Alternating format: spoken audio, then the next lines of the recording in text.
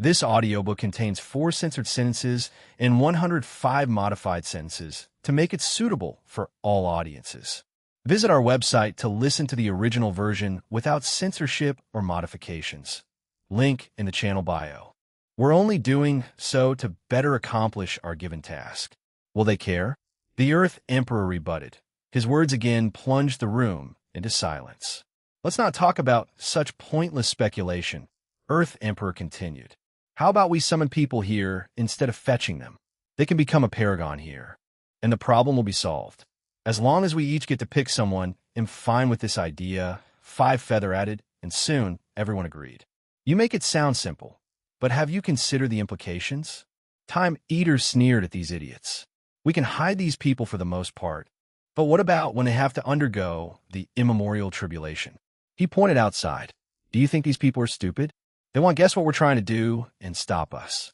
You're right, but this is the best compromise we can come up with, the Earth Emperor replied. We can deal with these people's reactions when the time comes. At worst, we will send our people to the Source Key space to pass the tribulation. Time Eater looked at the Earth Emperor in the eyes, and the latter did not lunch. Shuren did not know why Time Eater desperately wanted to return home, but knew he needed to stop at all costs. Fine. Let's discuss how many people to summon and how to choose. This discussion did not last long, as everybody agreed on one person, and it had to be someone they trusted or could easily control. Once the decision was made, everyone scattered to their rooms for the summon. Meanwhile, the quiet blood dragon had a glint in his eyes as he calmly returned to his quarters. Chapter 1256, Special Guest Blood Dragon, walked inside his quarter, and another dragon waited for him. The dragon was much older and looked human, with 2 black dragon horns. However, he also dressed more formally. Lord, Aoing, what is the result? Blood Dragon asked as he sat around a small table with a gourd. He opened it and chugged the entire content. According to my investigation, you're the only one Lady Sun Junyao invited to her celebration. Aoing reported. And you're sure? I've done my best, and as far as our intelligence goes, none of the other factions seems to have a personal invitation from her. Good. Blood Dragon repeated 3 times, his voice echoing in the room. Luckily, there was a sound-insulating array. I haven't heard such good news in a while. Lord, how will you attend the celebration without being noticed? Blood Dragon looked at him. I guess you should be a part of this plan in case something goes wrong. Come with me. He waved his hand to summon a portal before walking in. On the opposite side was a blood pool with a blood cocoon at the center. This clone, which has inherited more than 99 of my strength, will take my place in this hellhole. Sir, did you use your blood clone ability? But you know doing so will aggravate. It's fine, Blood Dragon stopped him, and Aoing sighed. Well, that's one part of the problem, the elderly dragon continued. What about the other part? How are you going to return home without them noticing? He'll be using this, Blood Dragon replied, before showing him a yellow paper with a character drawn at the center. Interestingly, the character is a dragon, and it seems to be alive upon closer observation. The ancestral dragon talisman, Aoing said in shock. That's right, Blood Dragon replied with a smile. Ancestral Dragon is a title granted to primal paragon dragons, and this particular talisman was one of the dragon race's treasures from even before the Golden Era. But, Aoing was speechless. This talisman is a treasure considered as a foundation for the dragon race. It is one of the few treasures that Blood Dragon took after his rebellion, while the others were hidden from him. But even after taking this talisman, he could not use it normally and had to sacrifice trillions of lives for an opportunity to activate it once. Lord, this talisman was your way out once this era ends, Aoing swiftly said. Why are you wasting it? What do you mean by waste? Blood Dragon asked, his bright smile replaced by slight gloom. Don't you understand what it means for her only to invite me? It means that out of that gloomy bastard undead, the boring and prideful Shu Run, and the scheming Time Eater, she chose the fearless and valiant me. How can a mere talisman be compared to her? In fact, I might tell, just to show her how much I appreciate her. Aoing wanted to tell him that no woman, no matter how beautiful, was worth the value of that talisman. However, he's been with the young master since he was a baby and knows his temper. He would only get a scolding and might even lose some trust in the process. I knew I should have assassinated her when he first showed interest, Ao Ing thought. Sadly, it was now too late. Ao Ing sighed in his resignation. He suddenly felt he had aged mentally by an exponential amount. Do as you wish, he said. But young master, don't forget you promised me you would not die before me. After saying these words, Ao Ing walked out of this dimension, his shoulders lowered than they had ever been. Blood Dragon shook his head. Ao Ing was a trusted subordinate who had been with him since birth. However, he had a significant flaw. He was too reserved. Cautions took precedence over everything he did, usually to the detriment of whatever Blood Dragon wished to accomplish. Blood Dragon looked at the cocoon and the talisman, and he smiled. He returned to his quarters in the best mood since a few thousand yuan epochs. Dao Burial Ground. Wang Wei looked over a lot of documents and information, trying to connect Empyrean Jimin with the crazy thief gang lord. However, the result was abysmal. By all accounts, they were two people with different stories, lives, interests, hobbies, and personalities. As far as he could tell, they've never interacted, and there is no connection between them. Ultimately, Wang Wei had to admit this might have been a wild goose chase and gave up. Luckily for him, Wang Qi brought him some good news that diverted his mind from this small failure. The rebellion accepted his proposition and handed over Zhen Bai's contract. However, they also asked that Wang Wei share the information gathered from her, and he agreed. Of course, he did not try these people and could choose what information to give them. Red Mask Fate then brought him even more good news. They've identified two other individuals, besides Fierce Tear, who knew of Zhen Bai's situation, one of whom was Old Ma. She wanted to know what to do with them or the others, if there were any. Wang Wei told her to kill everyone else except for Old Ma. He still wanted to preserve his relationship with Empyrean Jimin, if possible. After dealing with these affairs, Wang Wei entered seclusion. He had some time before the celebration and decided to improve himself. However, the time until the celebration was short, so he needed to choose what to focus on. My main priority should be to condense a true 11th Revolution bloodline by turning its capabilities from active to passive, and it should help to lay the foundation for entering the taboo realm. Then, if I have time, I can improve all my techniques so that I don't suffer with much older opponents. And if I have time, Wang Wei thought. After outlining a basic plan, he immediately started. Wang Wei fired out his time acceleration array, which was created with his time Dao and Flame Blacksmith shallow knowledge about array, to the limit before using Monk's Supreme Chaos Treasure, the Battle Arena, to help him improve on his version of the Fiend God Body 12 Revolutions. The creation or improvement of this technique was the easy part. What came next was the true challenge, the Bloodline Tribulation. Wang Wei's limit indestructibility should have made this process a piece of cake, but Heavenly Dao had something else planned. His tribulation was essentially a slightly weaker version of the Paragon Tribulation, meaning Wang Wei came close to death. It did not help that Heavenly Dao, no Grand Dao, prevented him from using his 10-fold battle realm for the tribulation, meaning Wang Wei had to rely on his 78 cultivation and his flesh on the third heaven of the adult fiend god realm. Phew, that was something. Wang Wei exhaled. Let's test this out. He summoned the physical manifestation of nothingness, which materialized as a large empty scroll floating above his head. It's working, Wang Wei thought. He could feel his body passively absorbing this power, and if he closed his eyes, he could confront nothingness itself to temper his willpower. He closed his eyes to check on his nothingness wheel. The thing had grown from the size of an egg to the size of a tennis ball. However, despite this tiny improvement, Wang Wei smiled. He could tell the wheel was passively absorbing power from his bloodline, which was enough to put a smile on his face.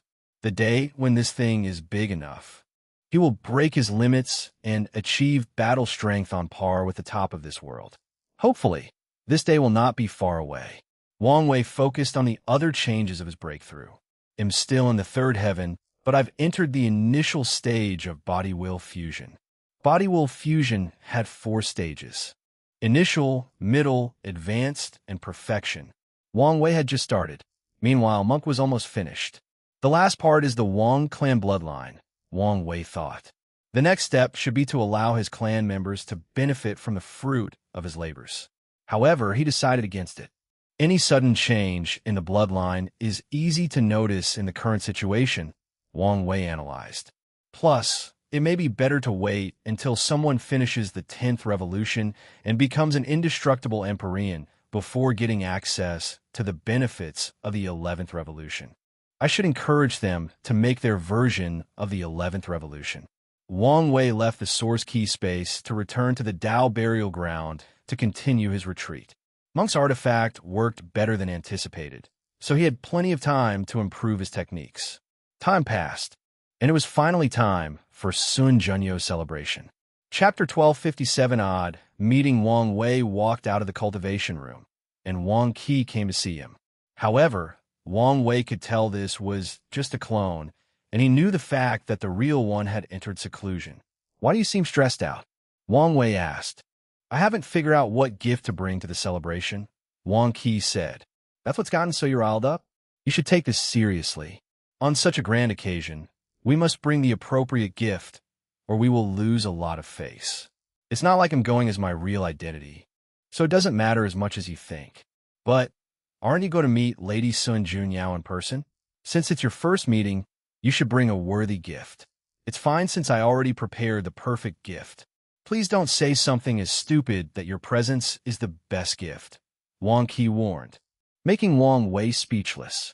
I was going to say that as a joke, but now you've ruined it. Patriarch, this is a serious matter.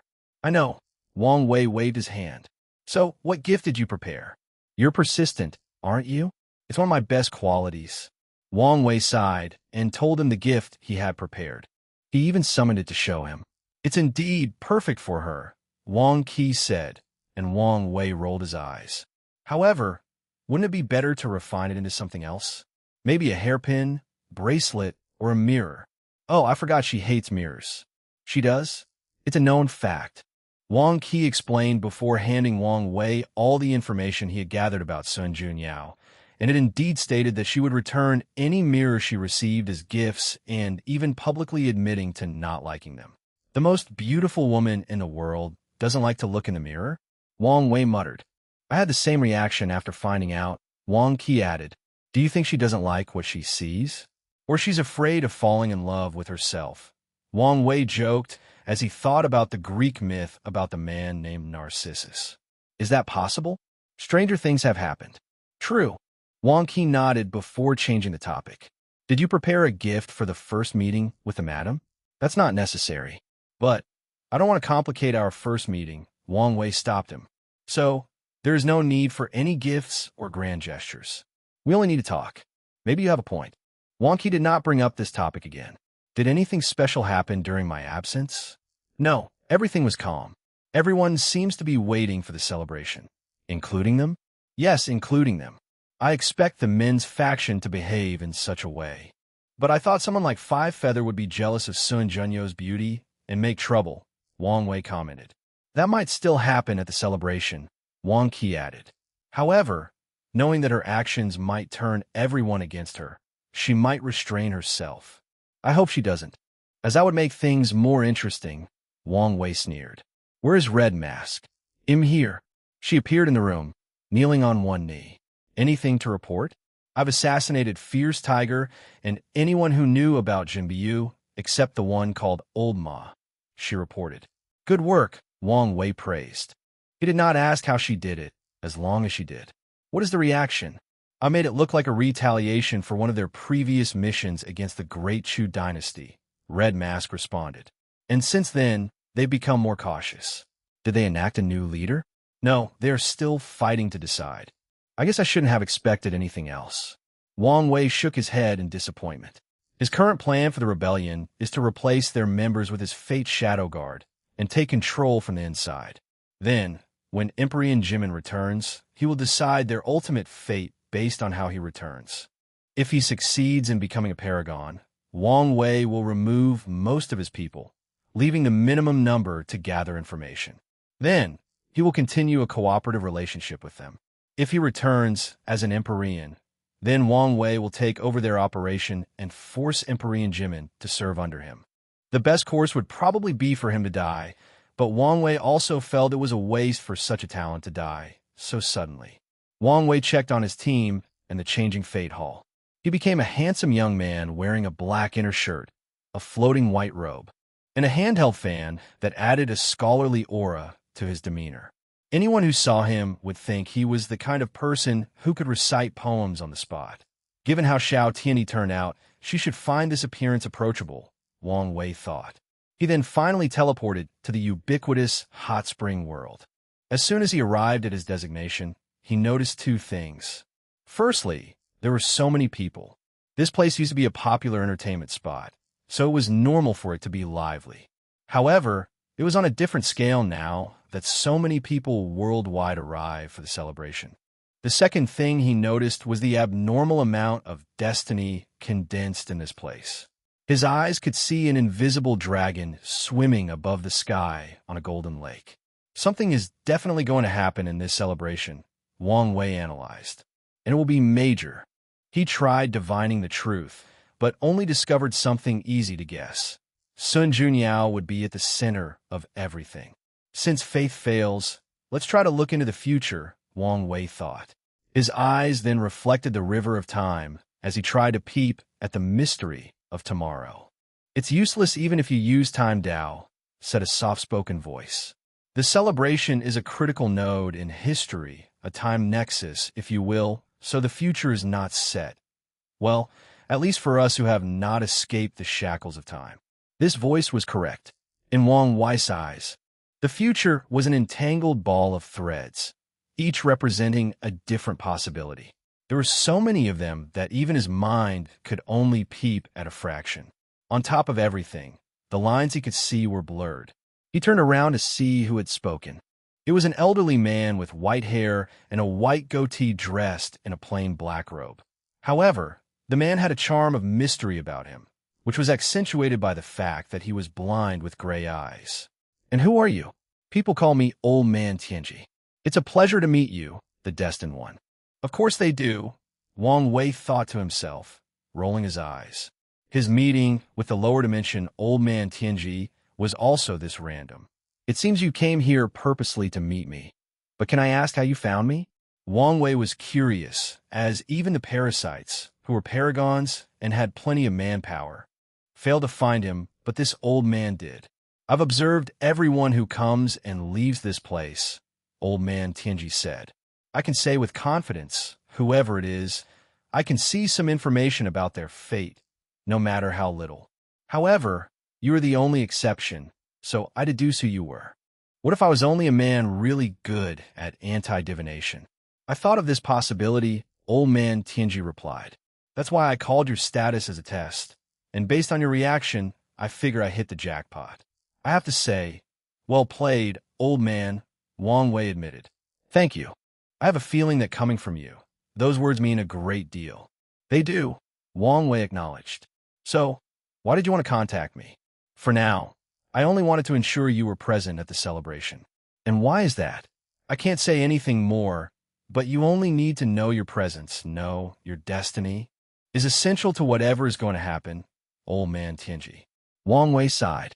"I don't appreciate how you know something, but keep talking in riddles." "I am not blessed like you," Old Man Tianji responded, his tone not hiding his envy. "Even at my current cultivation level, there are plenty of secrets of fate that I cannot reveal, or I will suffer tremendous backlash." He was very talented and achieved the realm of everlasting.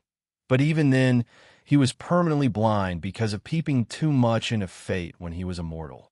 "Then, don't say anything. They'll just look it up myself," Wang Wei said as he directly looked at Old Man Tianji's fate line. "It's useless," the old man said calmly. What's this?" Wang Wei immediately saw something interesting. "You have more than one fate line?" "No, that's not it. Your Chapter 1258 Unexpected First Meeting Your Fate line is intertwined with so many others," Wang Wei commented. Old Man Tianji's fate line was similar to the future he had just seen. It was fascinating. Is this a method to protect yourself from divination backlash? I have to say, it's quite an ingenious one. I can probably learn a thing or two from it, Wang Wei continued. But who are those other fate lines? Are they from different people with the name Old Man Tianji? He frowned as he observed clearly. No, these are people you've helped, and in return, you borrow their fate to hide yours. More importantly, you can borrow the luck of these people to help your cultivation. Your school has an interesting way of cultivating fate or destiny, Wang Wei said. However, if you have such a protective method, why did you go blind? What did you see that permanently closed your eyes? That is not something for you to know, Old Man Tianji replied calmly, making Wang Wei shake his head. It would be a pain to get any information from this man as he tried to decipher all these fate lines. And he knew this man would not just stand there and let him. Wang Wei sighed. This is my second time meeting one of you people. Can you at least tell me a bit about your sect? Well, the thing is, if you say any nonsense riddle and do not answer my question, they'll directly ignore the rules and attack you. Old Man Tianji almost choked on his words. He looked at this handsome man before him, and he could tell he would really attack him if he did not say a word. He sighed, thinking answering a few questions should be fine. We are called the Stargazing Pavilion. We pursue the mysteries of fate and the secrets of heaven and earth. You guys are not native to this world, are you? No. Old Man Tianji replied truthfully. We've spread to many chaos worlds. So, you're a large faction? We don't have any direct connection, but I'm sure we've interacted somehow, Old Man Tianji replied. However, such knowledge is above my level. Is that so? Wang Wei muttered. Yes and no. Old Man Tianji's body trembled when he saw the killing intent in Wang Wei's eyes. So he swiftly answered. We have many outer members, but only the one who meets the requirements can inherit the name Old Man Tianji and officially become an inner member. This system reminded me of the Desire Heart Palace.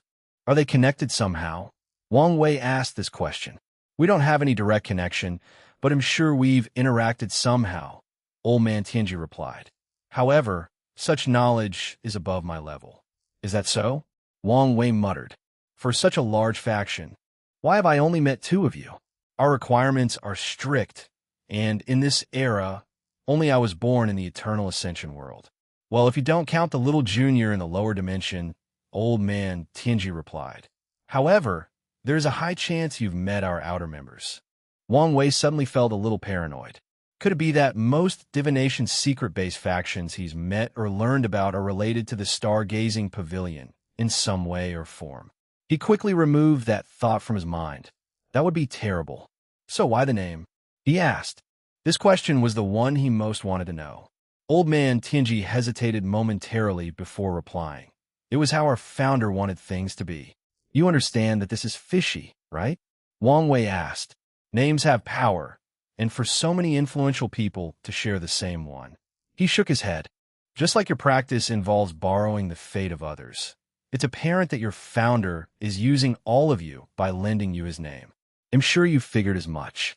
Old Man Tianji was momentarily quiet. We all have our destiny. Have you accepted your fate? Wang Wei nodded. Well, at least I know how you lost your sight. Your founder must be something else for your vision loss to remain permanent even after becoming an Empyrean. I reckon nothing will change even if you become a paragon. This meeting has officially gone for too long. Old Man Tianji declared as he looked directly at Wang Wei with his somewhat intimidating eyes. Meeting you might be a positive twist in my destiny or my greatest misfortune. The old man then disappeared. Already gone? It seems I hit a nerve, Wang Wei. It's a shame.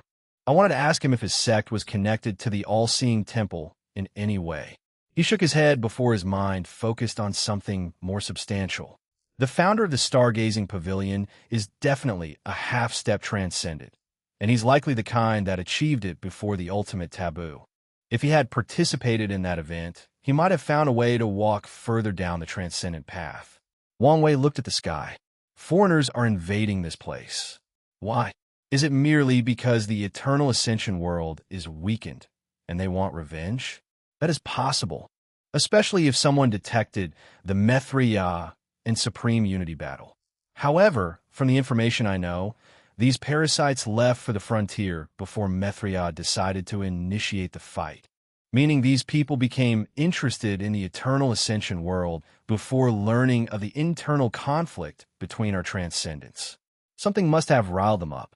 Wang Wei did not have to think long to make the connection. The eternal ascension world is the same as the myriad emperor world, but on a much larger scale, as the destiny center, or very close to it, of the entire chaos universe. It is the place to most likely start a significant event that affects everyone. From Wu Hong's note and the information the sect provided, they mentioned the all-seeing temple and how these people, despite their greedy practices, usually predict major events affecting the chaos universe, including Qiyuan's second origin war. Could they have predicted the third origin war? Could they have foreseen the havoc I will bring to the chaos universe? Wang Wei was not being narcissistic or self-absorbed with that last statement. Many signs have shown that he's done or is doing something that affects the entire world. Many of the events in his life have proven that his future self is in a war with Grand Dao. However, the most apparent confirmation of his suspicions was the hooded figure that killed him during Gu Xian's trial. It's evident that someone sent him from the future to prevent him from growing up and wreaking havoc on the universe. Wang Wei sighed. If whatever is happening in the frontier is the prelude to the upcoming chaos, then my meeting with this old man Tianji was not accidental, he thought. He's either a pawn sent by his sect's founder to contact the young version of my future self and plan something, or my future self sent him on my path to prepare to contact or deal with the stargazing pavilion. Wang Wei grunted softly as he flew away in a bad mood. Given how little control he had over the entire situation, he hated all these time shenanigans. He also needed to warn himself not to let the motion of his future achievement dull him into thinking he was invincible and destined to survive any trouble or difficult situation. With all these transcendent players involved in this ultimate game of chess, rewriting the past becomes a common thing. No, a necessity. Let's enjoy the hot springs as a way to de-stress, Wang Wei thought. The ubiquitous hot spring world was divided into 6 areas related to the elements: flame, water, gold, wood, earth, and the central area. Each location had a large hot spring containing the power of the 5 elements. And after bathing in all 5, people would head into the center for a combination. Each area provided immense benefit to all cultivators under Tier 10. And after completing the 5 sets at the center, even great emperors will receive a cultivation acceleration blessing. However, this thing's effect on Empyreans and above was minimal. There are hidden dimensions with hot springs that are even beneficial to paragons, but those are rare. This place is full of destiny, so it should be relatively easier to find one that benefits my cultivation, Wang Wei thought as he searched the surroundings. In the process, he encountered 2 acquaintances, Su Shi and Lin Fan. They had just found a hidden dimension and were about to enter. Wang Wei did not want to meet them now, so he sent a greeting and set a meeting for a later date before the celebration. He continued his search, and his key luck dragon trembled in one of the dimensions. Wang Wei did not hesitate and entered. A strong mist covered the spring, but Wang Wei did not care about that. He placed his hand on the water, nourishing the body and accelerating the body will, fusion excellent. His clothes disappeared, and he stepped forward, exhaling deeply as the sensation was intense. You seem distraught instead of being excited. Who? Wang Wei yelled as he stood up for any trouble. He was shocked that he never noticed someone so close to him. The mist dispersed, revealing a beautiful woman with gray hair on the opposite side. Hong, Wang Wei said instinctively. This is our first meeting, so don't you think calling me so intimately inappropriate? Wu Hong calmly stated. Chapter 1259, First Conversation. Wang Wei looked at her, the woman he had spent the past few billion years and more thinking about it. The one that forced him to dream just so he could remember her touch. She was as beautiful as he remembered, maybe even more so since this one differed from the one he married. This Wu Hong was colder and lonelier, and she did not hide her power or commanding presence. It was apparent to him that this one had a wall surrounding her regarding their relationship. However, a smile crept in the corner of his mouth after seeing her hair color. "Sorry about that. It was just instinct," Wang Wei finally said before sitting down again in the water. "I understand your situation is weird, but be mindful that I am not her," Wu Hong calmly stated. "So, she did leave your memory?" "She did, but I sealed most of them," Wu Hong nodded. "Why?" "She's biased, and I don't know how she came to be." Wang Wei nodded. When it came to the time shenanigans that his future self was involved in, his response was usually to begrudgingly go along with it, putting some level of trust in himself and his future. However, it seems that Wu Hong's approach is to be on guard and show no trust whatsoever, which is a fair response. The dimension suddenly became awkwardly quiet, with the sound of water the only thing echoing in the surroundings. "Why are you suddenly so quiet?" "From the memories I kept, you're a very chatty person, especially when you're around her," Wu Hong said. Wang Wei sighed. "You must give me some grace, as the situation is quite disheartening. I've lived 2 lives, and it seems my love life might be ill-fated." "How so?" "In my first life, my family constantly pressured me to start a family. They even wanted to force me into a political marriage. I died young and without anyone to call a partner. Then, in my second life, I finally found a woman that made my heart beat, a woman I want to spend eternity with. But what happened? Well, it turned out she's a clone of a powerful cultivator. And not only is she a clone, but the clone of the future self of that cultivator. A clone that she has no memories or knowledge of making. So, the situation turns into the fact that I may lose the love of my life if I don't play my cards correctly. If it isn't ill-fated, I don't know what it is." Stating it out loud does put everything into a strange perspective, Wu Hong nodded. She knew the situation was messed up, but it truly dawned on her until he explained it in these words. "I want to ask you something," Wang Wei continued. "Do I have a chance?" Wu Hong played with her hair. "I think I've already given you the answer to this question, but it's different if I hear it directly from you. You should understand that most women do not communicate directly. But you're not any woman, are you?" Wang Wei rebutted. "Fair point," Wu Hong nodded. "The answer is yes. But I want you to understand something clearly. Fate has no bearing on whether we end up together.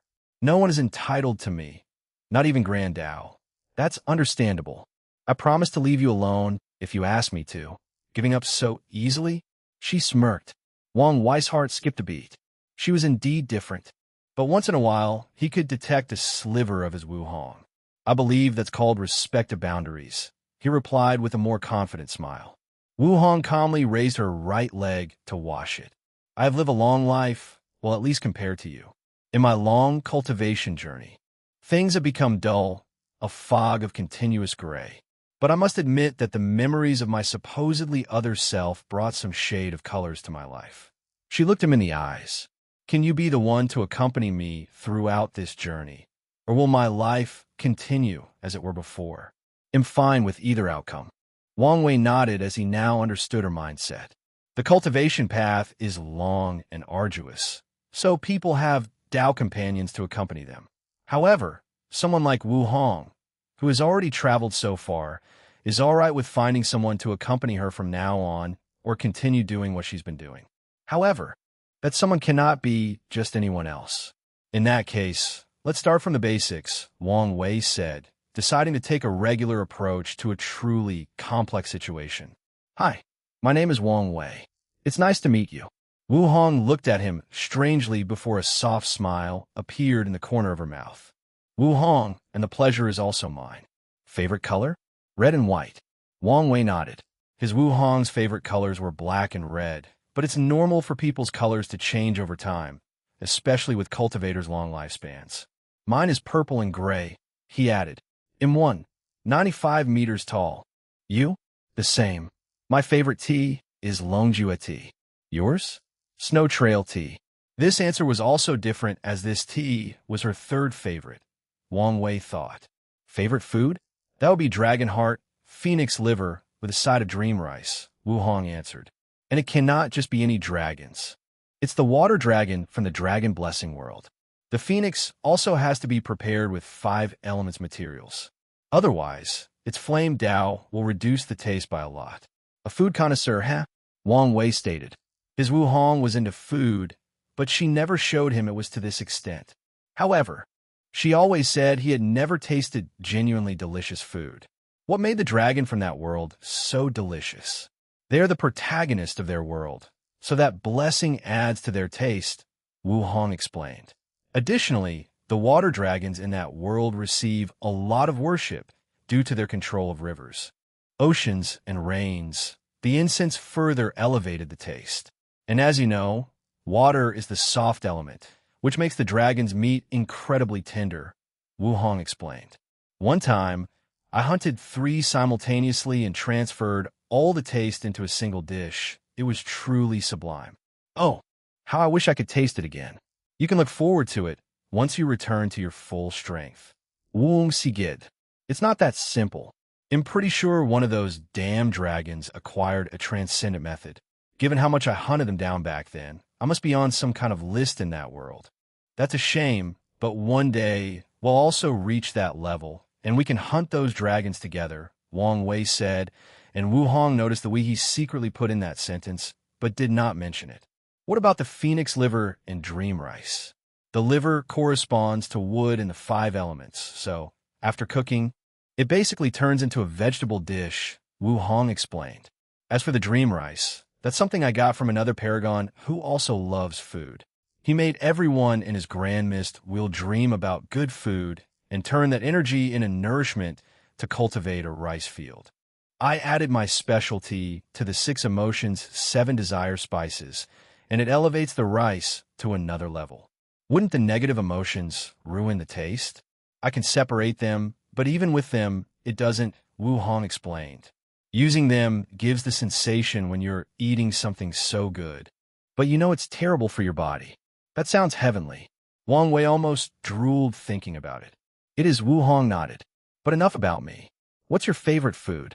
I was going to say braised beef, specifically the one you made for me by infusing the essence of 12 Tier 9 demon bulls into it. But I feel a sense of inferiority after what you just said. As you should, Wu Hong said. That is a pathetic choice. And who is to blame? He stared at her. Yourself, of course, she replied. You could have hunted a few demon Empyreans and learned to make excellent meals with those materials. From what I remember, you had many unique ideas on the culinary arts. So, it's your fault for not pursuing this path and relying on me, to dictate your standard of food. Is this a challenge? Wang Wei asked. I'm just stating the truth. It's not my fault if that hurts you. Okay, you've done it. You've successfully struck my pride, Wang Wei sneered. I want you to remember this day. One day, you'll make a meal way better than your favorite or most outstanding culinary achievements. I hope when that day comes, your pride won't get in the way of admitting it is better. No need to worry about that. Wu Hong chuckled, her smile brightening the room. Since that day will never come. Chapter 1260 time, Mark Chronospirit well. This was more enjoyable than I anticipated, Wu Hong said as she stood up. Wang Wei's eyes were the most focused he's ever been in his life. Sadly, there was a mist around her body that even his fate eyes could not bravado. Damn it. He cursed, but his face remained unchanged. It's not like I haven't seen it before. A robe appeared around Wu Hong as she fixed her hair. Leaving already? I have something to do, she nodded. Wu Hong then looked at Wang Wei. You should be careful. Even if destiny is on your side, you should not treat these people carelessly. No matter what, they are paragons, and that alone makes them a threat. I do take them seriously. Then, why haven't you protected your time mark or established a chronospirit? Have you done so for your subordinate? You practice time Dao, so there should be no issue. Wang Wei frowned. Time mark and chronospirits are essential for battles between paragons. To be precise, battles between boundless and inextinguishable paragons. These two entities are complicated to kill. One has too many ways to revive themselves, while the other is unkillable unless you weaken their will. However, body refiners are essentially sadists who temper their will by pushing their bodies to the extreme, making their willpower terrifying beyond comprehension. Given the survivability of these creatures, there should be a ton of them, especially since they have an infinite lifespan. Unfortunately, that is not entirely true. There is a quick and efficient way to kill these creatures, kill their weak past selves. The restraint of the river of time is at an all-time low for paragons, so dealing with each other or weak entities from the eternal path is the best way to deal with them. However, things also become complicated when it comes to messing with time, especially in source chaos worlds. Any changes to time from these worlds can have butterfly effects on the primary river of time that runs through the entire chaos universe. As such, paragons had to be clever in how they went about erasing someone from the past. Firstly, they must isolate their enemy's timeline from the river of fate through their time mark before killing them. The process was like scooping one drop of water from an ocean before destroying that drop to prevent it from influencing the entire ocean. To protect themselves, paragons will refine chronospirits, an entity that hides their marks and protects their timeline. In the early stages of the development of this world, it was common for someone to secretly discover a paragon's time mark and kill them before they could react. Then, the concept of chronospirit was invented by someone before spreading and becoming part of Paragon's must-do list. I never planned to meet these parasites before protecting myself, Wang Wei thought. He knew it was easier for someone of higher cultivation to detect someone else's time mark. So he had already been protected by his mark with past Buddhist self. As for his chronospirit, he planned to refine it after he entered the taboo realm and acquired Paragon strength. My time mark is protected, and I plan to refine the spirit later on when I'm stronger, Wang Wei explained. It's not good enough. Wu Hong shook her head. She raised her hand to condense 2 talismans. This is my experience on the matter. Take this seriously since it involves your life. Wang Wei received the talisman, and before he could do a preliminary check, she had disappeared, leaving a few last words. We'll meet again once the celebration starts. Wang Wei smiled. I'm glad to see she's still a little drama queen. He may not have detected how fate was guiding him to meet Wu Hong in this place, but there is no chance she did not detect it. Yet, she did not hide, leave, or send him away. Instead, she waited and even wanted to take him by surprise to see how he would react. Wang Wei focused and read the information in the talisman. His happiness soon dissipated. She was right. My method of hiding my mark was truly insufficient. With a brief introduction, Wang Wei realized his methods were shoddy even to the weakest paragon. Wang Wei sighed. He had just wholly adapted to how Empyreans fought and felt confident that his current techniques would be sufficient against paragons once he entered the taboo battle realm. However, Wu Hong's warning reminded him that paragon battles were another dimension of complexity. Why didn't this sect remind me? Wang Wei said with gritted teeth, trying to blame someone. Since ascending to the upper dimension, he kept making small mistakes, but they were all errors that could easily end his life and cultivation journey. Wang Wei exhaled to calm down. He knew there was no point in blaming them, since he was the one who refused to receive their complete help. The information they provided them warned him of Paragon's ability. Additionally, they probably figured he would lay low for countless Yuan epochs to cultivate in the shadow, and only after becoming a paragon would he start dealing with these parasites. Success can easily breed arrogance, and arrogance is the bane of success, Wang Wei thought as he exhaled. He frowned as he realized something. Her tone when she warned me, it was like the danger I'm going to face was not the far future, but something coming soon. Does she know something? Countless thoughts flashed in his mind. Could it be that whatever major event that is going to happen involves one of the parasites? It would make sense why I could not detect anything. Wang Wei previously thought he failed because Heavenly Tao was involved since so many people with great destinies were present, and possibly because of Sun Junyo's perfect aura that protected her. However, it could be those things and the fact that a paragon will appear in this event. But how can one of them show up in this place? Can they just leave the battlefield unattended? Or are they just sending a clone or projection? Wang Wei frowned. With Sun Junyo's appeal, he would not be surprised if one of these bastards sneaks in to see her. I need to prepare. Wang Wei immediately contacted Wang Qi and the others, ordering them to prepare for a possible battle. He also activated his spirit particle in the fate-changing hall, sending a message to all the members to prepare for the possibility of a world-class mission, which was semi-mandatory. According to the hall's rules, everyone would be aware of the mission, but could still choose not to participate. However, the benefits of such a mission usually offered triple the reward at a minimum. Of course, it is also stated clearly that such a mission was also generally extremely difficult, hence the increased incentive. Since the hall started, this would be the first world-class mission. I should also prepare some talismans to protect my men's time marks, as she said. Wang Wei thought. He began to comprehend the talisman's contents to prepare while enjoying this bath. Wang Wei lost track of time, and it wasn't until he felt a rush of energy that traveled through his body that he woke up. I've completed the initial stage of body-will fusion. He sensed everybody happening in his body. Now, I only need to pass the flesh tribulation, and I can enter the fourth heaven and the middle stage.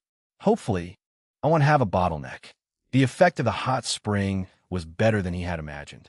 Now that the spring no longer had any effect on him, Wang Wei left. He was in an excellent mood. His first encounter with his future wife went well despite the initial awkwardness. She gave him a present, and he made progress in his cultivation. With such an excellent mood, he searched again for hot springs to help him. He discovered one that gave a 10 blessing in cultivating the soul and used it.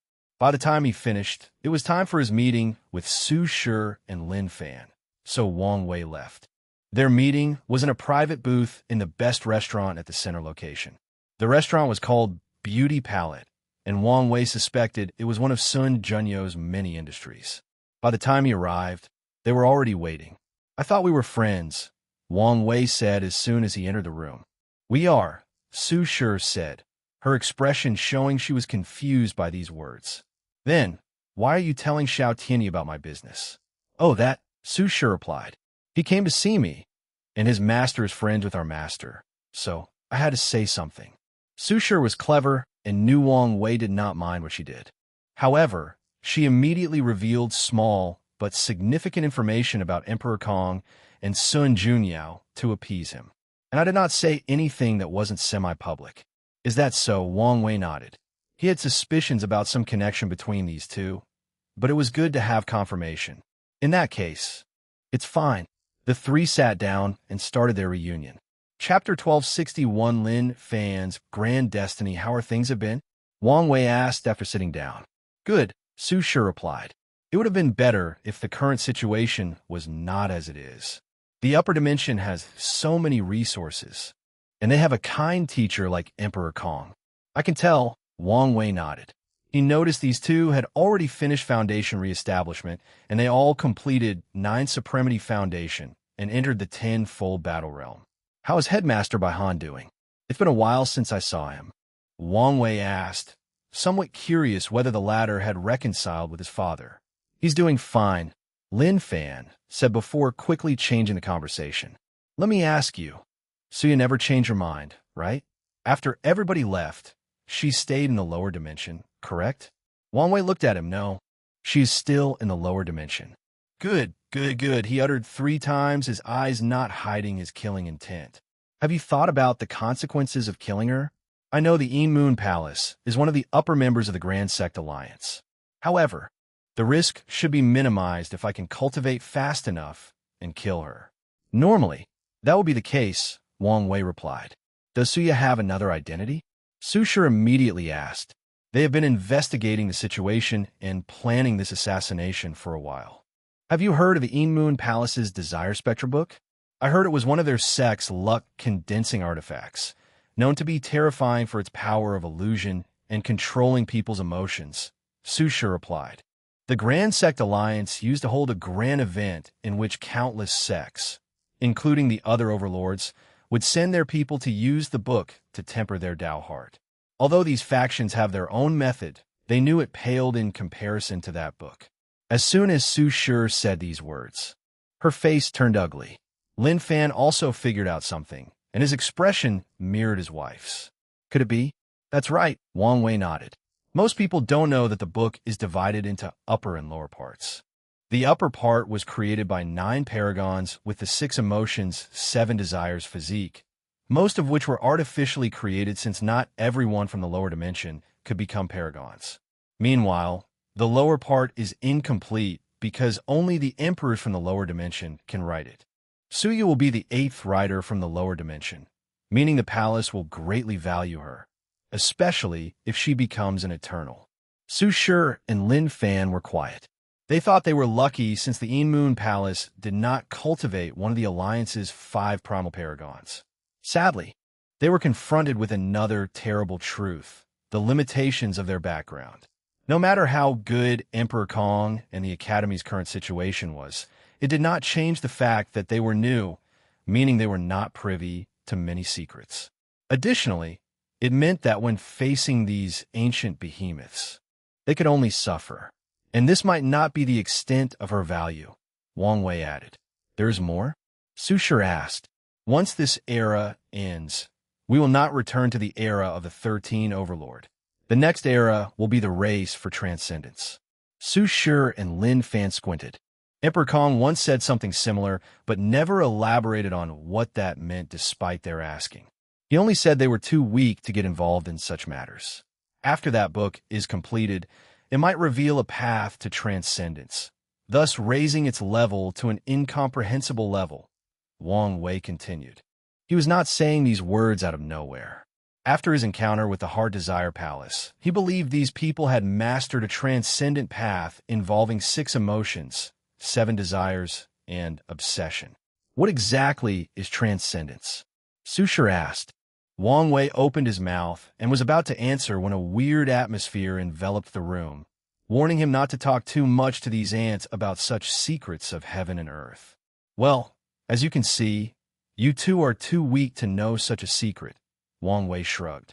He once told these people some basic information about this path, but he planned to be more detailed this time. However, it seems Grand Dao was not happy with his actions. Meanwhile, Su Shi and Lin Fan's faces were paled. The aura that descended in the room was genuinely terrifying. However, you should be able to deduce some information, Wang Wei added. The 2 sons, Lin Fan uttered. They had guessed these 2 had transcended the Paragon realm. That's right, Wang Wei nodded. So, there's nothing we can do? Lin Fan said, anger and hatred flashing in his eyes. I never said that, Wang Wei continued.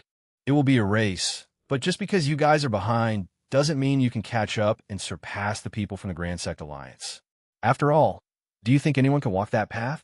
If Methreya was telling the truth, she plans to share how to achieve half-step transcendence with the world, giving the factions in the Eternal Ascension world a greater opportunity for advancement than the rest of the Chaos universe. However, even with her gracious actions, the amount of people who will succeed will be counted on one hand. No, the Eternal Ascension world is the destiny center of the Chaos universe. So that number might increase by 2 or 3 times, but even then, it will take a long time before such a thing is possible. Additionally, Wang Wei has predicted a large migration of foreigners into the Eternal Ascension world who wish to compete for this opportunity. The situation will be chaotic. So, it's not even guaranteed some factions from the previous 13 overlords will survive until they can give birth to a half-step transcendent. He did not mention that the Yin Moon Palace would have a target on their backs once people realize the value of that book. Overall, Su Shi and Lin Fan's situation is not as hopeless as it seems, but it's also not as good since their academy is not even a Paragon lineage. Thank you for telling us this information, Su Shi said after regaining her composure. Yes, truly, thank you, Lin Fan added. They might have discovered some of this information later on, but the part about transcendence was uncertain. At the very least, it would be too late when they learned about it. Now that they know everything, they can better prepare for what cause of action to take next. No problem, Wang Wei waved his hand. He told them for 2 reasons. Firstly, Su Shi was indeed a friend, so he did mind provided some help to her. However, this was now his primary motive. Lin Fan's current situation reminded him of these protagonists in novels who wanted revenge. Unfortunately, Their target was a powerful faction that forced them to cultivate a much higher realm before avenging their hatred. One way luck and destiny manifest themselves is by giving their chosen one an impossible task to conquer, Wang Wei thought. Lin Fan, as a possible chess piece of the Chaos Demon Gods, was granted the destiny of overcoming the Yin Moon Palace. No, with how weird Emperor Kong's destiny is, it might be their task is to overcome one of the 13 overlords, and luckily, it's the Grand Sect Alliance. These two were lucky their destiny did not target the Dao opening sect. Otherwise, Wang Wei would immediately eliminate them after deducing everything. He would not even spare Su Shi because of their friendship. The question now is why the Grand Sect Alliance? Wang Wei thought. Was it chosen randomly amount of the 13 overlord, or because they were previously the most powerful? Countless thoughts flashed in his mind. It could also be related to that book. If it's really a prototype to a transcendent path, maybe their sect cannot bear the luck of having such an object, and their eventual destruction is the result of luck backlash, Wang Wei analyzed. This conjecture sounds the most logical and likely, but I feel something bigger is at play. There's a more grand picture that I'm not seeing. Su Shi glanced at Wang Wei. She could tell he knew way more than he was letting on. However, she also knew there was no point in asking since he did not share it in the first place. Everything this man did was calculated, so there was no point in asking if he had already decided how much information to share. All right, let's get on topic, Wang Wei said. He had already deduced Lin Fan's future, which was full of struggle against the Grand Sect Alliance and his attempt at reviving his child. Although he felt bad for his friend that was about to get sucked into that whirlpool, there was nothing he could do unless Su Shi wished to separate from him. The only thing Wang Wei can do is, at the right time, remind her to lean more on Emperor Kong's destiny so as not to be swallowed entirely by her husband's destiny. It would be best for her to acquire a destiny on par with these two, but this was not a simple feat. Chapter 1262, The Academies. Did Emperor Kong say anything about the celebration? Wang Wei asked. Anything specific? Su Shi asked. Anything about how weird this event is? The master did start acting weird after arriving in this place, Lin Fan added. As soon as he arrived, he told us he wanted to check something and left. He didn't tell us anything else, Su Shi nodded. So, Kong is not part of this event, Wang Wei thought. However, with the latter's friendship with Sun Junyao, you might be able to get more information. Do you want to see our master? Su Shi asked. That would be best, Wang Wei nodded. We will pass your request to him, Su Shi said. The three then chatted about many other things, mainly their experience since ascending. The food was delicious, but Wang Wei was disappointed after imagining the food his future wife talked about. Once everything finished, they separated. Wang Wei returned to his inn and started protecting his time mark. He realized it was hard to improvise substantially in such a short period, so he thought of another method inspired by his meeting with old man Tianji. He used the time mark of a bunch of mortals and people weaker than him to hide his mark. He summoned a projection of the river of fate to control the mortals. As for the cultivators and people weaker than him, Wang Wei mainly used the people from his fate-changing hall. With this method, a paragon would have to skim through trillions of other people's time marks before having a chance at finding his. Emperor Enlightening Academy's resting post. Su Shi and Lin Fan returned home. After today's meeting, they had a lot on their minds, so they remained quiet for more than an hour after returning home. Do you think we should tell the master what we've learned? Lin Fan asked. It's probably best if we do so. We won't be able to hide it for long anyway. True. They waited for a few hours until Emperor Kong returned home. He was apparently distracted, his mind still occupied by whatever meeting he had just attended. However, as soon as Kong saw his disciples, he could tell they wanted to speak to him. Did something happen? Well, yes, Su Shi said. She took a moment and explained everything that occurred with the meeting with Wang Wei. The Grand Sect Alliance again. It seems they are destined to be our enemy, Emperor Kong sighed. The most prominent academy of the Eternal Ascension world is the benevolent Oath Academy, and they're the top member of the Alliance, taking a spot amongst the 5 primal paragons. However, That academy suffered tremendously in this era as the parasites eradicated or shut down all their branches because they did not want them to continue training more cultivators and because the academy had such an enormous influence due to how many cultivators owed them karmic debt. Then Emperor Kong came along and convinced the parasites to reopen the academies to serve them under his leadership. Since then, the Benevolent Oath Academy has sent people to secretly contact him, both in an attempt to recruit and intimidate him. After experiencing a few plots and schemes, Emperor Kong has long predicted that the Alliance might be the destined enemy in his rise to the top of the Eternal Ascension world. Bean Moon Palace, Emperor Kong muttered, "I never thought they would become such an important piece." He still could not understand how this book involved the Transcendent Path. Then, he remembered something. The Heart Desire Palace? Kong had collected the ruins and records of many top lineages to make up for his academy's foundation, so he knew many secrets. It would explain why so many factions feared them. Emperor Kong thought, everything makes sense if these two factions had half-step transcendence cultivators before the ultimate taboo. Now that he had figured out the ins and outs, Emperor Kong thought about how to use this information. Sadly, as of now, their academy is too weak to get involved in anything associated with transcendence. "Master, what should we do now?" Lin Fan asked.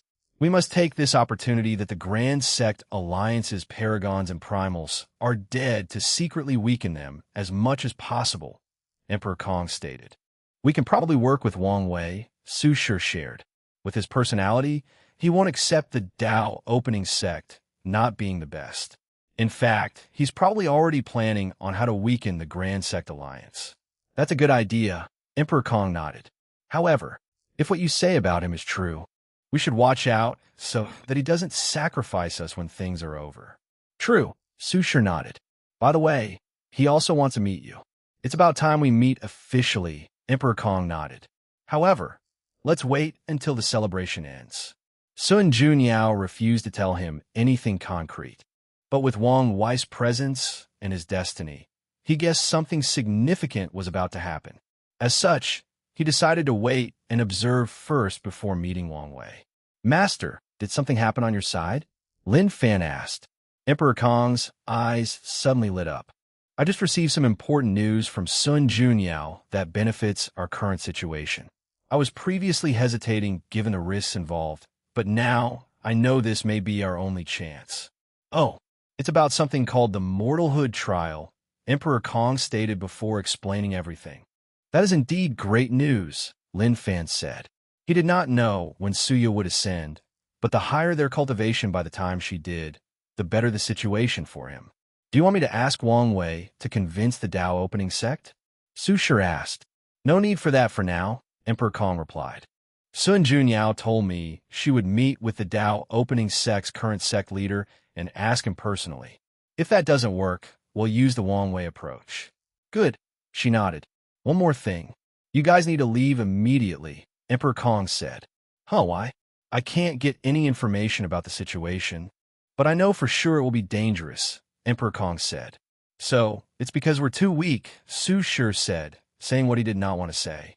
"You guys are young and full of potential, meaning you have plenty of room to grow," Emperor Kong reassured them. Lin Fan sighed. "It's a shame." "What?" "Upset that you won't get to see the most beautiful woman in the world," Su Shi sneered. "Aren't you curious?" Lin Fan asked. The way some people describe her beauty is even more extreme than those fanatic believers who give everything, including their life and soul, to their gods.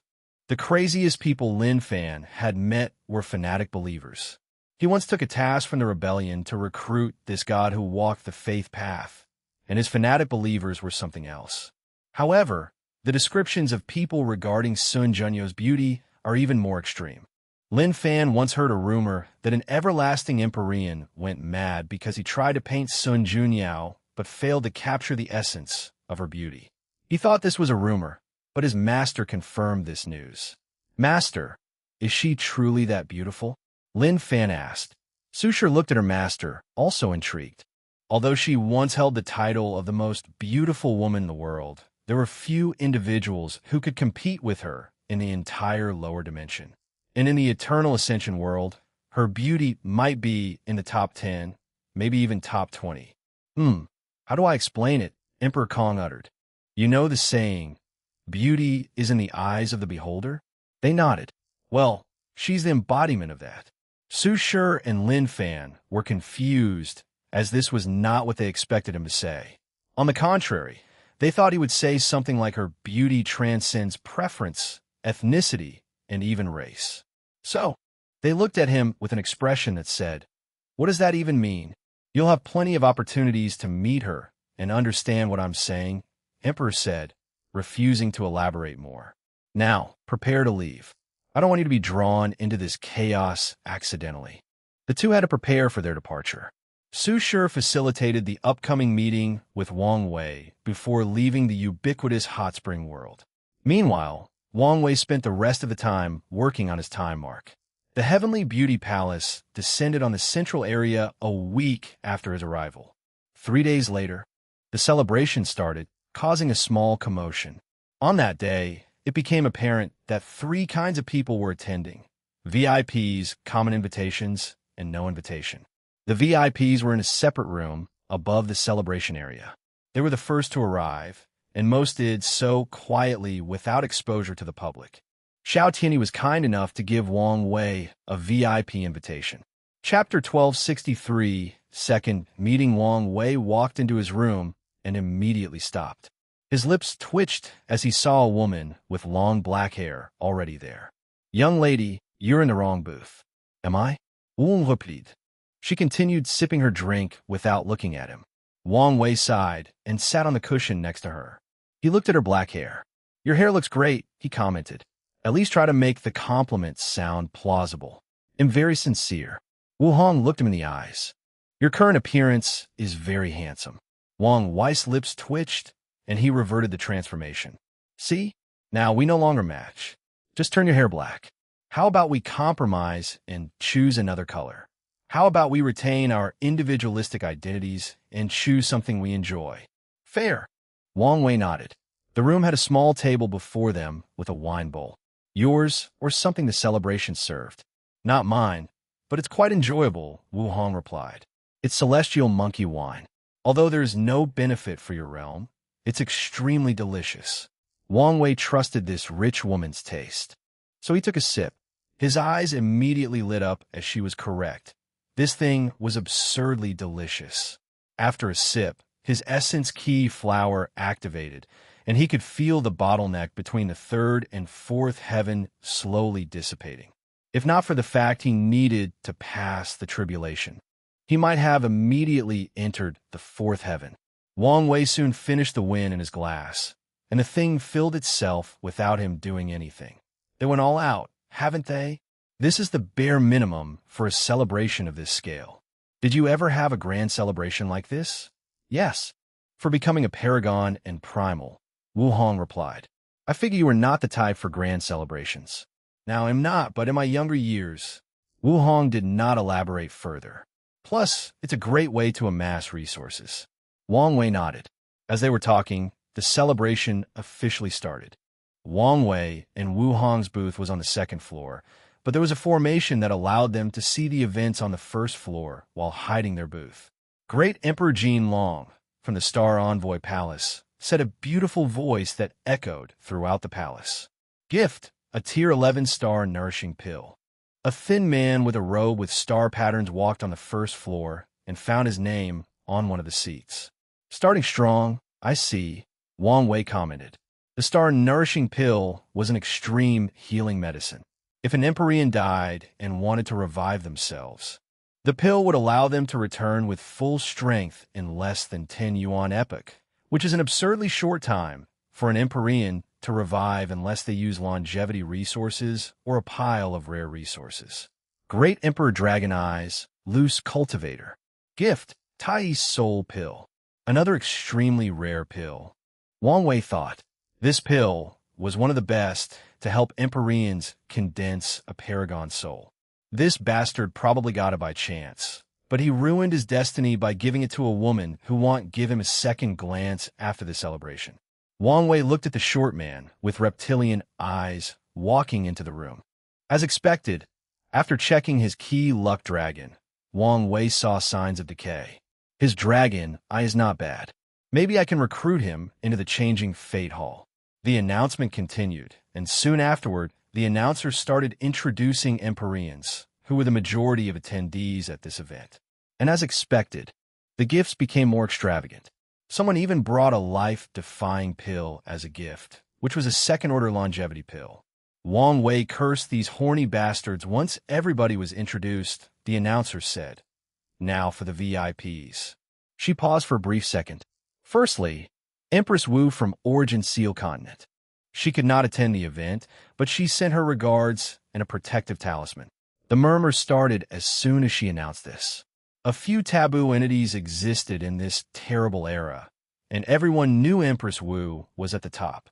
And even if the announcer did not specify the protective talisman level, they could guess. Wang Wei looked at her. "So, are you a ghost or something? Is that your attempt at humor?" "That was terrible," Wu Hong said as she sipped her drink. Wang Wei shrugged. "I have my low points, and don't change the subject. When it comes to events like this, I rarely show myself publicly since my presence intimidates people. Plus, when it's not about me, I don't want to draw too much attention during someone else's event." "I guess that makes sense," Wang Wei nodded. The announcer then announced someone from the Grand Sect Alliance, followed by someone from the Dao Opening Sect. It was the Sect Master, an everlasting Empyrean called Yu Kai, and he brought a Tier 12 void-breaking talisman as a gift. So, in this generation, someone from the sectarian faction is the Sect Master in the upper dimension. Wang Wei pondered. Then, something suddenly came to mind, so he looked at Wu Hong. "By the way, did my ancestor come as well? Now you remember her?" Wu Hong almost rolled her eyes. "She's in retreat. Is everything all right?" "She had some inspiration about her swordsmanship," Wu Hong explained. "Can she still have inspiration about swordsmanship?" "Or right, she did change to the ultimate sword path." Wang Wei nodded, sipping his tea. "You once told me that if you had a life-and-death fight with her, you would be the last one standing despite the fact her attack potency surpasses yours. Will that still be the case after her retreat?" "Yes," Wu Hong replied confidently. "Really? Why do you sound surprised?" "I figure you both should have improved after the ultimate taboo, which should cancel each other out. Then, with the ultimate taboo and you not using the perfect foundation, the ancestor would have the advantage. You have underestimated the complexity of battle amongst paragons who have truly reached the limit of power," Wu Hong explained. "And I can tell you, in the Chaos universe, a very small number of paragons could defeat me in a battle. However, there is no one I cannot kill. It's just that the price I'll have to pay is my life, which is not worth it." "Damn, her overwhelming confidence is hot," Wang Wei thought, trying to remain calm and composed not to embarrass him. "Quite confident, aren't you? I wonder where it comes from." "That is for me to know and for you to hopefully learn about," Wu Hong replied, and Wang Wei just smiled. He knew their trust in each other was nowhere near the level of the other clone. "What's your relationship with Sun Junyao?"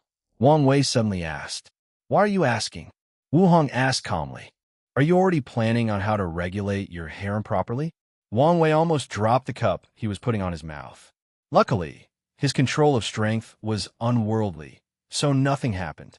He continued his sip before calmly replying, "Don't say such a thing. My poor heart cannot handle the stress from your words." Wu Hong gave him a short glance before replying. "And the one who protected her from the claws of those bastards." "Really? I thought she used their attraction for him to balance them out and keep herself safe." "She did.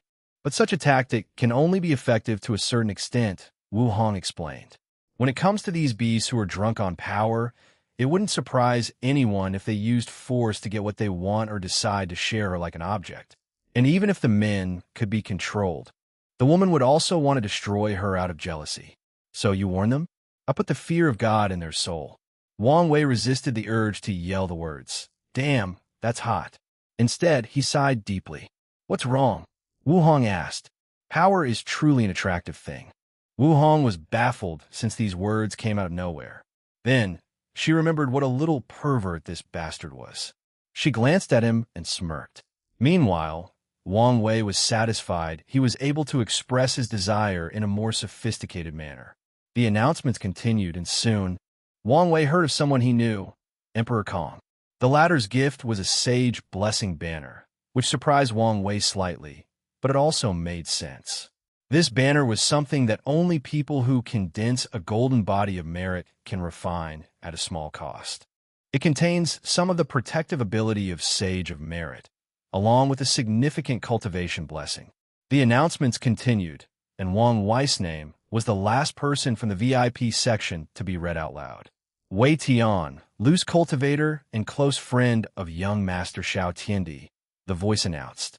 Gift. She suddenly paused, making people wonder if this person embarrassed themselves and did not even bring a gift. An acquired perfect tier, she announced a few seconds later. Chapter 1264, The Perfect Beauty. Does such a thing exist? Someone murmured. Maybe.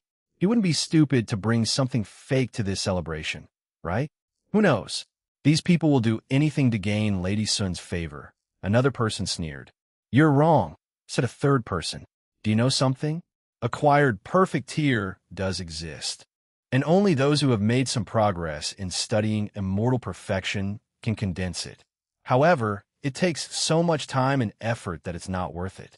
So, this guy's an expert? Not necessarily. He might have just found it somewhere. Perfect tier. The rumors are Lady Sun is a reincarnation of such a thing. Doesn't that mean his gift is literally the perfect one?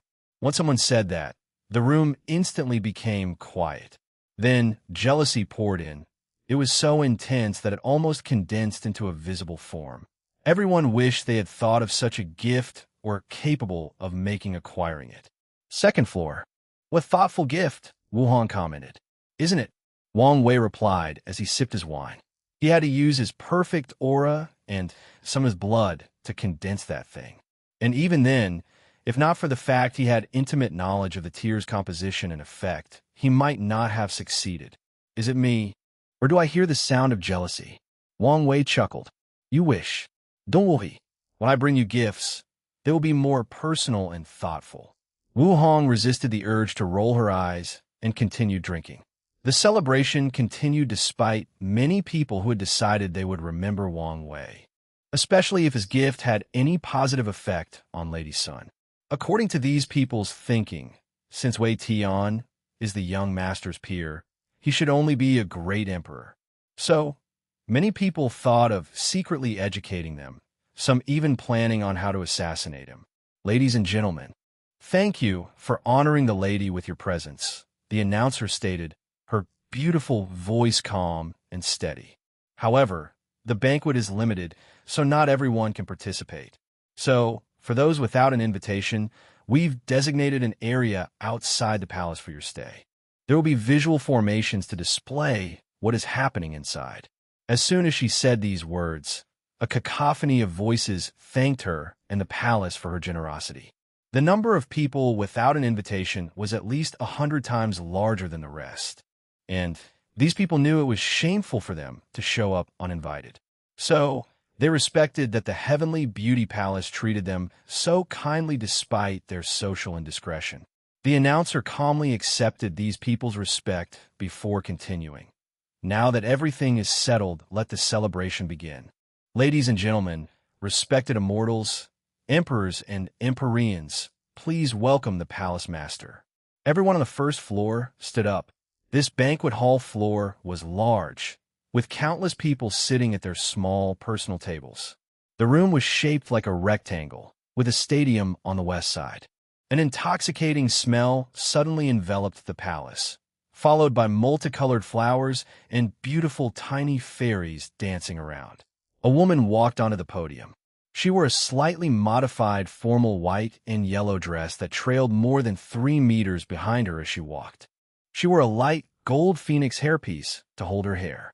Meanwhile, the upper part of her robe was elegant and noble, but once it reached the lower part, it was more open as each stride showed her long white leg with skin so smooth that a baby would be jealous.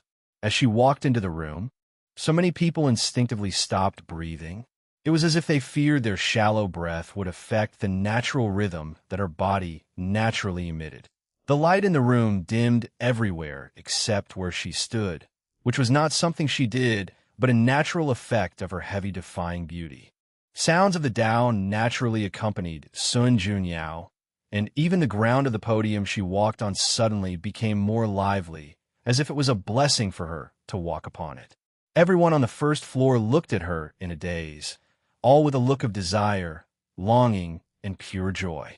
In fact, the joy these people were experiencing was so intense that it affected their very soul. If any of them could control themselves and immediately enter seclusion, they would realize that many of their past bottlenecks had exponentially reduced, and their cultivation speed had a blessing of 20.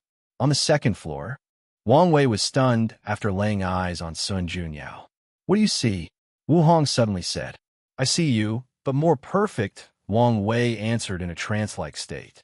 He finally understood why so many people were infatuated with her. No matter who looked at her, they would see an optimized version of whatever they think is the most beautiful person.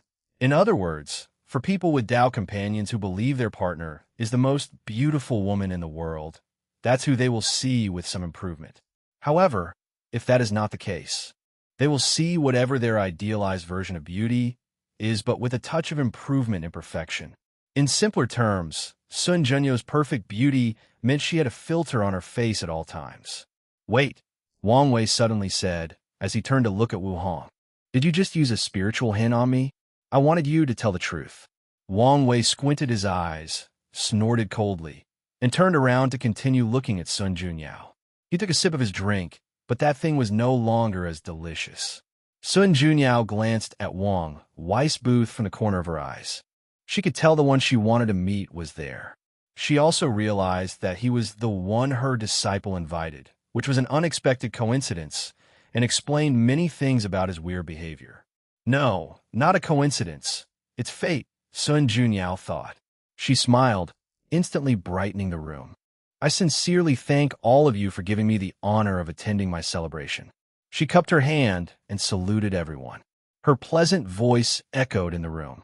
"The honor is ours," replied the first-floor attendees, their voices in perfect harmony.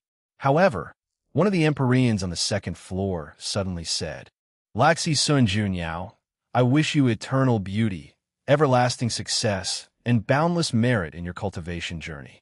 The other people cursed that they reacted so slowly. So, everyone said in unison, "Lady Sun Junyao, we wish you eternal beauty, everlasting." "Thank you," Sun Junyao said with a sincere smile, before motioning for everyone to sit down as she did so. "I only have two hobbies, enjoying good food and appreciating the art, and that's exactly what we're going to do for the first part of this banquet." She pointed to a small designated area before her stadium. "If anyone wishes to show their talent, now is the time." One person from the first floor was swift, and before she even finished her words, he was already on the talent podium. "Laxi Sun, I am Empyrean Heartfelt Song. I have spent 30,000 yuan epics writing this song for you. I've heard about you." Sun Junyao nodded. This man was slightly famous because he was an ordinary nightingale demon with a low bloodline that slowly crawled to his current level. He was also a renowned musician with outstanding achievements in sound Tao. Heartfelt Song felt great joy by these words, but he quickly controlled himself. He closed his eyes briefly to enter the best state before singing. "Second floor, I can tell you're upset," Wu Hong said. Wang Wei did not say anything. A snack appeared on his table. There were fruits that resembled grapes, except they were red, blue, and purple. He sensed the power of the sun, moon, and stars in these grapes, so he tried them. They were delicious and beneficial to the soul, but he was not in the mood, so he stopped after tasting the 3 flavors. "The silent treatment? Really? Isn't that a little immature?" Wu Hong continued. Wang Wei summoned a gourd to drink his own wine. He also chose a strong one that could give him the buzz feeling of getting drunk. Wu Sigid. She knew he would be upset. After all, influencing someone who hates being controlled and pursues absolute freedom is genuinely terrible. "I knew you might react this way, so I brought this for you." A small open box appeared in her hand with a red pill with Tao patterns in the form of a dragon. Wang Wei glanced at it and recognized it. A primordial essence blessing pill. After eating it, he can instantly rise 3 levels in the adult fiend god realm, as long as he takes it before the 6th heaven. In other words, after entering the 3rd heaven and eating this pill, Wang Wei can immediately reach the 7th heaven. This thing is scarce because of the material, and because it requires a Paragon pill refiner to make it, even though it's only usable by Empyreans. He looked at the pill. He did not touch it, but focused on her. I haven't heard an apology yet. I'm sorry, truly, Wu Hong stated without hesitation. Wang Wei looked her in the eyes. He understood why she did it. She's not as trusting as her other selves, which is understandable. However, he was not happy with how he went about it. You should understand, as you require certain decorum, understanding, and respect from me, I also require the same thing from you, Wang Wei stated. Ido, Wu Hong nodded. I promised I won't cross that line again. Fine, I can forgive you, Wang Wei said. But I also want a kiss on the cheek. Don't push your luck. Wang Wei raised his hand in submission. He had to try. He put the pill away with a smile on the corner of his mouth. He sipped his gourd but felt this thing was too heavy for the occasion, so he went back to drinking his monkey wine. Chapter 1265, The Faceless Woman. So, we're good? Wu Hong asked. Of course, Wang Wei nodded. But I would like to remind you that in our future arguments, I will be petty and bring up today's event to win. Wu Hong's body suddenly paused before sneering, do that, and I will bring up the maid, Dong Lifan, and even her. She pointed at Sun Junyao in the stadium. Wang Wei looked at her with mouth open. He was speechless. That's a dirty move, and you know it. Since you want to be petty, two can play this game. Wang Wei was out of words, so he could only eat his grape and sip his drink in response. He had lost this battle of words. By the way, what does she truly look like? Wang Wei asked, finding Sun Junyao's situation quite fascinating. You don't want to know. Now, I'm even more curious, Wang Wei said as he focused his eyes. He tried to look through whatever power was around her face and body. However, it was to no avail. So Wang Wei had to summon a projection of the River of Fate to boost his efforts. Sadly, even that did not work. Feeling challenged, Wang Wei chose to use more extreme measures. He temporarily lifted the seals in his soul, accessing the full power of his Paragon soul. He observed Sun Junyao alone with his soul, and the result was the same. She looked like a more perfect version of Wu Hong. Wang Wei then immediately activated the perfect aura from his body and used it in tandem with his Paragon soul. Her face blurred temporarily as if he was about to break through that veil, but he failed at the last minute. Wang Wei sighed in resignation and looked at Wu Hong. A little help, please. Are you sure you want to see? She asked a second time. I am. All right. She tapped on the side of his forehead, and Wang Wei's eyes suddenly felt a cold power running through it. He immediately focused on Sun Junyao, and his eyes squinted. She has no face? That's right. Wang Wei calmly observed her. It was truly bizarre. In his current sight, her head was empty with no skull, muscles, tissues, or any skins, just nothing there. He checked her soul, and it was there, but it also had facial expressions, just a vague outline of her face. What's going on? Wang Wei asked. It's her curse, Wu Hong explained. An innate curse? It was rare for cultivators to be born with a curse, but it does happen. For example, the Sword Empress was born with her talent sealed, which can be considered an innate curse. Even worse, it's a Grand Dao curse, Wu Hong explained. Nothingness and perfection are the most common path of transcendence, especially the latter. For eons, countless people believed it was the only way to go beyond the Paragon realm, and they were correct. Becoming perfect means becoming closer to resembling Grand Dao. Do you think it would allow someone who embodies the concept of perfection to exist without adverse effects? So, Grand Dao created a flaw for Sun Junyao by taking away her face, ensuring she was not truly perfect and that no one could study her to achieve true perfection. Wang Wei sighed. That's right. Wang Wei became quiet. What? Now that you know the truth, are you less attracted to her? Wu Hong asked with a smirk. Is it your goal? Are you trying to eliminate the competition? Wang Wei retorted. and she rolled her eyes.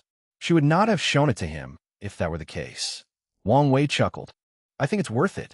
She loses her face, but in exchange, she has the best foundation to walk the transcendent path. As long as Sun Junyao becomes a peak paragon and has some achievements in studying immortal perfection, she can make up for her flaw and use that foundation to enter the half-step transcendence realm. You're only saying that because you're looking at things purely logically, Wu Hong added. People have been telling the poor girl she was the most beautiful woman in the world for as long as she can remember. Yet, whenever she tries to look at herself, she sees nothing. I've read about people like her during my travels in primordial chaos, and from my experience, all those people died tragically by taking their own lives. The fact that Sun Junyao can live until she becomes a paragon is a testament to her willpower and Tao heart. You make a good point, Wang Wei nodded. Now that she reminded him of this perspective, his respect for Sun Junyao increased immensely. I now kind of understand what kind of vulnerable mindset she was in when she chose that Tao, Wang Wei stated. However, I think it's a waste. Chaos Tao is literally perfect for her. Chaos Tao, Wu Hong muttered, and she immediately understood. The primary 3800 Tao represents the original and perfect state of the universe, so they match her situation. And it seems even fate is trying to guide her by granting someone with the first physique as her disciple. Then, Wu Hong frowned. You notice too, huh? Yes, it's a contradiction, Wu Hong nodded. Grand Tao restricts her by limiting her perfection, but it also uses fate to influence her to walk the path of perfection. What do you think is the reason? Wang Wei asked. Grand Tao's contradictions are usually because it wants people to play by the established rules, Wu Hong replied calmly. So, it could mean it wants Sun Junyao to walk that path, but she must work for it and earn that strength. Or, the more likely scenario, someone intervened and messed up Grand Tao's layup. The adjudicator of fate, Wang Wei replied. You think it's him? I know he did something for Grand Tao to wish to replace him, Wang Wei analyzed. What if his crime was studying perfection? Maybe, Wu Hong uttered. You don't agree? No, she replied. One of the fundamental characteristics of half-step transcendence is that the application of the rules no longer restricts them. The stronger they are, the more that is so. Although the fate adjudicator is technically an employee of Grand Tao, I don't think the rules would restrict him so much that he could not study perfection. You may have a point, Wang Wei nodded. So what do you think he did? I think his crime was lusting after his boss power, Wu Hong said. As I said, perfection means becoming closer to Grand Tao. I think he wanted to cultivate a perfect being that contains the essence of Grand Tao. Then, he would study it in an attempt to reach higher levels. You may be into something, Wang Wei said with bright eyes. He peeked at the essence of Grand Tao when he established his perfection foundation. If he had someone like Sun Junyao, who achieved half-step transcendence, to learn from, Wang Wei could not imagine what he could accomplish. If that is genuinely his crime, I must say I respect him a lot more, Wang Wei stated. His views of the 6 cardinal tribunals are that they chose to serve Grand Tao in exchange for keeping their strength after their long service ended. However, he would respect him much more if the Fate Cardinal became ambitious and tried another method. Now we're on this topic. I suddenly thought of someone else. Are you talking about Dition? Yes, Wang Wei nodded. I originally thought he was a pawn of the Samsara Cardinal, but with his obsession with perfection, he might have been the Fate Cardinal's pawn first. Dition studied creation first and was already obsessed with creating the perfect life form in his first life. So, there's a high chance the Fate Cardinal abandoned him after his second life when he started cultivating Samsara Tao. Or, the Samsara Cardinal might have made a deal with Fate to get her hands on Dition. Wu Hong sighed. Obsession is a powerful force, but it's also the easiest way to manipulate someone.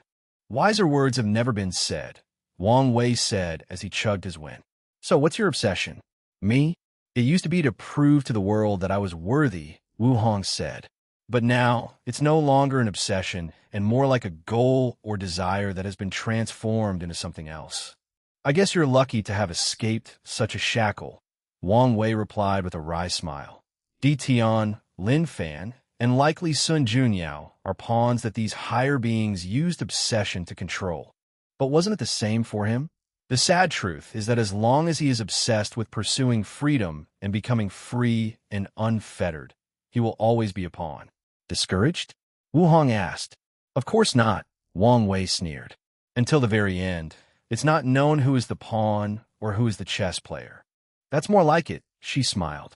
Chapter 1266, The Lost Era, a new kind of snack appeared before Wang Wei, and it looked like Galo, to be specific, a slime. It took him a moment to recognize it as the spine fluid from a creature called the dragon spine lizard. This thing can instantly raise an Empyrean soul by 30. Wang Wei shook his head. Sometimes it was a curse to be too strong. He slowly ate, and, as described in the records, it was also quite delicious. By the way, how come Sun Junyu's faceless situation is not a much bigger deal? Wang Wei asked. No one can see through it, except probably these two, Wu Hong replied, as she also basked in the moment. No one, including paragons? Yes. Then you? She showed it to me, Wu Hong explained. She wanted to see if I could seal her flaw and give her peace.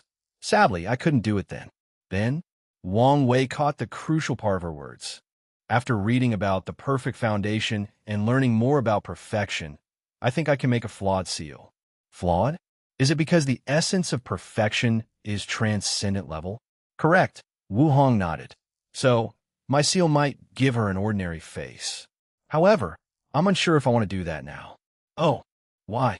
I kind of agree with you, Wu Hong explained. Of all living beings, she has probably the highest chance of taking a step in the transcendent path. If I act now, I might ruin her potential. Do you want to allow her to choose? Yes, but only after she sees you. What I have to do with this? You'll see. Don't start acting like those old cultivators who like to act all secretive, only revealing half the truth and talking in riddles. Wu Hong rolled her eyes. Some things are simply not my business. Come on, give me something. She has a mental barrier to overcome, and meeting you is the key. That's all I'm willing to say. Wang Wei looked at her. What's with that look? Why does your relationship with her sound like a master and disciple? It's not like that. Wu Hong shook her head. As you know, I received much help from the female paragons during my growth, and to express my gratitude, I've been doing the same for any potential female cultivator. Girl power, Wang Wei waved his fist. Wu Hong once again rolled his eyes. What's the word? Oh yeah, cringe. Ouch. Wang Wei felt like a critical blow hit him. Is there anything worse than being called cringe by the woman of your dreams? This kind of mental devastation will instantly kill any lesser man. That was harsh, Wang Wei muttered. What were those two's reactions to her? If I had to guess, Mithra definitely studied her, but Supreme Unity might not dare. Or he's cautious about it, Wu Hong replied. That makes sense, Wang Wei nodded. His way of taking that step involved taking over Heavenly Dao, which is Grand Dao's property. I'm surprised that the technique was not labeled as taboo. If he starts to involve himself in perfection, Grand Dao might interfere directly and eliminate him. His technique is a small taboo, Wu Hong admitted. It is? The aftermath of the Second Origin War was called the Ultimate Taboo because Qiyuan summoned all transcendent methods that have existed through time and space before condensing it into a trial. However, many of these methods were considered banned or minor taboos by Grand Dao standards. That makes sense, Wang Wei nodded. He once deduced that Grand Dao wanted people to achieve higher levels, but they had to stay within its created rules. My ancestors' plan sounds brilliant on the surface, but I can foresee how many things could go wrong in that trial. Oh, you have no idea, Wu Hong sighed. In that place, time overlapped. The past, present, and future exist simultaneously. Grand Dao interfered greatly. It was probably the most active it had ever been since ancient times. Finally, I'm pretty sure some terrifying existence showed up. Wu Hong could not tell for sure, as everyone had lost a significant part of their memories. Wang Wei's eyes shone brightly. He could imagine how wonderful such a grand event was. Wait, I once deduced that my ancestor, Battle Maniac, was affected by some time shenanigan. There is also the fact that an entire era in the Eternal Ascension world was missing. Does any of those relate to the ultimate taboo? A look of disgust appeared on Wu Hong's face. Wang Wei has never seen her make that facial expression before. That damn curse master, she said with gritted teeth. Wow, such strong hatred. Wu Sigid. I met this paragon not long after entering the taboo realm in the Empyrean realm. We fought and were tied, but I stole an essential treasure from the secret trial. Since then, that woman has hated me with a passion. She dedicated all her time and effort to create a nasty curse called the Curse of Time Origin. Right after I broke through the Paragon realm, she attacked me, and we had a fierce fight. She lured me into the River of Time, and as I was about to win, she released it. Hatred flashed in Wu Hong's eyes. The curse released a terrifying temporal storm that targeted my origin, the myriad Emperor world. No way, Wang Wei was shocked. Such a thing was taboo, as no one should interfere with the lower dimension. That woman must be crazy. That's not even the worst part, Wu Hong continued. The curse made it so I bore all the causality. In other words, Heavenly Tao would blame me for what had happened. Wang Wei sucked his teeth. So what did you do? I did the next best thing, Wu Hong sighed. I sent the time storm to a future time point. After all, if the past me dies, it'll also die. Ruthless, Wang Wei commented. However, he would have done the same. What happened afterward? I killed her as quickly as possible before preventing the storm from continuing too much damage. Wu Hong sighed. I tried to revert things, but it was too late. That era was gone entirely. The best I could do was ensure no contradiction between my era and the next. Wang Wei nodded as he understood. Some people in the Myriad Emperor world have lived since before the Devil era. As such, they should have detected some anomaly about an entire era missing. However, there was nothing. Everything looked regular and perfectly continuous. Wang Wei sighed. He knew paragons were on another level, but events like this put it into perspective. So, how did you face Heavenly Tao's wrath? With merit and oath, Wu Hong replied. I had to borrow plenty of merit to offset my crime by a certain margin and to get Heavenly Tao to listen to me before judging me. Then, I swore to create the best defense system for the Eternal Ascension world. I only fulfilled that oath after I became a primal paragon. When she thought about how much time she had spent being indebted to heaven and earth, with her luck almost ruined, Wu Hong gritted her teeth in anger and hatred. Why did that woman hate you so much? It doesn't make sense to do all of this just because of losing to someone of a lower realm, Wang Wei said. The Curse Master would never have survived this ordeal intact, as Heavenly Tao would also judge her.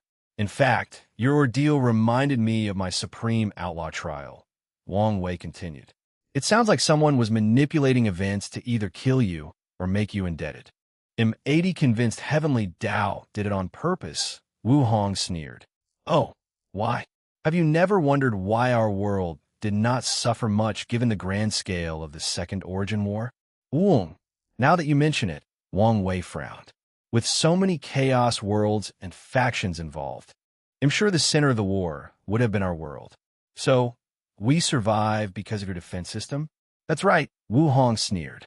That thing probably predicted that event and schemed against me to create that system. Without becoming transcendent, all sentient beings are dogs and ants before Heavenly Tao. Even paragons are a slightly bigger nuisance, Wang Wei sighed. So, have you prepared your revenge? Yes, not just against it, but its boss, Wu Hong sneered. Although all these years spent creating that system was an excellent training experience, she hated how much she was used. That's my girl, Wang Wei chuckled. Who's your girl? She stared at him. Don't sweat the small stuff, Wang Wei replied casually. So what was that era like? What happened to the emperors who ascended? Did any of them become paragon? It was a terrible era, Wu Hong explained. The resentments, hatred, and fiendish key of me killing so many devils flooded into the Myriad Emperor world, making it extremely easy for people to develop heart demon and become crazy. It also did not help that all the cultivators were full of hatred, wishing nothing more than to kill as many devils as possible. Historians called it the Dark Mind Era, Wu Hong explained. In some ways, it may have been a good thing that that era was erased. As for what happened to the Ascendants, Heavenly Tao just erased them to reduce the trouble, Wu Hong explained. And no, there were no paragons. Wang Wei wanted to slap himself for asking such a stupid question. She said she had just become a paragon, and from what I know about her, she was probably one of the youngest in recorded history. If Wu Hong had just become a paragon, how could the people who came after him become a paragon? So, unless more time shenanigans were involved, that would be impossible. Chapter 1267, The Banquets, second part, unedited chapter. So, do you know what happened to Battle Maniac? Wang Wei continued. Wu Hong had answered only one part of his previous question. I don't know much about what happened to him. Wu replied. I know it had nothing to do with the ultimate taboo, but an inheritance Qin received from someone called the Trinity Venerable. He desperately wanted their 3 brothers and sisters to receive that inheritance. So he found a way to summon Battle Maniac to the past. Something went wrong, and Battle Maniac was the one who suffered as his Eternal Path achievement was rewritten. Wang Wei nodded. But how'd he do it? Summon people to the past? He made a deal with the Time Cardinal for the first time, and the latter gave him a time exemption token, allowing him to mess with time to a certain degree with no consequences. Wang Wei was surprised. He went so far? What kind of inheritance did that Trinity Venerable leave? Wu shrugged. Even though she was close with Yen Hai, she never mentioned that inheritance. You mentioned a second time. It should be when he summoned the Rainbow Emperor and the others. That's right, Wu Hong nodded. She then paused and looked at him strangely. What? Wang Wei was puzzled. For the second time, he used what he learned from the token to create a formation that used his origin Tao. From what I know, he wanted to summon the original 12 emperors of the Tao opening sect from across time and space. However, the formation failed when it was time to summon the 10th one. But in the 10th emperor, Wang Wei said. That's right, Wu Hong nodded. But I haven't sensed any summons. I don't know what to tell you. Wu Hong continued. No matter what Qiyuan did, he could not get past you, so he had to give up. However, they knew there would be something special about you since that day. Everything is connected somehow, Wang Wei sighed. Why do you think the summon failed? It's possible that your destiny was too strong, and you resisted the summon, Wu Hong replied. However, I'm more inclined to believe that Grand Tao knew your presence would affect the world too much if you travel through time and stop the process. That is indeed wise of it, Wang Wei sneered. He knew he would worsen the situation if he could participate in the Second Origin War. Wait, I was planning on asking the ancestor if he could use any means to send me to the past. Does that mean this path is not feasible? Probably not, Wu Hong replied. Tao overlords like yourself are natural troublemakers. So Grand Tao will place more limits on you. Wang Wei wanted to curse. But why do you want to travel to the past? I realize that I'm lacking in age and experience when dealing with old monsters like yourself. So I figured I would go to the past and use that time to develop. Who are you calling old? Wu Hong rolled her eyes. However, I do understand since I face a similar situation. She had unparalleled talent and was confident in defeating anyone. However, problems arise when she meets people with the same talent as her or very close to her who have lived for a very long time. So, how did you deal with that problem? At first, I sealed and removed those old people's experiences to learn from, Wu Hong explained. However, that did not help as much as I wished, so I searched primordial chaos for an answer and found the Universe Imprint Trial, which contains the imprint of all paragons that have ever existed in the Chaos universe. I spent countless Yuan epochs fighting them and learning from them. It was also beneficial that time passes much faster inside the trial than outside. Wang Wei's eyes shined. Can you get me in? No, but I know that place is Battle Maniac's favorite place, so he has multiple entrance tokens. Get from him. Wang Wei smiled in relief. As long as his ancestors have a way, he should have no problem getting in. Although he hasn't completely given up the idea of traveling through time. This was a backup in case he failed. Wang Wei was about to say something when he sensed something. He raised his hand to take out a talisman from the void. A communication talisman from the sect? He knew they would not contact him unless something significant occurred. He sank his divine sense into the talisman and received the information. Sun Junyao, summoning ritual, mortalhood trial. This must be Shao Tian's work. Does he want to catch up to me? Wang Wei shook his head. Have you heard of the mortalhood trial? Yes, Wu Hong nodded. I once found a token for it. But I was already a paragon, so it was useless. Wang Wei was not surprised by these words, but simultaneously, he wondered why this woman seems more lucky than him, someone who is favored by fate. Why are you suddenly asking about this? Wang Wei explained the information in the talisman. That's quite the clever plan, and it might work, Wu Hong praised. Do you still have a token? No, I exchanged it with someone else, Wu Hong replied. That's a shame. Wang Wei would not hesitate to take advantage of this situation and use this trial in advance. First floor. Sun Junyao praised the woman's wonderful poem about her beauty and nobility. The poem itself was wonderfully written, but she had heard so much praise of her beauty that it was hard for her to care. It also did not help that 99 of the poems, songs, and calligraphy displayed in this celebration were about beauty. As such, Sun Junyao showed more enthusiasm to the one who tried a different topic. I was hoping he would participate in this event. Unfortunately, Sun Junyao sighed as she looked at Wang Wei's booth through the corner of her eyes. Many people on the second floor came down to show up in front of her, or what did it from the second floor, but that booth remained motionless. Since he has no plans of acting, let's move things along, Sun Junyao thought. Fellow Taoist, she uttered, instantly quieting down the lively atmosphere by drawing no, demanding the utmost attention. This is the end for this art appreciation section. Everyone was surprised as this event had just started and only more than 20 of the people went on stage. The people wanted to complain. This was their only chance to show themselves before their goddess, but now it ended. However, since the goddess herself ended the session, they have no right to complain.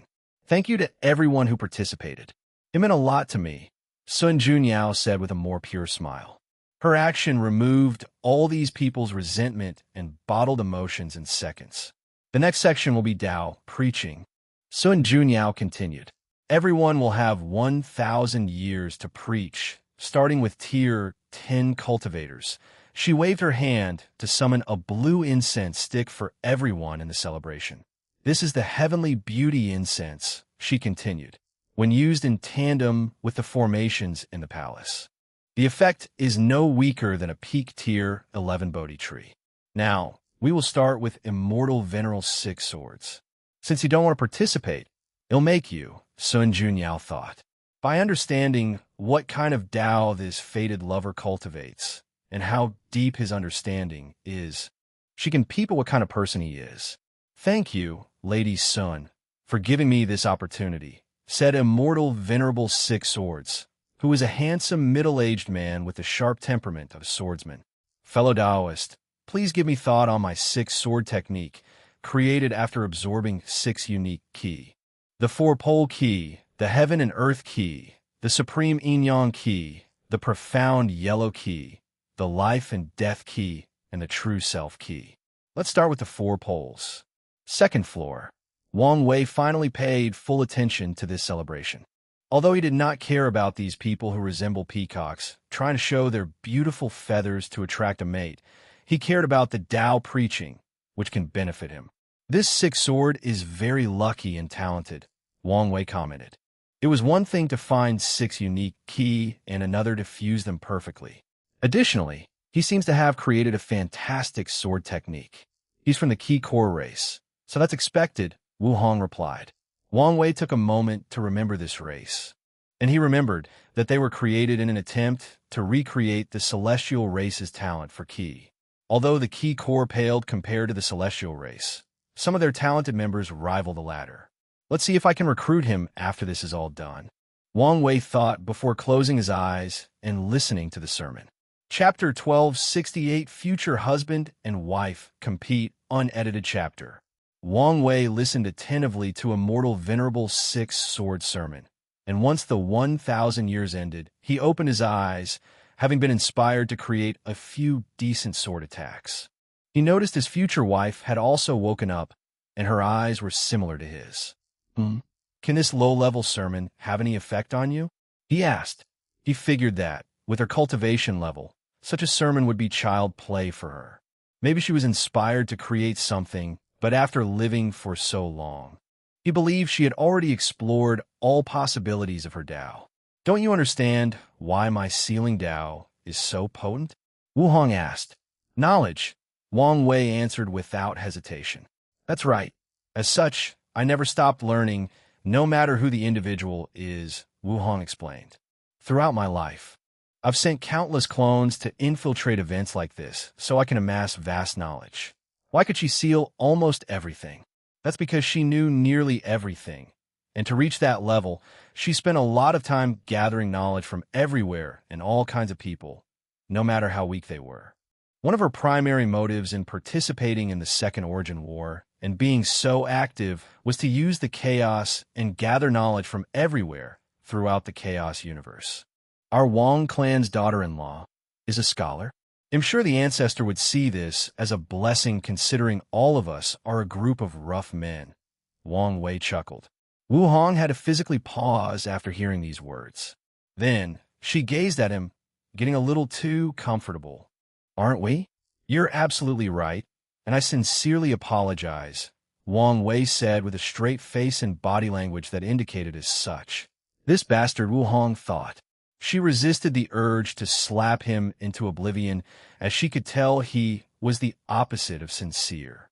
Then she displayed a charming smile. Such an act should have made Wang Wei reach cloud 9, but deep fear rushed into his soul instead. I'm suddenly worried about your safety and future, Wu Hong said, keeping that lovely smile. How about this? For my peace of mind, we'll train you after this event. Yes. Only with my training can I feel reassured that nothing will happen to you when you face these people. Oh, common woman, Wang Wei thought. It's written all over your face that you want to use this opportunity to beat me up. This is abuse. This is a crime of a wife abusing her husband. Sadly, he did not dare say these words out loud. Is this necessary? What do you think? Wu Hong replied, her smile still as angelic as ever. Fine. Wang Wei accepted his fate. He knew she would beat him, but she'd also train him, and there was no better teacher than her.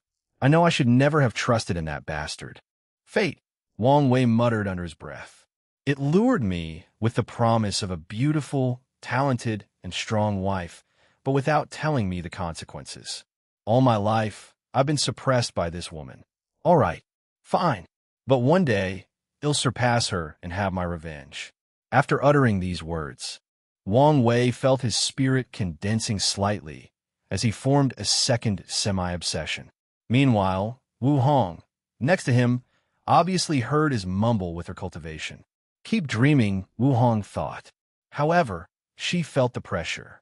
With how she was stuck before the gate that is transcendent, she knew, with his talent. It was only a matter of time before this bastard's strength reached the same level as hers, and even surpassed it, since his foundation would be better than her, because achievements like 10 Supremacy Foundation, the title of Mortal Emperor, and more importantly, the perfect foundation and becoming an immeasurable emperor. And that's not mentioning how he achieved the taboo realm in all 3 realms while she only did it in 2. All these things may seem insignificant now, but they will become essential factors in how strong someone is in the primal paragon. And Wu Hong theorized they're even more critical once someone enters half-step transcendence. No, I can't let this bastard surpass me, she thought. Wu Hong could foresee how embarrassing it would be once that happened, and she knew he meant every word about making her pay. Should I just enter the dark truth and practice the perfection foundation? He did it, and he's perfectly fine. She could not decide now, but was leaning toward just doing it. Let's not make a decision now, but there are other steps I can take, she analyzed. The main goal is to become half-step transcendent before him. That is a must. The secondary goal is to improve my foundation. Countless thoughts flashed into her mind. It's impossible to make up for the Emperor Taboo realm since the price is not worth it, Wu Hong analyzed. According to her years of study and analysis, a kind of transformation will occur after becoming a half-step transcendent based on a person's achievement in the taboo realms. As such, if a cultivator wishes to benefit from it, they must do it at the appropriate realm. Wu Hong would have to reincarnate and start over to get the benefit of the Emperor realm. Such a price was not worth it, since she did not know for sure what the benefit was. After becoming a transcendent, she hopes to make up for it in another way. I can acquire the 10 Supremacy Foundation by experiencing Foundation reestablishment, but in my realm, it is extremely dangerous, even for someone like me, Wu Hong thought. However, I can increase my chances of success and decrease the mortality rate by training someone who achieves that foundation, sealing it, and taking it for my use. This plan is feasible, with the only downside being that she must find someone talented enough for the job. However, such a small problem was nothing to her. She could use resources to change someone into such a talent, or even use her grand mist will to create someone. Additionally, Wu Hong understood that talent was not the primary requirement for achieving the 10 Supremacy Foundation. Her training will be critical as she must ensure that the chosen individual has enough luck, destiny, wisdom, Tao heart, resources, and willpower. 10 Supremacy is still doable. But immeasurable emperor is something else, Wu Hong frowned. That was an achievement instead of foundation. As such, if she wanted to receive its blessing, it was not as simple as cultivating someone and then taking it from them. When she met Wang Wei at the hot spring, she peeped at his past and saw everything he experienced in the lower dimension in order to get a non-biased understanding of his personality. As such, she knew that the critical factors to becoming an immeasurable emperor were to have a deep enough understanding of the Tao in the mortal realm and a Tao heart and willpower strong enough to create a path directly to the Grand Tao source. Wu Hong knew that she could train such a person as long as she invested enough time and resources. However, that would not help since absorbing them is not enough to get the true blessing of the immeasurable emperor achievements. Instead, she would need to change her past, making it seem like she had achieved it. However, that path is not feasible, Wu Hong thought. Anything relating to messing with time is already complex enough, but that's not even the main reason this approach would not work. Wang Wei was the first immeasurable emperor of the chaos universe. If Wu Hong changed her past to acquire that achievement, she would be rewriting the history of the entire chaos universe. The backlash from such an act would instantly wipe her from existence. An alternate approach would be to create a causality-free clone, send it to reincarnation, and absorb it once it becomes an immeasurable emperor. However, that is another problem on its own, Wu Hong groaned. Due to their rarity, the methods of creating causality-free clones are among the most valuable things in the chaos universe. People desperately search for them, as this is the only way to make up for past regrets without having to start over. It is the only widespread way to grant a second attempt at the eternal path without reincarnating and starting over. As such, emperors, empyreans, and paragons who failed to become eternals, everlasting, and boundless, desperately wished to create a casualty-free clone. Wu Hong squinted her eyes. She knew that the rarity of this method was not even the biggest problem. These clones are one of the biggest pits in the universe. Causality-free clones are one of the ways these higher beings manipulate people, since it's easier to corrupt the clones and have them rebel against their creators. Unless, as a last resort, I don't want to use this method, Wu Hong contemplated. Chapter 1269, The Other Foundations. While dividing her mind into two to continue listening to the sermon, Wu Hong continued to deduce a better way to achieve the status of immeasurable emperor. In less than a second, her mind calculated 1 trillion possibilities, deducing countless ways for her plan. However, she did not like the solutions she came up with until the last one. This method is feasible, but it takes too long. Her main issue was she did not have much time for that bastard to catch up to her. So it would be pointless to delay even more with a method that takes so long. Wu Hong frowned until an idea flashed. How about I ask him? She narrowed her eyes. It will reveal much about him, depending on what he answers. So, she waited until the person, after Immortal Venerable 6 Swords, finished their sermon to ask Wang Wei. She told him everything, including her deduction of the importance of the foundation at the half-step transcendent realm. Meanwhile, Wang Wei looked at her with his mouth agape. He took a deep breath to calm down. Let me see if I get this correctly. You were inspired to improve your foundation to prevent me from beating you. No, rightfully get my revenge. But now, you're asking me how to prevent fulfilling my lifelong dream? How you summarize the situation makes it much more dramatic than it actually is. But it is this dramatic, Wang Wei said. In my life, there is only one opponent I've never beaten, and it's you. And you expect me to help you continue beating me? He did not hide his frustration, pain, and suffering. You're such a drama king. Wu Hong rolled her eyes. So, what idea do you have? Wang Wei grunted as he caressed his temple. She definitely spied on me somehow. Should I bring it up? Forget it.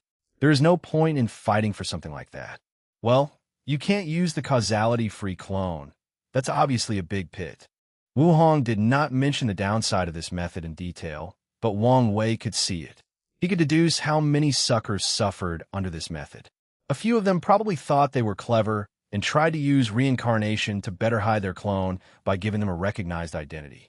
However, that is another suicide move. They might be lucky if they successfully hide that clone from the Yama Kings, but if they do not, then they are screwed. If any of these bastards have ever offended the Yama King or even gained their hostility for any reason, they can kiss that clone goodbye. And even if the Yama Kings don't do anything to it personally, they could just secretly release the news to the enemies of the original owner. But that's not the worst of it. Even if they could hide it from the Yama Kings, could they hide it from the Samsara Cardinal? So, sending a causality-free clone through reincarnation is like sending your weakness to a higher being. However, as bad as the causality-free clone is to people like us, it's a great method to create pawns at a higher level, Wang Wei commented. If he were on the level of the Cardinals, he would spread these clones everywhere as pawns to do his bidding. Indeed, Wu Hong agreed. At that level, it's probably way easier to make those clones. More importantly, the backlash from them getting out of control probably serves no significant threat. They can probably use these clones to lure people into trying to create backlash for them. You still haven't answered my question, Wu Hong continued. Your best bet is to leave the primordial timeline, Wang Wei answered. There won't be much backlash. And if you can find a timeline where I haven't become an immeasurable emperor, then you'll be set. The myriad origin realms. Why didn't I think of that? Wu Hong muttered. The myriad origin realm, also known as the infinite trichiliocosm, was a place of endless wonders, and the rules were indeed less restricted, making it an excellent place for Wu Hong's work. Wang Wei was not surprised she did not think about it. He had noticed the paragons in the primordial timeline were isolationist, mostly ignoring the endless wonders and benefits of the multiverse. He doesn't know whether this results from a sense of superiority for being in the primordial timeline or because Grandau has secretly been doing things in the shadows or something else, but it is there. Thank you for your help, Wu Hong said brightly. Such an answer might appear small, but she knew how important it was. Throughout her long life, Wang Wei was not the first man who caught her attention. A few suitors have aroused her attention, but they all failed for one reason or another. The primary fault is that they usually envy her strength and talent. These people wanted to bring her down instead of climbing to the same level as her. They didn't want an equal partner. They wanted a submissive wife. Specifically, they wanted to turn Wu Hong, with all her prestige, power, and glory, into a submissive wife. No problem, Wang Wei said as he closed his eyes. No, I cannot let this go on. I refuse to be a wife-dominated emperor for my entire life. I must be on top once in my life by my own strength. Let's see. Since she can improve her foundation, I can do it too. Where to begin? Since there is the 10 Supremacy Foundation, why can't there be things like 11 Limit Foundation, 12 Complete Foundation, and 13 Transcendent Foundation? And am semi-satisfied with these names, but if you have better suggestions, am open to them. Numerous inspirations flashed into Wang Wei's mind. It's ridiculous to expect a mortal to have the strength of an Empyrean or Paragon. However, they can have second, first, and eternal tier strengths. And the number seems to match perfectly. 10 Supremacy corresponded to the third-class Emperor, and 13 Transcendent Foundation correlated to the Eternal Emperor. Yes, I can follow her path of training someone with the 13 Transcendent Foundation, then reestablish my foundation and seal and absorb their power to reduce the risk, Wang Wei planned. He drooled thinking about the day she thought she was invincible, and he showed up with his newfound strength. I just thought of something, help me deduce it, Wang Wei said with a gentle smile. However, Wu Hong did not like that cocky smile, feeling something was about to happen. Her intuition was correct. After hearing Wang Wei's plan for new foundations, the only thing left in her mind was, "This damn bastard. What do you think? It's feasible."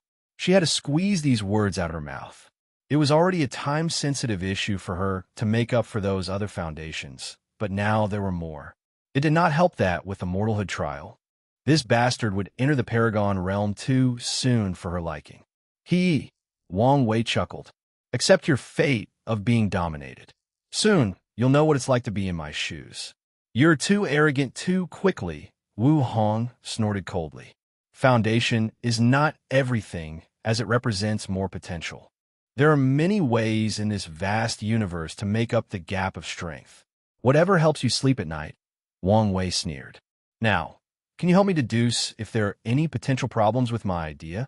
Wu Hong snorted coldly before closing her eyes and deducing. A few hundred years into the sermon, she opened her eyes, her complexion not looking good. What happened? Wang Wei asked after noticing she had woken up. It's not as simple as you had imagined, Wu Hong stated. You cannot just skip to the so-called 13 Transcendent Foundation. Instead, you must experience Tao Foundation re-establishment for each, and the difficulty will rise with each one, along with the chances of experiencing true death. Given how Grand Tao operates, I should have expected this, Wang Wei nodded. The risk would not stop him. But why is your face like this? This news is not enough to rattle you, unless... The smirk on his face was evident, and Wu Hong wanted to slap him. She was annoyed because she would have to waste even more time now. Previously, she thought she could skip the 10 Supremacy Foundation and go directly to 13, but now she knew this was impossible. In other words, she would have to waste even more time catching up. Should I focus on becoming a transcendent while he's reinforcing his foundation? No, that would be putting the cart before the bull. According to her deductions, these foundations will bring immense benefits to the next realm, especially by combining the 13 Transcendent Foundation and the Perfection Foundation. If she's correct, once they enter the realm with such a solid foundation, they'll be able to defeat at least 10 people on the level of Methreya and Supreme Unity who use flawed methods, and 5 people who used flawless methods. And that's not counting the benefit of the Battle Taboo realm. Chapter 1270 Interruption. Maybe I should take time to create or find some devastating secret techniques that increase battle strength, Wu Hong thought. Secret techniques are common in the cultivation world, as they are usually ways for cultivators to drastically increase their strength by paying a price. They are typically used in desperate situations, and the most common methods are burning the blood, body, and soul to increase power. Secret techniques become more important at the pinnacle of the Paragon realm because they're the most widespread method of acquiring the title of primal. Of course, people who become primal through secret methods are at the bottom of the list. After all, you'll become weak after using this technique since you must pay a price, leaving yourself. Wu Hong smiled wryly, knowing this method would not work. If she became weak after defeating him with a secret technique, wouldn't that leave her open to being bullied? Could it be that she had to immediately run and hide every time she beat him? I must heal my injuries to the point of returning to the Paragon realm. Then I'll enter the dark truth, and during the establishment of the perfect foundation, I can better heal myself when rewriting my existence. She had made up her mind. At this point, hesitating and delaying would only make the situation worse for her. Wu Hong suddenly felt a lot more relaxed after making that decision. It's been a while since I've been so motivated to improve. The feeling is not bad. Wu did. More importantly, I cannot let this bastard ride over me. She smiled, feeling more confident than ever. Who is she? Empress Wu. She never feared or backed down from challenge and was not about to do that now. even for her future husband. Wait a minute, Wu Hong thought. When did I start thinking of him so intimately? This bastard is so smooth.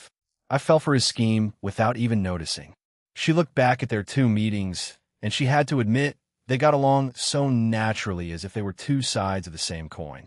It's a good thing that we can get along so naturally. The path ahead is long, and it would be a nightmare if our personalities did not match. However, I still need to look at things more rationally, Wu Hong thought. She took a moment to look at Wang Wei from a rational and objective point of view. We are compatible in our personalities, ambitions, and drives. He has the strength and talent to keep walking forward with me and be a support on this long journey of the Tao. He is not selfish and intimidated by my accomplishments and challenges me to be better than I believe I could be. Besides a few other minor things I need to check later on, there are only 2 main issues, trust and goals. So far, he's shown me that he's reliable and trustworthy, but enough to put my life in his hands? Wu Hong thought about this deeply. The fact that she's willing to enter the dark truth indicates a high level of trust, but she views it more as a calculated risk. She saw the benefits, spent many years deducing and calculating, and after meeting Wang Wei, she made the final push to it. In the lower dimension, Wang Wei entered the dark truth mostly based on the trust of that clone. But if our situation were reversed, could I so unquestioningly trust him? Wu Hong asked, and she did not have to think long to know she would not. So, it's apparent that her trust in him is not that level, and she reckoned he does not trust her as much as he does that clone. That's fine. We can slowly get to know each other and increase our trust, Wu Hong thought. Trust can be cultivated over time, so there's no need to make a big deal out of this issue for now.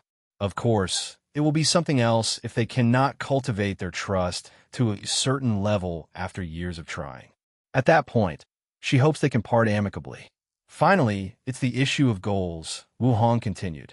Wang Wei is obsessed with achieving absolute freedom, and she has her goals that she would not give up for anything. For people at their level of Tao heart, it's impossible to give up their grand pursuit of the Tao for something that is both fleeting and eternal as love. Here comes the issue. What should they do if their pursuit goal clashes with their relationship? Should they give up their dream and focus on the relationship? Should one person sacrifice for the other? Or should they go their separate ways? Even worse, what if they have no choice but to become enemies? As previously stated, with Wu Hong and Wang Wei's Tao heart, they can't give up their goals, let alone sacrifice them for each other.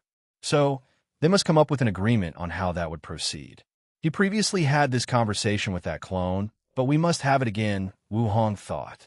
She always felt that the clone was a little too in love or too emotional, which is fair if she comes from the future and has known him for far longer. As such, that conversation was too easy by her standards. These types of conversations are the kind that make or break a relationship. They can establish the foundation for a partnership that lasts for eternity, so there must be a much higher level of rationality than the clone used. It's good that we have a clear plan to proceed to the next stage of our relationship, Wu Hong thought. She had certain expectations, but kept them under control to avoid being too disappointed when they were not met. As she said to him before, she looked forward to him bringing more color to her slightly dull life, but she was also happy with continuing with how things were. Wu Hong closed her eyes to focus on the sermon. Time passed, and the two did not speak much, with a few words in between. All the Tier 10 swiftly finished their sermon, and it was soon the turn of Tier 11. 6 preached, but something occurred when Sun Junyao was about to choose the 7th. She paused with a deep frown, making people wonder what had happened. So close. Why couldn't he have waited? Sun Junyao thought. She was about to choose Wang Wei's booth for the following sermon. But she received a message from one of her ladies that the special guest refused to wait any longer and demanded she see him. Sun Junyao was not happy. She planned to learn what kind of person that fated love was through the sermon, and in the third part of the celebration, she would propose they play a game of civilization chess and choose 3 people to be her opponent, and Wang Wei would be the third. Now everything was ruined. Why did I expect any better from these people? Sun Junyao thought as she regained her composure. My deepest apologies, fellow Taoists. but I must leave early. What? People did not hide their shock and confusion. It's only temporary, but something urgent has come up, Sun Junyao explained. Once I return, I promise to sing a wonderful piece for all of you as an apology. Lady Sun, there is no need to apologize. We understand. Yes. Take all the time you need. It is your celebration, and we are guests, so we don't mind waiting. These degenerates were happy. The last time any public record of Lady Sun's voice was recorded was when someone accidentally recorded a small part and sold it at an unknown auction. An Empyrean literally sold his sect to get it, turning over all lands, treasures, and resources, and even the disciples and elders became slaves. The terrifying part is this price was low due to the fact it was too late when the news spread. I'm glad you can all be so understanding, but I'll keep my word. Sun Junyao said. In the meantime, enjoy a dance from our palace's most talented lady. She slowly left the stadium, giving these people one last gift. Once she was out of sight, the announcer, a beautiful middle-aged woman with a strict, no-nonsense appearance, awaited her. Is everything all right? Sun Junyao asked. So far, we have found no issue. Very well. She nodded before heading to a secret room of the palace. Palace Lord, do you maybe want to change clothes? The announcer reminded Sun Junyao, making her pause and look at her clothes. That would indeed make the guest feel more special, she thought. And with a snap of her finger, her dress changed to a more casual, intimate, red and black. She also changed her hairstyle to be semi-formal. That's perfect. Let's go. Second floor. Wang Wei squinted his eyes after seeing Sun Junyao's departure. Are things about to start, or is this just a small prelude? He wanted to see what Sun Junyao was doing, but this palace was a potent treasure, and the formations were not a joke, rendering his powers useless. Chapter 1271 Lavish Gifts Blood Dragon, appropriately dressed in a blue and black robe, impatiently waited. He did not appreciate these ants having such a close and intimate relationship with his Sunner, but he allowed it long enough since he knew it would please her. However, he had allowed it to go long enough, and now was time for them to get to know each other. As for the so-called recompensation song, these people can only dream about it as long he's here. How could he allow these ants to share the joy of listening to his woman sing? Blood Dragon sneered. He suddenly sensed she was approaching, so he quickly condensed a mirror before him and checked his appearance. He found a small stain on his horn and swiftly wiped it. Then Blood Dragon put on his brightest smile. Yower, it's good to see you. Blood Dragon's eyes shine after seeing her new dress. He controlled himself to hide his happiness. He only wished he could rub in these people's faces, showing them how much special attention she was giving him. Lord Blood Dragon, Sun Junyao bowed. I've told you many times before that you can call me Aou. In that case, Sir Aou, Sun Junyao said, her cheeks slightly red. She did it. She called me by my name, Ao, Shun thought, trying his hardest to control his excitement. I knew I made the wise decision to come here. That old man kept looking at him disappointedly despite not uttering a word, making him reconsider. Now, he knew he had made the right choice. Sun Junyao came and sat opposite the Blood Dragon, who was so happy that he felt like his spirit had flown higher than the 9 heavens. He looked at her in a daze. In his eyes, she had a human and a dragon form, and his focus was on the dragon. It was the most beautiful dragon he had ever seen in his life. It had the most magnificent black scale he had ever seen, and its scales were arranged so perfectly that they resembled a work of art from heaven and earth itself. Her eyes were purer than the whitest of snow, and her multicolored eyelashes gave her a coquettish spirit that drove him insane. Her horns were perfectly spaced apart, and their white color increased the dragon's nobility and beauty. Her 9 claws were slightly longer than regular female dragons, but they were perfect for the black dragon's slender body. Even her claws were the right amount of sharp, enough to be deadly, but also maintaining her elegance and nobility. She's so beautiful, so perfect, Blood Dragon. Sir Aou, you cannot just stare at a lady like this, Sun Junyao said with a blush. Sorry about that, Blood Dragon said in embarrassment. He was so enthralled that he forgot his plan of acting more like a sophisticated gentleman. The room was momentarily awkward. So the blood dragon swiftly said, "Your strength is close to the Paragon realm, right? Well, I brought you gifts." He could tell Sun Junyo's cultivation was 88 grand source. "Lord Blood Dragon, I apologize for hiding it from you," Sun Junyao swiftly said. "It's fine." Aoyu waved his hand. "I understand that a lady like yourself needs to protect yourself. I'm not mad. I'll only be mad if you keep addressing me so informally. Sir Aoyu, thank you for your understanding." Sun Junyao sighed deeply. "I spent so many nights worrying about what you'll think of me. Worrying you'll think poorly of me. I would never," Blood Dragon swiftly reassured. "She thought of me? She thought of me." He was screaming in his internal voice.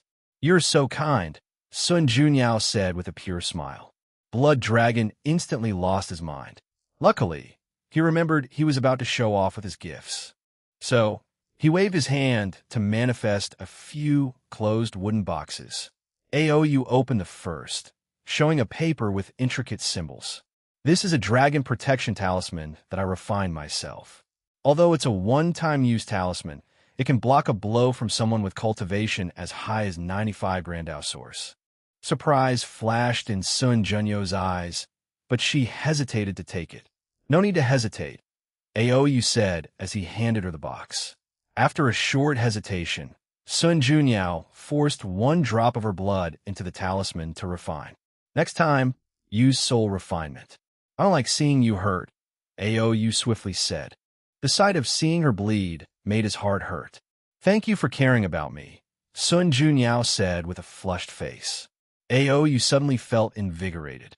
He opened another box with a pill that released 9 colors. "The 9-colored pill," Sun Junyao said in surprise. "This pill belongs to the category of Tier 11 pills, which are valuable because only paragons can refine them." "Exactly. With it, you can break the bottlenecks of nurturing a paragon soul in quality and quantity," Aoyu nodded. "There are many bottlenecks to reach the paragon realm, and the soul has too." "Sir, this is too precious." "Nothing is too precious for you," Blood Dragon said. "And this is not the end." He opened another box. "Mother Lightning Branch," Sun Junyao said in surprise, as this was a Tier 12 material and another rare kind. "Correct. Using it should reduce the terrifying effect of the immemorial tribulation." Blood Dragon has never forgotten the fear he experienced during his Paragon tribulation. Despite spending years of preparation, he barely survived. This is the infinite samsara pill. It should temper your Tao heart to a sufficient level to deal with the time-washing heart tribulation. However, be careful, as you may get lost in the infinite samsara and never wake up. This is a rare white luck good fortune stone refined from the luck of countless Empyrean. Don't worry, and there is no backlash. This is a Tao-pushing pill. Aoyu sighed after introducing this pill. It should have helped you increase your cultivation by 2 instantly without any repercussions. But this pill cannot be used to reach 90, so just use it to reach the Empyrean peak. A proud look flashed deep in Aoyu's eyes after seeing the shocked look on Sun Junyo's face. Then, he proudly continued, "That's a primordial essence heart. It contains enough energy to train your body to the peak of Tier 11. However, do not, under no circumstance, open the gate of flesh before your immemorial tribulation, or the difficulty will be 100 times harsher." Sun Junyao took a moment to regain her focus. "Sir Aoyu, why are all these gifts related to, Very astute of you." Aoyu chuckled. "That's right. My greatest gift to you is the opportunity to enter the next realm." "Sir, what about the other? I wouldn't want you to get into trouble." Aoyu suddenly felt a surge of pride and unlimited power. "What can they do to me even if they wanted to?" He sneered. "And no need to worry. Everyone made this decision. The frontier situation is not ideal, and we need more powerhouses so everyone gets a quota." "I see." She looked at all the gifts. "I can't believe the Lord is so generous." "Of course," Aoyu replied proudly. "One reminded me that you cannot become boundless. The others will not accept such a thing and will interfere in your promotion if you do." Aoyu ensured to emphasize to her that it was the others and it had nothing to do with him. That's fine by me, Sun Junyao replied without hesitation, making Aou nod in satisfaction. So, what do you think? Satisfied with my gift? More than satisfied. Then, how about you give a gift in return? What does her wish for? Sun Junyao asked, her face redder than blood. Aoyin wanted to say a kiss but resisted the urge. He knew he needed to take things slow, or he might ruin everything. Anything you deem appropriate. Sun Junyao pondered briefly. Her face showed some kind of internal struggle, but then she bit her teeth as a sign of resolution. She waved her hand to put all the gifts away and manifested a small table with a meat dish. This is a dish I've prepared especially for Sir. How about I feed it to you? Sun Junyao could not look him in the eyes as she said those words. Moreover, her face was so red that steam might have well been coming out of it. No problem, Aou said without any hesitation. He almost yelled these words. That's how excited he was. So, Sun Junyao slowly fed him. Her hands trembled, a sign that it was her first time doing something so intimate. However, that just made her more adorable to Aou. How about some wine? Sun Junyao acquiesced and fed him from the wine bowl. Aou could not describe the emotions he was currently feeling. Once the first bowl was finished, he asked for the second, and Sun Junyao shyly gave it to him. How about a third bowl? He asked shamelessly. This feeling was too intoxicating, and he could not help himself. It also helped that the food was probably the best he had ever had. However, he could not tell whether it was because of the taste or she was feeding him. Probably both. No, that's enough. Plus, it's about time. Huh, what do you mean by that? Aou felt her tone was weird, but could not immediately pinpoint how. However, he did not take long for him to find the answer. The blood dragon's face turned ugly as black veins materialized from his back and spread through every part of his body, including his neck and face. You poison me? It seems the deathroot poison was more potent than I anticipated, Sun Junyao commented. However, she was completely different from before. She was calm, composed, and indifferent. In her current state, people would not instantly notice her beauty, but the ruthlessness emanating from her body. Chapter 1272, Not Just One Death. Sun Junyao calmly looked at the dying blood dragon. She was a master at reading emotions, so she could tell from his eyes that he was still in disbelief that she would betray him. She shook her head. He was just like everybody else. Sun Junyao sighed, thinking about how much effort she had taken before reaching this point. A look of annoyance flashed in her eyes. Do you know how much time and effort I've spent just on that deathroot poison alone? After you guys used the world's luck to cast a causality spell that destroyed anything that threatened you. Almost all poisons in the world were destroyed. They were nowhere to be found. Sun Junyao wanted to be angry, thinking how many rare resources these parasites destroyed so that they could protect themselves. The only place with such poison was those top lineages, Sun Junyao continued. But they were sealed or did not want you to use an excuse to plunder their sex, so they refused any of my attempts to get my hands on one. As fate would have it, I found that destroyed deathroot and wanted to revive it. However, you people kill all poison masters, alchemists, or spiritual herb planters capable of such a feat. Sun Junyao looked at him with pity. Fate is truly against you. There happens to be a talented poison cultivator in the lawless zone with the skills to revive and even improve on it. The next step was to get you into ingesting it without noticing. For this part, I would like you to meet one of the greatest contributors. Sun Junyao clapped her hands, and a middle-aged man with streaks of white hair on the side of his hair walked in. His body naturally emanated a scent of spices. He looked at Blood Dragon with unrestrained hatred. Remember him? Sun Junyao asked. You probably do, since he's the only gift from you that I've ever accepted. Well, I have to thank you. Without all his excellent food, I would never have such a rapid cultivation speed. More importantly, this plan today would have never succeeded. He integrated the death root into your food so perfectly that your body would not detect it as a poison. Instead, it will see it as a nourishing substance.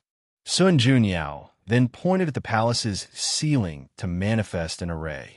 The next step was asking Lady Wu for this array that suppressed your sense of danger, and voila.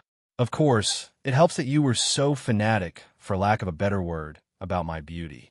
I'm sure that was a great distraction from the danger surrounding you. Roar a potent dragon roar emanated from Aou's mouth. With a twisted fist, he managed to summon a decisive blow as he summoned a red dragon phantom that rushed.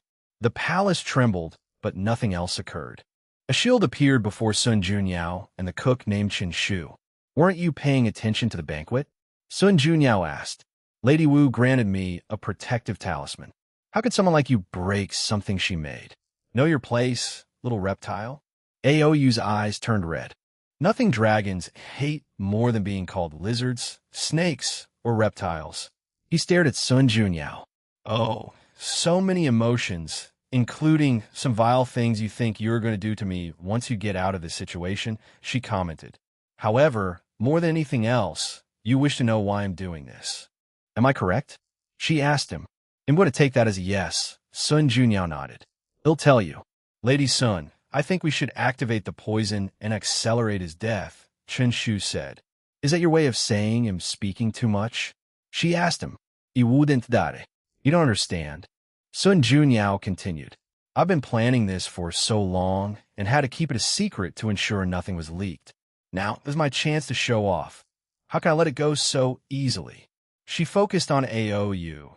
To answer your questions, there are many reasons why I did this, including all the atrocities you've committed. How you, parasites, have blocked the way forward, revenge for my cook, and revenge for scheming against my apprentice and turning him into a waste. However, none of those are my primary objective. For those, I only have two. Firstly, you killed my second apprentice. Aou looked at her confusedly. He did no such thing. It was an accident, but I don't know if that makes it worse or better, Sun Junyao continued. I once met this blind little beggar boy and surprisingly discovered he could not see me. I know you think my words are odd, but that's because you don't know that my accursed beauty works even on people without any sights or visual detection. As long as I'm close to them, their idea of the perfect beauty will manifest in their mind. However, that boy was truly blind, eternally without a sight. I knew he was special and planned to cultivate him, but my greed ruined him, Sun Junyao sighed. You have no idea how exhilarating it felt to talk to someone not influenced in the slightest by beauty. The boy was only 8 and was utterly ignorant of the world, but I enjoyed our conversations. I enjoyed cultivating his curious mind. Alas, a deep sadness enveloped Sun Junyao. I knew as soon as he became my disciple, our dynamic would change, and we could not converse normally. So I delayed things just to enjoy that brief peace and tranquility. Sadly, fate had other plans. I only left for 10 minutes to deal with things at the palace, but when I returned, you wiped out the entire mortal dynasty. Later, I learned it was not even intentional. You had a confrontation with someone and blatantly used your aura in an area full of mortals, killing everyone around. My poor apprentice. Sun Junyao looked at him with a fierce gaze. That's why I chose you out of all the other 8. Sun Junyao said coldly with indifferent eyes. In the next second, her demeanor returned to calm and a little more positive. Of course, I cannot say that's my main reason. That would be hypocritical. After so many years, I've properly mourned little Ergu. Sun Junyao continued with a slight smile. My primary motivation is reputation. I'm tired of people seeing me as nothing but a beautiful vase, someone whose only value is their face. What better way to change my reputation than to kill a paragon and, more importantly, be the one to start the end of this era? A hint of brilliance and madness flashed in Sun Junyo's eyes. After killing you, my name will forever be transcribed in the annals of history. From now on, people will not know me as Sun Junyao, the most beautiful woman in the world. They'll know me as Sun Junyao, the Paragon Slayer, the herald of end of this terrible era. You won't succeed. Oh, but I will. Blood Dragon fell to the ground. His soul scattered, and his body turned into this black ash that dispersed a few seconds later. You should leave since the next part might be dangerous, Sun Junyao ordered. Are you sure you don't need my help? Chen Shu asked. Don't worry. He'll be fine. I've rehearsed this for so many years that I'm prepared for most variables. As you wish. Chun Shu disappeared from the room, and a few seconds later, Blood Dragon reappeared in the room. The process of returning from limbo was slightly disoriented, but he soon realized what had happened. Real-life talisman, he said with gritted teeth. Exactly. Sun Jineo nodded with a smile. I figure, given how many resources you've leached from the world, there should be a few third-rank longevity resources. Blood Dragon quickly calmed down. Now that I'm not poisoned, do you think you have chance? He did not hide his sneer. Then, why don't you attack me? Sun Junyao asked, calmly waiting for him to make a move. However, even after more than 5 seconds, the dragon only looked at her while secretly analyzing the surroundings with his divine sense. Truly a coward, Sun Junyao uttered while shaking her head. I often wondered how people like you survive the time washing hard tribulation. I guess that's not fair. Maybe in your prime, you had a pure and courageous heart to pursue the Tao. But after becoming thieves that stole the world's power, you indulged yourselves in power politics and thought only about how to preserve your power by keeping everyone else down. Sun Junyao was genuinely disappointed. All right, since you want to take action, I will. She raised her hand to snap her fingers. Blood Dragon reacted. The difference between their strength was astronomical, so all of Sun Junyo's actions were in slow motion in his eyes. He raised his hand to release a devastating blood magic. However, as soon as he mobilized his power, Blood Dragon fell to his knees, holding his heart. You?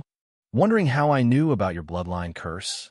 Well, let's just say you're not keeping as secret as you think, and many of the dragons under your control would do anything to get in my favor, she replied with a smile. Chapter 1273 Spear of Destiny. Personally, I never liked the dragon race, Sun Junyao continued. For what they are capable of, they are too arrogant. They are not the pinnacle race of bloodline and innate creatures, since that title goes to the fiend gods. They are not the best regarding law comprehension, since that title goes to us humans. So, what do they have for them to be so arrogant? Besides being able to show their superiority to the demon race, there is nothing special about them. And I've always wondered why dragons represented the key luck of all sentient races. What did they do to deserve such an honor? I doubt their forefathers did anything valuable or unique to warrant such a blessing. It was probably Grand Dao's choice. Sun Junyao shook her head, not hiding her disdain. Regardless of how I felt about them, they did one praiseworthy thing. Cursing you, Sun Junyao sneered. She knew that the bastard was ruthless even to his own kind, so during the Paragon cleanup, he volunteered to deal with his clan members. The sick bastard probably had some sense of inferiority due to his treatment in the clan and thought this was a perfect opportunity to get revenge. Unfortunately for him, one of the remaining paragons of the Dragon Clan was a ruthless man. Once she realized what fate awaited her and the surviving members of the clan, she sacrificed herself and all her hatred to put a nasty bloodline curse on Blood Dragon. Enough about the Dragon Clan, Sun Junyao declared as she raised her hand to manifest a dark aura. She waved her left hand to summon a river composed of chains with symbols on them. I need you to show me where your Tao mark is. Blood Dragon stared at her with bloodshot eyes. Although he did not speak, the ridicule in his facial expression was evident. I know you want to talk peacefully. That's why I brought this thing. Here, have a small taste. She injected the black aura into his body, and Blood Dragon immediately fell to the ground, shaking uncontrollably. Then, less than 10 seconds later, he started screaming his throat out. Sun Junyao calmly watched him for half a minute before stopping the pain. I've copied the flesh tribulation pain of more than 10 million body refiners. Ranging from the mortal realm to those close to opening the gate of flesh, Sun Junyao explained. How is the pain? Do you want to try more? Or do you want to tell me what I want to know? Blood Dragon did not utter a word. He couldn't, even if he wished to, as he could still feel the lingering pain. But even if that were not the case, he knew the importance of his Tao mark and would never reveal such information. He might have many weaknesses, but there is one thing that he never plays with: his life. That's unfortunate. Sun Junyao sighed before activating the pain again. She watched him scream for half an hour. You know you could just kill yourself, right? Sun Junyao stated. Do it, and the pain will end. Blood Dragon continued to scream in agony. Unfortunately, for people like you, living is above everything. Your life is more precious than even pain or discomfort. I guess I should give you some credit, since your insistence on living despite anything is a form of high willpower. Sun Junyao watched him for another half hour before stopping the pain. Don't wast yo brise. I won't say anything, Blood Dragon uttered. Oh, I'm aware of this, she replied with a smile. I figured this might happen, so the pain was just the first step of the plan. Its purpose was to weaken you mentally for the next part. A transparent cube with a blue, dreamlike fog appeared in the mist. This is the ultimate illusion created by the 13-tailed paragon. I've added some essence of perfection into it to raise it to the next level. As she looked at the cube in her hands, Sun Junyao could not help but feel sad due to its creator's story. The 13-tailed paragon came from somewhere in the lower dimension as a mutated 10-tailed fox demon. However, her life was cursed by betrayal. Her clan betrayed her, and after ascending, everyone she trusted eventually betrayed her. Disillusioned by the world, she lived in isolation to protect her heart. Sadly, fate had other plans. A wounded man landed in her place of isolation, and out of the kindness of her heart, she saved him. Then, they slowly got to know each other, and her frozen heart slowly melted. Unfortunately, destiny has already written her life as a tragedy. In the Paragon realm, her Tao companion, the man she saved, betrayed her. Sun Junyao never discovered why, but she knew the third-tailed paragon was injured. Before dying, she cast the ultimate illusion, putting the love of her life into a world of lust in which his essence would slowly be drained. This death was slow and devastating, but simultaneously, he never felt a single thing, until the last primordial yang energy in his body was sucked dry, and his body and soul scattered. That man never felt an ounce of pain. Unfortunately, the 13-tailed paragon also did not make it. She did not succumb to her injury, but was tired of life after that betrayal. So she removed her Tao mark and scattered it between heaven and earth. Sun Junyao took a moment to compose herself before activating the illusion. She was lucky to find this thing still active in a secret realm and almost died. That secret realm is one of the few instances where her perfection saved her life as it awakened her from that eternal illusion. As expected, Blood Dragon was immediately laughing like an idiot. Sun Junyao did not blame him, since she knew he was currently experiencing all the fantasies he had about her without remembering the fact she had just tried to kill him. She controlled the illusion so that he revealed the location of his mark. Blood Dragon subconsciously resisted, but he eventually revealed the information after a slow and steady approach. Excellent, Sun Junyao thought before memorizing the location and putting her dowel on the mark so she could erase it later. This is a perfect opportunity to get information out of him. Should I know? I've already wasted so much time. She activated the curse to its full power. Boom! Blood Dragon exploded into a pool of blood that scattered everywhere. His soul also disintegrated. Sun Junyao was the only clean thing in the room, since a barrier protecting her blocked the stain. She then waited, and a few seconds later, the Blood Dragon returned. No, roared Blood Dragon, his voice full of anger and agony. He did not expect the opponent to have more than one real-life talisman. How could she have gathered so much? They've been ensuring these things are extinct for countless Yuan epochs. Blood Dragon wanted to attack, but it was useless. After his outburst, the bloodline curse had already activated. He looked at her, and a hint of cruelty flashed in his eyes. He put his hands above his heart and pulled out a red liquid. He's stripping his bloodline? I did not expect this level of ruthlessness from him. Sun Junyao frowned. She knew the consequences of such an action. He will indeed remove the curse's effect, but the backlash was numerous, including flesh weakening, soul injury, and losing countless bloodline abilities and techniques. Even if I urge the curse now, it won't kill him, just further weakening him. An injured and weak paragon was still a paragon. It's time for the third killing method. Old Man Tianji, it's your turn. I'm on it. A formation appeared above the room before starting to nurture this golden orb. Go ahead, said Old Man Tianji. Fellow Taoists, Sun Junyao said, her voice reaching the ears of all the banquet attendants. I've encountered a difficult problem, and I know this is a lot to ask for, but I would like to borrow your destiny. I cannot explain in detail now, but I promise it's for a good cause, and I will tell you everything once this is over. Lady Sun needs our destiny? No problem.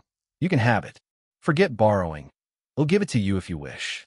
Countless key luck dragons and celestial phenomena rushed from the banquet room and into the golden light. Meanwhile, Wang Wei and a few people did not act rashly.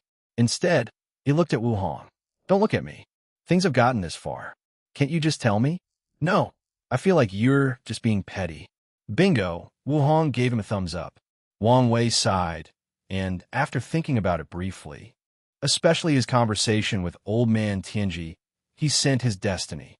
Of course, he also added something to it for protection and to spy on what it's going to be used for. Most people, like Emperor Kong, made similar choices as Wang Wei after pondering about it, and only a handful of people directly rejected the proposal. Old Man Tianji, who was controlling the formation, had brilliant lights in his eyes after seeing Wang Wei's destiny. He even sighed in relief. With all the people present, it's possible to condense the spear of destiny to kill the dragon and ruin his luck. But it will be perfect if the destined one used his destiny. With him added to the equation, there will be no issue. Chapter 1274, The Last Life, Sun Junyao calmly glanced at the golden spear manifesting above the sky and nodded. Meanwhile, Blood Dragon was still suffering, trying to strip his dragon bloodline from his body. It did not help that the curse was acting up, making the process more challenging than it needed to be. However, despite the terrible pain, Blood Dragon gritted his teeth and continued. As soon as he removed the last drop of blood, Blood Dragon felt a terrifying weakness overwhelm every aspect of his body. It took a lot of effort for him not to fall on the floor, as even his legs were trembling. Then, there were the headache and visual hallucinations due to the injury to his soul. Blood Dragon tried to control his mind and use a healing technique. He needed to recuperate as soon as possible since he was still in danger. Sadly, his efforts were useless. Sun Junyao realized he was at his weakest when the bloodline left his body and attacked. The golden spear descended from the sky and pieced the dragon from the back. Blood Dragon roared in agony. The pain was more unbearable than all these body refiners' tribulation. It was like this thing was his nemesis, like it existed solely to kill him as painfully as possible. Blood Dragon immediately knew he would not survive this spear. The thing not only devastated his body, but also wrecked his soul and sea of consciousness. It was savage how much destruction it brought to his soul. However, this was not even the worst part. Blood Dragon saw his key luck dragon. His luck was majestic beyond anything words could describe. It also had a crown with moon symbols around it, symbolizing how he controlled much of the entire world's luck. However, the spear ruined everything. The crown was shattered, and his key luck dragon was on the verge of collapsing. No. Blood Dragon thought. He could accept losing such precious longevity resources, but not lose his luck. As long as he was alive, there was a way for him to regain these crucial resources, but once his luck was destroyed, he knew the only fate awaiting him was death. You bitch, Blood Dragon yelled, his fierce eyes glancing at Sun Junyao. Such harsh words. Is this how you talk to the woman you love? Sun Junyao asked, making a hurt face. Especially after everything we've experienced in that illusion. How could you talk to me like that? Her words only aggravated Blood Dragon's hatred. Mark my word when I say he'll kill you. From now on, no place between heaven and earth is safe for you. And once I get my hands on you, you'll suffer a fate worse than death. I will make you suffer at the hands of every man in the world. From the lowliest of slaves to the stinkiest, most disgusting beggars, they will know what you taste like. Then, he'll broadcast the process to the world. The killing intent and hatred in his eyes were so palpable that the room turned black and red. Yes, said Sun Junyao, not affected in the least by those words. Here, it is your true self. The disgusting being that sees me as nothing as a sex object. I've always been tired of you people acting like gentlemen when what you want is so evident to me. It's riveting when the mask is removed, and I get to confront your true self. She had a bright smile on her face. She snapped her finger, and a spear rushed out of Blood Dragon's body. As the proud dragon rapidly disintegrated between heaven and earth, his eyes never left her sight. It was like he was trying to curse her with his eyes. So, this was a red banquet? Wang Wei said, genuinely shocked. Something like that, Wu Hong nodded. I did not think she had it in her, Wang Wei said. He guessed she would play a prominent role, but he honestly expected the event to evolve around him. He was not being narcissistic, but his destiny meant he was a trouble magnet. 9 times out of 10, it's related to him once trouble starts and he's around. I must admit, my respect for her has reached another level, Wang Wei praised. Simultaneously, I feel called out. I'm the one with the destiny to kill these bastards, but while I'm still preparing, someone has already killed one of them. What? Are you worried you'd lose your status as a son of Era? Not really. Wang Wei shook his head. Many things started to make sense to him, like how the poison master lost her death root poison and many others. So, he knew that Sun Junyao must have been planning this assassination for countless Yuan epochs. If he had so much time, he could do it even better. If Heavenly Tao is so short-sighted to remove his status and give it to someone else because of this event, he won't care. Anyway, his biggest motivation for dealing with these parasites is that they are blocking his way forward, and it's the best way to amass enough merit to raise his golden body to the 3rd level. He would kill them regardless of whether he had the destiny or not. You know, sometimes your non-caring attitude is the opposite of cute, Wu Hong sighed. So, you admit it is cute most other times? Wang Wei said with a smile. This is not the time for flirting, Wu Hong rolled her eyes. Wang Wei was about to say something when he sensed something. It's not over. Sun Junyao held the golden spear and waited. As expected, a pale-faced blood dragon appeared before her.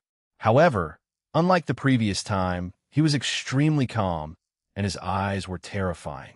According to information, this should be your last life.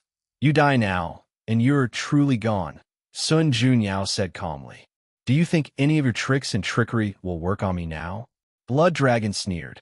You're correct, Sun Junyao admitted. She thought of a few other methods to kill him, but the plan has reached the point that these killing methods are more of weakening methods. However, she did not mind as she had accomplished something crucial.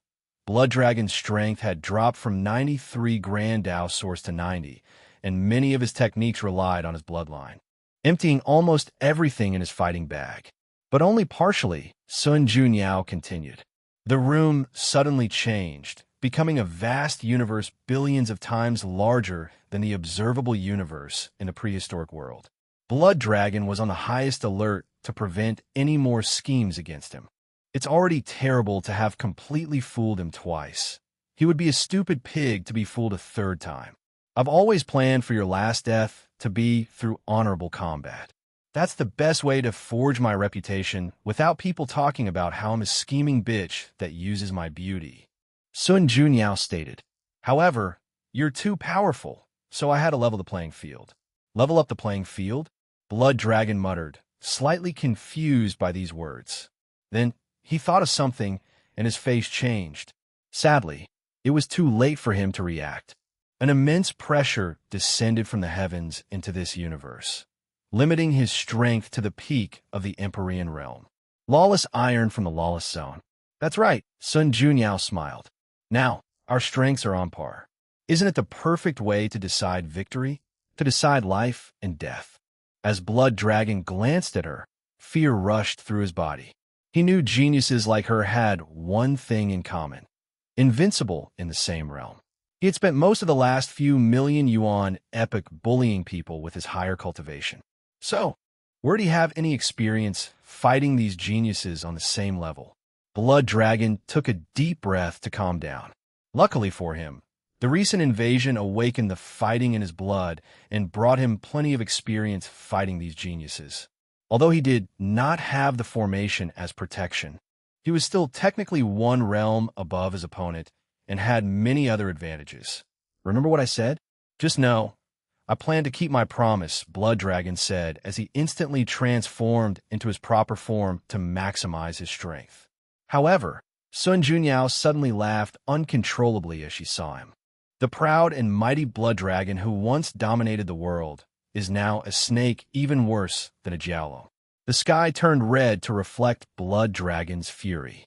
His appearance was that of a long snake with 3 claws, a few spots with scales, and a small dragon horn less than 7 inches above his head. And whose fault is that? He roared. He opened his mouth to fire a beam of corrosive blood. The beam destroyed trillions of galaxies as they rushed toward their target.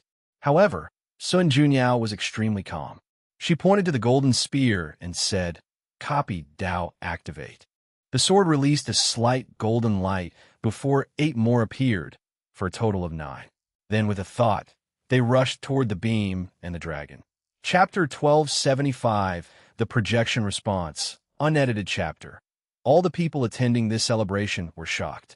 What did they see? A projection of their goddess fighting this snake creature that appeared to be one of the 7 moons, Blood Dragon. These people have spent all their lives being oppressed by these 7 individuals, so they knew Blood Dragon's aura perfectly well despite his new appearance. Some wise immediately deduced why he turned into this appearance. On the 2nd floor, Wang Wei looked at the projection with squinted eyes. He suddenly thought of something and immediately contacted Wang Qi and Red Fate Mask. "Patriarch, did something happen?" Wang Qi asked since the latter used the emergency contact method. "Contact the team and tell them to head to Blood Dragon's territory. Once they see the sign, they must attack immediately, plunder all the resources, and take the people away." "What? What's going on?" "That bastard is about to die," Wang Wei sneered. "Really?" Wang Qi's eyes lit up. "If that's true, this is our perfect opportunity." He grinned. "Do you want me to tell the rebellion?" "Of course not," Wang Wei replied. "We don't need more competitors." "More?" "If I guess correctly, Sun Junyao's people should already be in place and preparing for the plunder." "Sun Junyao? So she's the one responsible for this upcoming chaos?" "Wang Qi uttered. Why does it feel that any woman related to you is extremely dangerous?" "Watch your tongue," Wang Wei warned while looking at Wu Hong in the corner of his eyes. "Red Mask, how is our infiltration of the Blood Dragon Palace?" "We have some people on the outside, but no one in the core power," Red Mask replied. "The Blood Dragon Palace is the central force of Blood Dragon and his place of residence. Their group is still in the early stages, so their achievements in this area were almost non-existent." Wang Wei frowned. This was expected since their guard had just started and barely had enough time to make any achievements. "In that case, we must take the risk and be more direct. When the Blood Dragon dies, there will be a short period of chaos in the palace. You must take this opportunity to infiltrate the inside and take control of the Paragon formations. The attack from Sun Junyao's team and ours will create a distraction and prolong the period of chaos. Use it to get things done. They'll get it done." Red Mask responded directly. "Good." Wang Wei ended the conversation, but his work was far from finished. His soul exited his body, floating a few inches above his head. Myriad chains and runes appeared above the soul before slowly dissipating. Wang Wei's soul then pointed forward, releasing a seal that surrounded the entire palace. From now on, no one can enter or leave this palace, including the Blood Dragon himself. If Sun Junyao fails, he will step up to finish the job. She only needs to weaken him, so that even if she fails, I can finish the job with the 2 puppets and my Paragon soul. Wang Wei thought. He then contacted his clone in the fate-changing hall, assembling everyone for this world-class mission.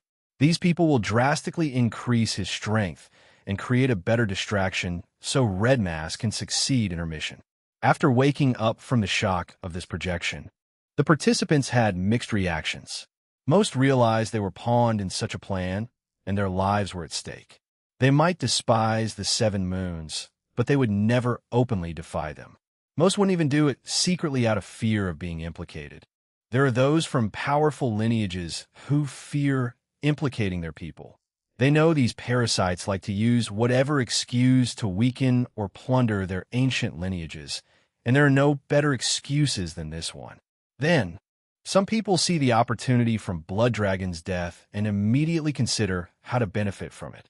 As such, the reaction of these participants could be classified into three categories.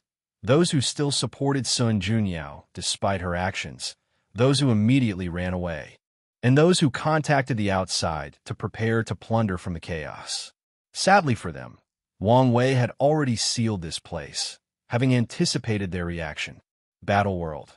After Sun Junyao copied the Spear of Destiny, they rushed toward Blood Dragon's breath attack, destroying everything in its path before rushing him. The dragon felt that these 9 spears had locked him, meaning no matter what he did, he could not escape them. In other words, he was destined to be hit. Blood Dragon roared, and an artifact that resembled a military shield with a bloody head appeared before him. The shield morphed into a dragon before fusing with Blood Dragon's skin scale. When the 9 spears of destiny hit, the dragon was perfectly intact. Fine, it, Sun Junyao thought. She knew there was one thing that could tip the scale of this battle to her opponent, and that was his wealth. No one could fathom how much wealth these people have hoarded, how many Paragon artifacts they have in their treasury. If the dragon uses his wealth against her, she is not confident she could kill him before someone notices something. So, when Blood Dragon summoned that shield artifact, Sun Junyao immediately found the Dimension Space Ring where the dragon kept all his treasure. She copied Empress Wu's sealing Dao and placed the most potent seal she could amass to prevent him from accessing it. You, as I promise, today will be your death date, Sun Junyao sneered. The Blood Dragon summoned an ocean of corrosive blood. The so-called ocean spread to every corner of this universe, destroying everything. Everywhere it passed, the stars dimmed, galaxies perished, and space-time collapsed because of its corrosiveness. However, Sun Junyao was calm. She copied a light Dao, and with a wave of her hand, a blinding golden light purified the corrosive blood ravaging this universe. Shun then turned into a sword of light that rushed toward Blood Dragon with unparalleled speed. The dragon made a wise fighting move by letting her attack him, and once his defense artifact blocked her, he would finish the job. Sadly for him, Sun Junyao was not a pretty flower that was not affected by the sun and rain. On the contrary, it seemed she was highly well-trained in the art of combat and had a terrifying battle IQ. After the shield artifact blocked Sun Junyao's light attack, Blood Dragon used a blood technique to absorb the blood and all vitality from her body, and it appeared it had succeeded until he realized this was nothing but a well-crafted clone. Sun Junyao primarily dealt with the Shield Paragon artifact by copying the technique of the infamous thief, the treasure-seeking Empyrean. The art of treasure possession is a rare technique that can control another person's artifact, including proving artifacts that are an extended part of anyone in the Emperor path. Sun Junyao did not copy the technique 100%. When Lady Wu trained her, she sent her into this pagoda to fight the imprint of countless powerful and unique entities while asking her to copy their abilities to the best of her ability. As such, she did not know whether the treasure-seeking Empyrean's technique would work on a Paragon artifact, especially with her only having copied 95 of its essence. So, she did not try to control the artifact, but rendered it inoperable for a certain period. Once she achieved her goal, she used the sky-tearing hand technique to barado the dragon's body and ravage his internal organs. Blood Dragon roared. His snake tail hit Sun Junyao with immense force, pushing her a few thousand light years away. He then immediately used his Blood Dao to control Life Dao. After all, blood is considered one of the primary sources of life in the body. The Blood Dragon summoned a river of vitality. A single drop from that river was enough to give life to a universe the same size as the lower dimension. However, even after absorbing it, his injury did not change. The reason for that was simple. Sun Junyao was an everlasting Empyrean and had some achievement in body refining, meaning she left her true will inside his body. Meanwhile, the blood dragon could no longer assess his Tao will paragonal artifact. Sun Junyao changed her Tao into yin-yang. She pointed at the river of vitality and turned it into a river of death key. The dragon resisted, so the river became a battle between life and death, rapidly changing from white to black. Sun Junyao took this opportunity to copy another Tao. Her demeanor changed to that of a supreme swordsman not tolerated by heaven and earth. A bamboo materialized on her right hand, and she waved it calmly to release a sword slash. The dragon had a terrified expression after seeing the bamboo sword, but what happened next solidified his reaction. The entire battle world screamed in agony at the appearance of the slash. Blood Dragon reacted swiftly as he opened his mouth to release a ball, his proven Tao artifact. This thing was in his sea of consciousness, thus not affected by the previous seal. He immediately used its power to protect himself from that slash. Chapter 1276, It's Your Turn. Blood Dragon's brows were furrowed. Despite using his proving Tao artifact, that slash still cut off a significant portion of his tail. No wonder Time Eater is so obsessed and fearful of that woman. If he did not act in time, he would have died without an intact body. He was so glad that he killed most of these swordsmen and not let them grow up.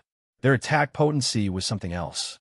Blood Dragon's artifact released a red light into his body, trying to heal that missing tail, but it could only alleviate the situation. I must kill this bitch as soon as possible. Blood of the universe, any universe or large space with intact rules and laws can be considered a living creature, and all living creatures have blood in some form or shape. Blood Dragon's technique allowed him to summon the blood of whatever area he was in and do with it as he pleased. In this current situation, he chose to swallow the universe's blood to increase his strength and regenerative capabilities. Then he cut off the part of his tail with Sun Junyo's true will before regrowing it. Meanwhile, the most beautiful woman in the world continued emulating the most powerful swordsman in the world. She stabbed her bamboo, releasing a terrifying strike. An armor of blood surrounded Aou's body, blocking the attack, or it blocked most of it.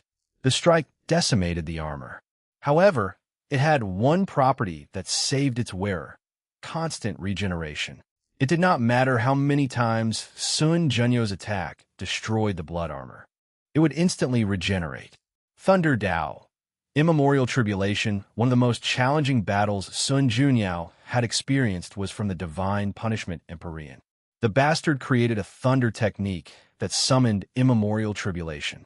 After she copied his Tao, she made him experience the terror of his own attack. Blood Dragon's face lost color when he saw the tribulation clouds above their heads. There is one event that all paragons will never forget in their life: the immemorial tribulation. It did not matter how talented or easy the previous tribulations were. They would be traumatized by it. The more gifted a cultivator, the harder the tribulation and the higher the trauma. The Blood Dragon's first instinct was to run away from this tribulation. Sadly, the thing followed him, and not to mention Sun Junyao would not give him such an opportunity. She summoned a colossal axe, trying to divide him in two. Blood Dragon controlled his ball artifact to block the thunder from above while focusing on that axe. His body suddenly manifested countless blood veins that drastically increased his physical stats. His dragon claw clashed with the axe, and the sheer force destroyed the weapon. Sun Junyao was calm after seeing this result. Her objective of occupying the Paragon artifact had been accomplished. Without it, her chances of winning and killing this pig have drastically increased. She then activated her Awakened, which was in the form of a vision similar to Wang Wei. The vision showed a beautiful lake with 13 statues. 11 of the statues came alive and started dancing around the lake. The visages of the statues could not be determined, but anyone who watched them would instinctively think they were the most beautiful thing between heaven and earth. Additionally, the ethereal atmosphere of the lake somehow perfected their performance, elevating it to a higher state of existence. Dance of Perfection, Sun Junyao finally used a technique that could be said to be original.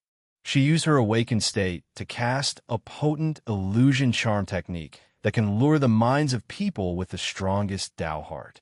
The truly terrifying aspect of this technique is its ability to show people what they desire the most. It's not about their ideal version of beauty, but what they pursue and want the most in life. Whatever that is, the dance will not reveal it to them, but show them a path to achieving it. Sun Junyao knew that if she revealed these people's innermost desires, they would be more likely to realize they were in an illusion. So, she opted for the most captivating option, showing them how to achieve their ultimate goal pursuit. While the dragon was distracted by that illusion, Sun Junyao controlled the spear of destiny to enlarge itself until it was larger than the dragon's body. Then, she nailed him. The dragon roared in agony. Luckily for him, the pain woke him up from that illusion. He immediately assessed his situation, realizing he had little time left. The spear contained the destiny of the Chosen One, meaning it was his nemesis. It was one of the best weapons to kill him.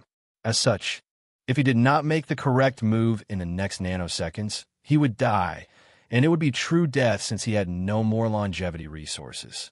In this brief moment of life and death, the blood dragon's mind was extraordinarily calm and calculated. He abandoned the current body and used the technique Blood Rebirth. His Dragon Ball, the official name of his Proving Tao artifact, stored some of his blood essences in an emergency like this. With that blood, Aou survived and returned to his peak. Aou left the Dragon Ball with a new dragon body. His aura was fierce, and his strength was even higher than before. He felt great. That was until he heard these sarcastic words. "You really are an idiot," Sun Junyao sneered before reciting a spell, and numerous dark marks appeared on Aou's body. The curse, the dragon thought with an ugly expression. The blood essence he stored was from his previous dragon body, which contained the curse. As he felt his body immobile and unable to move, he gritted his teeth. He became even more ruthless and forcefully destroyed his bloodline a second time. The backlash was even more intense due to how much he rushed. Aou's aura plummeted along with his strength. His choice could be said to be the correct one, but it did not improve his situation in the slightest. On the contrary, it made things worse since Sun Junyao would not give him another opportunity. She summoned the Spear of Destiny and blessed it with a bit of Destruction Tao. It was apparent she wanted to end this fight once and for all, making the blood dragon desperate. In this case, I can do only one thing, Aou thought. He knew the situation had reached a desperate level, and only one strategy left could save his life: stall for time. He first cast a technique called World's Protection. No matter how they achieved it, the fact is that the 8 moons and 2 suns were the destiny center of the eternal ascension world. Most of the world's luck belonged to them, so Aou summoned that luck to condense the ultimate defense around him. Of course, the blood dragon was not stupid, at least not to this unreasonable level. He knew that Spear of Destiny was the bane of his luck Tao-based technique. As such, after the spell succeeded and the protection surrounded him, Aou used his Blood Tao to convert this technique from Luck Tao to Blood Tao. Blood Coffin he changed into his human form to better condense his defense and lay inside a red coffin. Sun Junyao's spear bombarded the coffin, but it was perfectly intact. She tried a few times and it was the same. Damn it, this is the worst-case scenario that I did not want to appear, she thought.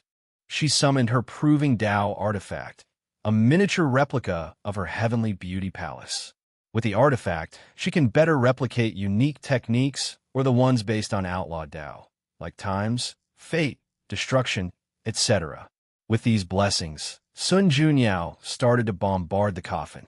She made progress, but the process was too slow for her liking. "This is embarrassing to watch," Wang Wei commented after seeing how the blood dragon forgot about the curse and revived from his blood essence.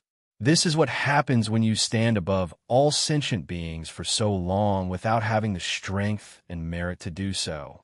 Wu Only explained, Things wouldn't have been as bad had they taken this opportunity to improve themselves, like Time Eater. Instead, they spent most of their time thinking about keeping everyone down and not reaching their levels. The worst part is something tells me his situation could have been worse. Wang Wei sighed. You're right. If not for the foreign invasion that forced them to fight and improve their battle experience, they would have been worse, Wu Hong nodded. She suddenly looked in the distance. It's your turn now. Excuse me? As bad as these people are, they're not so incapable that they would not notice the dragon had slipped off and is on the verge of dying. So, someone is coming to rescue him? Yes, Wu Hong nodded. Luckily for you, it's just a projection with 90 of cultivation, so you should be able to deal with it. Wang Wei's mouth twitched. Why aren't you doing anything? I've done enough, and this is your destiny, not mine.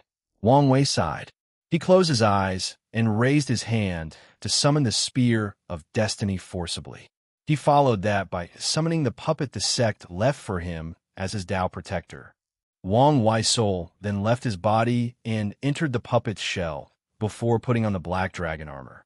The puppet was about to leave when he suddenly thought of something. Could you lend me a Paragon artifact? Preferably a pair that can be used as a formation. No problem. Wu Hong opened a crack in space, summoned a pair of sticks, and handed them to him. Don't you have something like a sword? You're the one asking, but why are you so demanding? Wu Hubuted. All right, Wang Wei said. The spear disappeared. He then temporarily removed the shackles in his soul, allowing him to immediately notice the being standing in the void, looking at the palace with suspicion. Chapter 1277, The Koan Fish, and I made a mistake in the previous chapter. The sect only gave Wang Wei one Paragon puppet, and the other was a longevity resource. I've modified the last chapter. He still asked Wu Hong for a pair of weapons he would use later, but he only summoned one puppet. 5 feathers fused with the void while observing the heavenly beauty palace. She frowned deeply. No wonder Time Eater, who was usually so eager to return home, was acting so nonchalantly about this mission. He knew something was wrong. She understood why the latter did not fight so hard to be the one who sent a projection to rescue that stupid dragon. Why is she here? And is she responsible for the dragon's misery? 5 feathers pondered. After her projection returned to the eternal ascension world, it rushed to this place, but she did not dare enter because she sensed Empress Wu's aura. Throughout her long reign, 5 feathers was wary of only a handful of individuals, even a few of whom she feared. Empress Wu belonged to the latter. Now, what am I supposed to do? 5 feathers knew she could do nothing if that woman wanted to kill the stupid dragon.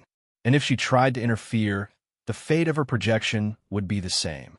Simultaneously, she knew that if she failed this mission, the others would take this opportunity to attack her. Some might take into consideration the fact they had just lost the dragon and be more understanding, but that bastard, undead Phoenix, won't care about such a thing. 5 feathers found herself in quite a dilemma. However, someone broke her thinking session before she could make a decision. She looked at the thing that rushed toward her with undisguised fighting intent. A Paragon puppet? Her first thought was that this was one of those stupid people who had escaped the cleanup. During her reign, she faced many assassination attempts from people with low cultivation realms who accidentally got their hands on Paragon tier artifacts, arrays, puppets, etc. However, the result was always the same: their eventual destruction. No, this is not just a puppet. It's you, Wang Wei. You're quick to catch on. You can hide your face, aura, and everything else, but you can't hide that disgusting destiny. 5 feathers sneered. Noted, Wang Wei said. He realized he needed a superior method of hiding his destiny due to their resonance with the parasites. In the future, if he ever tried to assassinate one of them, such news will be crucial. 5 feathers stared deeply at Wang Wei, her eyes not hiding her profound hatred. Normally, I don't mind beautiful women looking at me, but you're ugly, so please stop that, Wang Wei said calmly. Is this poor attempt at riling me up? I expect better from you, 5 feathers replied. She knew she was beautiful, so such words meant nothing to her. This is what I mean. Your face might be one of the best in the world, but your temperament and inside are so rotten that it's disgusting. Plus, I'm willing to bet my life this is not your original face. Some of your features resembled Empress Wu and my ancestor, the Sword Empress, too much. Others might not be able to detect them, but I can. You. Her anger drastically increased the temperature, burning the surrounding void. I already had enough of you. 5 feathers summoned the river of time with a thought and entered it. She pointed at the river, and a small fish the size of a palm suddenly floated to the surface. Her finger released a red energy that isolated that fish from the others and the river. Immediately afterward, she turned into this enormous fish the size of a universe before plunging into the river, swimming downward against its current. 5 feathers encountered significant resistance from the river, but pushed herself to navigate against the current of time. She tried her best not to notice the significant amount of time was passing as she swam. Luckily, the bastard Wang Wei was young, so she did not have to travel far before reaching the time point before he proved the Tao. After arriving at her temporal destination, she left the river and transformed into her human form. He should be in the lower dimension, so you'll need to be extra careful and send a projection, 5 feathers thought as she looked around. She was in an invisible state to ensure no one noticed her presence. She knew the consequences of messing with time, so she was careful not to create any butterfly effect. She had isolated the bastard's time mark, meaning she could kill him without any consequences. Wait, something is wrong, she figured out. Her eyes looked in the distance at an elderly man in a cave with a heaven wall before him. It was apparent he was about to fuse with it and prove the Tao. The time mark is not Wang Wei's, but someone else's. Did he already develop a technique to hide his time marks with others? 5 feathers was furious. She thought she could get rid of that bastard and prolong her reign over the world. But who knows, she was being played for a fool. Damn it, she muttered before slapping her hands and instantly annihilating that elderly man. From now on, the white-haired 5-claw emperor no longer exists in the world, as he's been erased from time. 5 feathers returned to the river of time. But this time, she did not turn to a fish but her phoenix form. She was all white with 5 distinguished feathers releasing divine lights, serving as her bird tail. She flew upstream the river until she reached her period, which was the presence from her perspective. So, that's how it is, Wang Wei muttered as he watched her action. There's a mythical fish called Kuan. When in the water, it is a fish. However, it longs to be more. It longs to escape its fate as a fish, as a creature of the ocean. So, it broke the shackle placed on it by heaven and earth, jumped out of the water, and turned into a gigantic bird with a wingspan of 30,000 miles. Emperors have broken the shackles of life and death, achieving immortality and even peeping at the essence of eternity. Empyreans broke the shackles of samsara. With their true self, they can experience infinite reincarnation, and they would not lose their identity.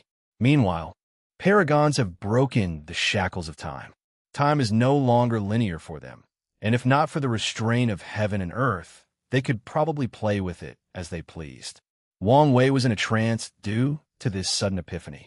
No, paragons have not escaped the shackles of time. They've removed most of time's restraints on them.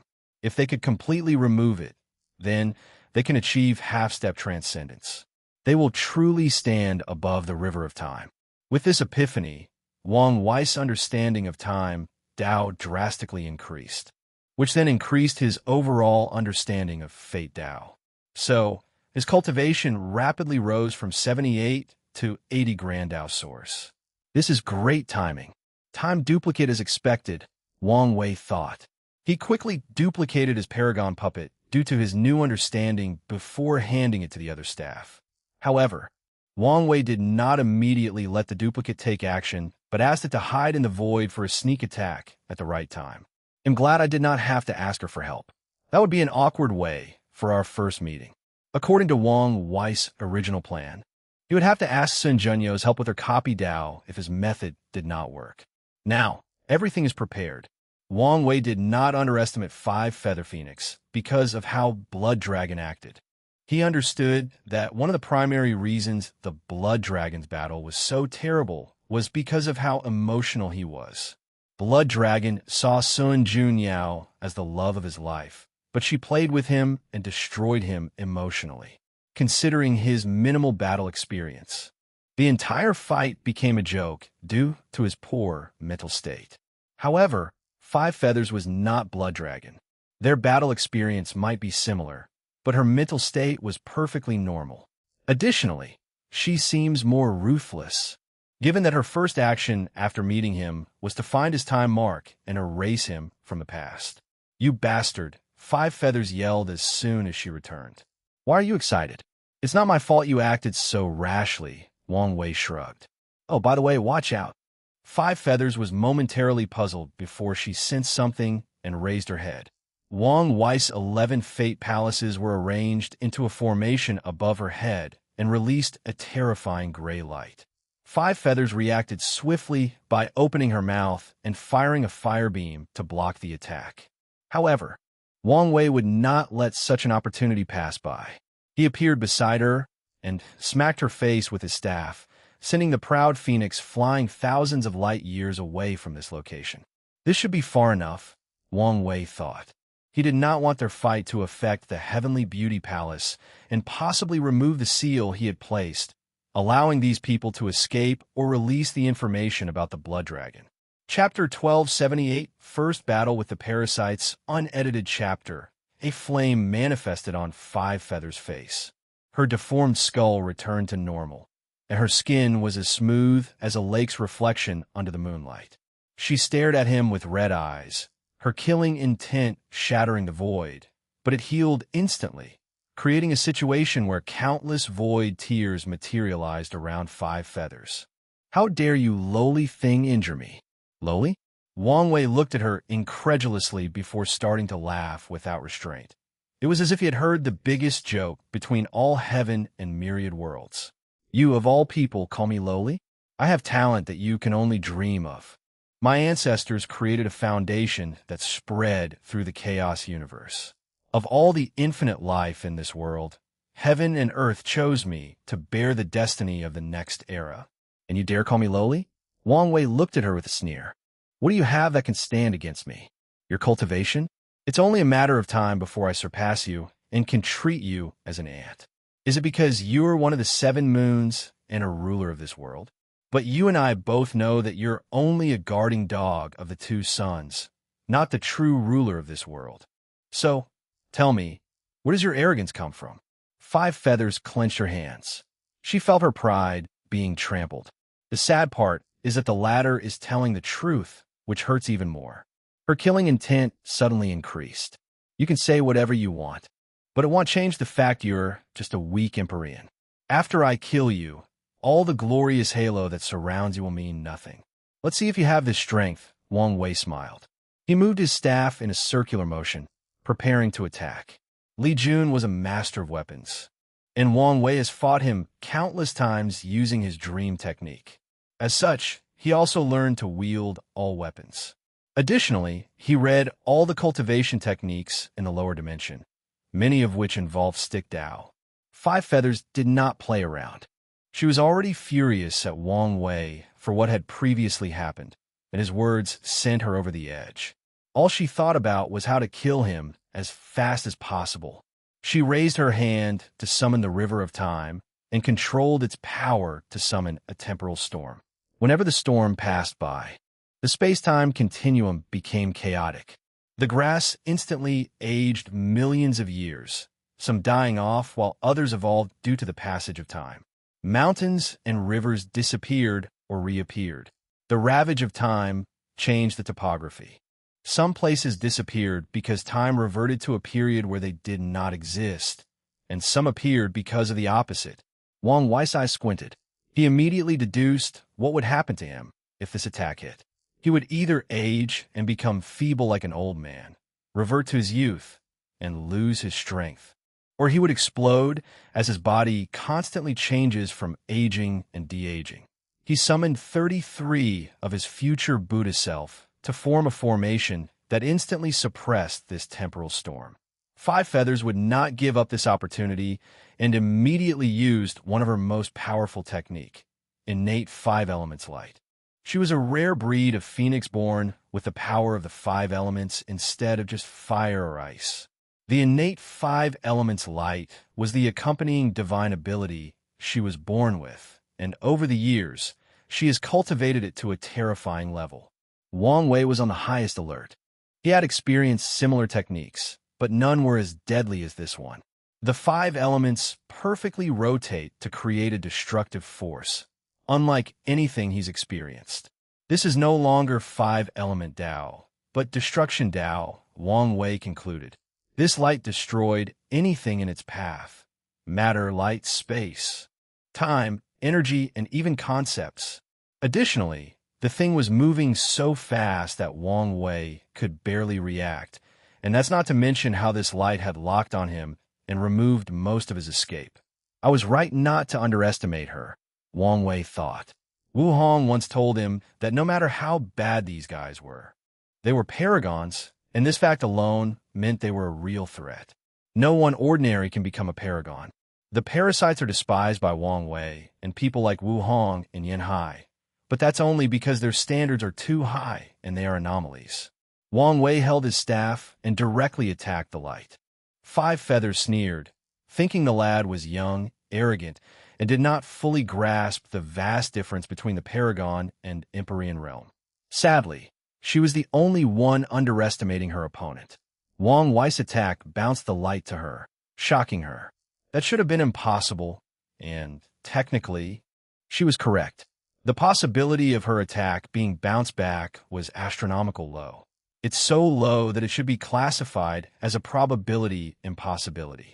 Sadly, when someone controls luck Tao to such a height as Wang Wei, he can make these impossibilities a reality, almost like creating miracles. Five Feathers woke up from the shock.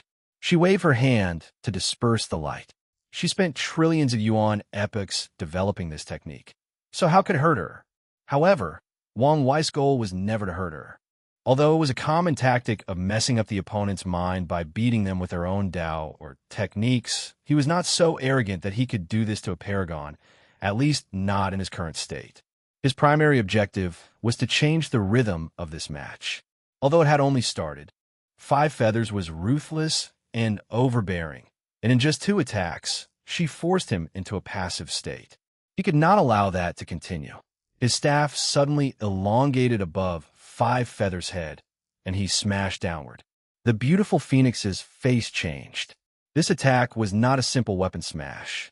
No, it contained a technique that Wang Wei had created.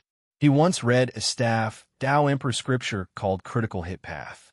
The idea behind this scripture was that these mysterious trajectories existed between heaven and earth. If someone could follow them with their weapons, they could perform a critical hit, an exponentially more potent attack than usual. The critical hits could increase an attack's potency by as little as 10, and there were no upper limits. However, the higher the critical hit, the more trajectory the attack needed to follow.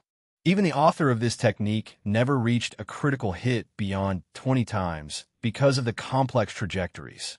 This technique had potential, and Wang Wei once tried to develop it. However, he had to give up after reaching a critical hit of 33 times because these trajectories were too much, even for his powerful mind. Additionally, he discovered that the higher the realm, the more complex they became. In the Emperor realm, he reached a critical hit of 33 times, but his limit dropped to 28 in the Empyrean realm. Unless he spent countless yuan epochs studying and developing this technique, he could not return to the original 33. Five Feathers summoned her earth, turning herself into a rock woman. When the staff hit her head, it cracked, and she flew into the earth. However, she landed on her feet, and her injury was only a minor head scratch. This technique has a lot of potential, Wang Wei thought. Although it appeared that strike was useless, Wang Wei knew otherwise. The Earth Tao defense technique Five Feathers used is probably one of her life-saving and ultimate defensive methods. She connected to the Earth of the entire Eternal Ascension world and used it to protect herself. How vast is the eternal ascension world. How big is its earth? And for her to summon so much of its power, she must have used her status and destiny as one of the world's ruler to deepen her connection with the earth. Yet, with that attack, he still broke through her defense. The side effects are too much. Wang Wei complained. It takes a lot of focus and calculation for him to achieve critical hits above 10 times, and given the fact his attacks now were at the Paragon level, the burden on his soul was something even Wang Wei could not bear. I have a feeling this technique will be very useful at the primal, no, half-step transcendence level, Wang Wei thought, making a mental note. He appreciated this technique, but not as much as now. So, he decided to take more time studying it, and maybe even find its creator if they were alive. On another note, this phoenix is actually very talented, especially if you compare her directly to that stupid blood dragon, he thought. All the techniques she's shown so far were excellent, raising Wang Wei's appraisal of her by a decent amount. Chapter 1279 Intense Battle 5 Feathers had a look of fear. She almost died with that one stick. She had spent so much effort creating that earth defense technique, spending countless yuan epics fusing and communicating with the eternal ascension world. She has absorbed so many rare earth resources to increase the technique's potency. Yet this one attack broke it. Although she understood this was not her main body, the technique could not be as powerful as before. Still, she felt afraid, thinking how easily he had broken through it. I must kill this bastard, Five Feathers thought. They knew the Destined One would be an extremely talented individual, but she and the others always believed they had plenty of time. After all, no matter how talented an individual is, they need time to grow and develop. However, after this brief confrontation, she realized they did not have as much time as possible. With a Paragon soul, it won't take him long to enter our realm. Five Feathers figured.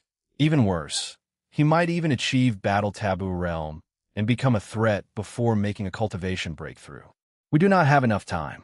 I must kill him. Boom! Five Feathers released a terrifying aura, suppressing all laws, matter, and causality in her surroundings. Tao, come to life, she uttered. Her grand Tao source manifested behind her, releasing an oppressing aura. Then, 5 clones appeared around 5 feathers, each dressed in a color representing the 5 elements. Wang Wei looked at her with squinted eyes.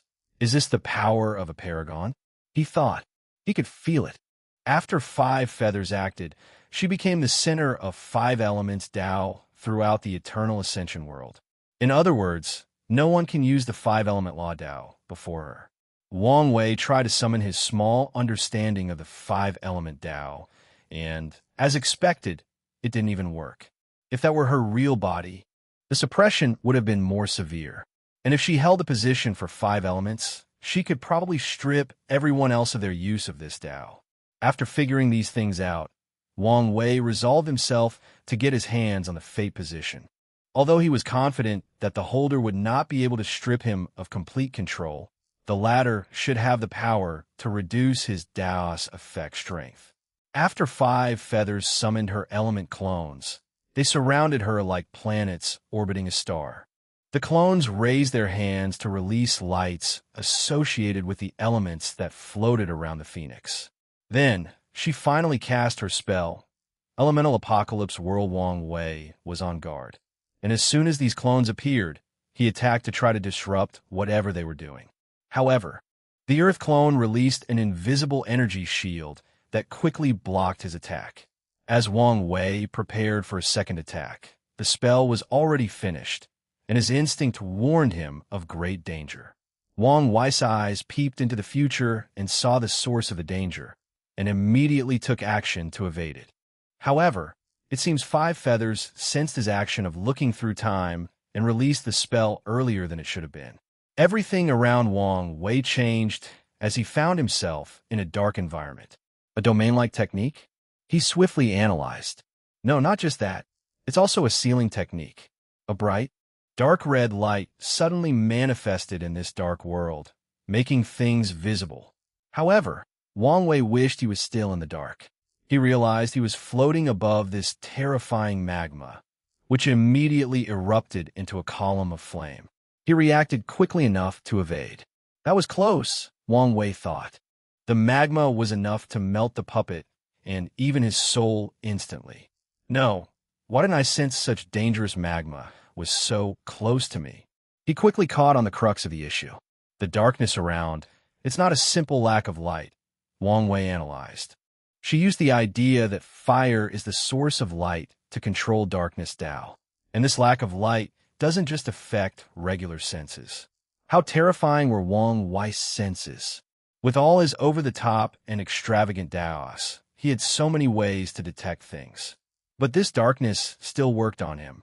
Wang Wei evaded a few more columns of magma, and the thing seemed to have been tired of him evading, so it condensed a colossal arm to catch or slap him into oblivion. Wang Wei calmly waved his staff in a circular motion around him to create a yin-yang fish diagram. Then, under his control, he separated the magma into its two fundamental elements, earth and fire. He sealed these different elements, thus successfully neutralizing this magma.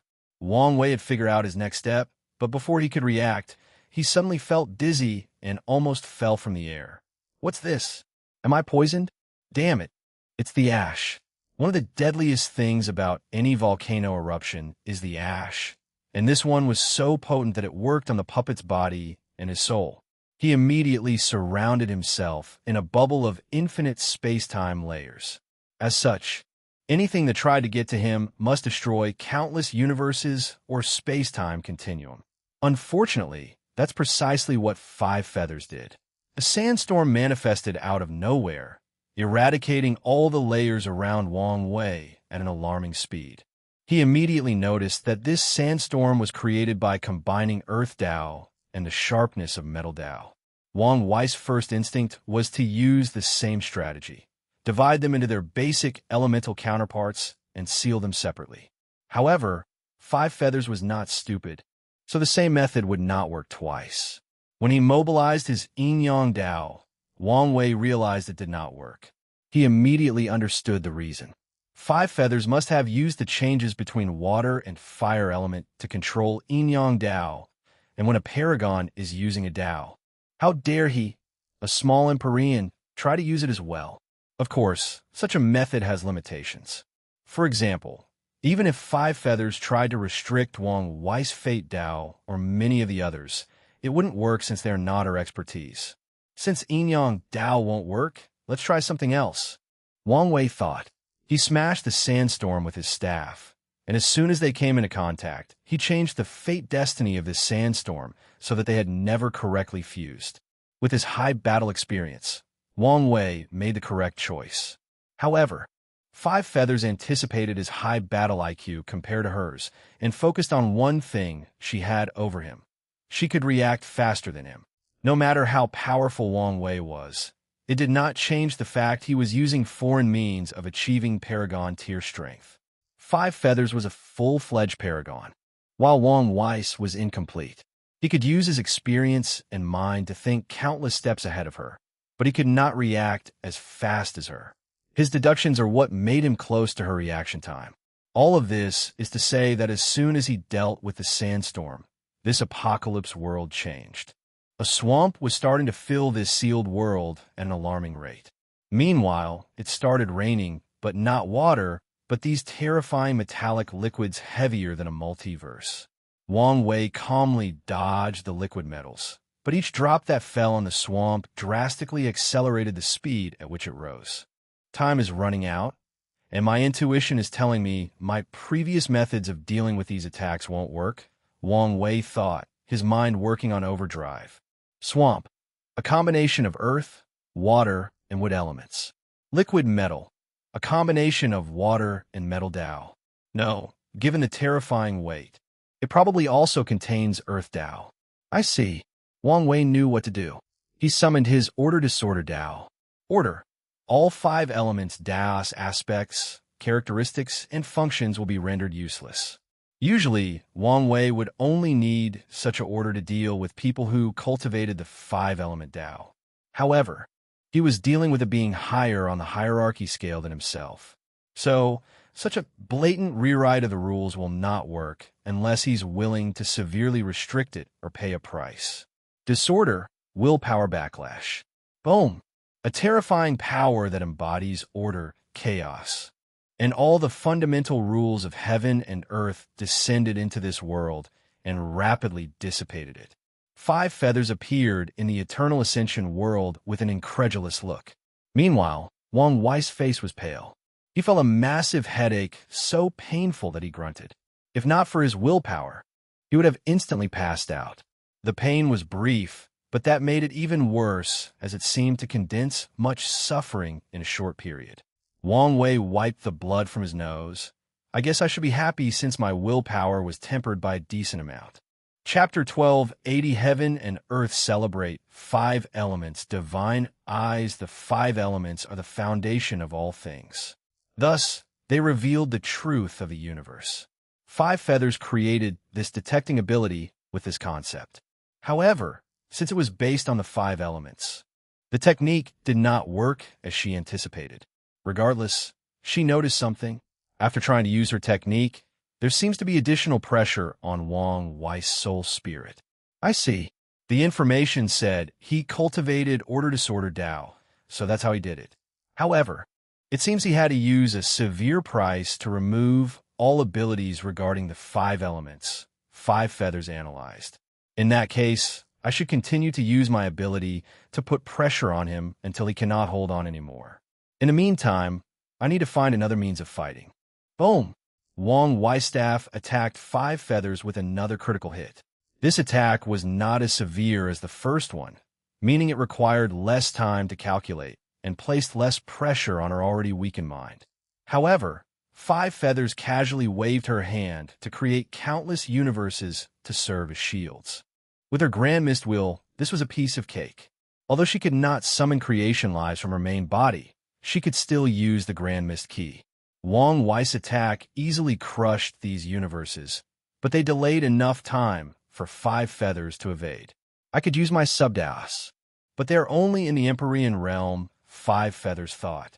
She was already struggling with her own Tao, so these Subdaos would be even more useless. Even if she used her soul to boost them to Paragon tier, they would not be as effective. In that case, this is the only way to continue this fight. 5 feathers thought while wishing she had brought any Paragon artifact. Even without her proving Tao artifact, she could forcefully break that order Tao spell. While evading these attacks, she raised her hand, and a phantom of a world manifested behind her. Then, with a downward motion, a black cloud condensed above the sky before releasing a pool of thunder on her opponent. Wang Wei's lips twitched when he saw that phantom. He had long known that fighting Paragons was something else. These people simply had too many means, making battles at that level extremely complex. One of these many means was key energy. A Paragon's soul is so powerful, so it's not hard to imagine how much energy from the source key space they could control. Most Paragons will refine a unique mark they leave in the source key space, making it easier to forcefully draw energy from that place and use it. There are even techniques that imitate the immortal mansion of immortal kings, allowing the Paragons to store a scary amount of energy to use for a later date. Wang Wei has a Paragon soul, so he also prepared to refine his source key mark before confronting the parasites. However, he was forced into this mess before he was completely prepared. He calmed down while thinking of a plan. He smashed the lightning coming his way, but the dispersed power suddenly turned into sharp blades, to his slight surprise. Wang Wei reacted swiftly, but 2 of the blades pierced his shoulder and tight right. He responded in time to use his true will to protect his soul. She must have spent some time studying immortal spells, Wang Wei analyzed. Such expert use of ki proved 5 feathers' accomplishment. However, this should not be surprising since she had most of the world's resources at her disposal. Considering this fact, her achievements would be less impressive since someone like himself could have done more. Wang Wei sighed as he dealt with the constant bombardment of these key spells. This fight further proved to him that the older a Paragon, the harder they are to deal with. For example, Wu Hong and Qiyuan should have their own source key mark and energy reserve. But given how far apart they've achieved the realm of Paragon, could anyone fathom how much more energy Qiyuan has in reserve? Maybe Wu Hong has found a way to fill that gap, but that method would never be simple. Then, there is the possibility that Qiyuan also has unique methods for amassing Qi. These old-timers do not give people the opportunity to rise. Wang Wei complained before focusing on this fight, thinking about how to deal with the situation. My Qi flower has a high affinity with the source Qi space, so I could use it to gather energy quickly. Wang Wei had already planned for his ability to be the way he makes up the gap with these old cultivators, especially after his ability evolves once he becomes a paragon. With the flower as a medium in my soul, I won't lose much to this projection regarding Qi control. I can even create the Qi spell versions of my Dao techniques and superimpose their strength. Such a method is one way that top paragons increase their battle strength, which essentially requires them to incorporate the immortal path into the emperor path. This ability is one of the main reasons the immortal path had declined entirely. Qi was supposed to be their thing, but Paragon took it and did it better than them. Wang Wei internally shook his head. He did not want to do that. He realized something. Continuing fighting would reveal his strength and trump cards. The final result will be to destroy one of the parasitist projections. Of course, this will affect Five Feather's main body, but such an injury is insignificant. With all the resources she had at her disposal, it won't take long to recover. If I want to reveal a trump card, it must be for a genuine injury. He immediately brewed a plan for how to end this fight. Before coming, he had a plan that involved a sneak attack with the other time clone, but he changed his mind. Then, Wang Wei became passive in the fight. He kept evading and defending. Additionally, his face becomes paler and paler as time passes. At some point, Wang Wei summoned his time clone. The thing did sneak attack Five Feathers, but only her shoulder was broken before she repelled the clone. Five Feathers had some reservations after seeing another clone with a Paragon artifact. However, she realized her worries were for nothing. With Wang Wei's current situation, controlling a second Paragon artifact would only put more pressure on his mind. So, she continued using her 5-element Dao to force the order spell backlash. Boom! Five Feathers was about to use a terrifying light spell to end the struggle of these two vermin. A sudden change occurred between heaven and earth, and a vision spread to every corner of the Eternal Ascension world. There were golden lotuses, sounds of the Tao, sacred beasts flying, sages reciting the sutra, immortals showing their loftiness, and even emperors showing their approval. Five Feathers' face became ugly. Any sentient being who saw this vision instantly knew why it was happening. Wang Wei suddenly laughed. Although his voice was slightly weak, Five Feathers easily heard it. Paragons are inherently noble creatures, since they are the embodiment of the Tao. The death of even the weakest of them will make heaven and earth mourn for days. However, you people have done so much that once you die, heaven and earth celebrate instead. Five Feathers gritted her teeth and clenched her hand. That vision was a reminder of her future. Once she dies, heaven and earth will not mourn her. They will celebrate instead. Countless people will curse her existence and even wish to dance on her grave. Her infamy will be rewritten in the annals of history. What's with that reaction? Wang Wei chuckled. Shouldn't you have expected this to be your outcome? Don't tell me you expected some kind of dignity upon your death after everything you've done. Stop talking all this nonsense, Five Feathers sneered. I only need not to die. Not dying? Wang Wei looked at her incredulously. Don't you understand that your fate has long been sealed? Had you spent all these years cultivating and raising your strength to the pinnacle of the Paragon realm, you might have a chance at surviving by running away. But now, Wang Wei shook his head. Even if I didn't have the destiny to eliminate all of you, once these Paragons from Limbo return, you wouldn't survive. And even if they never return, do you think any of those two sons will keep you guys alive once you're no longer helpful? You don't know what you're talking about, Five Feathers said with a terrifying killing intent. Is that so? Wang Wei smiled. However, it was not the charming kind, but the kind that made people wish they could beat him up. Mithria already finds you guys useless and doesn't need you anymore, so she'll definitely eliminate you once she has the chance. Supreme Unity is cold and indifferent, meaning it's only a matter of time before he sacrifices you for his gain. So, as I said, your fate was sealed the moment you accepted their offers to become this world's ruler. Chapter 12, 81, Finally Move? What's going on? Despite Wang Wei's careless attitude and his act of riling up 5 feathers, his mind was somewhere else. My feeling is not wrong. Something significant is about to happen in the Heavenly Beauty Palace, and it seems to be an opportunity one should not miss. After figuring this out, Wang Wei knew he had to end this fight as swiftly as possible. Blood Dragon was already dead, meaning it was time to plunder that dragon's territory. Although he's blocked the people from the palace, other bold people who saw the heaven and earth vision will also have the same idea. In that case, let's have the body find out what's so important in that palace while I use the puppet for the plunder. Wang Wei finalized. Bastards, have you said enough? 5 feathers roared. She did not need anyone to remind her of her ultimate fate. She had plenty of advisors who did the same, and she killed all of them already. Divine Judgment 5 feathers used much of the ki she had reserved to cast a light spell with a wide area effect. The sky turned bright as trillions of sword lights manifested. They descended toward Wang Wei and the time clone with the utmost prejudices. To these lights, these two are the greatest sinners between heaven and earth and must be destroyed or purified. Wang Wei's face became paler as he saw this attack. He immediately acted in tandem with the clone, setting up a formation with their staff artifact. The two made a circular motion above their heads with their staffs, generating a shield that covered them 360 degrees.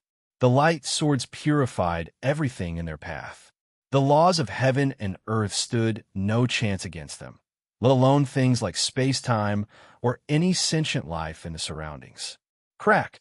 A cracking sound echoed between heaven and earth, and it originated from Wang Wei's shield. He gritted his teeth and increased the resonance between the two staffs, allowing him and the clone to repair the crack and raise their defenses. However, soul blood kept dropping from his nose, which was an indication of his current state. 5 feathers sneered after seeing this and used another spell. An incalculable amount of swords suddenly grew from the ground. Damn it, Wang Wei cursed. With these swords, he now had to defend himself from the sky and the earth. Wang Wei used his soul to mobilize the energy between heaven and earth to supplement himself. His actions created a vacuum of energy in the surrounding billion light years. Such an act should have disrupted the cultivation of countless people. Sadly, there was no longer anyone around. Keep struggling, you worm. 5 feathers sneered before using one of her most powerful 5 elements Dao. The backlash immediately caused Wang Wei's shield to be destroyed. He gritted his teeth and did not give up. He worked with the clone to block these attacks with only their staff. They were initially the same, making them perfectly in sync. Additionally, Wang Wei used his ancestors' evading technique, allowing him to survive long enough. However, after a few seconds, the clone could no longer hold and was dispersed. Meanwhile, Wang Wei had a few light and regular swords stuck on his body. Wang Wei looked at 5 feathers with gritted teeth while evading. Then, a look of cruelty flashed in his eyes.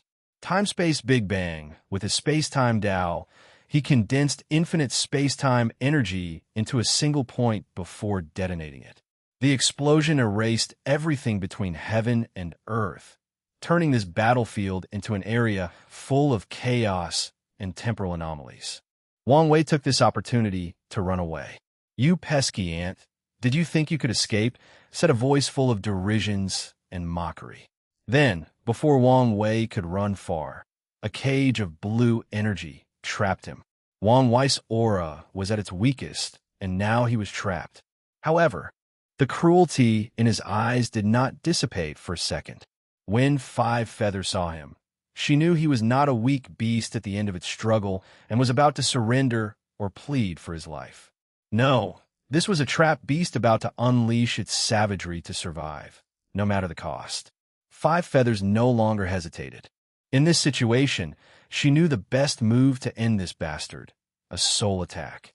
A phoenix entered Wang Wei's sea of consciousness, proudly looking down at his weak soul. "Damn you, woman," he yelled. He was so weak that the defense around his sea of consciousness was broken so easily. "You annoying pest," the phoenix said before spewing out terrifying soul flames. Wang Wei reacted swiftly by summoning a pagoda, which was a soul defense technique. However, the phoenix was relentless in her attack, forcing Wang Wei to move deeper into his sea of consciousness as a form of defense. However, Five Feathers could tell he was weakened at an alarming speed. Soul Requiem. Five Feathers no longer hesitated before using her most potent soul attack. The phoenix released the terrifying flames before its feathers became sharp blades and attacked. Lastly, the phoenix released a sonic attack. Wang Wei's face turned ugly as he watched his pagoda explode. However, he reacted in time by condensing his true will into a protective shield around. "Finally, I can eliminate this pest and continue our era by at least 100,000 yuan epochs," Five Feathers thought excitedly. "According to the rules of heaven and earth, it will take some time before another son of Era, or destined one, is chosen again. And even when it is, she knew there was no way for that person to be as talented as Wang Wei. If we can eliminate the next one too." She was excited thinking about this possibility. However, her excitement halted when she saw a smirk on the corner of Wang Wei's mouth. His following words sent chills down the phoenix's spine. "Found you," Wang Wei chuckled. His weak soul suddenly received a terrifying amount of energy, revitalizing it and making it more potent. Then, the soul seemed to have become a supreme swordsman capable of cutting everything in its path. Absolute soul cut. The terrifying sword flash rushed out of Wang Wei's sea of consciousness. The potency of this attack made the phoenix's face pale, but something worse happened. The attack was not directed at the projection. Its target was the main body. Five Feathers was not stupid. She quickly figured out what had happened. Wang Wei lured her into his sea of consciousness by faking weakness, and while she was trying to kill him as soon as possible, he was creating a causality link to her main body. "Arg!" Wang Wei heard a cry of agony from the karma link, and he recognized that voice. Such a sound was music to his eyes, bringing out some of his masochist tendencies. He smiled before gazing at the phoenix. "Damn, this is not over," Five Feathers thought. "Of course, it's not over," Wang Wei said, seemingly capable of reading her mind. Five Feathers felt another chill down her spine and swiftly dissipated the phoenix. However, when her main focus returned to her body, it was already too late. A terrifying chain of fate bound the projection. The main Bodis injury weakened it and should have dissipated, but the chains did not allow this to happen. The thing was so overbearing that it forcefully overrode her desires and even some of the rules of heaven and earth. "What are you going to do?" Five Feathers asked. "Make you pay, of course," Wang Wei replied. "That soul injury is nothing to you. With your resources, you'll probably recuperate in less than 5,000 yuan epochs." "I can't have that, can I?" Wang Wei pointed at her, and suddenly, a terrifying white dragon that covered a tenth of the Eternal Ascension world manifested. "No, you bastard, don't do this," Five Feathers yelled. She knew the consequences if something happened to that key luck dragon. "You've enjoyed the blessing of this world's luck for far too long," Wang Wei sneered. The spear of destiny materialized in his hands, and without hesitation, he threw it. The dragon sensed danger and reacted.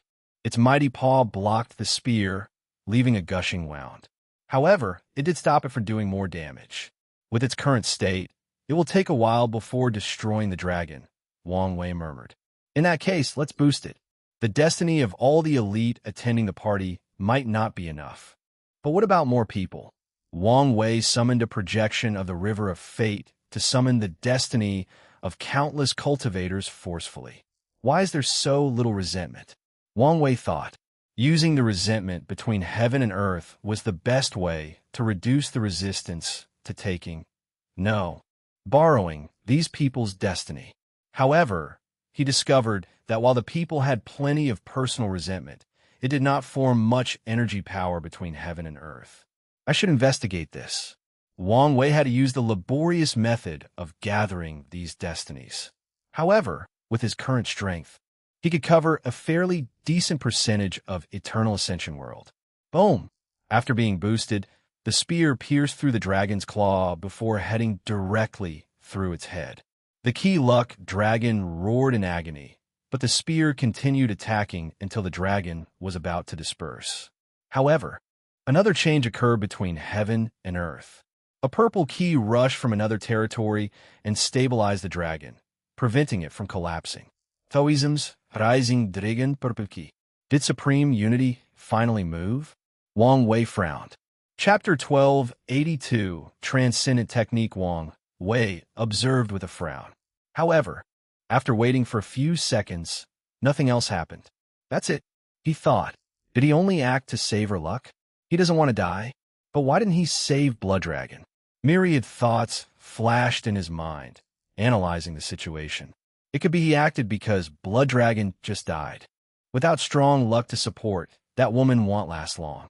There is also the possibility there is something special about her among the other parasites. So Supreme Unity wants her to stay alive. This analysis made sense, but he could not think of anything that made Five Feathers special.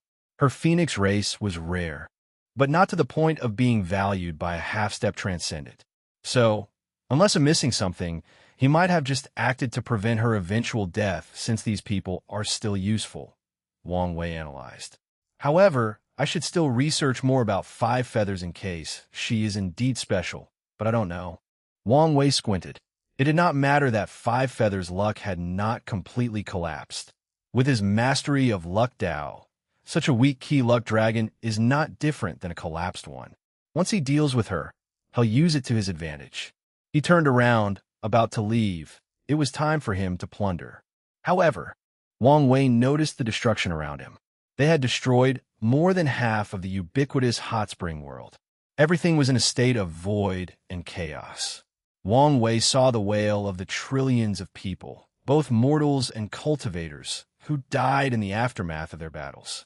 He saw the remnant of Dao Path's cultivators' inner world. He noticed the scattered Immortal Key or Immortal Path cultivators.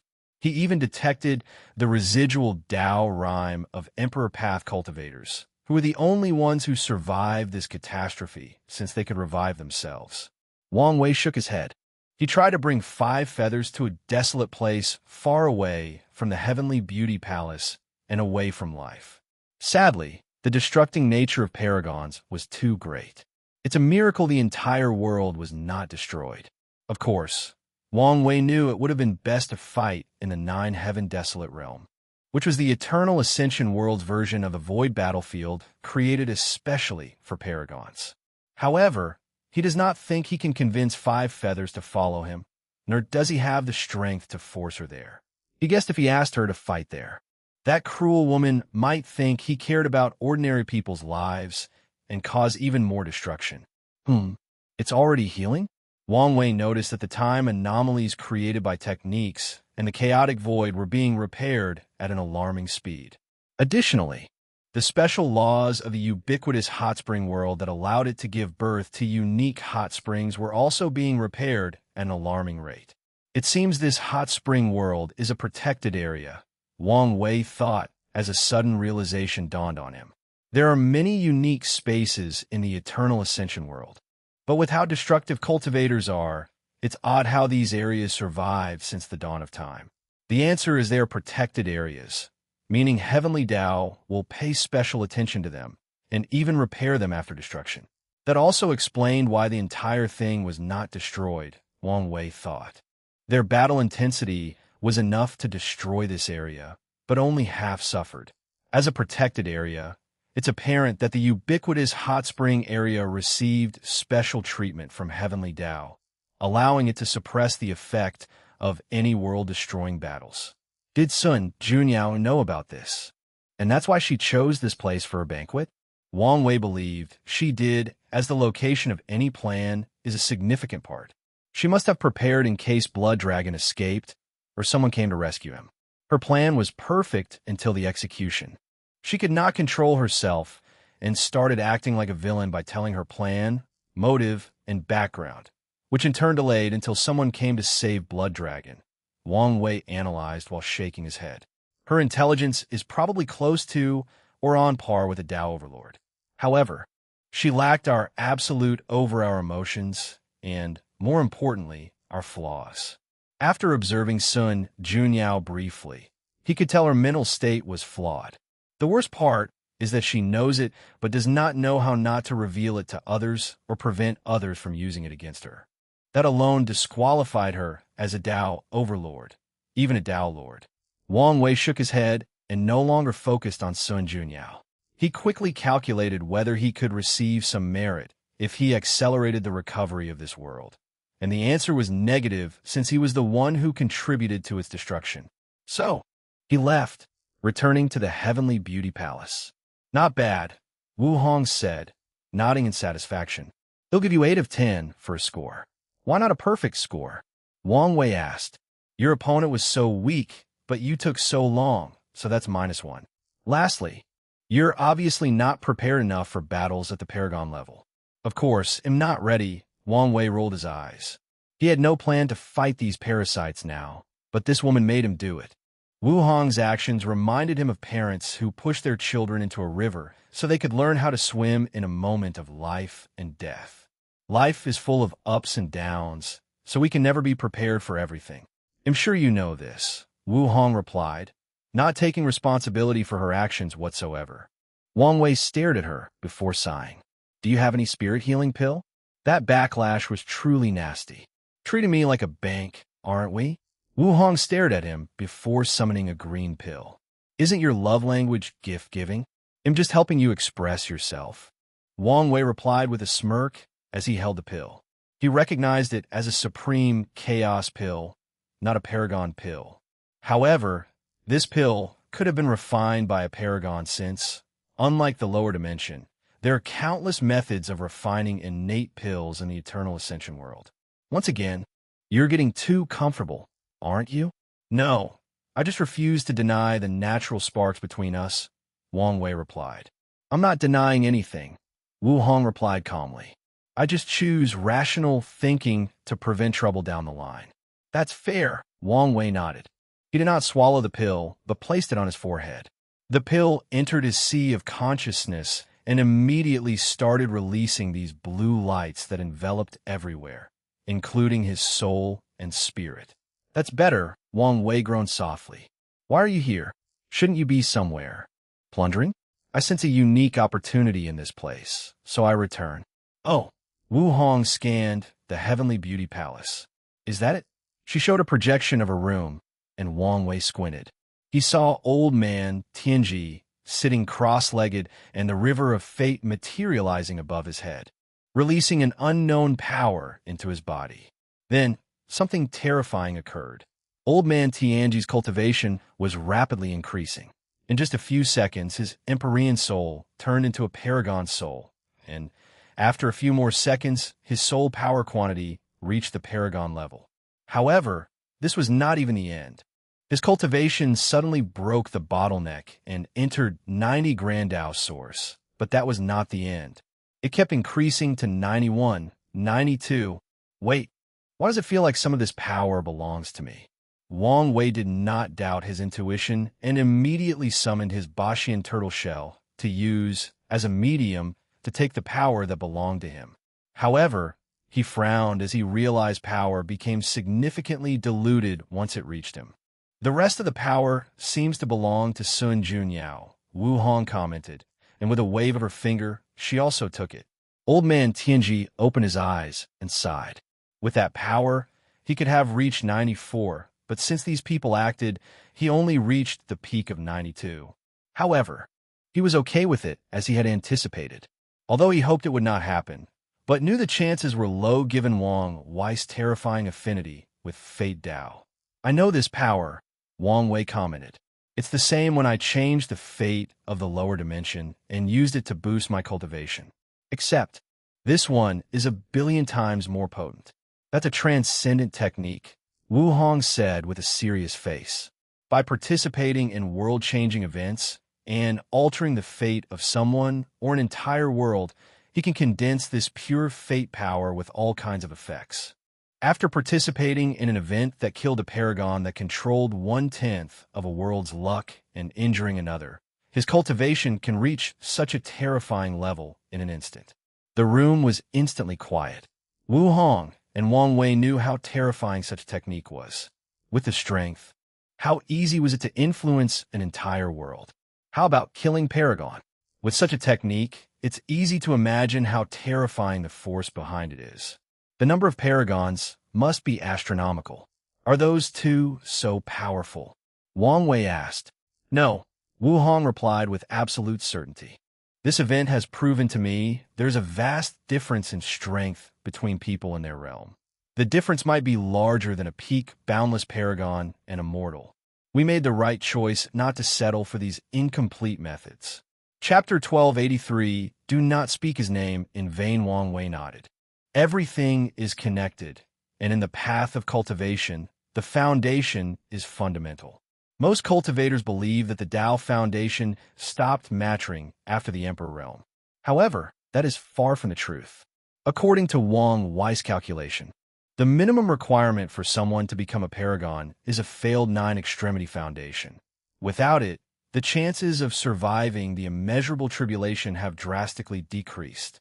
Furthermore, Wu Hong told him that the Tao Foundation would become extremely important in the half-step transcendent realm. It's not just the Tao Foundation, but the cultivator's achievements and so on will also play a role in their strength. With today's events, he also understood that how a cultivator achieves transcendence will affect their strength and maybe even whether they can achieve a higher level. I always thought the Cardinals achieved their strength by making a deal with Grand Tao to work for the latter with their eventual freedom.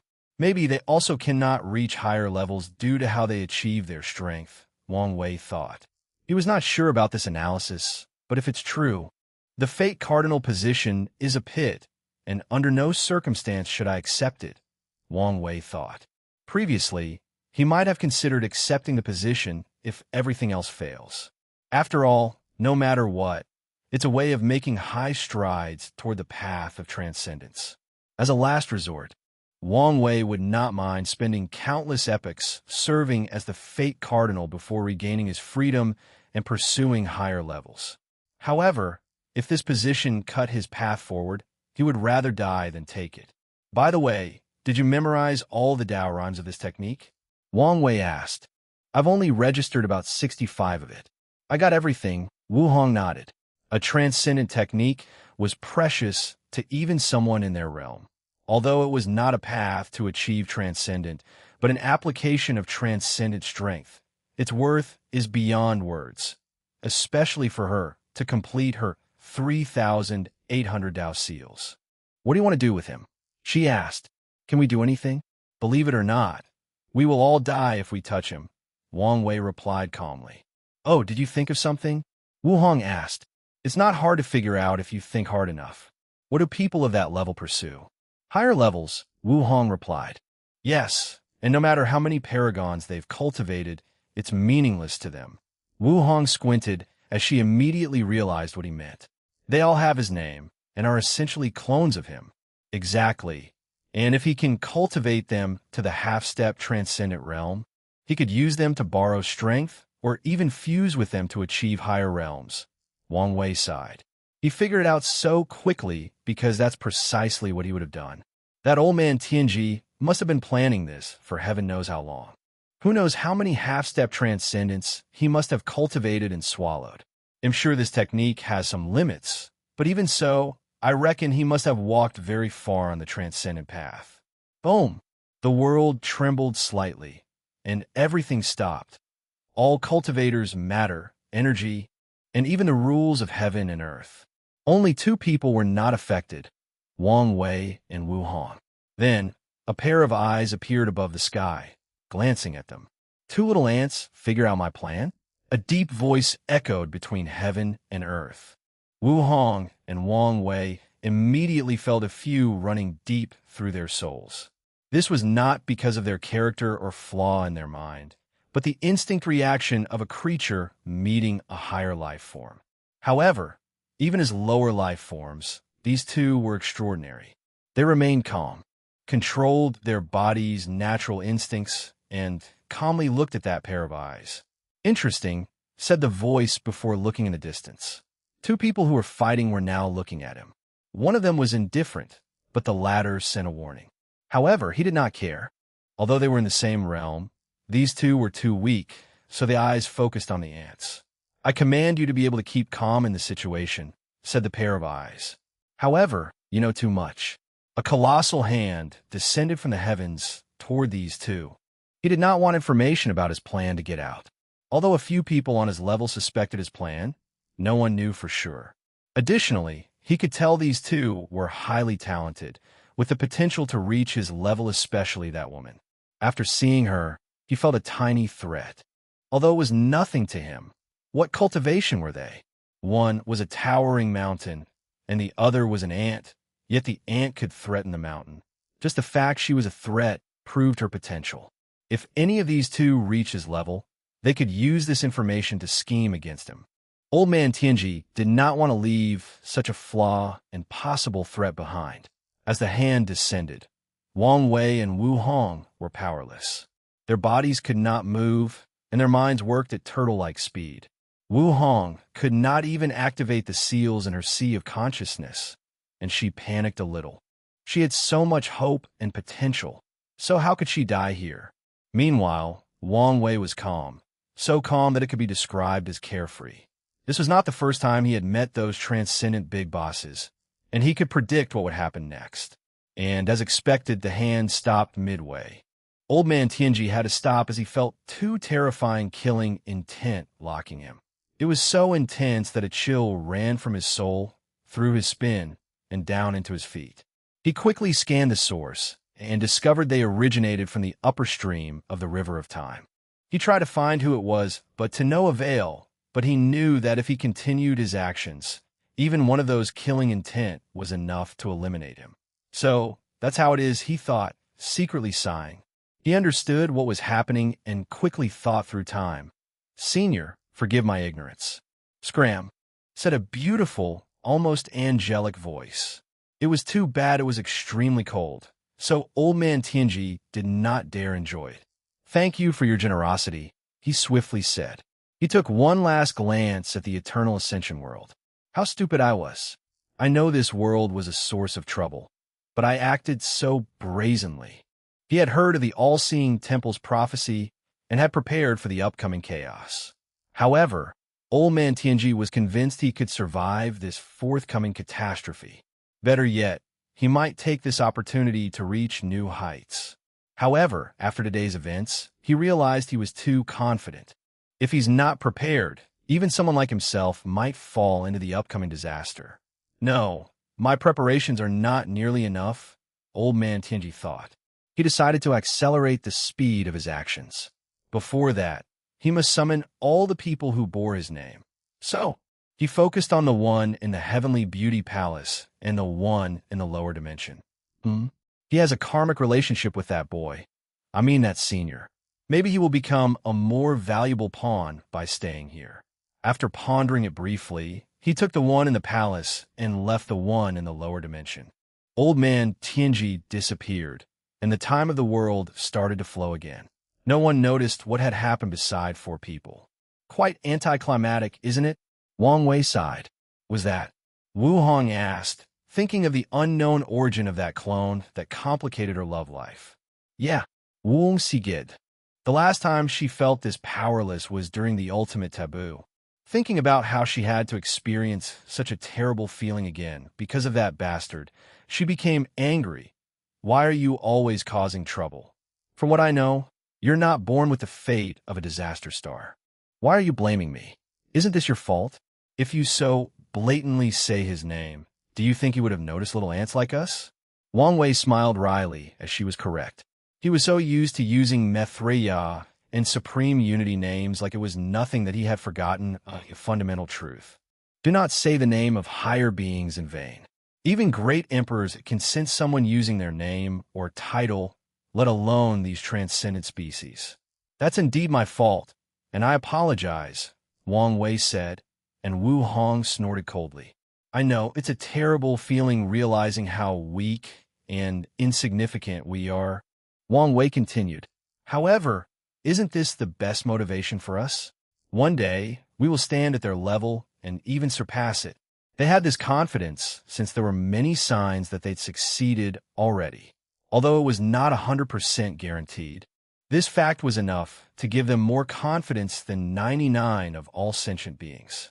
Chapter 12, 84 Plunderweight, Wang Wei said. Were you scared? He asked, looking directly into her eyes. Wu Hong was calm, but he knew her better than he knew the back of his hands, so he saw the signs.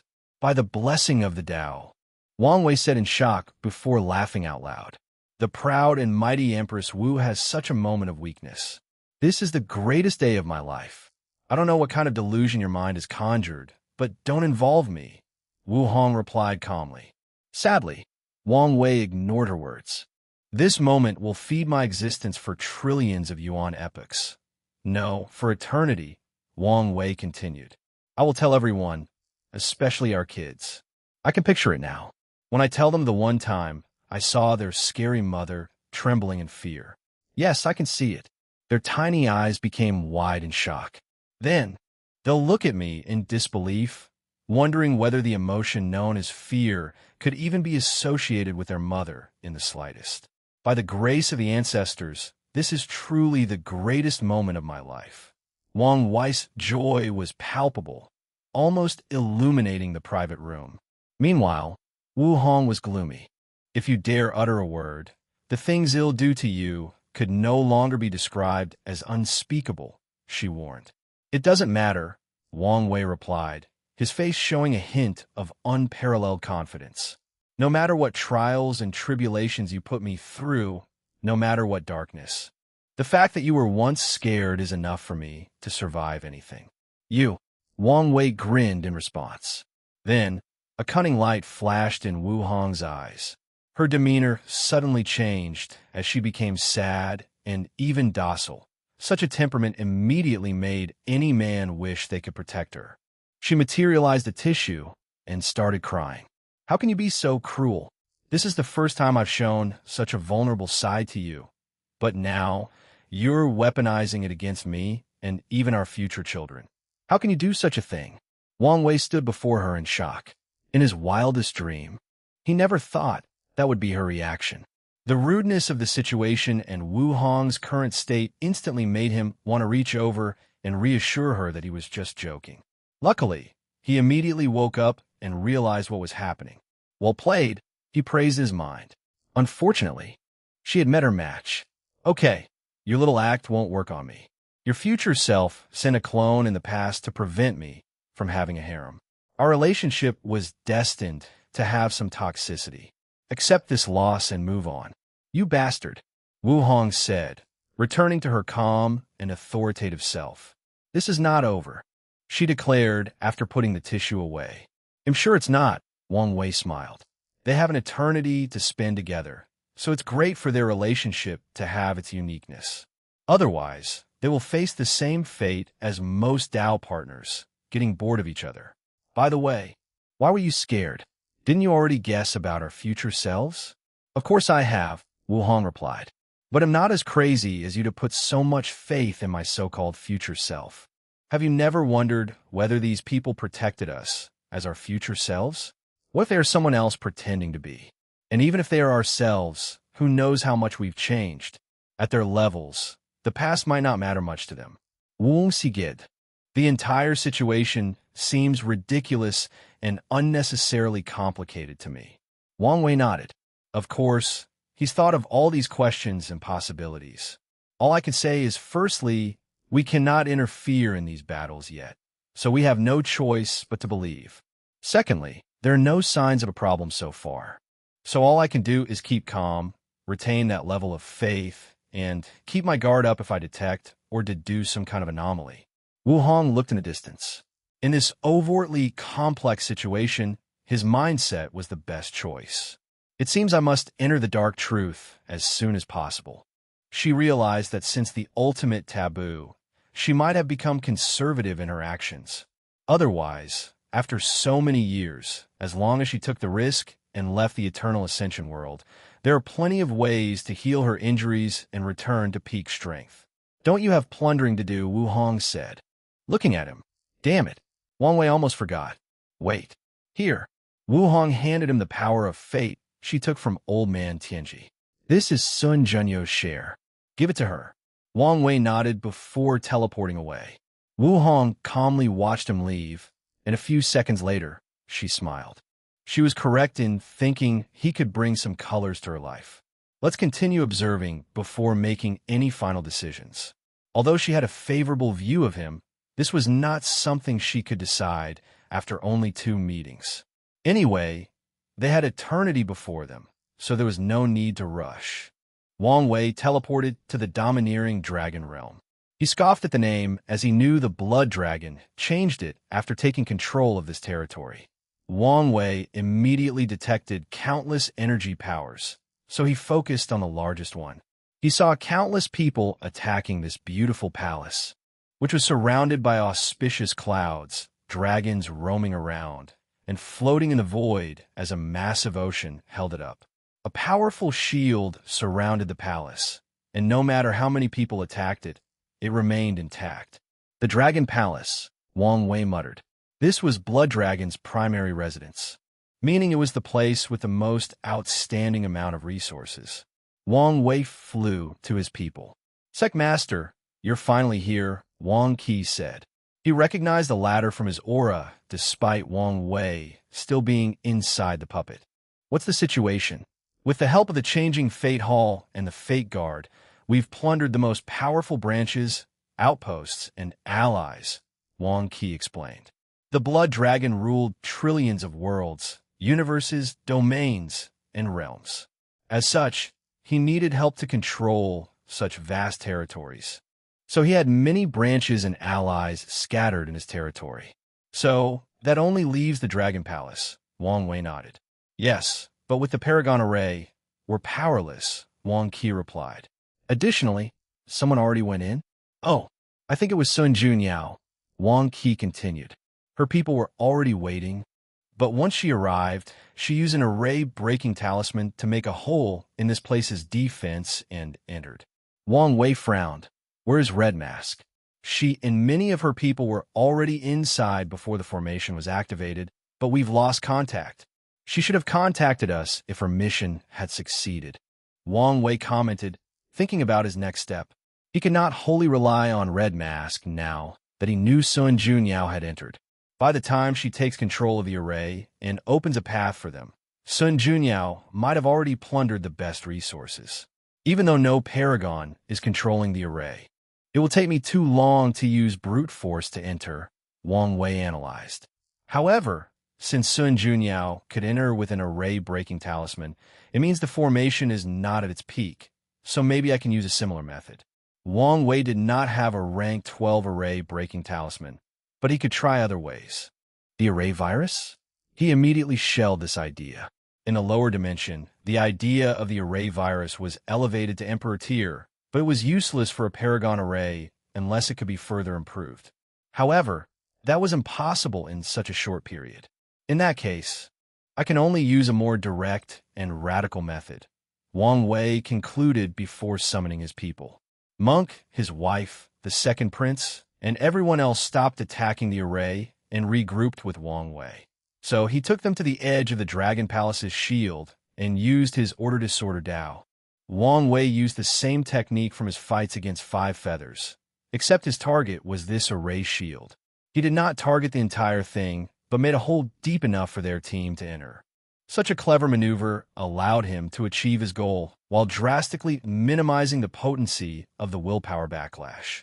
Let's go, Wang Wei said as he led everybody inside. The group's action caught the other people's attention, so a few clever people thought this might be their chance to enter. So they rushed into the hole. Sadly for them, Wang Wei's team did not take kindly to these leeches. The poison demoness waved her hand to leave a nasty poison gas before the entrance, instantly killing a few Dao rulers and one Empyrean. The gas dissipated after the team entered, and the hole in the formation healed itself. Chapter 1285 Plunder 2. Unedited chapter. The void fluctuated before opening up and releasing a group of people, primarily women and less than 5 men, one of whom was Xiao Tiandi. The group calmly landed before looking around. Palace Lord, do we really have to give up the Array Central area? Asked one of the women. That woman is powerful. Even if I can take her down, it will take too long, thus delaying our chances of getting more resources, Sun Junyao replied calmly. But we're the only ones who have entered the palace. Our competition is not only those people outside, but the people from the palace, said the announcer, Sun Tong, in her straight and direct manner. Now that the blood dragon has died, how many people will remain loyal? They haven't started plundering because they hope their leader's Dao mark remains intact. I see, nodded the palace lady, who felt unwilling they had to give up the central array hub. That woman, Xiao Tiandi said with a frown. She might be one of Wang Wei's people. Oh, Sun Junyao paused. She had now figured out that Wang Wei was the one she was waiting for. What makes you say that? The strength she exploded with her was the power of fate. Young master, although fate is a rare Dao, countless cultivators are on that path. That's not enough for you to determine it was him, Sun Tong said. I know that, Xiao Tiandi replied, almost rolling his eyes. There are 3 reasons why I believe she's one of his people. 1. Her aura is similar to his. Although she tried to hide it, I sensed it. Secondly, it's the fact she was here. From how Wang Wei operates. It should not be a problem for him to predict Blood Dragon's death after seeing the Master's projection and prepare beforehand for the looting. Now that you mention it, someone blocked my palace to prevent news from coming and leaving, Sun Junyao commented. That power was terrifying. So she had to use the strength from the palace, a supreme chaos artifact, to leave after killing Blood Dragon. She also sensed a battle in the distance with fluctuation that was the exact origin of the one blocking her palace. That is how he operates, Xiao Tiandi sneered. Well, I'm still not convinced. Sun Tong continued. She was not being difficult just for the sake of being unpleasant. Sun Tong has noticed the young master has formed a rivalry with a man named Wang Wei, which is not a bad thing. According to her speculation, this rivalry is one of the primary reasons the young master got his act together. However, she also noticed he tends to exaggerate Wang Wei's abilities and prowess. She doesn't want him to create a mythical version of his rival and become disappointed once he doesn't meet expectations.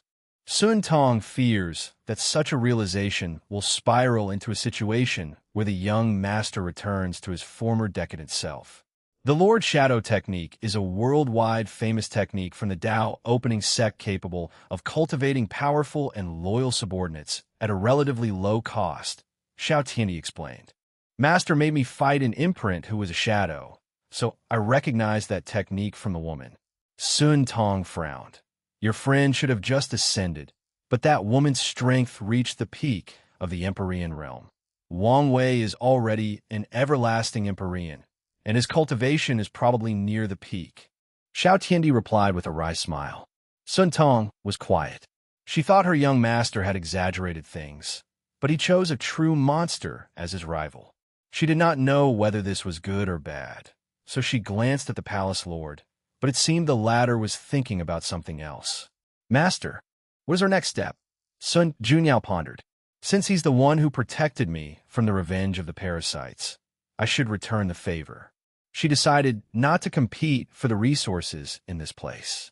However, I still need to get what's mine. Before his death, Blood Dragon sealed her access to his dimension. Although it was now in Sun Junyao's possession, she could not access all its wealth. We need to find one of Blood Dragon's descendants, Sun Junyao said. She had tried using his bloodline to access that dimension, which almost worked.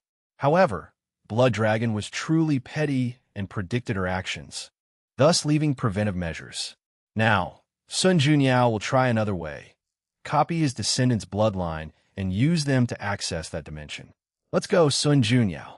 She knew that the lustful Blood Dragon had a few children before proving the Dao, and luckily, one of them when he was an Empyrean.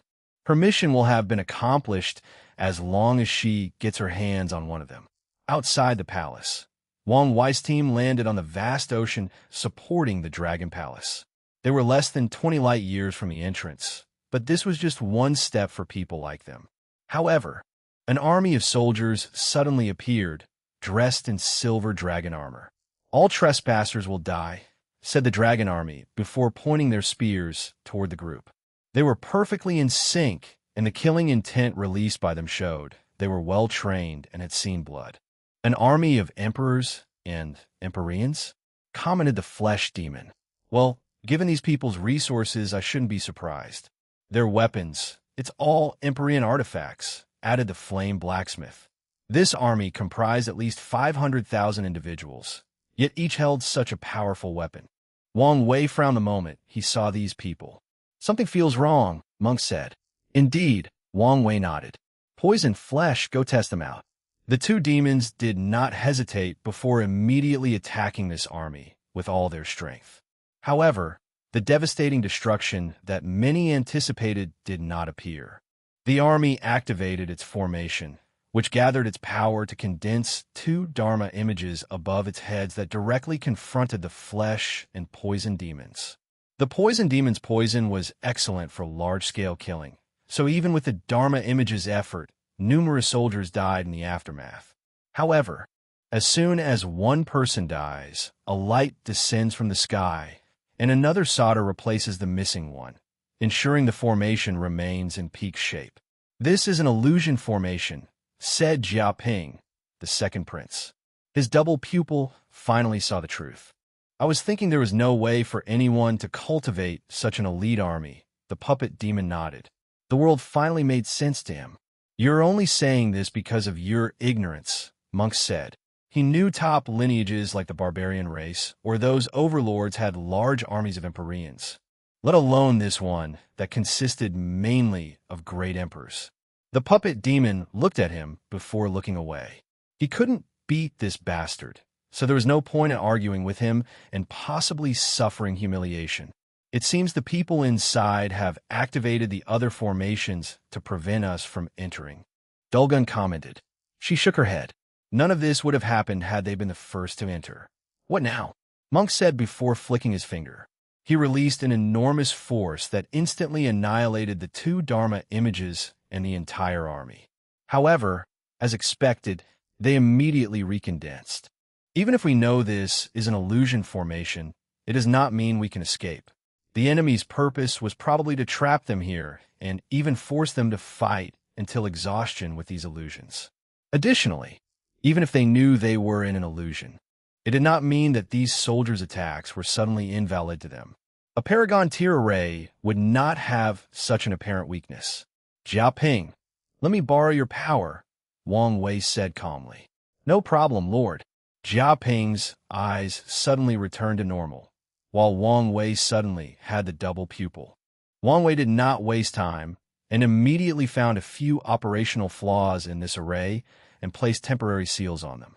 The soldiers suddenly became illusory before completely disappearing. However, the team did not have time to rejoice before something else attacked them. A terrifying pressure descended from the heavens, rendering them immobile. Then, countless void tears leading to heaven knows where appeared around them. The attraction from these tears was genuinely terrifying. This should be an exile array. Do something, or who knows where we'll be teleported to, Dulgun hurriedly said. These tears could lead anywhere, including some forbidden spaces in primordial chaos or the source key space. Although rare, they could also directly lead to another chaos world. "I'm on it," Monk said. His muscles trembled to release enough strength to break off from the restraints on him. Then, he manifested a colossal golden giant above his head. The giant palmed downward, releasing a terrifying pressure that closed all the tears. Everyone sighed in relief. "It's not over," Wang Wei said calmly, bringing bad news to them. The sky above their heads suddenly turned dark, and everyone's faces turned pale. Their danger senses were activated, and a terrifying warning of death was constantly reverberating in their mind. This is," Wang Wei thought, noticing something. Chapter 12, 86 Plunder, 3.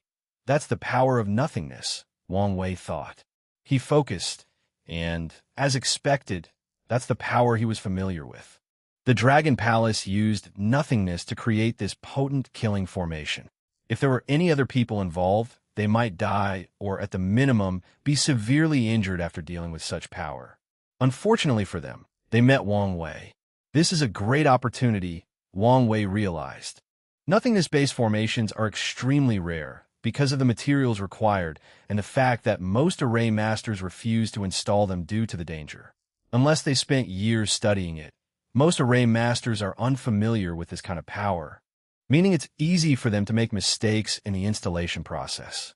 However, the slightest mistake also means their deaths and everything around them. By controlling that formation, I can gather enough nothingness power to condense my wheel and enter the battle taboo realm. Wang Wei analyzed with excitement. It seems my luck is on the uptake. As soon as Wang Wei had these thoughts, he paused as he realized something. Besides a few minor setbacks, my luck has constantly risen since my ascension. And after today's haul, no. After my training with the future wife, it should reach its peak. He squinted. After luck reaches its peak, there's only one way for it to go down. In other words, Wang Wei can already predict that his life will not be so good once he's done training with Wu Hong. I must be ready, he thought. He realized that Supreme Unity was the only person who could truly make his life miserable. In other words, the latter should be making a significant move soon. A sense of urgency suddenly loomed over Wang Wei. However, he also understood this was not the time to be worrying. He no longer wasted time being distracted and summoned his nothingness wheel to control the upcoming power, allowing their team to navigate this killing array unharmed.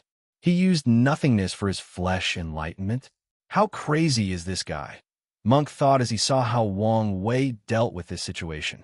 The barbarian race is masters of body refiners, so they've tried a few times to walk the path of nothingness throughout their history. Unfortunately, everyone brave enough to use that concept except for one died tragically as their bodies, souls, and Tao were extinguished by the very power they had tried to control. The only survivor was an inextinguishable paragon who wanted to change his concept from eternity to nothingness. To that barbarian's credit, he made excellent achievements in the path of nothingness during his attempt. His achievements were even higher than Wang Wei.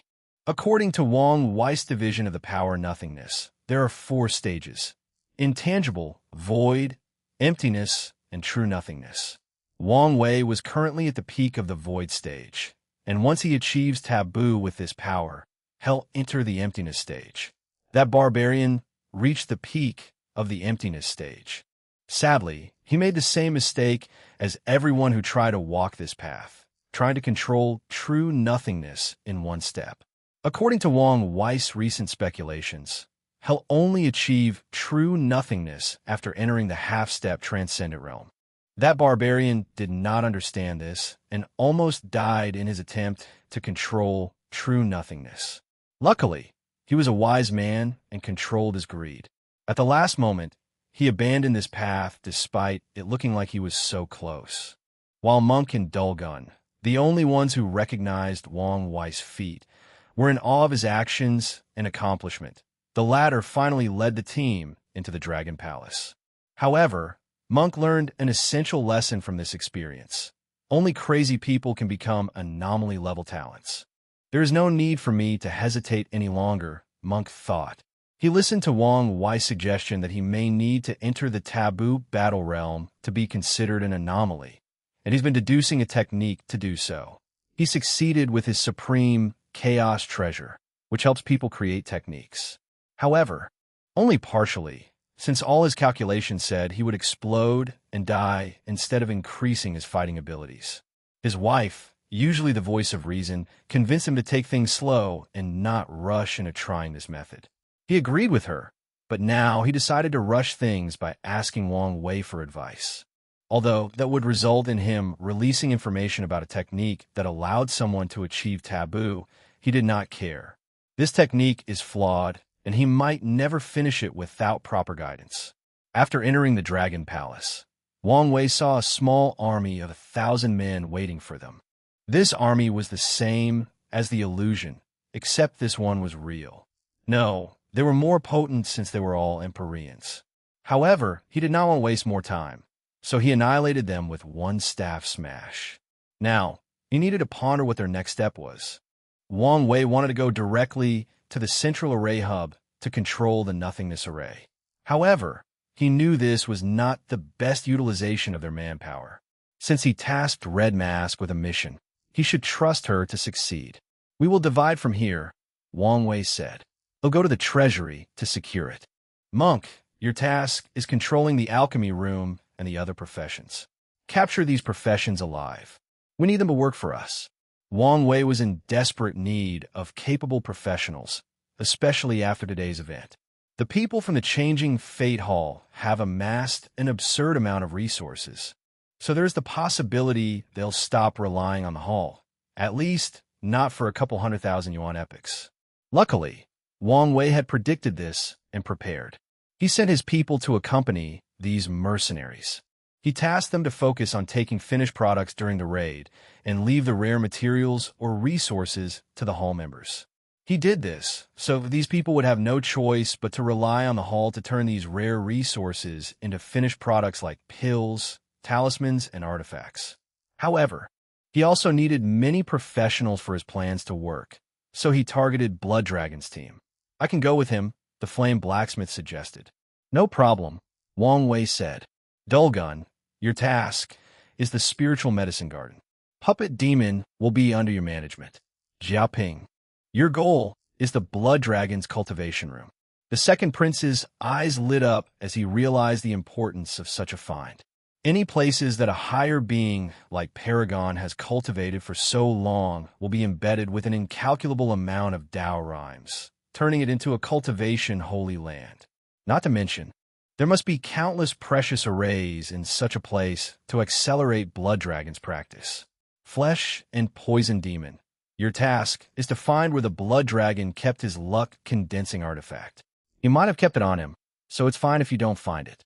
Wang Wei was convinced that the Blood Dragon's personal dimension was in Sun Junyo's hands, so he did not search for it. The rest of you need to make as much noise as possible to distract and disperse their forces, Wang Wei continued. Especially you, Cursed Demon. Spread a nasty curse around to cause chaos. As you wish, boss. Wang Wei nodded. There were plenty more crucial areas in this place, for example, the library, or the unique secret realms with rare resources or training experiences. However, these things could be left for later after securing these main areas and controlling the palace. The last thing he wanted was for the remains of the Blood Dragon people to destroy these areas out of spite and leave them with nothing. Wang Wei was about to disperse the group when he thought of something. He pointed at everyone and released a gray light into their bodies. You might encounter a Tier 12 creation life form, and this should send you away to safety. Wang Wei was not sure whether Blood Dragon had cultivated any Tier 12 creation creatures. It's possible since creations cannot disobey their creators. However, it's also possible the dragon was paranoid, and out of fear of being betrayed and having his power usurped, he never created any. After all, although creation life forms can't betray their master on their own, it's something else if someone intervenes. Although rare, it's not as rare as an Eternal's avatar betraying them. "All right, let's move," Wang Wei said before disappearing. He broke through countless spatial layers in a few dimensions before finding the treasury location. And as expected, there was a gatekeeper which surprised him slightly. A Dao monarch, Wang Wei thought. And an insurgent? He was confused because this man did pose a threat to him, but it was very low. That can only mean he's using a Paragon artifact to become an insurgent. Wang Wei focused, although this kind of insurgent was the lowest level, and many people do not even acknowledge their status. He would still take it seriously. Chapter 12, 87 Plunder. 4. Wang Wei looked at this middle-aged man with a subtle aura of demons and beasts. He was composed, as if he was confident in his abilities. This was odd since artifact insurgents were often looked down upon. So, Wang Wei had to wonder about this man's source of confidence. "Who are you?" Wang Wei asked. "A dead man does not need to know my name. So, It's Xian Tangtian, Wang Wei added, having already divined this much information. However, his actions made this guardian frown. Wang Wei was a master at controlling conversation's rhythm, so with this simple move, the advantage was already on his side. So, Xian Tangtian, why are you so loyal? Wang Wei asked. Your oppressor is already dead. But instead of taking this opportunity to get some remuneration and running away, you're still doing his bidding. Why is that? What do you people know? This is only a temporary setback. Once the Lord returns, none of you can survive his wrath. Xian Tangtian sneered. He will hunt all of you until the end of the earth. Wang Wei calmly looked at this man. Your threat is not as intimidating as you think. As long as these plunderers hide in the lawless zone, they'll be fine. Even if Blood Dragon returns, what can he do? With his terrible fighting ability and the rules of the lawless zone, he'll be useless even if he invaded with all his troops. Xian Tangtian was immediately speechless. These words had some truth to them. The lawless zone rejected any form of intervention from the outside world, so these people might get away with it if they hide there. Not to mention that by the time he revives, there should be a few more paragons in this world. Wang Wei added, and Xian Tangtian's face contorted.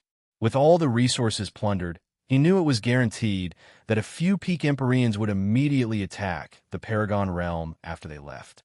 In the current political climate, one Paragon is enough to disrupt the situation, especially if it's someone highly gifted in fighting or worse, a boundless Paragon. All these created a sense of urgency in Xian Tangtian's mind. You still haven't answered my question, Wang Wei said. Why are you so loyal? The controlling method Blood Dragon used in your soul should have dissipated after his death, unless he went as far as using a Dao mark as the basis of the technique. But even if he did, his weakened state should be enough for you to take the risk of removing it. Why do you care? Xian Tangtian snapped before summoning his Paragon artifact, a bracelet.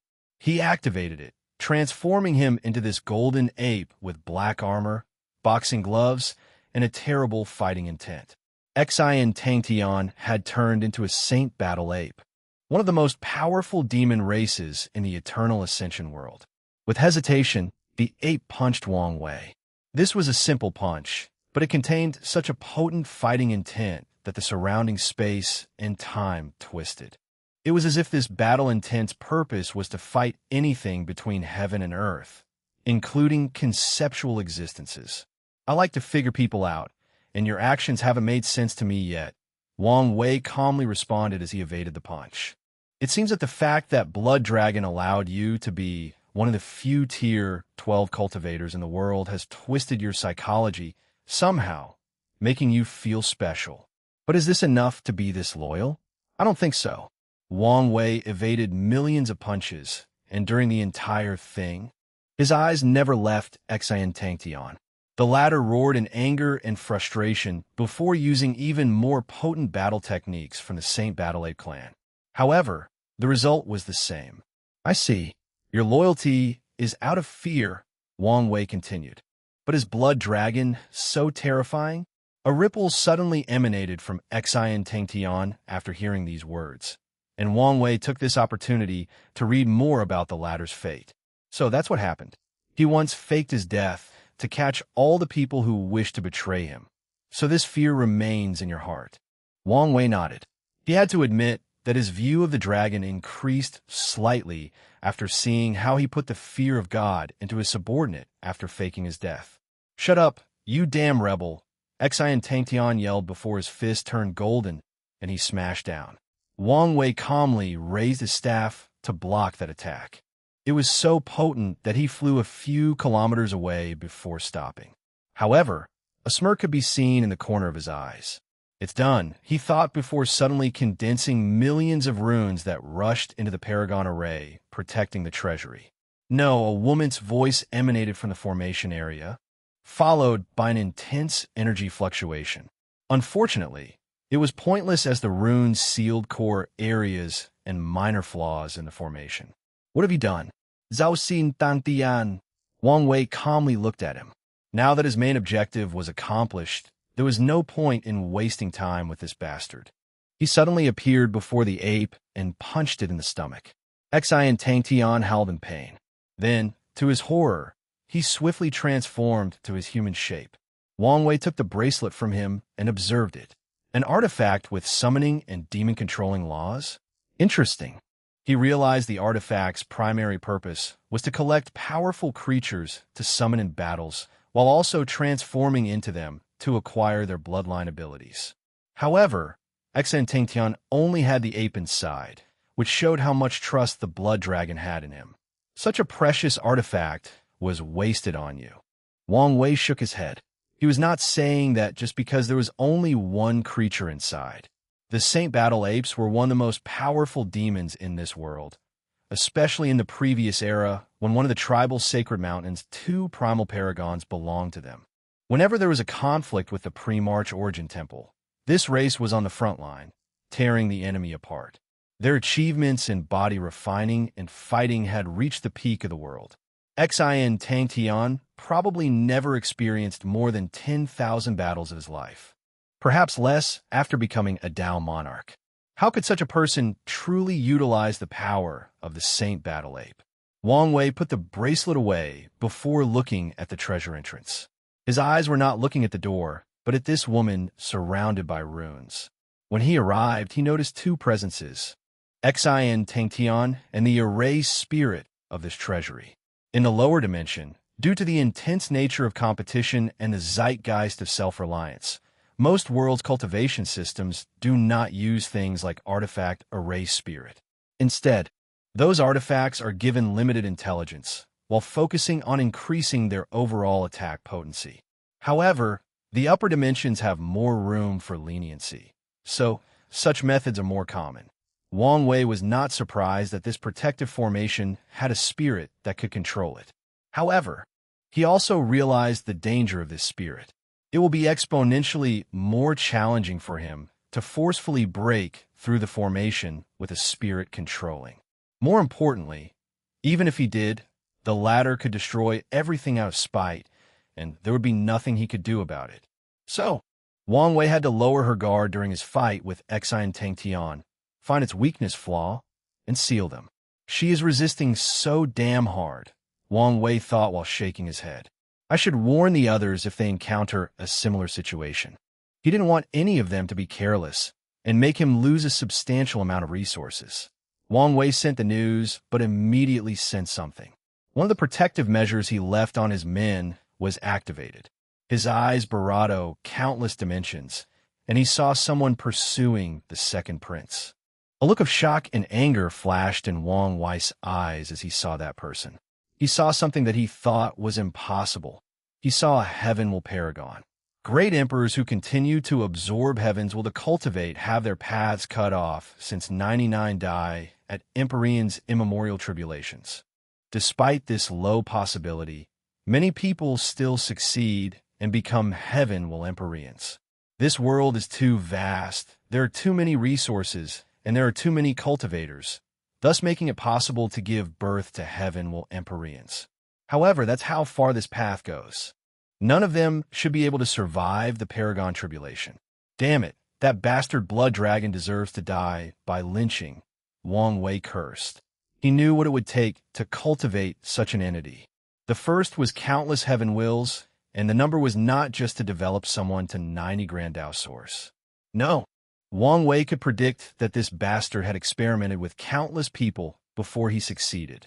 As such, the number of heaven wills wasted in such an experiment was astronomical. The second requirement for this plan to succeed was talent. Only an extremely talented individual whose Tao heart, mind state, and willpower had reached the peak would have a chance at surviving the Paragon Tribulation.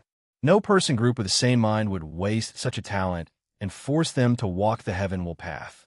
But this bastard blood dragon did precisely that. Damn it, I want to revive this bastard to kill him again, Wang Wei said with gritted teeth. Such a talent would be considered a boundless paragon seed in any faction, but that dragon ruined it. As someone who loves talent, Wang Wei felt great pain. Chapter 1288 Plunder, Finale, unedited chapter. Yeah, Ping's pursuer was relentless. A shroud of darkness enveloped the man, allowing him to teleport at an alarming rate. Even with Wang Wei's power taking him away, it's apparent that Jia Ping will soon be captured. Shadow Dao, Wang Wei thought. Not just that, he's a member of the Shadow Clan. A sudden realization dawned on Wang Wei. The Shadow Clan is a unique race with a miserable history. Their clan is born from the shadow. They could be classified as the Spirit Clan since they are shadows that have gained form and sentience. However, unlike the Spirit Clan, whose awakening is random and has few numbers, the Shadow Clan had a unique world that gave birth to them. Besides their unparalleled ability to control Shadow Dao, the clan had one unique characteristic called ultimate allegiance. Once a Shadow Clan member surrenders to someone else, they will be loyal until death. More importantly, a Shadow Clan with a master is immune to 99 of methods that could force them to betray their masters. It's rare for an everlasting Empyrean's avatar to betray them, and methods to achieve such a feat are few in between. However, such methods that are usable against members of the Shadow Clan are even rarer.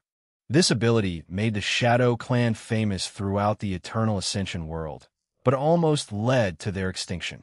The Shadow Clan members became a commodity, resulting in countless people hunting them down to train them into their most loyal subordinates.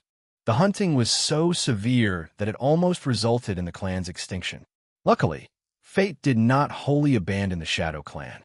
In the middle of the Golden Era, their clan gave birth to an unparalleled genius called the Shadow Monarch. He became a peak, boundless paragon at record speed and sheltered his clan. The man was relentless in saving and protecting his clan members. It did not matter who they were. He would attack them if they captured his clan members. That goes for the 13 overlords. Ultimately, the world had to compromise and leave the Shadow Clan alone. These top lineages did not care about the Shadow Monarch's fighting prowess, but they feared his hiding abilities. The man had escaped countless times under the hands of primal paragons, and once, he survived the attack of 3. The top lineages feared the Shadow Monarch would assassinate their top talents. So they compromised and left the Shadow Clan alone. However, the Shadow Monarch should have entered Limbo after the ultimate taboo, again leaving his clan vulnerable. The parasites attacked them, killing and capturing many branches. Luckily, the main branch had the means left by the Shadow Monarch and hid themselves from the world. With such a talent, he probably could have been the next Shadow Monarch. Wang Wei lamented with a sigh. Damn it, how stupid are these people? Can't they think for the long term? Even the overlords decided to leave the Shadow Clan alone, but they dared do this to their clan. How were they prepared to deal with the Shadow Monarch? Do they believe the 2 sons would protect them? Anyone with a bit of brain would not know that the Shadow Monarch will one day return, and given how the latter felt about his clan, the first thing he'll do is probably take revenge. Even if not for revenge, the Shadow Monarch must kill these people to establish his prestige. Otherwise, other people might start lusting after his clan again if he showed weakness. Wang Wei shook his head. He summoned 4-time clones before disappearing from his place. He did not immediately attack, but waited for the right moment for a sneak attack. His intuition warned him that if that person hid himself, he wouldn't be able to find him in his current state.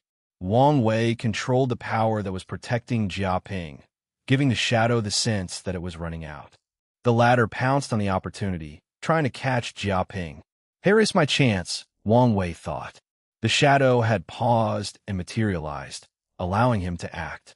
The 4 clones appeared around the shadow and placed their staff around his neck, forming a magic circle that instantly sealed him. Lord, Jia Ping said in relief. Go finish your mission, Wang Wei said. Yes, and thank you for your help. Jia Ping departed, and Wang Wei observed this shadow. If only I could convert him into my follower, he lamented. This was impossible. No matter his method, it won't work for this person. This shadow hasn't committed suicide because it still senses blood dragon's down mark. Once that is gone, it will also leave the mortal coil, following his lord. Wang Wei's eyes saw the shadow's Dao tree. The tree had 12 golden lights, starting from the root to the top, each light releasing an aura similar to heaven's will. Although it appeared that it only took 12 heavens will to fill this tree, That is a lie. The first heaven will light up the first 9 spots, and the 10th spot will release a slight yellow hue. The 10th spot will then turn golden after absorbing countless more heaven wheels. Then, the cultivator will repeat the process for the 11th and 12th spot. Wang Wei frowned as he observed the Tao tree. My conjecture was right. This thing might be a transcendent path. Most people disdain the heaven will path, and with good reasons. However, they also failed to see the uniqueness of this path, and that's the utilization of the heaven will. What is the heaven will? It's a key that grants direct access to the Grand Tao source. It allows Tier 9 cultivators to skip over 100 large cultivation realms and gain direct access to the Grand Tao source, the origin of all laws, rules, and Taos in the chaos universe. Such power represents the direct authority of Grand Tao. Wang Wei once asked his Wuhong whether paragons could create heaven wills, and she answered no. Many have tried, but none have succeeded, including her. He then asked whether paragons could provide cultivators direct access to the Grand Tao source, bypassing the use of a heaven will. Wuhong told him that only paragons who hold one of the 3,800 main positions have this power and can only give access to whatever Tao they cultivate. In other words, Wuhong could only provide access to the sealing Grand Tao source. Emperors cultivated in this manner are called vassal emperors because they are essentially slaves to the paragons who gave them the key. The Tao they cultivate is the Tao of that paragon, thus limiting their achievements. Vassal emperors are not popular in most chaos worlds because of possible disloyalty, and their training time is as long as regular emperors. Instead of wasting time on them, most position paragons would just use their Grantsmith wheel and train more creation life forms. Countless thoughts flashed through Wang Wei's mind as he observed and analyzed the Tao tree. The person who created this method has an extreme understanding of the heaven will. Wang Wei had 2 theories about the creator of the heaven will method. First, an emperor or empyrean created this method to bypass their lack of talent and reach a higher realm. The other is that a peak paragon created this method as their path to transcendence. This idea is that since the heaven will is an access key, they could access the core of the Grand Tao source after absorbing enough of it. If someone could reach the core of the Grand Tao source, that would mean they had the same level of authority as the Grand Tao, Wang Wei theorized. Such access should be enough to make someone step into the realm of transcendence. But even if it didn't, the creator could still absorb power from the core to nourish their body and soul, thus pushing their strength and maybe realm to another level. I have to say, it's an ingenious method, Wang Wei concluded. I don't know if this method is feasible, but it's worth researching, Wang Wei thought. This path of transcendence was worth researching once he reached the limit. Even if it's not possible, the idea is valuable.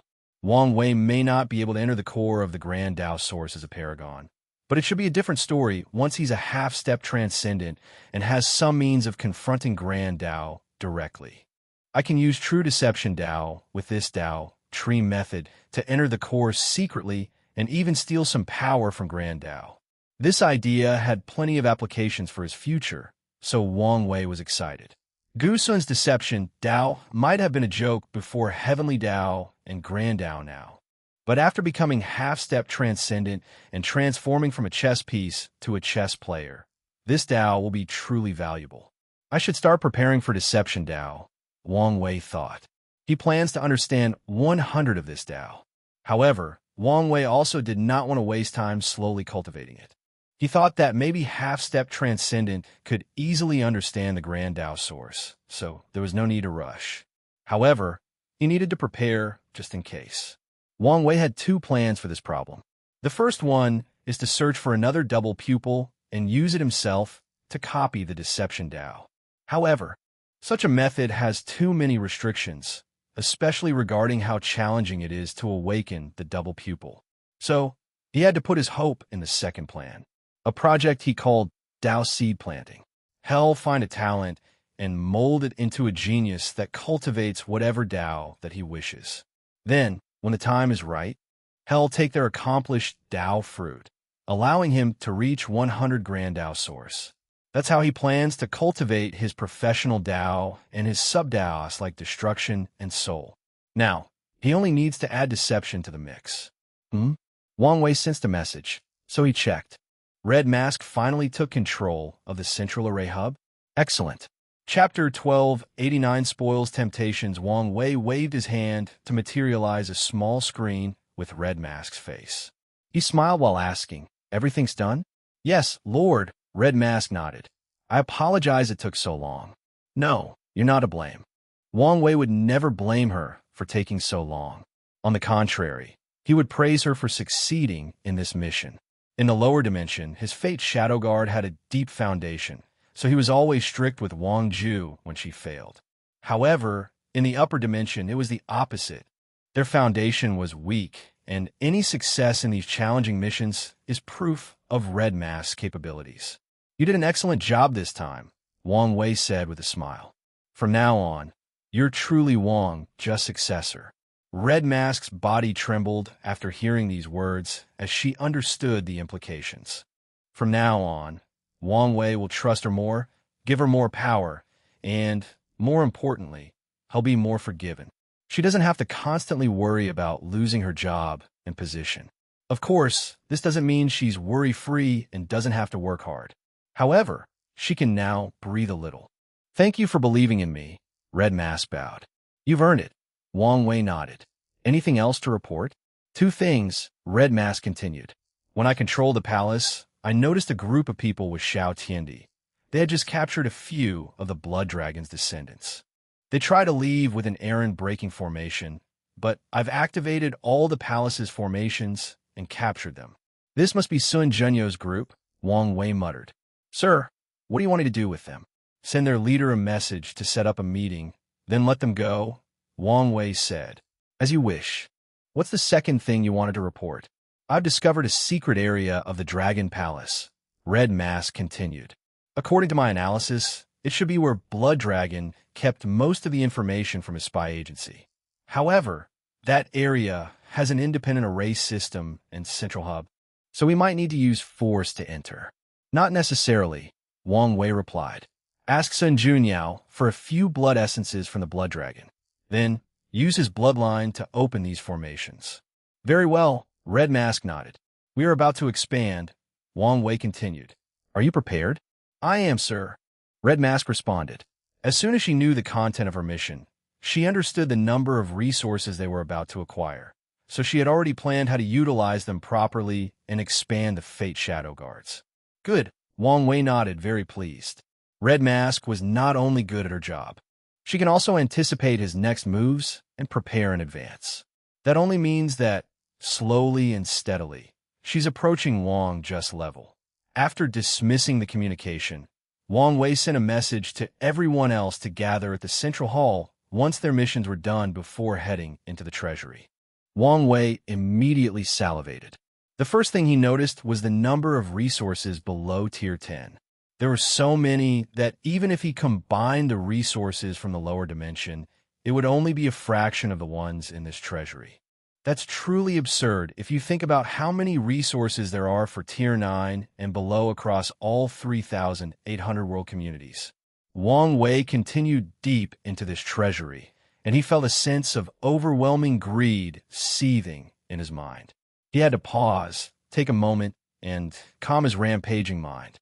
He understood that if he allowed this greed to influence him, he would take all these resources without sharing them with his men, leading to numerous problems.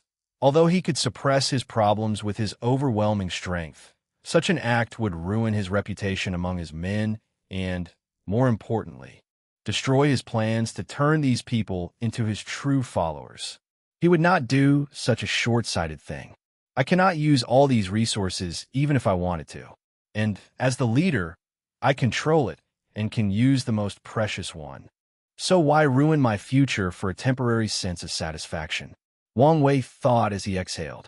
"Plus, if this small amount of wealth is enough to influence my mind, then I would be disappointed in myself." Wang Wei opened his mind, and he was back to his original self. However, he frowned. "It seems my mind is not as perfect as I thought," he muttered. Wang Wei always knew he was greedy. His capitalist tendency to pursue the maximum profit in any situation has become a core aspect of his personality. However, he thought he had absolute control over his greed, but today's events prove him otherwise. "It's time for me to cultivate my mind and temper my Tao heart," Wang Wei muttered. "Maybe even update my ever-changing Tao heart. If I can experience the life of a man who controls all the wealth in the world and can give up that wealth, my mind should sublimate to another level." Wang Wei has been tempering his mind and Tao heart the natural way through a long life and experiencing things. However, this approach seemed insufficient, and he needed to take some steps. Wang Wei sighed. "I have so much to do, but something tells me I don't have much time."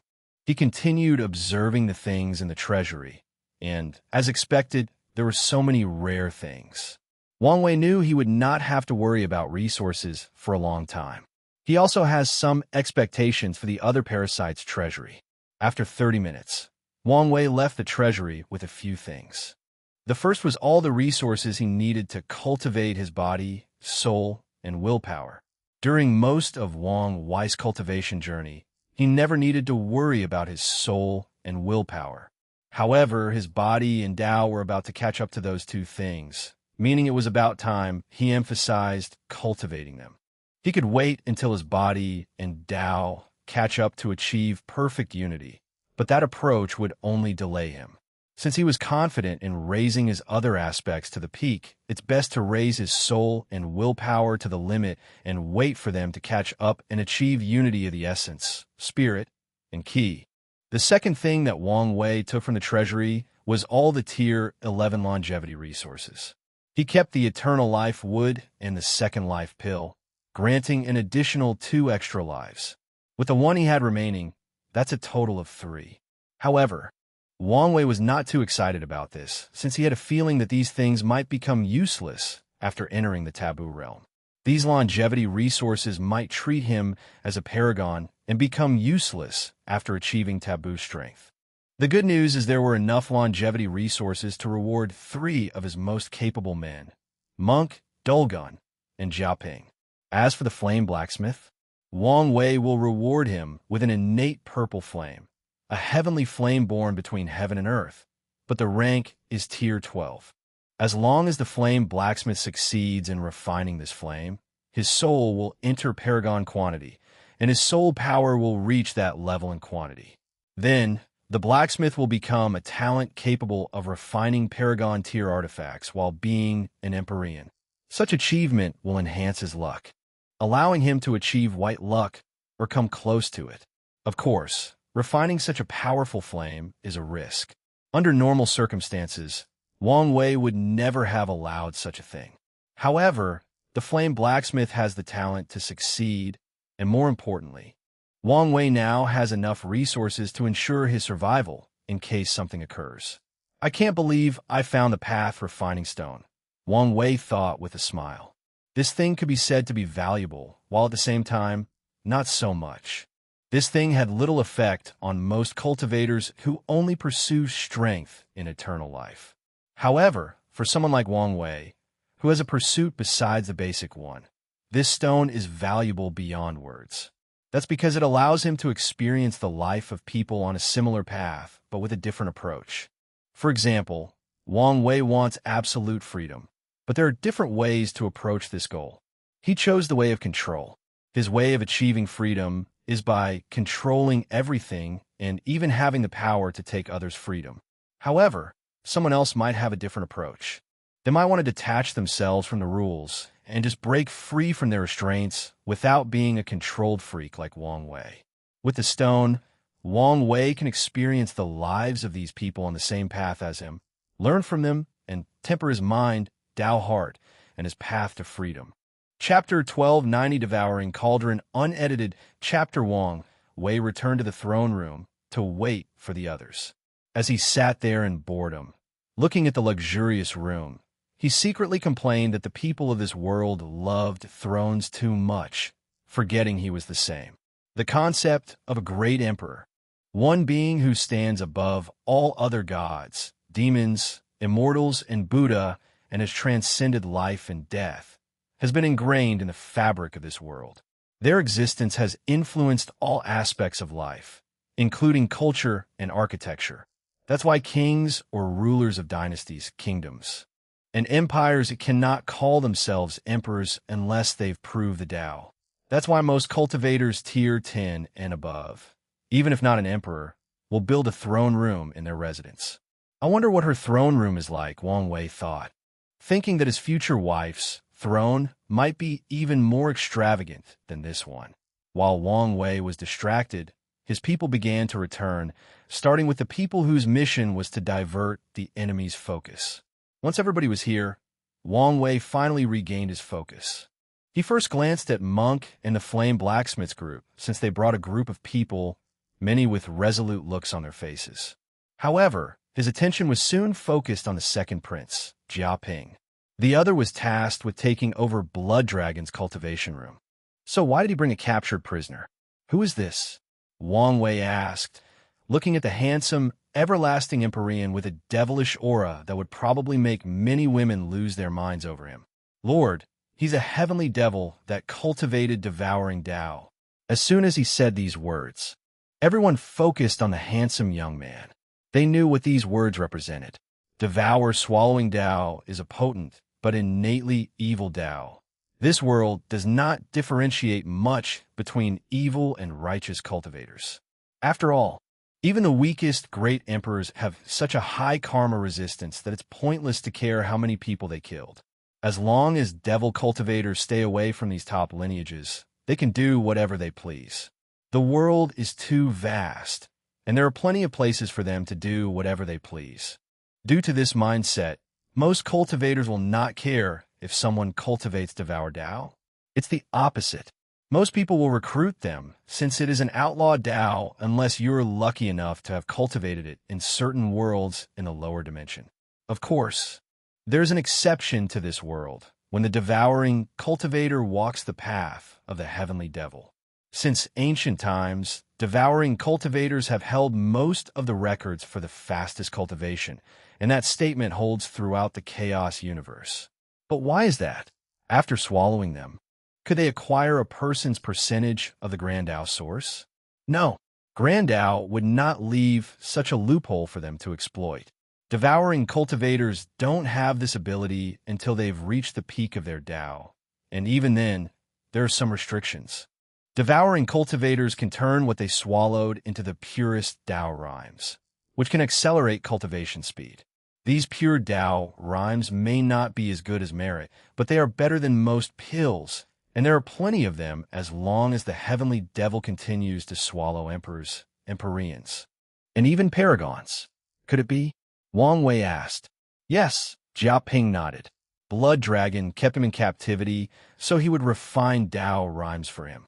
This guy is truly useless, Wang Wei thought.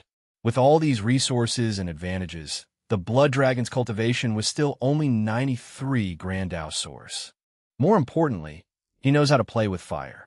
Wang Wei only took a glance at this little devil to figure out the latter was slowly planning to swallow the Blood Dragon. And honestly, given how stupid the dragon was, Wang Wei believed the little devil might have succeeded. After all, his cultivation was the peak of the Empyrean realm. With how suspicious Blood Dragon was, it was a remarkable feat for him to convince him to reach such a level, probably with the promise of making more precious Tao rhymes with higher cultivation. Sir, what do we do with him? Asked the Curse Master. This little devil was a fantastic resource, and as long as he gets a small amount, his cultivation can increase. Give him to me, Wang Wei said. The devil flew into his hands, and as their eyes met, the heavenly devil's body trembled out of fear. He knew this man was not the idiot that was the Blood Dragon and might be able to control him truly. Your instinct is correct, Wang Wei said as if he could read his mind. Wang Wei pointed his hands on his forehead, and the little devil started to fight back. Sadly, the seal put on him by the Blood Dragon was still active. Additionally, Jia Ping was careful and added his means of restraint.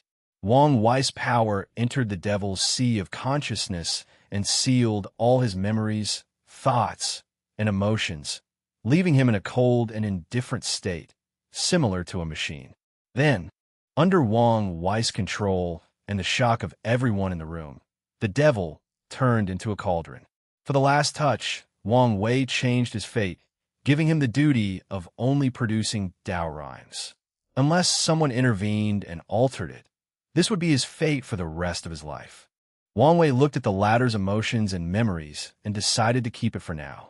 In the future, he might allow the latter to enter the Paragon realm so that he could create better Tao rhymes. As for the cruelty of Wang Wei's actions, no one said or cared about it. On the contrary, they think Wang Wei's approach was brilliant. The cultivation world was cruel, and themes like survival of the fittest and cannibalism are mainstream. Additionally, the devil was not some innocent person. The fact he chose the path of the heavenly devil meant he was prepared to start a storm throughout the world by going on a killing, swallowing spree. We may need an array to boost his production speed, Wang Wei said to everyone else. Additionally, we need bodies to refine Tao rhymes. He paused briefly. This is what we'll do. You guys can hunt devil cultivators and attack the base's allies of the parasites to gather materials. 60 of the Tao rhymes belong to me, and the rest is for you. The others did not mind the fact Wang Wei had the largest share. Things have always been this. The boss gets most of the resources, and others share the soup. The fact he was willing to give 40 was quite generous. Wang Wei looked at Wang Qi. Organize a group to look for tombs or places of mass sealing.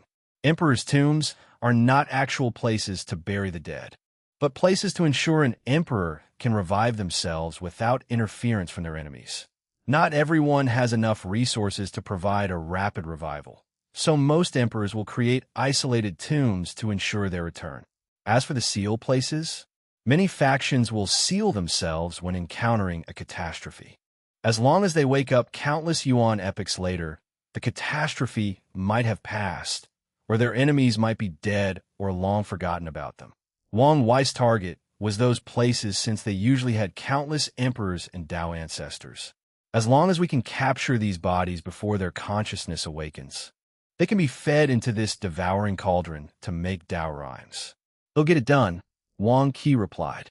He immediately sent a message to the changing Fate Hall to create a new mission about finding tombs and sealed places. Wang Wei nodded in approval with his swift action. His focus then finally shifted to monk.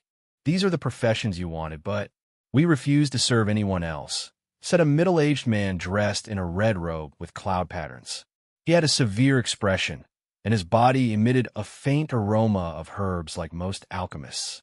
You are? Wang Wei asked. Empyrean Cloud Flame. The middle-aged man responded. And as I said, we refuse to work for anyone else, even if it means our death. Wang Wei calmly looked at this man and the others. They were not joking. All these professions have already planted a command in their soul. As long as someone remotely gets close, it will detonate, killing them instantly. They are determined, Wang Wei thought. He knew that force was out of the question since he was not skilled enough in soul, Tao, to prevent these people from killing themselves.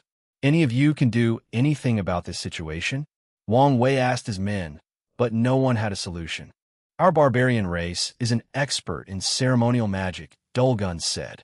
So, if you give me time and can trick them into the location, I might be able to stop them from killing themselves. How much time are we talking about? Wang Wei asked. Too much. Dulgun did not say a number, since she knew it was too much. She only brought it up to raise her value in the eyes of the boss, not to provide an actual solution. I guess I'll have to sweet-talk them, Wang Wei thought.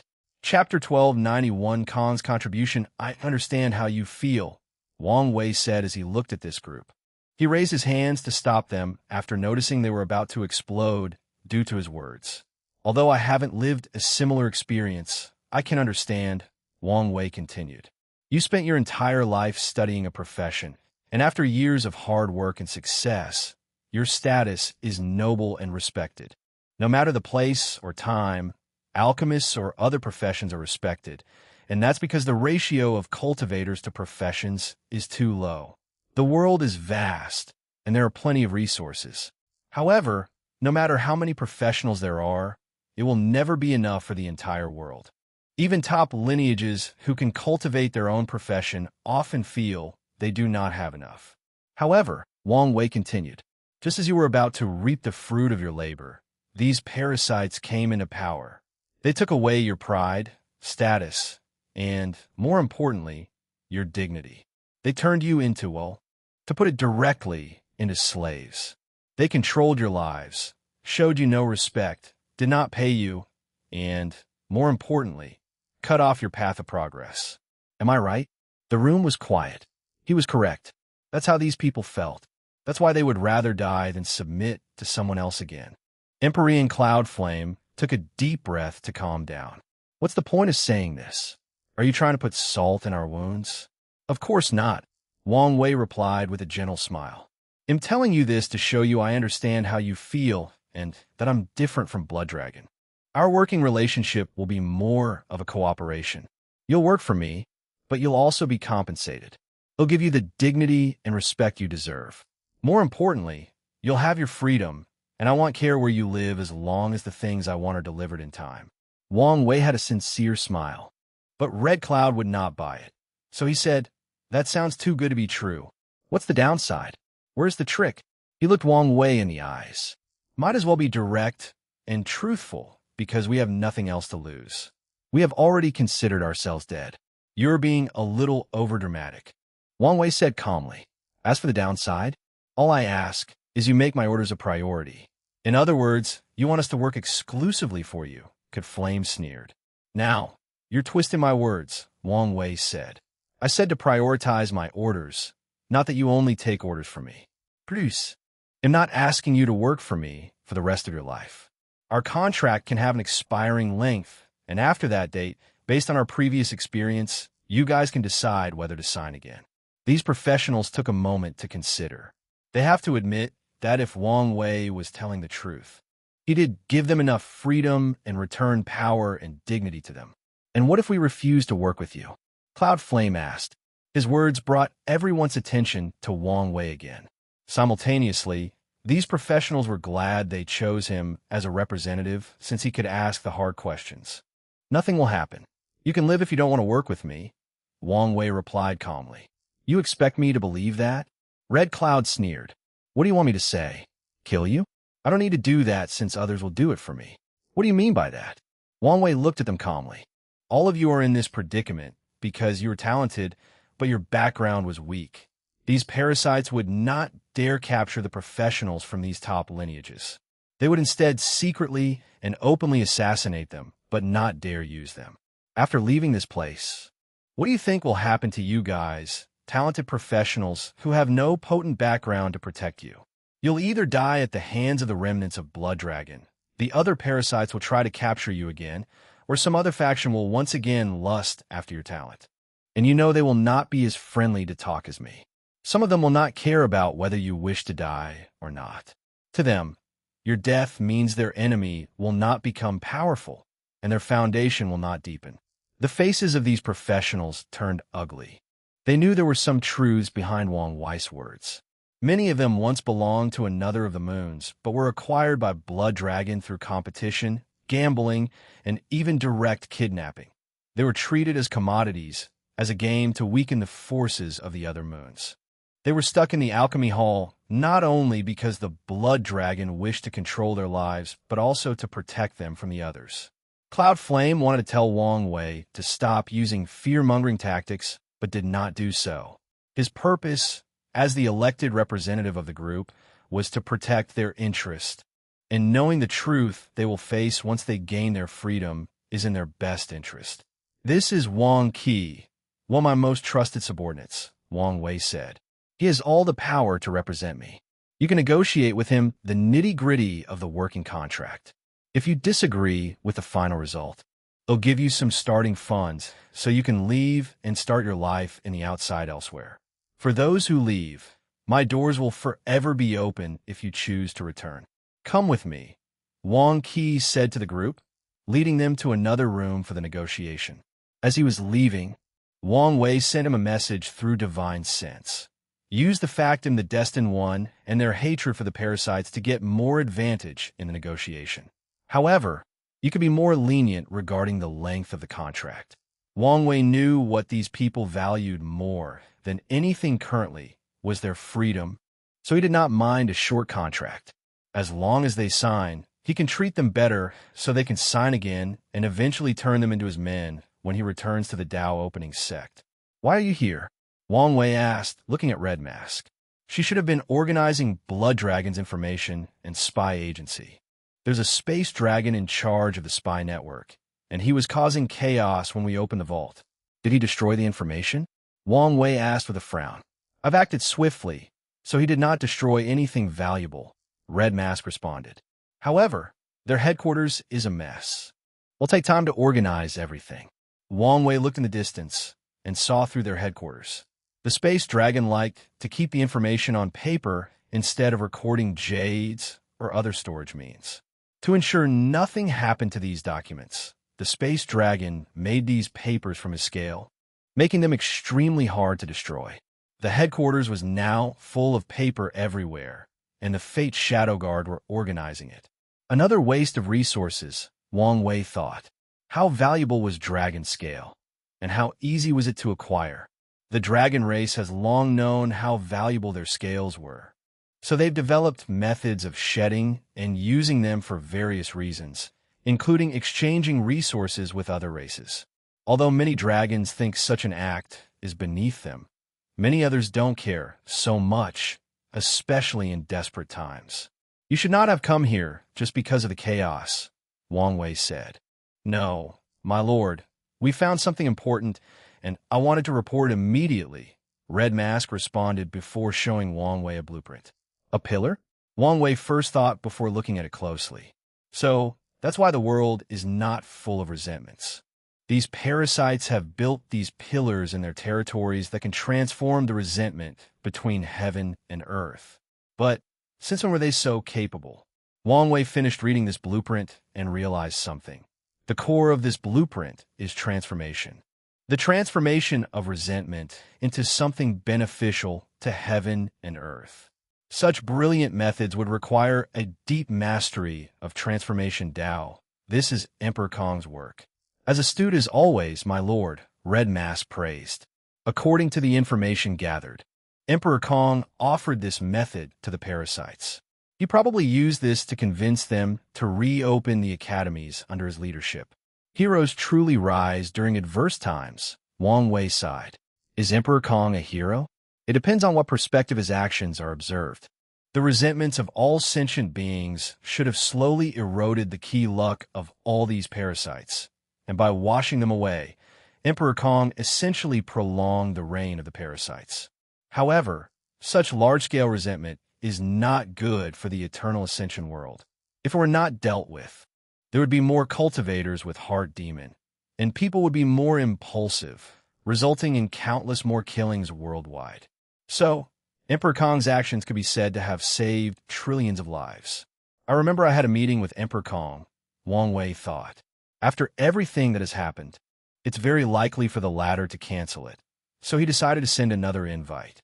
Chapter 1292, Aftermath, unedited chapter. Anything else to report? Wang Wei asked. Nothing for now, Red Mask replied. All right. Wang Wei nodded before looking at Monk. What's the current situation of the profession hall? There were not as many resources as expected, Monk replied. It seems Blood Dragon controlled these people strictly. However, I discovered countless heavenly flames available for them to use. Additionally, Blood Dragon once refined a paragon soul into a formation to provide enough soul power for their work. No wonder these people were determined, Wang Wei commented. He could predict the working situations of these professionals. Blood Dragon forced them to work for countless yuan epochs without rest, using the soul formation to replenish their soul power and spirit instead of taking a break. I'm surprised these people did not break sooner, Wang Wei commented. There's a reason for that. Oh, have you heard of the Tao Path tablet? Wang Wei took a moment to remember. You mean the luck condensing artifact from the Skill Tao Association? The one that contains the explanation of all professional Taos from 0 to 100? That's correct, Monk nodded. These parasites took it for themselves and have agreed to share it on a time basis. These professionals endured for so long just for an opportunity to use that thing.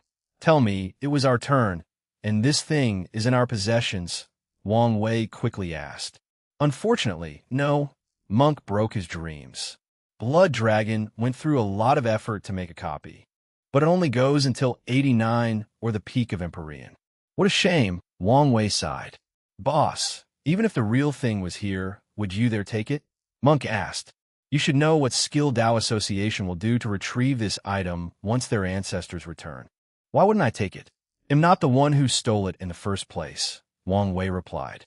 Of course, it's another question of whether to keep it. Such an item is enough to start a Dao war between two overlords. I figure you would say that, Monk chuckled. We must get our hands on that thing, Dulgun said with a severe face. Of course, Monk nodded. Blood Dragon might not be able to copy it fully, but the Barbarian clan and the Dao opening sect should have no issue. This was a supreme artifact used to cultivate professionals. Although many top lineages have their methods of cultivating professionals, they're not as good as the Skill Dao Association or the Origin Seal Continent. However, the latter is not so good at training professionals as they are excellent at teaching runes, which is the foundation of these professions. If the Barbarian race and the Dao opening sect can get their hands on that artifact and copy it, their lineage's overall foundation will drastically improve. This is indeed a once-in-a-lifetime opportunity, Wang Wei thought. Under normal circumstances, the Skill Dao Association would never allow such an artifact to leave their sight. Truth be told, Wang Wei did not believe the parasites could force the association to hand over such an artifact. They would rather fight and perish with those bastards than hand it over. The only way they could have succeeded is if the two sons intervened, or one of the parasites, probably Time Eater, used the name of the two sons to force the association to hand over the artifact. Do you know whose turn it is? Wang Wei asked. The Earth Emperor, Monk replied. That's what the professionals told him. Should he be my next target? Wang Wei thought. However, he soon gave up that idea. His next target must be chosen after years of gathering information, analysis, and maybe even waiting for an opportunity. Put a little more emphasis on the Great Chu Divine Dynasty, Wang Wei ordered Red Mask. The current situation should have everyone on edge, so law low and be less aggressive until their nerves are no longer tense. I understand. Anything else? Wang Wei asked Monk, but he shook his head. So, he focused on his wife. What's the situation of the spiritual herb garden? I've never seen an entire garden made of primordial chaos soil, Dulgun sighed. However, despite her words, Wang Wei was not surprised. He knew these parasites had amassed too many resources, most of which were wasted. So, he was not surprised Blood Dragon had access to the rare primordial chaos soil, capable of growing anything. That is good news, Wang Wei nodded. Emperor tier and above spiritual herbs have different requirements for soil, nourishment, environment, and even growing time. As such, raising these magical herbs usually takes time and a great deal of expertise. However, primordial chaos oil removed most of these hassles. It can grow 99 of herbs without worrying about the environment. It can draw nutrients directly from the source key space or the Grand Dao source to nourish the herbs. And lastly, it can significantly accelerate the maturing time. Yes, Dulgun. Additionally, the garden has also birthed its own plant spirit, which also greatly enhanced the maturing time of the herbs. So, it's a top spiritual garden, Wang Wei said. Does it have its own time acceleration formation? It does, Dulgun nodded. Better yet, it also has a good fortune array and a supreme wood array to aid it. Is the garden naturally made? For a moment, Wang Wei thought the thing might have been some kind of supreme chaos artifact. No, artificially, Dulgun replied. She also had the same idea as Wang Wei and checked. But she realized the thing was the result of Blood Dragon's hard work and effort. I see. Wang Wei nodded. Anything else? The Blood Dragon planted a lot of Bloodface flower, Dulgun reported. Wang Wei frowned. Bloodface flower was something used by innate creatures and demons to accelerate their bloodline development. However, this thing should have been useless to the blood dragon, since his bloodline had matured by the time he had proven the Tao. So, unless he had acquired a unique bloodline on par with fiend gods or a supreme chaos bloodline, it would have been useless for him to use this flower. However, Wang Wei remembered one of the minor effects of this blood-face flower: increased physical strength.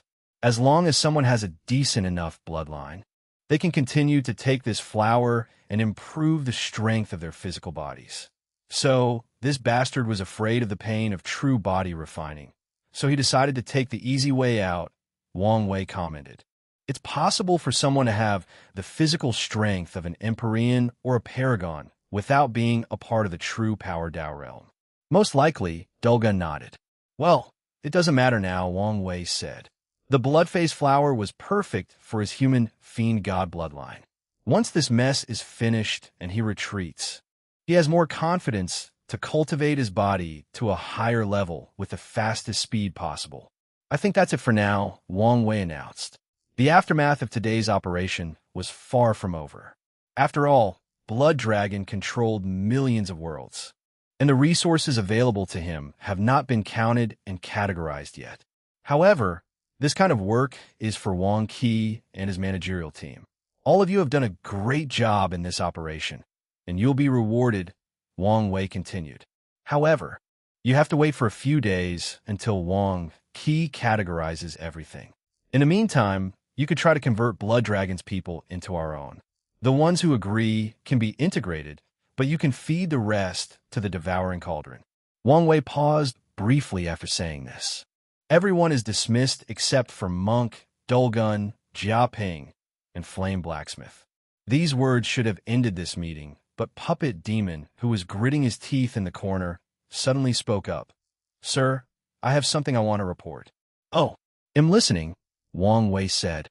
"With enough resources, I can build a puppet army on par with the army we saw in the illusion," Puppet Demon announced. "They will be fully armored, powerful, have no feelings, and can be extremely useful after teaching them a powerful enough array. More importantly, they will take less time to be built."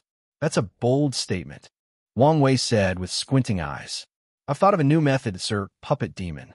With enough professionals at my side, we can build the puppets with a standard size. Then, we'll create different parts before assembling them. With this method, our efficiency will increase exponentially." Did he just create the cultivation version of the assembly line? Wang Wei thought, looking at the Puppet Demon strangely. When did this guy get so smart? Wang Wei looked at him and realized what had happened. This guy felt the pressure. He realized Wang Wei mostly valued Monk and the others, while the others were just pawned. Feeling the pressure, the Puppet Demon thought of this way to make himself valuable and enter the inner circle. Chapter 1293, Puppet Method, and I apologize in advance. This chapter was supposed to be short and brief about the puppet method, but I just went on a tangent and could not stop writing. Things should speed up from now on.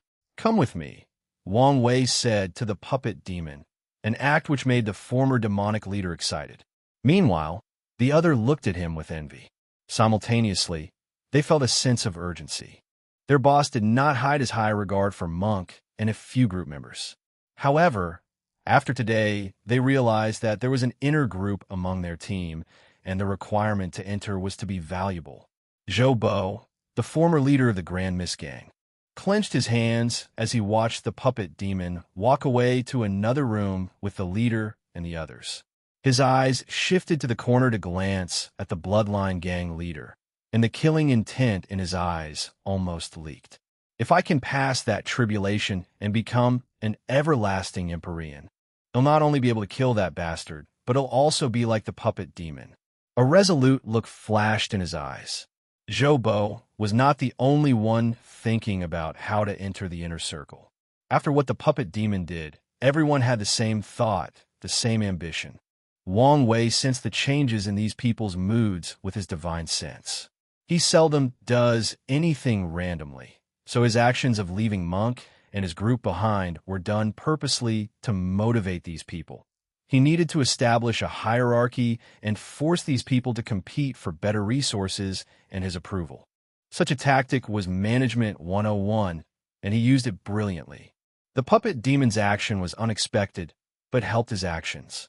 After all, these people saw how the puppet demon made an outstanding achievement and was invited into the inner circle.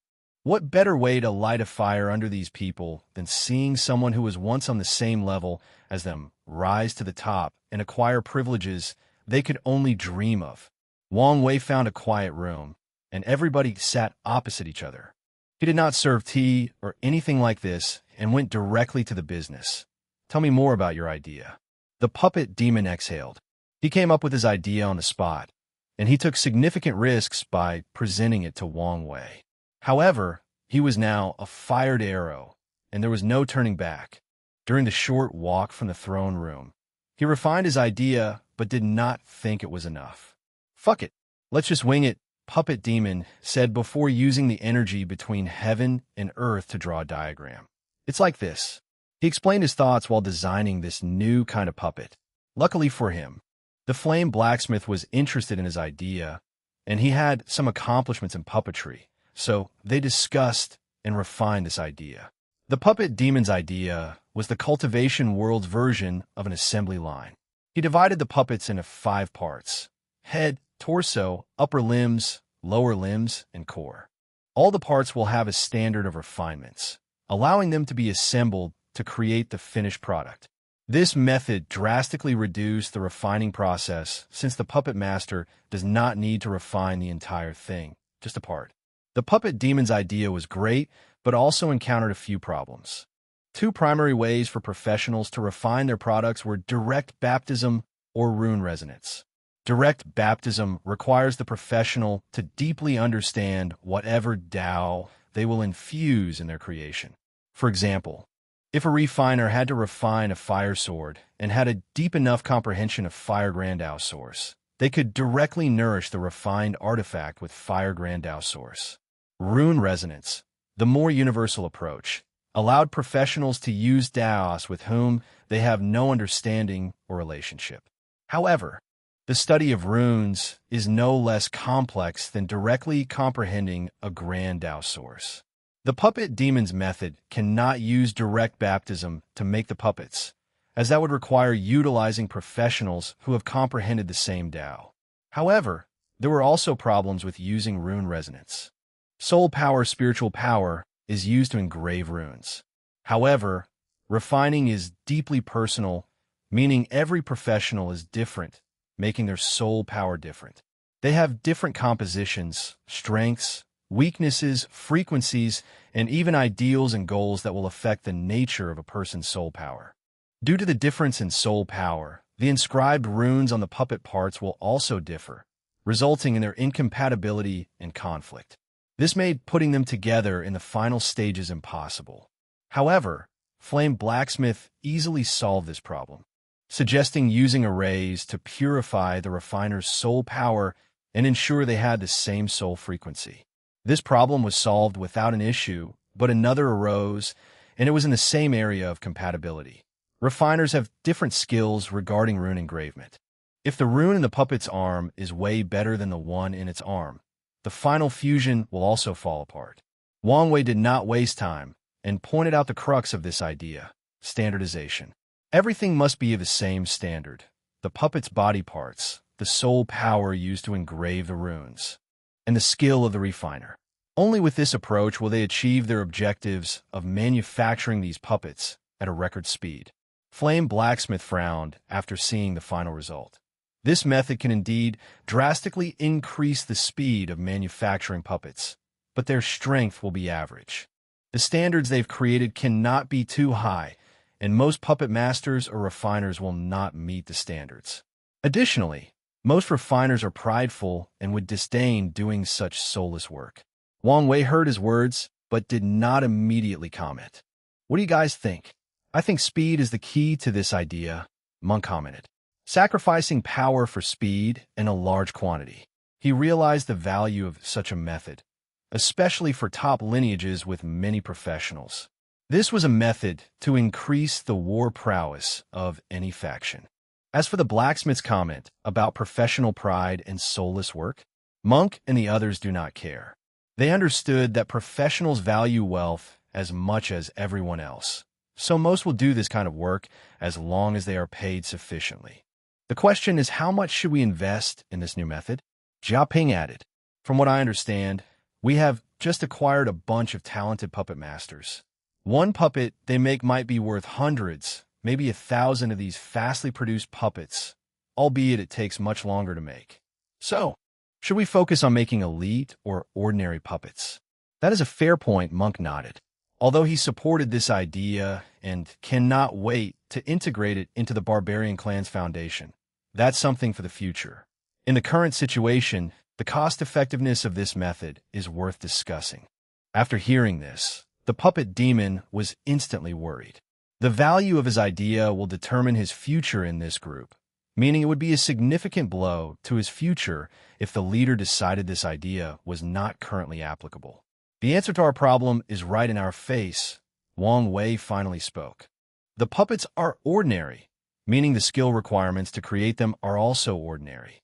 We can take ordinary emperors or empyreans with above-average souls and refining talents and teach them this method. They only need to remember how to refine less than a dozen ores and memorize a few hundred runes before they can make these puppets." Most of the people in the room were smart, so they understood the implications behind these words. "Better yet," Dulgun added, "we can hire the refiners with low aptitude. Many professionals in the world can only refine a few products, which takes too long, and their success rate is abysmal.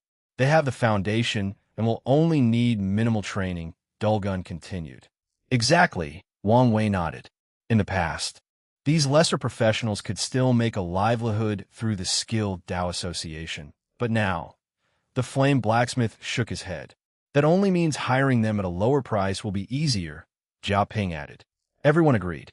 "I have a question," Wang Wei continued, looking at the puppet demon and the flame blacksmith. "The final assembly of the puppet parts requires an emperor, correct? If you're making a Tier 10 puppet..." "Yes," Blacksmith replied. "Is it possible for someone in Tier 9 and lower to do it? I mean, with training and assistance from a raise, and so..." The non-professional's eyes lit up. "The cost of these puppets would further decrease if that were possible." "It's possible," the flame blacksmith responded. "The last assembly does not require much skill, so, depending on the cultivation systems, a quasi-emperor should be able to handle it after the necessary training and assistance from a raise." "That's good news," Wang Wei said with a smile. He then looked at the puppet demon. Chapter 1294 Recycle. Wang Wei was puzzled how someone like the puppet demon was capable of such an idea. It's apparent from his performance that he suddenly thought of this, meaning such a level of ability was beyond his norms. It's perfectly possible for him to suddenly have an excellent idea, Wang Wei thought. My suspicion is mainly because his idea involves puppets. I've been planning for so long to train Kai Song into the ultimate war machine, and this puppet demon suddenly had an idea that could eventually help in that cause. It was too suspicious. So suspicious that Wang Wei suddenly believes that his future self might have implanted this idea into the puppet demon's head to lay down a foundation for Kai Song's eventual rise. Wang Wei sighed. Ultimately, it did not matter. The puppet demon's value had drastically increased, and one day, he might become Kai Song's right-hand man. "You did a great job," Wang Wei praised. "Thank you, Lord, and I couldn't have done it without Blacksmith. I just helped a little." The blacksmith had his pride, so he would not take or share credit for something like that. "You'll be in charge of this operation," Wang Wei said, cutting them off. "You'll have all the necessary resources, but you shouldn't neglect your training. He'll reward you with a few Tier 12 ores for you to make your puppet core." The puppet demon's eyes lit up. Building a Tier 12 core? Well, his skills were not enough for something like this. However, he could build the best Tier 11 core, and as long as he enters the next rank, his core will also evolve. "Thank you for the reward, Lord." Wang Wei nodded. "All of you have contributed greatly to this operation, so we'll also reward you." He gave them the longevity resources along with the heavenly flame. Everyone thanked him. After all, who wouldn't want an extra life? However, the flame blacksmith had a hesitant look. "Is something wrong?" Wang Wei asked. "I don't think I deserve such a high reward, flame blacksmith." Those were his genuine thoughts. He did not help much with the defensive arrays outside or the other arrays after they entered. It was Monk who killed everyone in their path and subdued all the resistances in the professional halls. As such, Flame Blacksmith felt he did not do anything to deserve such a reward. Just your help with Puppet Demon's idea is worth the reward, Wang Wei said. Plus, I have a mission for you. If you feel you haven't earned this reward, use this opportunity to compensate for it. Oh, you'll be in charge of these professionals, Wang Wei ordered. I need you to monitor their state while also creating an environment for them to feel a sense of belonging to our cause. Can you do it? I'll do my best, Flame Blacksmith nodded. That's all I ask for. Wang Wei nodded before summoning the sealed Shadow Clan, showing it to everyone. What an absolute waste of resources, Monk said. He figured out the same thing as Wang Wei, knowing the circumstances of giving birth to a heaven-will paragon. This should be a crime, Dulgun added. Jia Ping had a pained look on his face. Even at their prime, his dynasty might not have the resources to do something so atrocious. The puppet demon was confused but kept calm as if he knew what was happening. Meanwhile, the Flame Blacksmith shook his head and said, I thought heaven-will pills were already the most wasteful things in the world, but this is another level. The alchemists of the Eternal Ascension world have explored using heaven wills to make pills. The most famous was the Pure Source pill, which can allow a great emperor to instantly increase their cultivation by 20 without any side effects. Although this pill is only helpful for people with cultivation below 50, it is indeed precious. However, this pill requires a minimum of 10,000 heaven wills and an Empyrean alchemist. No sect or faction is willing to waste the potential birth of 10,000 great emperors to help one great emperor drastically increase their cultivation. So this pill rarely happens. As for its counterparts for Empyreans and Paragons, the former exists, but the latter is only a rumor. I had the same reaction, Wang Wei sighed before focusing on Dulgun. Is there a way you could recycle some of heaven wills from the truth? Wang Wei had a few methods he could try, but based on his calculations, the final result would be abysmal. He could probably only recuperate less than 100 heaven wills. He was unsatisfied with this number. Our clan has a ceremony that can reverse cause and effect, Dulgun replied after mulling it over briefly. The ceremony should be able to recycle 10 of the heaven will used.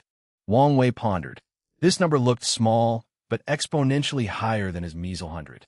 But of course, Wang Wei wanted more. Could it be higher? If I can study more about heaven wills and Dao trees, and with the help of your Dao, we might be able to raise the percentage by another 15 to 20%. Dulgun analyzed. However, she glanced at her husband, but did not finish her line of thought. Wang Wei understood her meaning. She would need a significant amount of knowledge on these topics if this plan were to succeed. However, this couple was in a similar situation to his. They were in exile to protect themselves from the parasites, and now that they've joined Wang Wei, they also wanted to distance themselves from their clan to give them plausible deniability in case everything went sideways. The couple would need to contact their clan to acquire the knowledge required for this plan, and doing so is dangerous since they might leave clues. Not to mention that the world was now in a sensitive situation after Blood Dragon's death. They must be careful before deciding whether to contact their clans. I understand your worry, but don't worry. I have a way to get the knowledge you need, Wang Wei reassured. However, his words only made Dulgun frown. Lord, you should understand that Blood Dragon is new rich. Even if he had studied heaven's wills, his accumulation is nothing compared to our lineages. Unless you're thinking of contacting your sect. Monk frowned. This task might become complicated if the boss had to risk contacting his sect, while he and his wife evaded the responsibility and did not do the same. I'm not talking about the Dao opening sect, Wang Wei replied. However, his words were not reassuring. Then from where? Dulgun asked. I'm not trying to pry, but if the knowledge is subpar, it will be useless. Don't worry, Wang Wei reassured with a smile. This person should have the greatest library in the world. Those are bold words, Dulgun thought. However, she did not believe Wang Wei was the kind of person to brag without any substance to back it up. However, She could not think of someone who can confidently say they have the world's most fantastic library. The myriad temple of records, before it was shut down by these parasites, held copies of all the cultivation systems in the eternal ascension world. However, such a library still could not be considered the greatest in the world since it only contains cultivation techniques. Most top lineages will have a much grander library than the temple. Dulgun shook her head. Since she could not think of it, there was no point in overthinking. She had to believe in Wang Wei's words. Then, it's settled, Wang Wei said as he handed her the seal. He did not mind their skepticism. However, he was not bragging. His future wife's Tao involved knowledge, so he does not doubt she has the most fabulous library in the world. Just thinking about it made him excited. Well, that's it for now, Wang Wei said to the team. There was nothing else for them, so he dismissed everybody. However, he also warned them not to let this victory get into their heads since they had a long way to go, especially since this victory resulted from someone else's work. He also warned them to use the resources available to increase their strength as much as possible. Wang Wei already predicted that supreme unity is about to move and a significant storm is about to envelop the world. Their team was powerful, but far from enough to ensure everyone's safety in the upcoming chaos. Everybody left, but Monk stayed. Is everything all right? Wang Wei asked. Yes, Monk nodded. I have a technique that I want your opinion on. Monk condensed a talisman that flew into Wang Wei's hands. With a cursory glance, Wang Wei could tell this was a technique to enter the battle taboo realm. He expected this since he noticed Monk was slightly obsessed with Jia Ping's talent classification. Wang Wei read the entire thing. The technique was a prototype and needed to be perfected, but the overall outline and purpose were already created. However, once he finished, his first words were you trying to kill yourself? Chapter 1295, First Meeting Monk, was not surprised by these words. He wanted to enter the battle taboo realm, and since that involved achieving Paragon strength, he thought of using his clone ability. He would use countless resources to condense a Paragon tier clone before condensing it into a giant heart to absorb. The idea is sound and foolproof. The giant heart should push Monk's strength to the level of Paragon.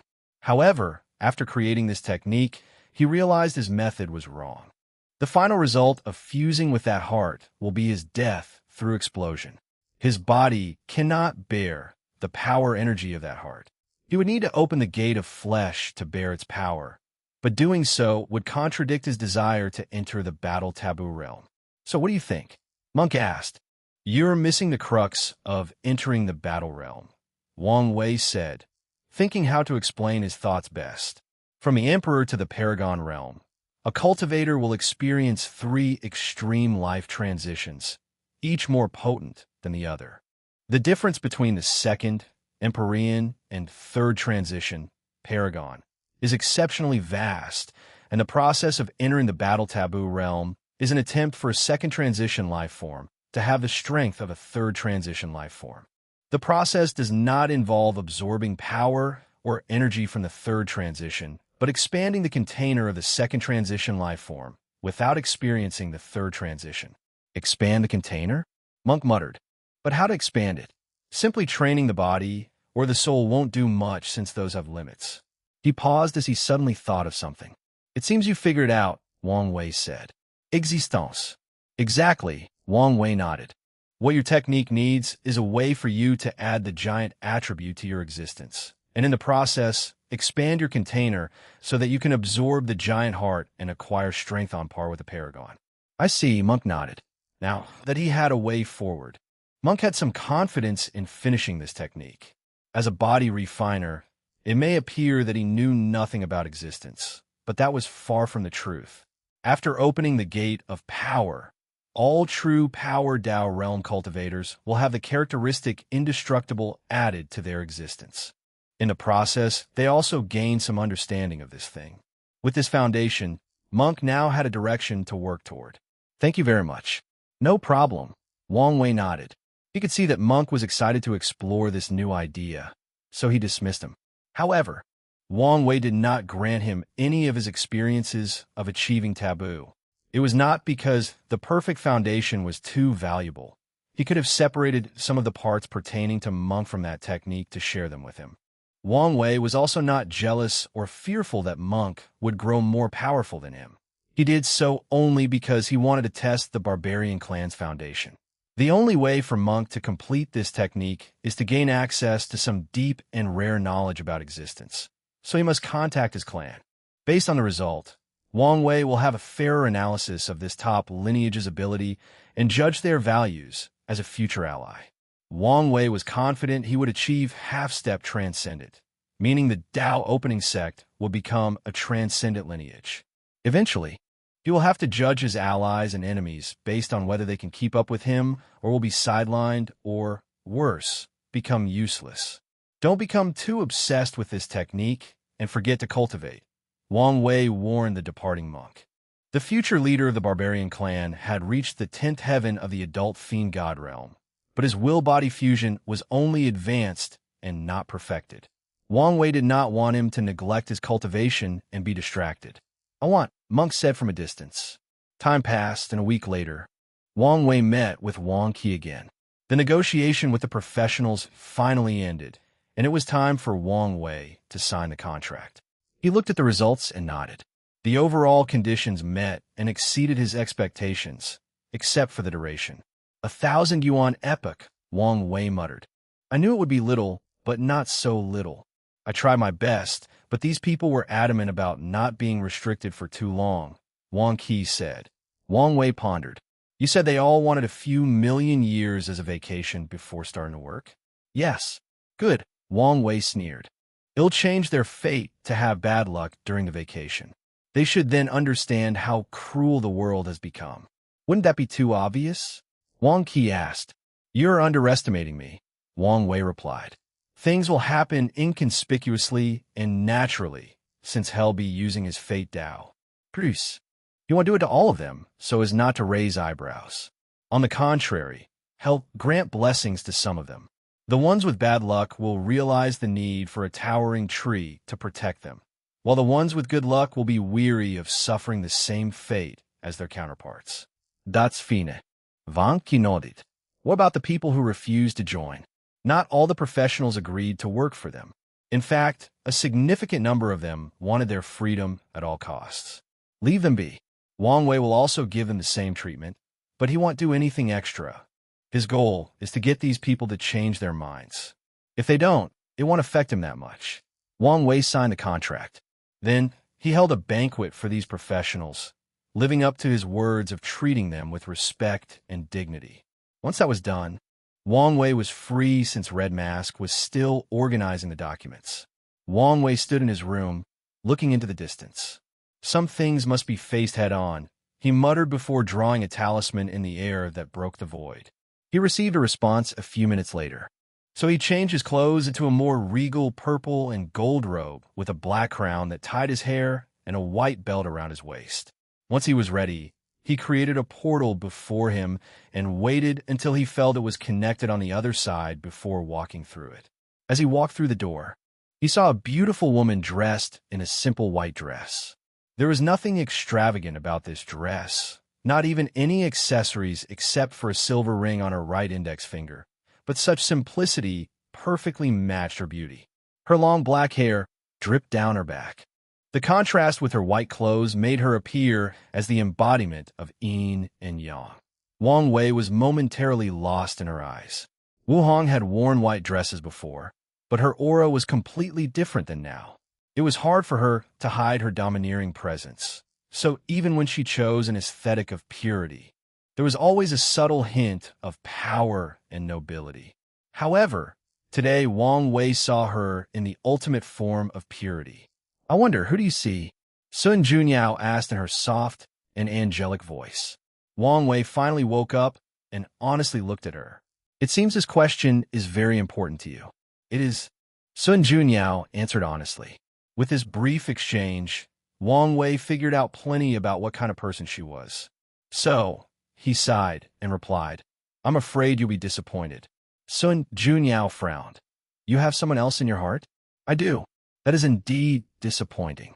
She did not fall in love with Wang Wei at first sight. She had been looking forward to their meeting because she hoped that the person fate chose as her partner might be able to see her true face. All her life, Sun Junyao has been a faceless woman, and she wished for nothing more than for that to change. "Cool me. Have a seat, and let's have a proper chat," Sun Junyao said. She still had some hope that maybe he could still help her. She led Wang Wei to a pavilion nearby. Wang Wei recognized this place was similar to the one Xiao Tiandi invited him, with the lake, flowers, spirits, and rainbows. As they sat opposite each other with a table in between, Sun Junyao served tea. Wang Wei took a sip and said, "I don't want to have any misconceptions between us, so I want to make things clear. I come to break off the cause and effect between us. Is that so?" Sun Junyao nodded, slightly surprised. In the past week, she used her terrible spy network to find people from the lower dimension and get as much information about Wang Wei as possible. As such, she knew he remained loyal to his wife despite achieving unprecedented power and status in the lower dimension. She calculated that this might be one of his reactions after meeting her, especially after knowing that Wang Wei's wife might be related to Empress Wu. Her surprise originated from the fact that he had no hesitation after seeing her. Chapter 1296 Perfect Match. "I appreciate your frankness," Sun Junyao answered. Cultivators on her level have a different perspective about fated love. Some embrace it, some are indifferent, and others find it disgusting. Sun Junyao was in the indifferent category. She only had expectations for Wang Wei because she thought he might be able to help with her situation. Wang Wei secretly sighed in relief. What he feared the most was she made a big deal out of this. He checked the fate connection between them, and, as expected, he discovered it was not as unbreakable as before. But it seems this is not enough to cut it off completely, Wang Wei analyzed. He may need to get involved more with Sun Junyao before he can sever their connection. "Now that you are here, it'll take the opportunity to express my gratitude." Sun Junyao changed the topic. "I would have been in serious trouble had you not stopped Five Feathers." "Really? I thought you would find my actions meddlesome." "On the contrary," Sun Junyao stated, "you may have saved my life." "That's an exaggeration," Wang Wei replied. "Something tells me you were prepared in case something like this happened." "I was indeed prepared," Sun Junyao nodded. She used Wu Hong's aura to make anyone who came weary. Such a play should have bought her some time to kill Blood Dragon. However, if that did not work, Sun Junyao was prepared to use her palace, a supreme chaos treasure, to resist and even run away into the Source Key space. "However, after seeing your battle, I realized how much I underestimated the power of a paragon," Sun Junyao added. She briefly observed their battle after killing Blood Dragon, and she was appalled by their display of strength. Additionally, she checked the aftermath after leaving the Dragon Palace.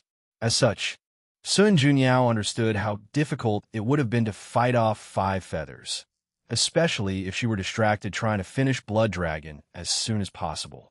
She could not tell the final outcome without Wang Wei's presence, but she knew the chances of things going sideways for her and the people of the palace were pretty high. "I accept your gratitude," Wang Wei nodded. "While on this topic, can I ask whether you've discovered Blood Dragon's Tao imprint?" "I have," Sun Junyao nodded. "Why are you asking? If you don't mind, can we work together to deal with it as soon as possible?" Wang Wei suggested. He was worried that the existence of the imprint would become a variable, so the best solution would be for them to work together and get rid of it as soon as possible. Sun Junyao mulled over this idea for a few seconds before agreeing. She also felt it would be better to deal with this imprint immediately. The last thing anyone in the world wanted would be for that stupid dragon to revive himself. She waved her hand to summon the Grand Tao Source, directing Wang Wei to a seal area with a unique rune. "How do you want to do this?" Sun Junyao asked. "I have no experience dealing with a Paragon's imprint, so let's just attack with all our strength and respond as things change," Wang Wei suggested. Sun Junyao found nothing wrong with this suggestion, so she immediately took action. Small bursts of red lightning flashed around their eyes as they activated their true will and bombarded the rune. They immediately encountered severe resistance. The imprint seemed alive, or at the very least, had a certain level of consciousness, so it fought back to protect itself. Paragon Tao imprint is different from Empyreans because it has a consciousness. Unlike Empyreans, who have to order their imprints to hide before their death, Paragon imprints will act on instinct and do it without instruction. However, such ability is the most basic of abilities. The Tao imprint is how regular Paragons ensure their survival, so it became imperative that they developed ways to protect it. As such, there are plenty of Tao imprint techniques, including creating false Tao imprints to lure the enemy away, the imprint developing hiding and battle instincts, and even the ability of an imprint to attach itself to other lesser ones to camouflage and hide itself. Sun Junyo's way of getting the Blood Dragon's Tao imprints saved them a lot of trouble. Otherwise, it would have been a struggle for them to search for that imprint. But even with such an advantage, it was challenging for those two to eradicate it. Wang Wei and Sun Junyo's attack were not as effective as they wanted it to be, so they decided to work together. They melded their true will into one to boost its potency. The process was so smooth and swimmingly that it felt unnatural. It was like they were the perfect match, two sides of a broken object that easily fit together. Their approach was the correct choice. Their combined power had a more significant effect, but showed no signs of excitement. Too slow, Wang Wei said. This should be expected, Sun Junyao said calmly. We should succeed in about 1200 yuan epoch, and that's excellent timing. She was prepared to spend at least 10 times longer to deal with this imprint. Wang Wei shook his head. 1200 yuan epoch is enough time for unknown variables to pop up from this imprint. I understand that, but there is nothing we can do about this, unless we can find rare things like Source Erosion Water or Omega Karma Flame, Sun Junyao said before looking at him. Did you find any of these things in the Blood Dragon's treasury? No, Guang Gui de Plaive. And even if he had such things, with how he fears for his life, I doubt he would keep them. A drop of Source Erosion Water can instantly erase the Tao imprint of a low-level Paragon. Meanwhile, Omega Karma Flame can also directly burn the Tao imprint, and for peak Paragons and Boundless, it can drastically increase the speed of erasing it. That's true, Sun Junyao nodded. Anyway, let's focus, and maybe we can chip off a few yuan epochs in our time. Wang Wei disagreed with her, but he did not say anything. Instead, he summoned the River of Fate to use the technique he copied from Monk, Fate Will. Adding another will dramatically increase their speed, and Sun Junyao was surprised. Wang Wei frowned as he was still unsatisfied with this speed. Sun Junyao felt the change to their true will, and a brilliant light flashed deep in her eyes before she closed them. A few seconds later, countless chains of laws appeared around her, emanating the aura of different grand Tao sources. Then, numerous Tao wills emanated from these chains. They condensed into one before fusing with the true will. So, she can not only copy people's Tao, but even their Tao will. My technique must have inspired her. She's a true talent, Wang Wei thought with a slight surprise. He could tell Sun Junyo's secondary Tao was somewhat weak and illusory, indicating her technique was imperfect. However, it's understandable, given that it was created on the spot. After calming down, Wang Wei focused on the task at hand. It's down to about 550 yuan epoch, but I'm still unsatisfied. He wanted to reduce the scale to less than a yuan epoch. He pondered briefly before sending his mind to the Dragon Palace.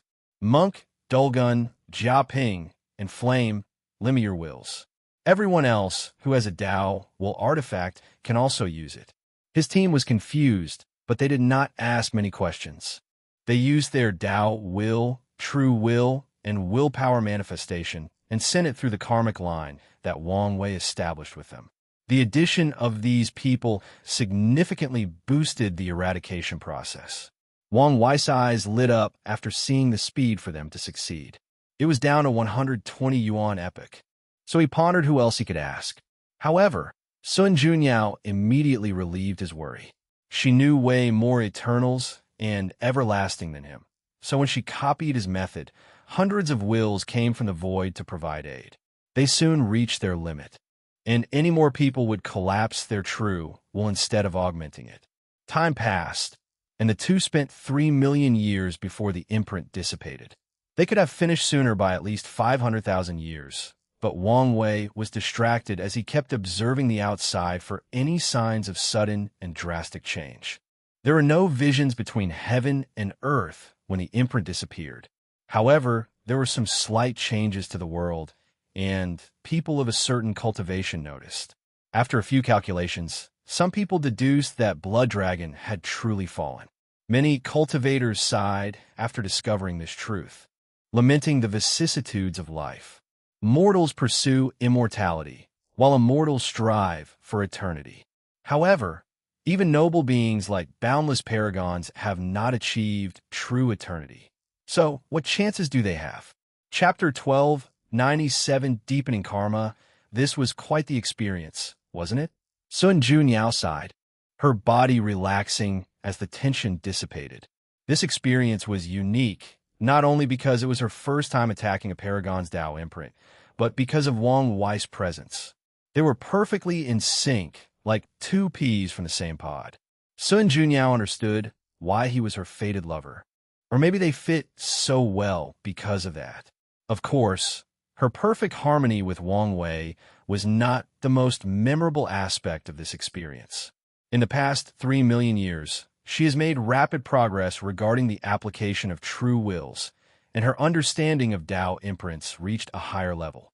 This experience will drastically reduce the time she needs to adapt to battles at the Paragon level. Indeed, Wang Wei replied.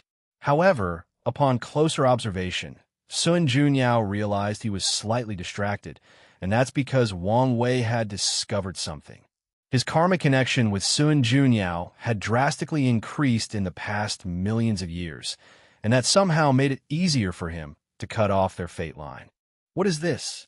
Does fate want to entice me to deepen my relationship with her before deciding to cut off all connections? Does it think I won't be able to resist the temptation? Wang Wei wanted to roll his eyes, but resisted the urge. Is everything all right? Sun Junyao asked. Sorry about that. I was lost in my thoughts. Wang Wei apologized. I can tell. Care to share what's on your mind? Nothing of importance, Wang Wei replied before looking at the teacups and said. Even after so long, they remained intact, including the tea. However, it was no longer hot, so he waved his hand to heat it. If you say so, Sun Junyao nodded. Since he did not want to talk about it, she would not insist. She sipped her hot tea. The ambience suddenly became awkward due to the silence. Sun Junyao could tell Wang Wei had this rejection against her. Although he tried to hide it, she noticed it. Well, he cultivates fate Tao and pursues absolute freedom. So, understandably, he would reject a fated companion. Sun Junyao thought. It's fine if he doesn't want to associate with me, but I still need to confirm whether he can help me. Now that I think about it, she said, I owe you more than one favor. Are you talking about Xiao Tiandi? If so, I don't think I did anything, Wang Wei replied. Without you giving him such a wake-up call, I doubt he would ever have the desire to change, Sun Junyao replied. She had been quite stressed about what to do with her disciple, trying countless methods to enlighten him. Luckily for her, Old Man Tianji gave a message that there might be an opportunity in the lower dimension, so she used all her connections to secure a spot for him. Maybe you're right, Wang Wei nodded. Sun Junyao frowned at his response. You seem guarded, she said. This is unlike you. And you presume to know me? No, but I know enough to know this is not how you normally behave, Sun Junyao responded calmly. Her words made Wang Wei ponder. She's right. There's no point in being reserved or alienating her. I don't need to be influenced by the events of my alternate self, nor care about what fate is planning, and I especially do not need to worry about how Wu Hong would feel based on my relationship with her. In fact, I should act above board instead of being suspicious. My apology, Wang Wei said. It seems I've been overthinking a lot. I understand. After all, overthinking is one of the few foibles of the wise. Su Junyao. How about we play one civilization chess match? It's a great way to appease the mood and get to know each other. Good idea. Sun Junyao waved her hand, and the tea sets on the table disappeared. She then summoned her Grand Miss Key to create a transparent cube on the table. This was not an ordinary cube, but one that contained an entire universe with vast lands, forests, mountains, oceans, and stars. Ladies first, Wang Wei said, and Sun Junyao did not act courteously with him. She pondered for a few seconds before choosing the fiend god race. With a thought, she created countless members of this race. To be precise, she made 129,600 of them. They were tall, mighty, primarily humanoid, and the heavens and earth cheered for their sheer existence. Starting with the most powerful race. Huh, that's an interesting choice, Wang Wei commented. In that case, I'll choose the weakest race? Wang Wei chose the human race. However, he did not choose randomly. Instead, he created 129,600 innate humans, born from heaven and earth and in harmony with the Tao. They were not born strong, but with supreme talents. Meanwhile, the rest, with a population of 1 billion, were regular and acquired humans. That's a smart move, Sun Junyao thought. According to the rules, the human race can have a starting population of 10 billion. Wang Wei sacrificed most of that to give birth to these innate humans with unparalleled talent. Sun Junyao looked at her fiend gods. They had all become eggs floating in this world's version of primordial chaos. She was not surprised by this sudden transformation. According to the rules, since she chose a race with such a high starting place, and Wang Wei chose the opposite, she must abide by several restrictions, one of which was the small population and the fact her creatures must start from being born from primordial chaos. She looked at one of the eggs, who was technically the first creature ever born in this world. Sun Junyo's next move was based on that. She used that status as the firstborn to accelerate the birth of that egg. Cracks appeared on the egg, but it was not born yet. For his second move, Wang Wei created a living environment for the human race. The innate humans can survive by absorbing the spiritual key between heaven and earth, but the others cannot. So, Wang Wei had to build an ecosystem for the others, with animals, plants, insects, drinkable water, and so on.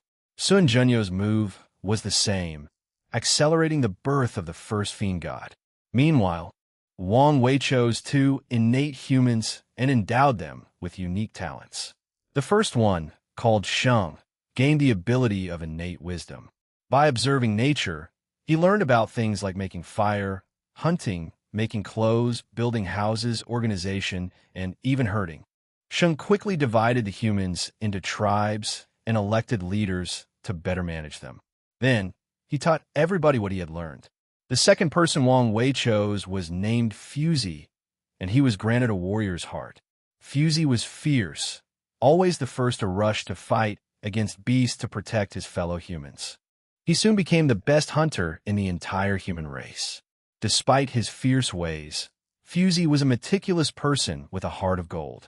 He lamented how weak his fellow acquired humans were and wondered whether there was a way for them to increase their strength. However, he could not think of a way. Sun Junyao looked at the human race, which had already established a primitive civilization. As she glanced at Fusey, he predicted what Wang Wei's next move was and thus became a little worried. So, for her next move, she sacrificed some of his luck to ensure Pan, the first fiend god, would be born early. Such an act ruined Pan's origin and lessened his talent, but she would make it up to him later. Wang Wei already had a plan, so all he needed to do was execute it. So one day, while hunting, Fusey found 2 tigers fighting over a spiritual herb. As he observed them, he suddenly entered a trance in which his mind had absolute clarity. He saw every minute detail of the tiger's muscles, breathing, how they exert force, and even the fierceness of their spirit. Without realizing it, Fusey started mimicking the tiger's breathing and movements. At first, he looked stupid, but with each passing second, he mimicked these movements before changing them to fit the human physique without losing the effect. Boom! A vast amount of spiritual ki rushed into his body. His aura increased dramatically, but Fusey was unaware. He continued to punch and breathe with a specific rhythm. A terrifying heat emanated from his body, forming a red cloud. Boom! Fusey punched forward, releasing a shockwave that destroyed a dozen trees in the forest. He looked at this devastation in shock. I did this? He asked his fellow hunters, and they nodded. These hunters knew innate humans were stronger than them, but it was not so exaggerated. They sighed and looked at Fusey with awe and envy. Ha ha ha. There's no need to envy me, since you'll also have such strength, Fusey declared with a grand smile. Chapter 1298 Civilization Chess Unedited Chapter Fusey returned home with a wide grin. He cannot wait to share his new technique with everyone in the tribe. From now on, his fellow humans no longer have to worry about dying while hunting. They can now truly rule over this land. Unfortunately for him, reality slapped him in the face. Sheng vehemently disagreed with popularizing this method to everyone in the race. He used his golden tongue to explain to Fusey all the disadvantages of everyone having such power. Moreover, the other elders agreed with him, so Fusey had to shelve his idea. Finally, the Human Elder Council agreed that this method would only be shared with a few members of each tribe, and there would be strict rules on whom to pass it on. So, from now on, a new social class of warrior with high status appeared in the human race. Although Fusey was angry, there was nothing he could do about it. After all, the human race did not belong to him alone. So, he chose to redirect his frustration to this new method. He wanted to perfect it and maybe even find a way to acquire even more strength. Sun Junyao calmly looked at the changes in the human race. So, he chose the martial art path? That makes sense, given how universal this system is. Martial art is a renowned power system of the human race throughout all heaven's myriad world. In many chaos worlds, the human race's rise to power starts with martial arts. They imitate beasts and the powerful creatures around them to eliminate their innate weakness. Sun Junyao focused on her race. For her turn, she changed the world's flora, giving birth to countless spiritual ores and herbs with different effects. Amongst these new creations is the transformation lotus flower, whose purpose is to accelerate the birth of innate creatures. Wang Wei was not surprised by this move. This is the regular operation of civilization chess, when people choose powerful races from the beginning. Sun Junyo's move was decent since she was preparing for the birth of her races instead of forcing them to be born early. He focused on his humans. The human race is currently the most powerful in the chaos universe. But why is that? Could it be because they're a race born with the highest understanding of all races? That's only a part of it. Another primary reason is the human spirit. Humans always believe they can conquer nature, so no matter the situation, humans will fight and rise to the occasion. They will sublimate themselves during moments of despair, allowing their races to overcome all kinds of catastrophes and obstacles. Wang Wei already has a path to guarantee the rise of the human race, so why would he not use it? In this chess world, one of the many animals he previously created suddenly became enlightened and gained wisdom. It absorbed the spiritual key of heaven and earth to increase its strength rapidly. The creature, previously a regular tiger, was now a demon. The tiger called itself the demon race and started to gather other animals, awaken their wisdom, and conquer them. Suddenly, the human race had another competitor in this world, using blood and war to train the human race. This approach is cruel but effective, Sun Junyao thought. For a brief moment, she considered sending Pan to the human race area to eliminate them. However, Sun Junyao knew this was an unwise move since, with Pan's current strength, it would take him more than 10,000 years to reach his destination. By then, who knows how powerful the human race will be. Instead, Sun Junyao influenced Pan to leave his birth area and explore this new world. She activated his luck, and as expected, the first fiend god discovered countless rare spiritual herbs, especially the transformation lotus. Meanwhile, the human race continued to develop. Fusey continued to build his training method, giving birth to warriors with divine abilities like controlling flames or flying in the sky. However, internal problems manifested in the human race due to the lack of an enemy. The primary cause is the inequality between warriors and ordinary people, especially the strict control of training methods. Sheng started a plan of separation, expansion, and merit to deal with the situation. The warriors became nobles of a human race and lived in the inner area. Regular people lived in the middle, while pioneers lived in the outer region. Pioneers' job was to explore areas outside the human race's domain and create new tribes. The pioneers were given basic training methods, and if they had sufficient accomplishments, they could gain access to real training methods and become nobles. Sun Junyao looked at the human situation. She could tell with a glance the flaw of this pioneer system.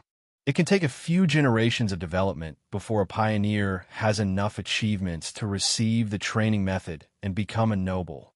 Most pioneers did not live long to see that day, so they relied on their descendants to fulfill their wishes. Normally, such a flawed system could be exploited. She only needs to influence someone in the human race to rise and cause internal problems. However, she saw that Wang Wei was already prepared to fix this flaw. He is methodical and thinks hundreds of steps ahead, Sun Junyao analyzed. The moment I chose Fiend God as my starting race. He had a plan to maximize the rules and restrictions placed on me. I should have taken this game more seriously. She understood that her chances of winning were not looking good with how the human race was developing. However, she would not give up so easily. After all, the game had just started. Although she was having a bad start, it didn't mean it was over. Instead, Sun Junyao influenced Pan to leave his birth area and explore this new world. She activated his luck, and, as expected, the first Fiend God discovered countless rare spiritual herbs, especially the transformation lotus. Pan returned to his birthplace and started to help his fellow Fiend Gods transform and appear in the world. Meanwhile, with the expansion, the human race finally reached the demon race area. As expected, a massive war immediately started between these two races. The human race was immediately overwhelmed by the horde of demons rushing into their territories. The situation escalated further when the demon race realized that eating humans could increase their souls and intelligence. In less than a month, the demon race slaughtered or captured most of the territories created by the pioneers. The nobles in the central area gathered to discuss this war, and they soon realized the horror they were about to face. The demon race had much superiority over them. First, there is the advantage of population. There are too many animals compared to humans, and most animals will come to adulthood in a few months to a few years, while humans have to wait 15 to 18 years. Secondly, the demon race had its own racial advantages. They were not as intelligent or wise as humans, making their comprehension lower. However, they had a powerful body, especially after being nourished by spiritual Qian. They were more sensitive to energy than humans, meaning it was easier for them to get started in the path of cultivation. The third and most important advantage of the demon race was their emperor's generosity. The demon emperor did not have as much of a reservation about spreading his key absorbing method to his kind. Although he kept a backhand to ensure his supremacy, he was still way more generous than the human race, resulting in a situation where the number of demons outmatched human warriors by a considerable amount. Such a revelation almost resulted in the clash of the human race's two titans, Sheng and Fusey. The latter was furious that the former stopped him from making the training more widespread hundreds of years ago.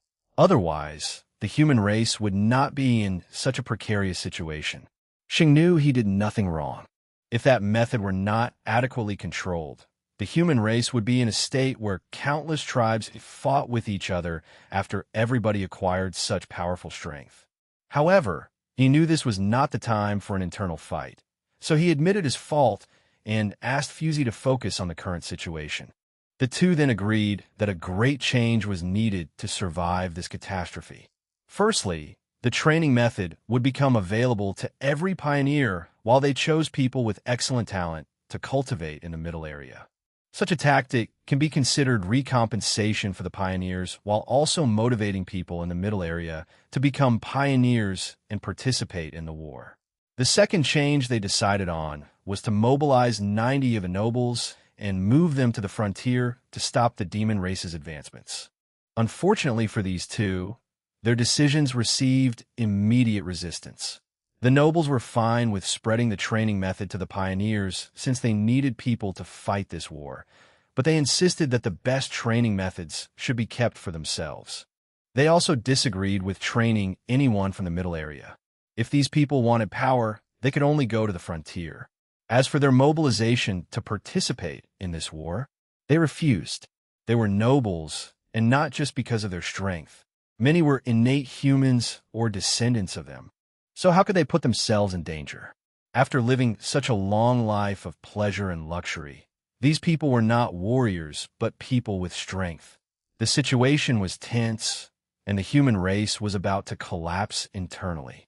However, something happened that none of these nobles anticipated. The two titans became ruthless and slaughtered anyone who resisted the two orders. It did not matter who it was, even their fellow innate humans. They killed anyone who resisted. Fusey was, without a doubt, the strongest warrior of the human race. Meanwhile, Sheng was in the top 10 in terms of strength and held the most political power. With these two working together, the nobles had no choice but to obey and head for the frontier. Chapter 1299, Terrifying Woman, unedited chapter after the human nobles finally responded and fought against the demon race. A tragedy of blood and sacrifices occurred. The demon race was brutal by nature, and even with the demon emperor's suppression, these animals spent all their lives following the cruel laws of nature. All the powerful demons reached their position by killing each other. So how could these lazy and entitled nobles be a match for them? In the first 6 months of this battle, 90 of the nobles died at the hands of the demon race. One of the most tragic causes was the innate humans. Wang Wei created 129,600 of them, and in the current era, about 110,000 of them still survive. However, in the past 6 months, only 18,000 innate humans survived. The human race bled in this war. However, with this tragedy comes strength and stability. The surviving nobles and pioneers became the pillars of a human race. Through war, bloodshed, and the spirit of sacrifice, these people became unparalleled warriors and the backbone of their races. After this baptism of war, the human race changed. They knew they were not the highest predators they once believed to be and strived to do whatever was necessary to survive and establish themselves at the top of the pyramid. Fusey, their most powerful warrior, truly matured after the 6th month. He always had a heart of gold, so seeing his fellow humans suffer so tragically affected him the most. He wanted to become powerful and end this war, but he soon discovered that one man could not win this war. He made a breakthrough in the 3rd month of this fight and slaughtered everywhere. However, the demon races sent 2 of their 10 demon kings, and they were equal to Fusey in terms of realm and strength. At that point, the human race despaired, especially after knowing the demon race was even more powerful. Luckily, Fusey proved worthy of the title martial ancestor. After several months of fighting and learning, he killed one of the demon kings and severely injured the other. While the human race was sublimating through war, the fiend gods were leaving their cocoons one after another.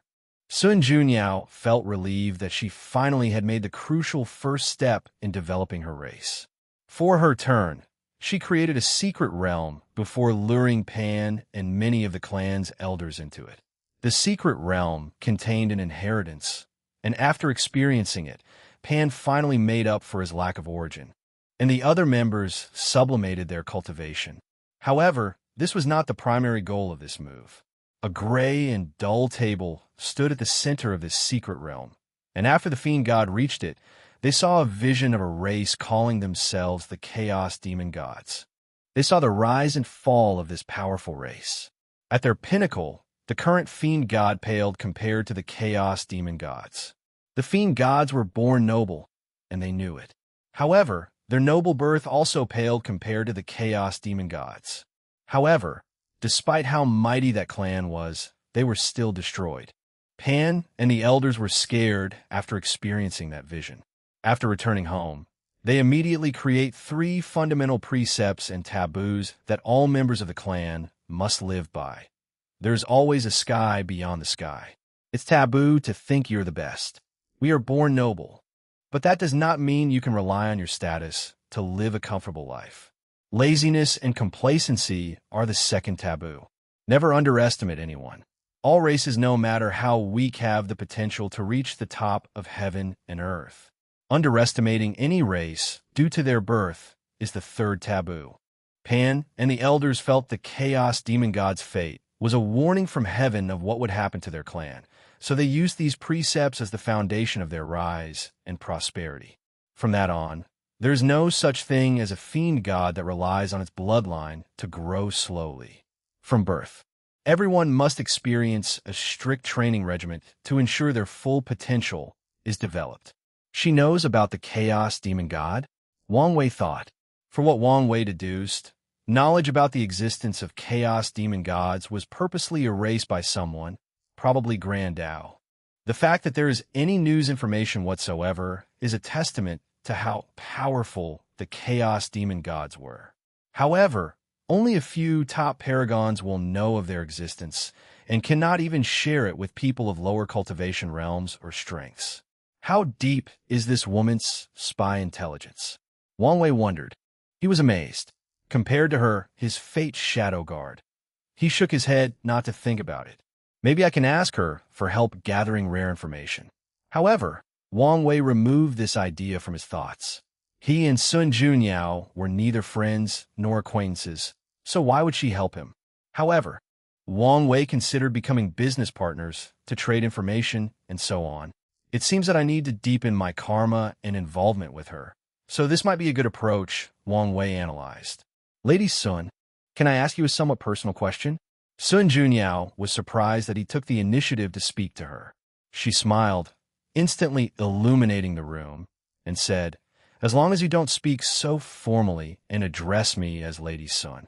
No problem, Wang Wei answered. Since he wanted to do business with her, it was no problem to become familiar with her. Maybe they can even become acquaintances and, eventually, friends. How good is your information network? Wang Wei asked. That is an interesting question, Sun Junyao muttered. How to answer this? It's probably the best in the world.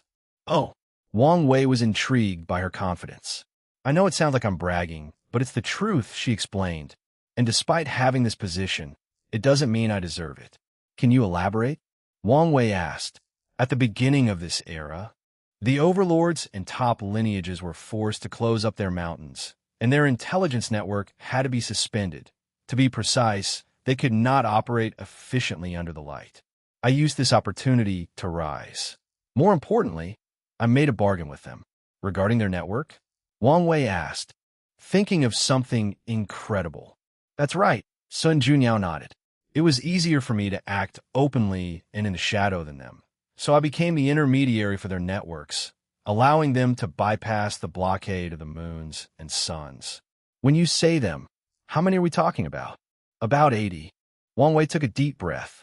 He did not expect her to be such a terrifying woman. What does it mean to be the intelligence distributor to 80 of all the top lineages of the world?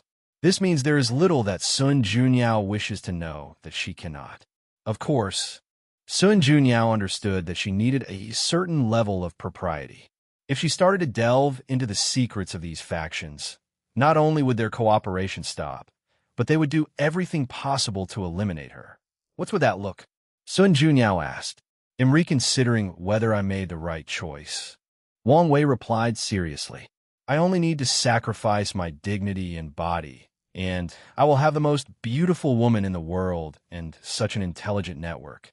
No matter how you look at it, I'm not losing in this situation. Sun Junyao was shocked before covering her mouth to laugh. You're the first man I've met who openly admits he wishes to rely on me instead of providing the world to me. I'm just telling the truth. Sun Junyao shook her head. She knew a person like him had their pride and would never do such a thing. Little did she know that if her surname were Wu instead of Sun, Wang Wei would be shameless enough to sell his body for her spy network. So, why did you tell me such an important information? And so casually? Wang Wei asked. Because I felt like it. Sun Junyao replied casually, which was probably a half-truth. Produce. So what if I did? How many people would believe that such a weak woman like myself has such power? And even if they did, what can they do about it? You're only partially correct about that, Wang Wei replied. After what you did with Blood Dragon, most people will believe you're that capable. That's true. She nodded, smiling, thinking how she had successfully changed her reputation and how the world viewed her. She then focused on Wang Wei. The real question is, why did you ask me such a question? I was hoping we could cooperate, Wang Wei said. I value your information, and am willing to pay a fair price for it. So what do you think? Chapter 1300 Help Yourself Sell Information? That's not out of the realm of possibility, Sun Junyao uttered. She knew her situation. After killing Blood Dragon, she was now in a precarious situation as the moons would no longer tolerate her. The woman already envied her, and now was the perfect opportunity for them to enact their twisted vengeance. As for the man, they are even worse since they now have an excuse to catch and treat her as their plaything. Wang Wei had the destiny to eliminate these bastards, so whether he asked or not, Sun Junyao planned to work with him. She hadn't decided on the exact nature of the cooperation, but they could start with exchanging intelligence. So what do you want in exchange? Wang Wei asked, feeling her hesitation. You might as well be straightforward. You know what I want, Sun Junyao replied, looking him in the eyes. However, Wang Wei instinctively replied, you can't have my body. The severe atmosphere was instantly broken, almost making Sun Junyao laugh out loud. However, she controlled her eyes and replied, who wants your body? My mother told me that pretty boys must protect themselves when going out, Wang Wei said seriously. I didn't understand what she meant then, but now I do. I didn't think there were such aggressive women in the world. He sighed, feeling that he needed to protect himself, or some woman would take advantage of him. Sun Junyao was shocked.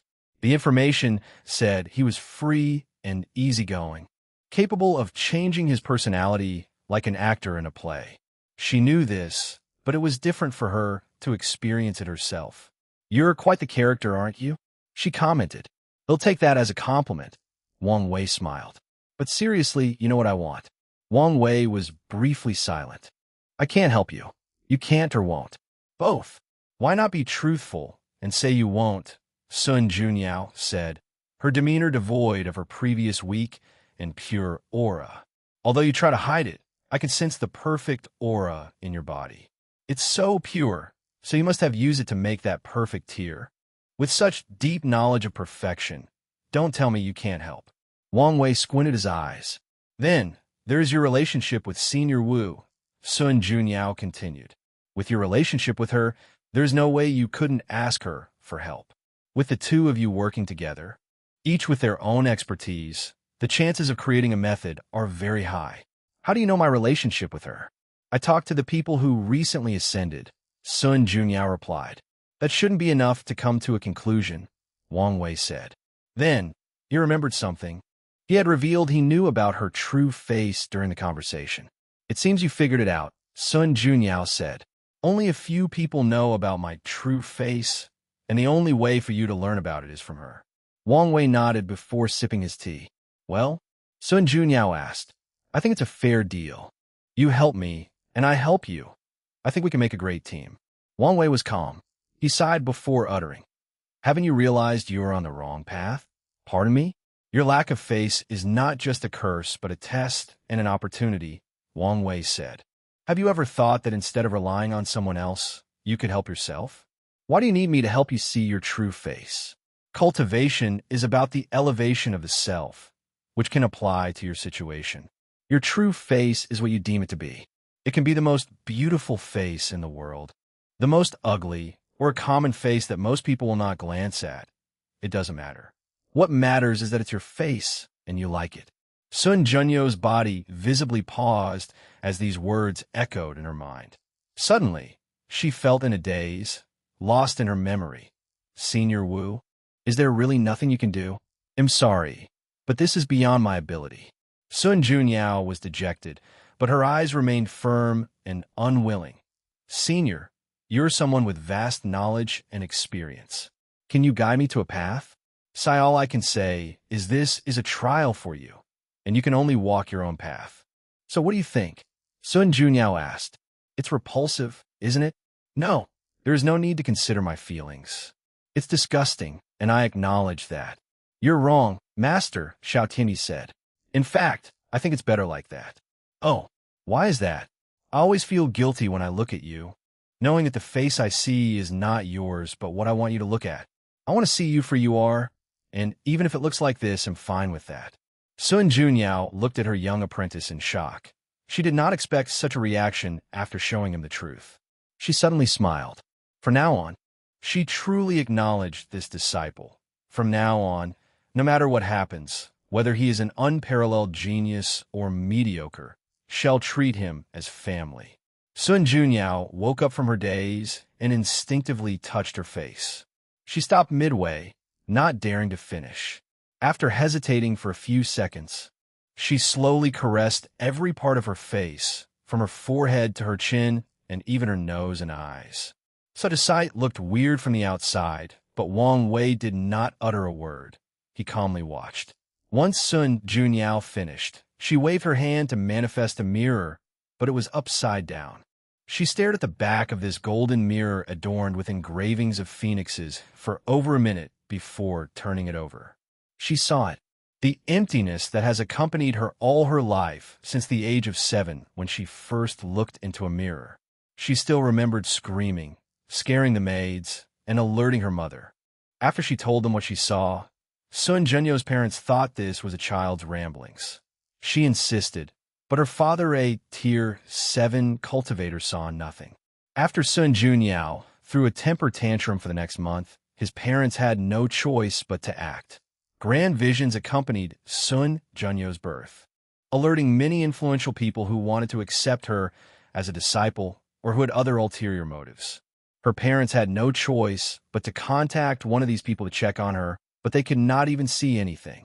Ultimately, Sun Junyao had to accept that no one but she could see her empty face. And from that day on, she hated any reflective surfaces, including clear water. As Sun Junyao looked into the mirror, she saw it, a vague outline that could not be deciphered entirely. She was immediately excited and focused, but the outline remained illusory and vague no matter what she tried. She calmed down and exhaled before dispersing the mirror. She stood up, cupped her hands, and bowed 90 degrees to Wang Wei. Thank you, fellow Taoist, for pointing the way. No problem, Wang Wei nodded. She accepted the bow, but did not take it as seriously as her. He was sure some people close to her must have said something similar. However, helping someone heal their Tao heart or state of mind sometimes requires the right person to say the correct thing at the appropriate time. Sun Junyao has put a lot of faith in the Destined One to help her with her situation. So those words meant a lot coming from Wang Wei than someone else. Sun Junyao felt relaxed after sitting down. Although the flaw in her Tao heart was not completely dealt with, she now saw a way forward. She only needs to focus on finding herself. One day, she'll have her face. As Wang Wei said, the fact might be the most common one in the world, but that does not matter since it is hers. Once she perfects her Tao heart, her future will be bright, Wang Wei thought. After Sun Junyao solves her problem, she'll be able to see her perfection as an advantage instead of a curse. With her information network, it won't take long to learn or deduce that the path of perfection involves transcendence. So, she might start preparing for that. Should I find a way to exchange the perfection foundation with her? Wang Wei thought. He loves talent, and because of that, he was momentarily tempted not to sever the connection with her. After all, her chances of becoming half-step transcendent are genuinely high, since she's a being with such a high affinity with perfection. The perfect foundation would further increase that possibility. Moreover, Wang Wei looked at the connection between them. After helping enlighten her, their karma connection was more profound, and he took a significant step in being able to cut off their fate connection. If he handed her the perfect foundation, Wang Wei knew he would meet the requirement. No, there is no need to use such a valuable thing to deepen karma, Wang Wei thought. He could take his time and was confident he could resist whatever temptations fate could throw at him. More importantly, he did not have such a deep connection or affection for Sun Junyao to give something as valuable as the perfect foundation method. Wait, what if she were? Wang Wei suddenly thought. She doesn't have a top lineage behind her, so it's possible to lure her into the Tao opening sect. Sun Junyao could be classified as a transcendent seed, meaning that any faction would fight tooth and nail for her. Chapter 1301, Not Feasible Unedited Chapter. The more Wang Wei thought about this idea, the more in love he fell with it. Just like he did with Dong Lifan, he can do the same with Sun Junyao. This was simply perfect. Her situation is not ideal, Wang Wei thought. In the upcoming era, everybody will be competing for the path of transcendence.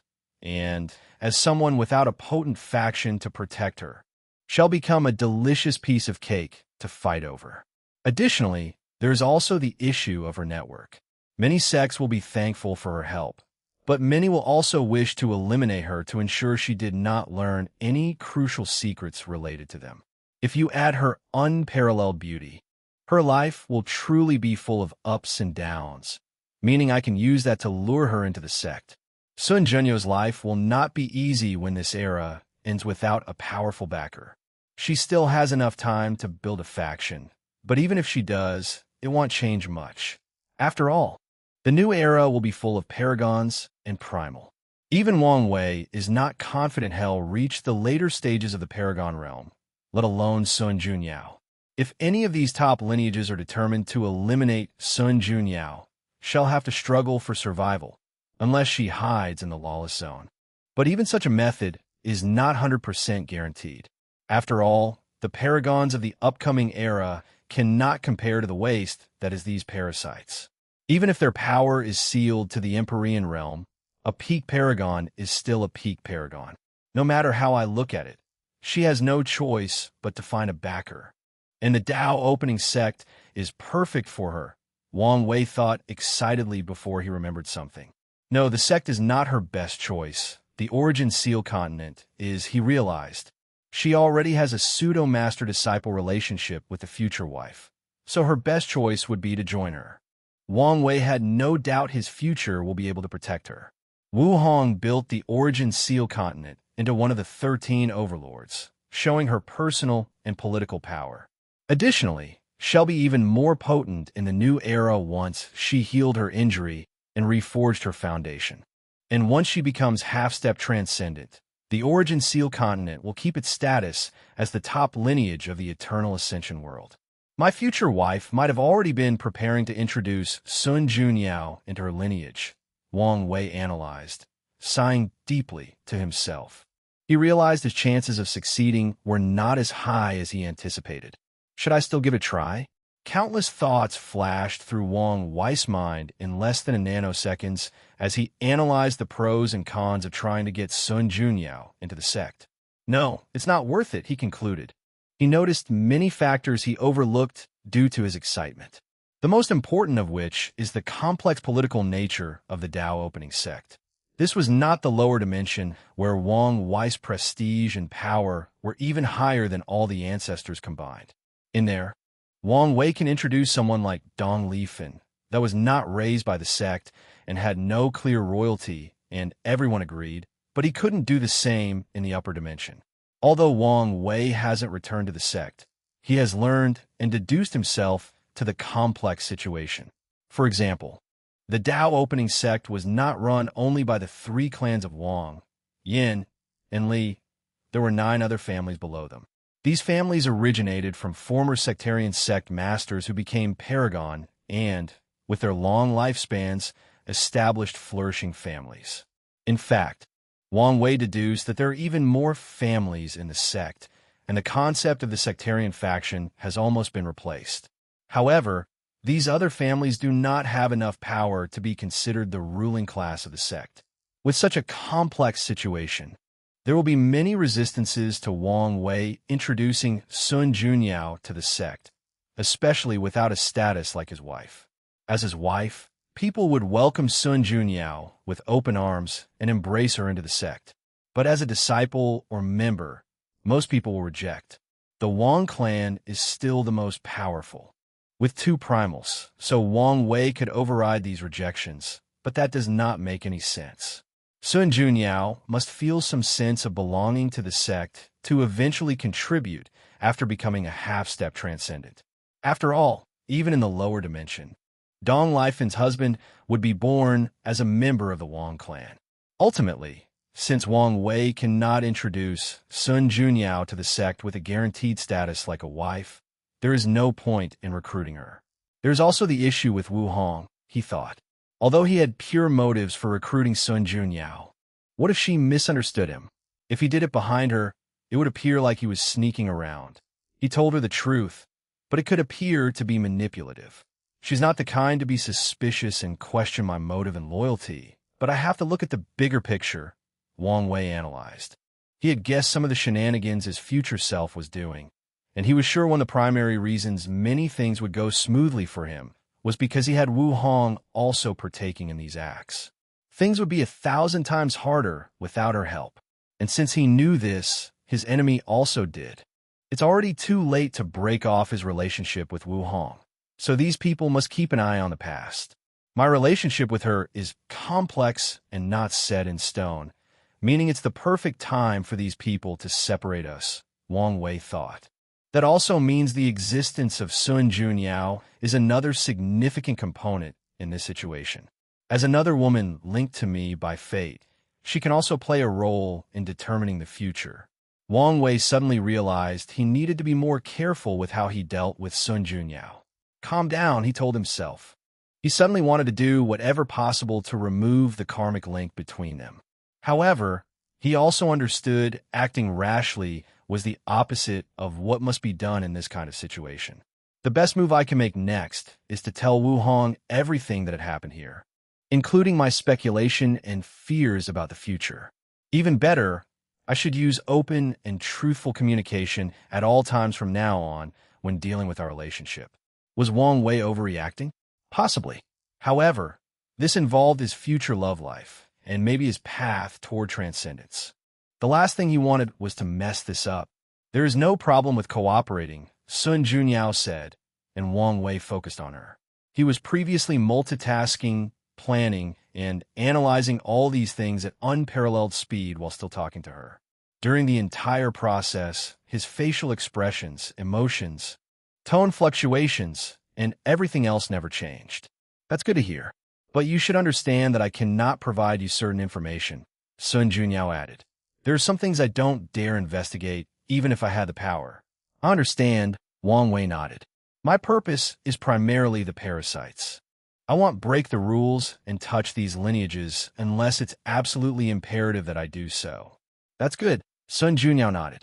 She successfully established such deep cooperation with these lineages and kept their relationship for so long because she knew how to control herself. Sun Junyao knew their taboos and never broke them. As for the price, Sun Junyao looked him in the eyes. You enlightened me, so I owe you karma. If you need help one day, you can ask, and I'll do everything in my power to help. But business is business. Friendship is friendship, Wang Wei said. I understand and have no problem. That's good, she nodded. We can use the same standard I offered Jimin, and I'll give you 20 discount. She condensed a talisman that served as a way to contact her directly and contained a detailed system of how she classified the value of certain information and their price. From 1 star to 9 stars, but even the lowest 1-star information is expensive, even with the discount, Wang Wei complained. However, I understand why it's so expensive. Sun Junyao chose the elite path of selling information, meaning people who buy information from her already have a decent spy network and only buy things they cannot find themselves. Why do I find this setting suddenly became weird? Wang Wei thought as he looked at this information. He knew Sun Junyao had an extensive network, but now she was more than that. She had become a broker of information, selling news to the elite. She reminded him of an anime character from Earth named Joker in the underground. This woman is more complex than I gave her credit for, Wang Wei concluded. Chapter 13:02 Not compatible. Aren't you worried about revealing your identity? Wang Wei asked. With such a detailed plan and classification of information, it's apparent that this was not the first time she had made such a deal. However, Wang Wei was sure she never revealed her identity when selling news to people like him. It's not as big of a deal as you think, Sun Junyao replied softly. A few individuals know her identity, including Empyrean Kong and Empyrean Jimin. Trust is crucial in her line of work, so when dealing with certain clients, she had to reveal her identity to establish trust. It's also a way to give these people her weakness and make them more willing to work with her. Of course, none of these people dared to offend, even if they knew her weakness. Who dares to offend someone who can know what kind of underwear someone wore a few 100,000 years ago? There's also the soft power that Sun Junyao has. She can summon an army of cultivators to work for her with a few words and some fake tears. No one wants to offend someone with that kind of power. More importantly, more people should have figured it out by now. Sun Junyao has only dealt with elite or people with excellent networks. So, she knew what she did to the Blood Dragon would have helped these people figure out her identity by now. I'm guessing some people were not surprised by what you did. Wang Wei sighed. That's not completely accurate. She corrected him. They were not surprised that I could do it, but definitely shocked that I dared do it. That makes sense, Wang Wei nodded. Or on the subject, did you get any reward from Heavenly Dao for killing the horny dragon? Hee hee. Young Master Wang, Sun Junyao chucked as she put her hands before her mouth to hide her teeth. Such information is worth at least 5 stars. Do you still wish to know? Wang Wei's lips twitched. How come their calm, peaceful, and natural conversation was suddenly corrupted by the unpleasant existence of money? He shook his head. Since he was not willing to pay, he chose to peek. Sun Junyao was surrounded by the power of perfection, which was excellent at anti-divination. However, Wang Wei used his own perfect aura to offset hers, allowing him to find some information. Paragon Slayer title, he said with slightly raised eyebrows. This was a rare title with harsh conditions, the first of which was that someone from the lower cultivation realm had to do it themselves. According to heaven and earth, paragons were noble existences, so anyone with lower cultivation lucky enough to kill one of them will receive a luck backlash instead of a reward. So, unless they have the protection from the fortune of a powerful lineage, the fate of anyone trying to acquire this title will be miserable, not considering the difficulty of even succeeding. The only way for someone to receive this title is to kill a paragon that has lost its favor from heaven and earth. The description of losing favor is broad and complex, but a perfect example is those parasites. That's rude, Sun Junyao said with a frown. She waved her hand and reinforced the anti-divination techniques around her. With her copy Dao, she had many of them, and now that she was on guard, it was not feasible for Wang Wei to use the same method with his perfect aura. Indeed, I apologize. It seems I've become too comfortable, Wang Wei replied calmly. Sun Junyao looked at him. She could not tell whether he was telling the truth or if he did it on purpose to alienate the good vibe they had between them. Or maybe he did it for a completely different reason. He was hard to read. This man's mind is too complicated, she thought. Dealing with such a person can be quite exhausting. She did not mind someone extremely intelligent, but there are also times when intelligence goes too far and ruins things, especially regarding emotional matters. Maybe it wasn't such a bad thing that he wants nothing to do with me. We're probably not compatible. Sun Junyao thought. It was already hard to accept he had to share him, but thinking how she would have to spend the rest of his life with someone with such a deep mind, she shuddered. Even if he truly opens his mind and heart to me one day, can I believe him? She knew the answer as soon as she asked. Sun Junyao sighed. She could never remove the suspicion that he was not truly sincere and was not scheming something. Senior Wu should understand what kind of person he is, so why did she choose him? Sun Junyao wondered. Maybe she's as complex as him, or she has faith that he truly opened up to her, or maybe she has confidence in herself and from her strength. Whether he's sincere or not, whether he's plotting something or not, she's confident she can get out of the situation relatively intact, emotionally and physically. As for me, I would probably lose myself in a relationship with him. Sun Junyao knew herself quite well. With the flaw in her mind, it's easier for her to be manipulated. She knew this, and that's why she never truly trusted anyone and never searched for a Dao companion. What's more, The fact she had to hear from someone else that she needed to help herself showed a tendency to rely on others. With such flaws in character, she knew she would lose her sense of self in a relationship with a person like a woman. Yes, it's indeed a good choice. Sun Junyao decided to cut off the last thought she had about him. Although this was their first meeting and she never had any high romantic aspirations, she did consider him after learning about Wang Wei. After all, he was handsome, talented, and had a great background. What woman would not be tempted? However, during today's events, she felt their personality did not match, and their relationship might be ill-fated. Wang Wei muttered, looking at Sun Junyao. The benefits for the Paragon Slayer title include an increase in luck, an increase in the amount of time allowed to comprehend existence after entering the Paragon realm, and what Wang Wei valued the most, an aura ability that boosted strength when dealing with an opponent of higher cultivation realm. After knowing this, he deduced some basic information on the best way to acquire this title, but he realized it was useless. Apparently, heaven and earth judge him by different standards. It's a remarkable feat for anyone to slay a paragon, but for someone like him, it's expected. So, if he wanted the title, he would need to kill 3 paragons while in the Empyrean realm. As Wang Wei was lamenting that it was unfair, he noticed a strange change from Sun Junyao. So he looked at her. Our karmic connection has weakened. What happened? Sadly, he could not deduce anything from a myriad of emotions in her eyes because he knew little about it. Wang Wei only met Sun Junyao recently. In the past 3 million years working together, they did not utter a single word. Through how she operates her true will and other actions, he had a basic understanding of her. But as they conversed, he had to constantly update the character model he made for her. I feel an opportunity coming, Wang Wei thought. So let's take a look.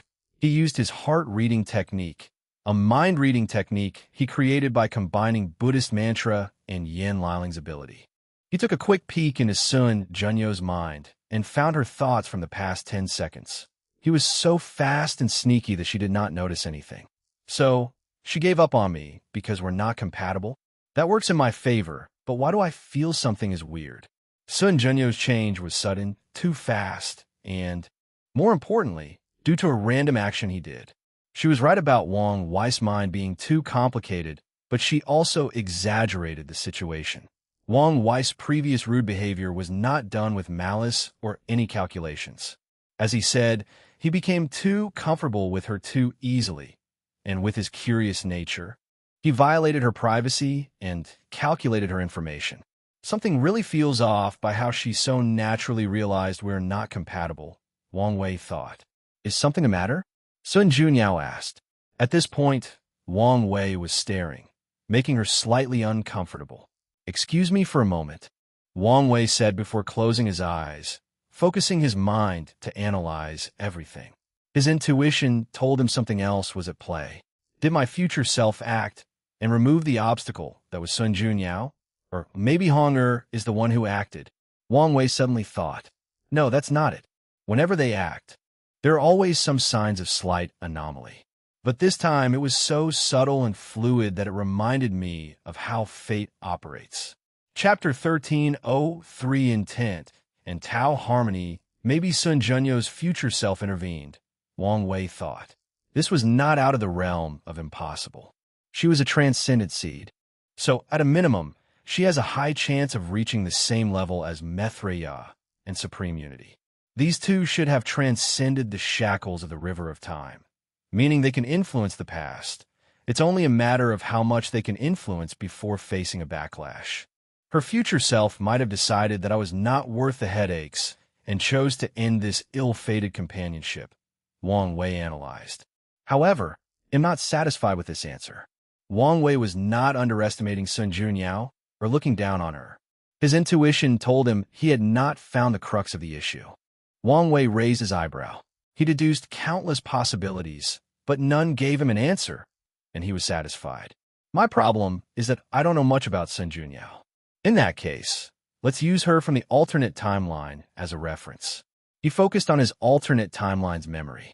Although the part in the upper dimension was vague, he had enough information to go on. So, Wang Wei asked himself, what was his relationship with Sun Junyao like in that timeline? Why did she not find them incompatible, but did in this timeline?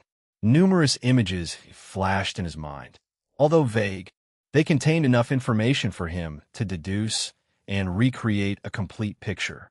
His relationship with Sun Junyao started out of desperation. She had reached the peak of the Empyrean realm, but she did not dare become a paragon due to the flaw in her Tao heart. Additionally, despite Wu Hong's protection, Sun Junyao already sensed that many people were planning against her. So, when Wang Wei ascended, she clung to him as she thought he was the only way to save her problem and perfect her Tao heart.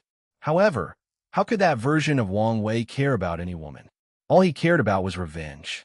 However, Di Tian had taken a great deal of Wang Wei's luck and destiny after defeating him in the Heavenwell battle, so the latter's strength had reached a terrifying level by the time he ascended. Wang Wei, driven by revenge, no longer acted calmly, composed, or with his intelligence. He used the most stupid way of killing and plundering for resources to increase his strength quickly. If not for Sun Junyao's intelligence and Wu Hong's strength, the parasites or other people would have killed him long ago. He was also lucky that the foreign world started to invade not long after ascending. So these parasites had to head to the frontier to defend the world. During this time, Mithriya and Supreme Unity also started their battle. Wang Wei shook his head after seeing this. This version of me is genuinely useless. His current self would never crumble this easily, even if he experienced his family's annihilation. He knows how powerful and heaven-defying powerful cultivators are, so he would dedicate himself to reaching higher levels to revive them. As for revenge against Di Tian, there were so many other ways, mainly from the sect. That version despised, even hated, the Upper Dimension sect for allowing his sect's destruction. However, Wang Wei understood they could not do anything.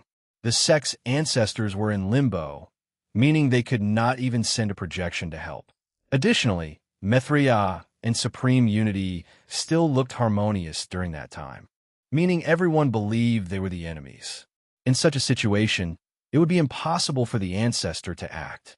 Wang Wei believed that even if they had some potent method to interfere with Limbo, the other people would stop them. The destruction of the lower dimensions, Tao opening sect, would severely impact the luck of the upper dimensions. With how severe the competition between the 13 overlords was, they would not waste such an opportunity. The D-clan is only a top paragon lineage without a primal, Wang Wei thought. All that bastard had to do was to use the upper sect's guilt of being unable to help to convince them to annihilate Di Tian at all cost. And even if he wanted to kill the latter himself, he could have used the resources from the sect to increase his strength quickly. They would have gladly cultivated him at all costs to make up for the fact they allowed their ancestral land to be destroyed. Wang Wei frowned. The more he analyzed his alternate self, the more stupid he realized that bastard was. He understood being overwhelmed by vengeance, but there is such a thing as calm fury. Why must he use the riskiest and stupidest method if he wanted to be alone and plunder resources? Couldn't he have plotted the entire world from the shadows to get the resources he wanted? The Supreme Outlaw trial was more beneficial to me than I thought, Wang Wei concluded. The trial forced him to master his emotions, understand his true self, control his weaknesses, and change his way of thinking and acting. So, the trial's purpose is not just to determine a person's worthiness to wield certain Daos, but also a method of molding these Dao lords and overlords into the monster they were. Wang Wei analyzed. Grand Daos' relationship with these monsters has always been like that. It feared their capabilities, but also spent time and effort to mold them so that it could see what they could do. Let's focus, Wang Wei thought as he continued his deduction. After many years and relentless effort, Wang Wei finally allowed Sun Junyao to have a small part of his heart. So, did she get what she wanted? The memories were vague, but Wang Wei did not think so. By now, his other self was madly in love with Wu Hong, but he just dared not admit it due to his hatred and her high status. As for Sun Junyao, the final face she created definitely resembled Wu Hong, Maybe the other Wang Wei realized this and modified it somewhat. However, Wang Wei believed that Sun Junyao did not get her true face until his other self became a half-step transcendent. Yes, Wang Wei believes his other self would eventually reach that realm. As for the reason, there were many, but the primary reason is that the latter's personality and behavior would eventually become the same as his. He had some basis for this assumption. I chose a Tao that fits with my pursuit and goal in life. The ancient sages called this situation the harmony of intent and Tao, Wang Wei thought. The result is that my personality fits with my Tao. This is why Wang Wei loves secrecy and planning and is an expert in manipulation. It's also why his personality is so free and easy, and he can even be described as moody, given how easily he can change to fit a situation. This situation does not apply only to himself. Wu Hong has a natural domineering aura because her ambition was once to prove her worthiness to the world by suppressing everything. Now, her goal is probably to seal everything between heaven and earth, including all 3,800 Tao sources and even Grand Tao itself. Yin Hai, or the Sword Empress personality, is sharp, aggressive, and even arrogant because her path or pursuit is to slash heaven. This heaven does not refer to the sky, space, the world, or even heavenly Tao. No, her target is whatever or whoever is the limit of power in this vast universe. That's who she wants to slash. That alternate version of myself would eventually have a personality similar to mine, meaning that he would indeed become incompatible with her. But by then, it would have been too late. Wang Wei sighed before suddenly pausing. His mind caught a sudden inspiration. He focused. The words intention and Tao harmony in a scene from his time in the lower dimension remained vividly in his mind. It was the scene where heaven and earth celebrated because he was too happy after receiving Wu Hong's letter. Harmony, heaven and earth, naturally affecting, changing, and influencing it. A light flashed in his mind. He understood what was happening.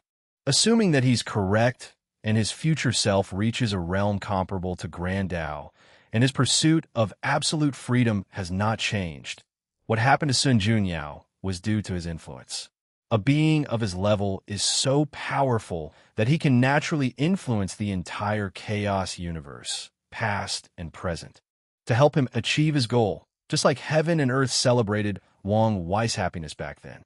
His emotions and desires have transcended everything mundane, time and space, and almost every concept in the universe.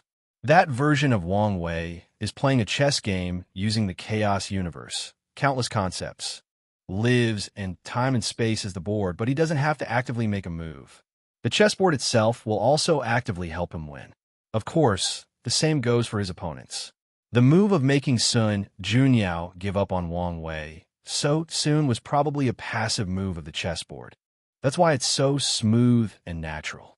Wang Wei wanted to take a cold breath. This level of existence.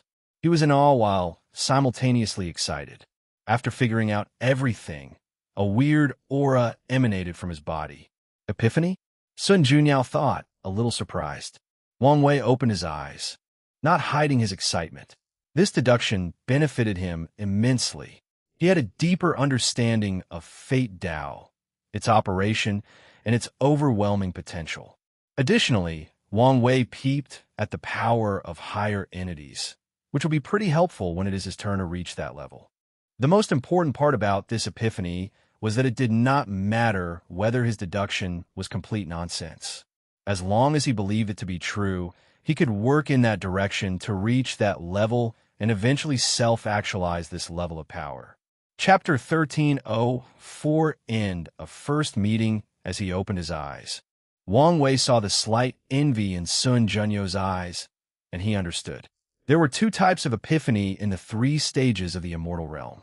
The kind that instantly increases a cultivator's understanding of the Grand Tao source by 1, and the kind that gives a significant boost blessing in cultivation for an extended period. Wang Wei's epiphany was the latter, but even such a kind was rare and valuable beyond words. After establishing such a deep foundation in the mortal realm, The effects of my innate paragon soul are better than I anticipated, Wang Wei analyzed.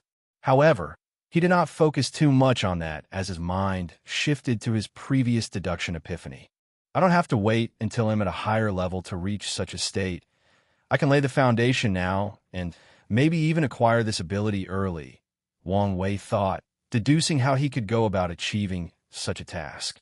Above the Taishuang indifferent state of mind, Taoism has a higher level called harmony with the Tao, which allowed them to fuse their mind with heavenly Tao, entering a state of absolute calmness, absolutely stillness, and emptiness. In other words, a state without emotions, thoughts, troubles, or concerns.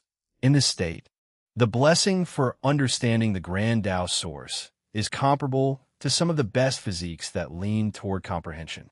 Many inspirations flashed in Wang Wei's mind. Buddhism sees the world as a sea of suffering and strives to transcend it. Maybe I can combine these two to get what I want. First, enter a state of harmony with the Tao. Then, find a way to transcend heaven and earth. No, I don't need to transcend it. I don't think I can even do it at this level.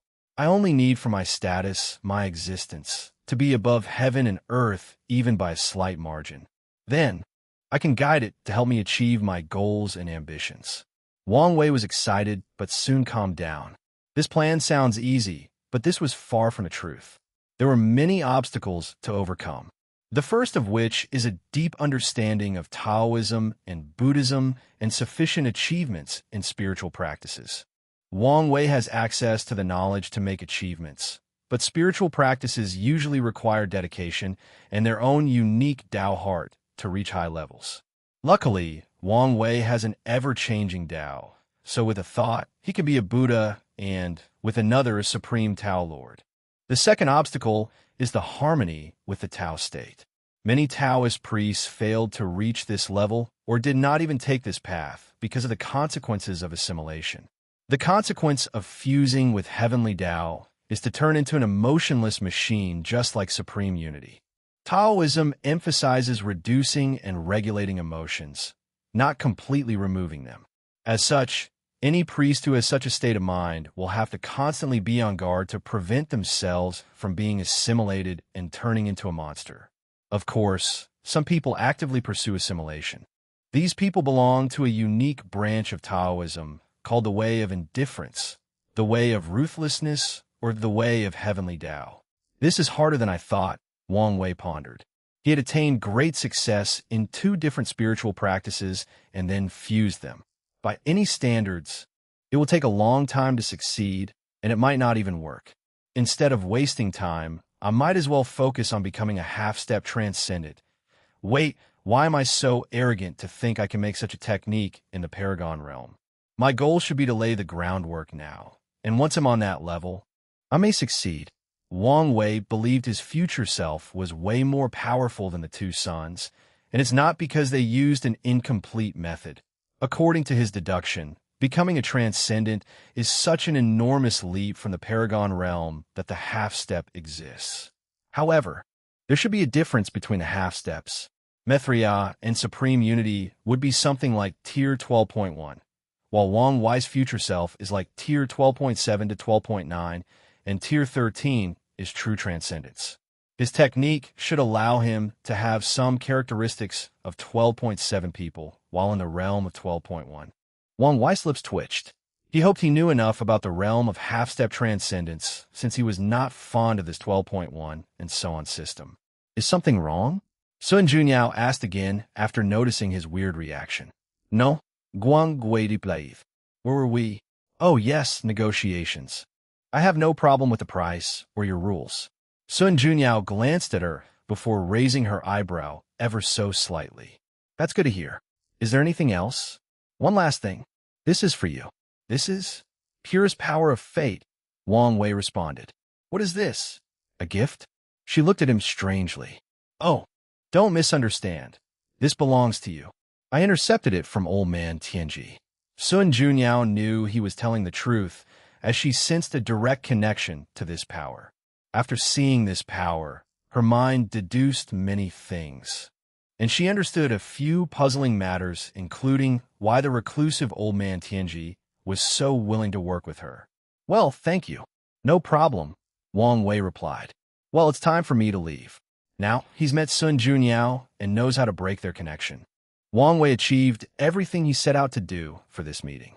Things went even better than anticipated, with Sun Junyao completely giving up on their relationship.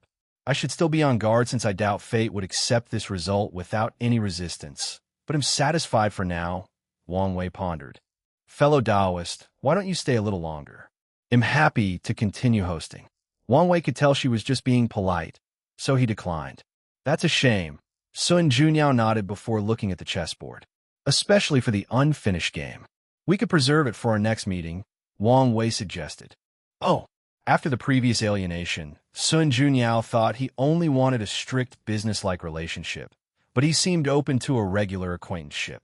She pondered briefly before nodding. That's fine. You can keep the board, but please do not cheat. I would never, Wang Wei said, and with a wave of his hand.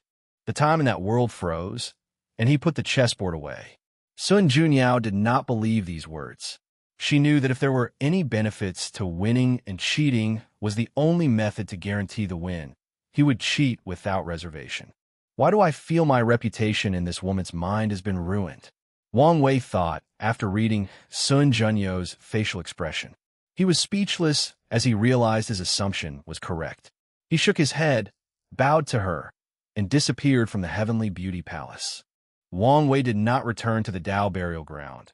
He teleported to a random realm located in Blood Dragon's territory.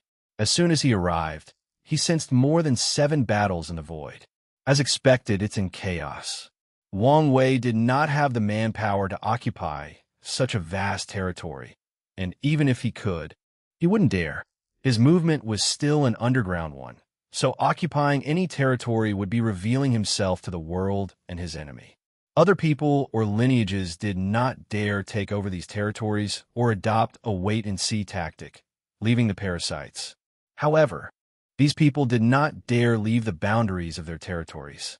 Blood Dragon's death scared many of them, especially without the presence of their leaders. Their tactics also involved waiting and protecting their territory. Expansion could wait until their leaders came back or order them to do so. I spent so long worrying about reactions from these parasites that I overlooked the time difference between primordial chaos and inside the eternal ascension world. Although 3 million years have passed, a small amount of time might have passed outside. More time might have passed, but these people could not intervene or react because the war had significantly intensified. Moreover, I have a feeling that these people are used to taking their time when doing things. I haven't fully adapted to that yet, Wang Wei thought as he flew around this place. He was used to things happening relatively fast in a lower dimension, especially during his time as Heavenly Emperor. However, things may be slower in the upper dimension. It sounds like a bad thing, but it's the opposite. Taking more time to respond means taking more time to prepare for the response. Fast also means unpreparedness, being sloppy, and more room for error. Despite this, I have a feeling that Supreme Unity hasn't reacted because he's waiting for something. Wang Wei frowned. The question is what? He thought about many possibilities, but he did not like any of the results. Forget it. Let's just prepare for everything I can think of. Anyways, I have nothing but time. Chapter 13:05 Relief. Sun Junyao walked into a long corridor with a furrowed brow. A few palaces saw and quickly saluted, but she was too lost in her thought to notice. Soon, she arrived at her destination. Master, Xiao Tiandi quickly said, "Are you all right?" Sun Junyao finally woke up and smiled gently. "What can happen to me?" She walked to the slightly elevated podium and sat down, and her apprentice followed. The announcer, Sun Tong, appeared next to the two and served tea before sitting next to the palace lady. Xiao Tiandi controlled himself, so he would not immediately ask 1,000 questions by slowly sipping his teeth. "Palace Lord, what happened? What took you so long?" "For the most part, Sun Junyao told him what happened, but in too much detail. "So by some twist of fate, he did you in a way," Sun Tong nodded, feeling relieved. She has said something similar to the Palace Lord for many years, but her words could never get through. However, She's happy that the latter finally awakens regardless of who helped her. What do you think of him? Sun Tong asked, and Xiao Tiandi perked up to listen. He's a scary man with immense power, talent, and a deep mind, Sun Junyao replied seriously. I understand why Little D saw him as a rival. Xiao Tiandi rolled his eyes. He hated that nickname, but no matter what he tried, his master refused to stop calling him that. However, I recommend you prepare yourself. Sun Junyao said directly to him. Master, you don't think I'm good enough to compete with him? Xiao Tiandi asked, feeling he was looked down upon. Sun Junyao sighed. It's not a matter of whether you can compete. I know you have the talent. The issue is you're too late. He's way ahead of you. And if you want to catch up, Sun Junyao shook her. If it were the past, she might have said something about the finish line. After all, back then, everyone was stuck in the peak Paragon realm. So even Wang Wei reached that level, it was only a matter of time before Xiao Tiandi caught up. However, there was now a path ahead, meaning there were many uncertainties. Xiao Tiandi was quiet. One cruel truth about geniuses is that once you're surpassed, there's a chance you'll never catch up. After all, everybody is supremely talented, and everybody works hard. I won't give up. That's the spirit. But don't become obsessed with competing with him or let his existence become your heart demon, Sun Junyao reminded. I want. Sun Junyao nodded approval. She sipped her tea before asking Sun Tong. What has happened during my absence? That's it. What do you mean? Come one, Palace Lord. Sun Tong said with shining eyes. You said it yourself. He's handsome, talented, powerful, and has a great background. On top of everything else, you two were ordained by fate. You forgot to mention his wife, Sun Junyao said. Minor detail. How is that minor? You know what? I won't even entertain your thoughts. Sun Junyao said. He's indeed an excellent man, but we are not compatible. Ever since Wang Wei left, she's been thinking about her decision, and the more she thought about it, the more relieved she felt. She sensed that she had avoided a catastrophe by avoiding that man. Is that so? In that case, it's for the best. Sun Tong nodded. She wanted the palace lord to find someone to spend her life with, but it also had to be the right person. She didn't mind if the person had other wives as long as they treated the lady with great sincerity. However, if she felt they were incompatible, there was no sense in pursuing such a companionship. Xiao Tiandi, quietly listening to this conversation and drinking his tea, felt a sense of relief after hearing these words, and his body relaxed. He did not want his master to get with Wang Wei, and it was not because the latter was his peer or due to the immoral emotions he recently developed. He wanted nothing more for her to find happiness, and had gladly accepted as long as someone could give it to her. However, he had already figured out that his master was not compatible with Wang Wei. His master has a flaw in her mental state, which is something that someone like Wang Wei can easily take advantage of. However, this was not his main concern. His primary worry was that his master had trust issues. Sun Junyao lived her life amidst wolves who wanted nothing but her body and beauty. Living in such an environment already made her weary of the people around her. But the straw that broke the camel was when she discovered her parents had sold her to the highest bidder. After learning this truth, Sun Junyao became discouraged at the world and mistrusted anyone who came close to her. She ran away from home and never met with her parents again. Where her mother died, she did not show off, participate in the funeral, or even send words of condolence. When her father came to see her, asking to help revive her mother, she coldly refused. Luckily, Sun Junyao had Sun Tong, the maid who raised her, accompanied and protected her. No matter what she did or said to drive Sun Tong away, she remained steadfast in her loyalty and desire to protect her young lady. It's that unwavering dedication that melted Sun Junyao's heart, allowing her to have faith and trust people again. Although Sun Junyao was much better than when she was young, Xiao Tiandi knew his master needed someone who could sacrifice and truly open their heart to her, even if it was just to reassure her. Someone like Wang Wei, who has many secrets and countless thoughts, schemes, and plans, cannot be 100% with their partner. Master, I'm glad you're okay, but I have some inspiration, so we'll go cultivate. Oh, all right. Xiao Tiandi bowed before walking out of the room. What's wrong with him? Sun Junyao asked. A light flashed in Sun Tong's eyes. He's been a little stressed lately, so he might need to relax a little. Is that so? Keep a close eye on him. We don't want him to regress to his old self. I don't think that will happen, but I will. Sun Junyao nodded. Anything noteworthy to report? Two things, Sun Tong reported. The Tao opening sect responded that they agree with our proposition, but the summoning ceremony is more complex than they anticipated, so it may take a while before they finish their preparation. It's good news that they're willing to help us in the first place, Sun Junyao smiled. True, Sun Tong agreed. Regarding the second thing, it's about the world's changes since 3 million years ago. Xiao Tiandi stood in his cultivation room, looking at the sky in a daze, for hours without moving a muscle beside his face. What am I doing? How could I suddenly fall in love with my master? Oh, who am I kidding? I probably always loved her.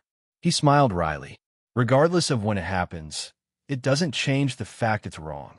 Due to the long and exaggerated lifespan, cultivators do not have so many rules and restrictions about their partners.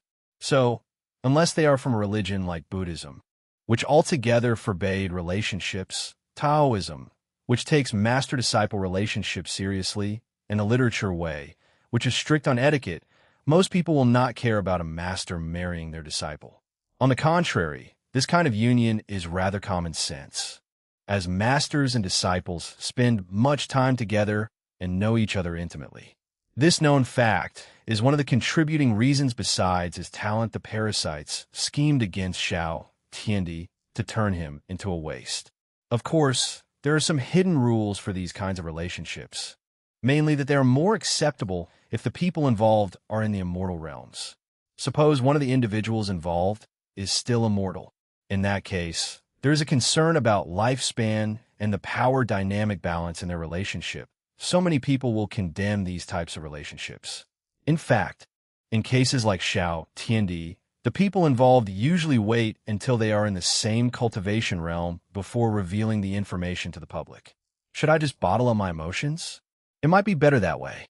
Master won't think less of me, and I won't tarnish her name and reputation, Xiao Tiandi thought. But his face contorted after feeling like this. No, if I continue like this, my state of mind might be affected. It's better to tell her the truth and face the consequences, good or bad, he analyzed.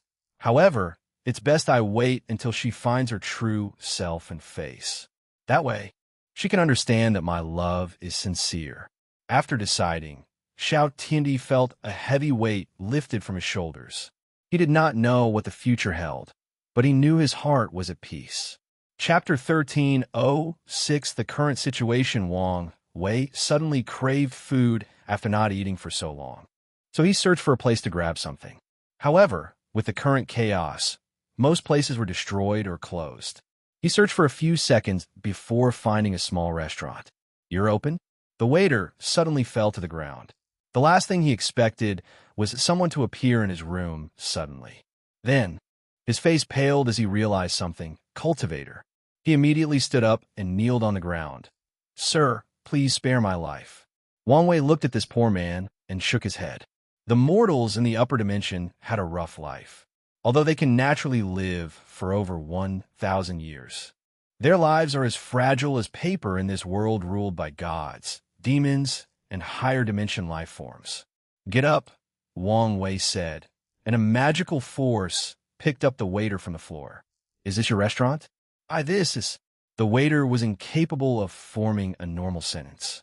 So Wang Wei waved his hand to release a golden light that immediately made his mind and spirit calm and at peace. "Thank you, Lord," the waiter said. "And to answer your question, this is indeed my restaurant. No one wants to work in these dangerous times, so I had to do it myself." "Aren't you afraid?" Wang Wei asked. The waiter sighed deeply. "Of course I am.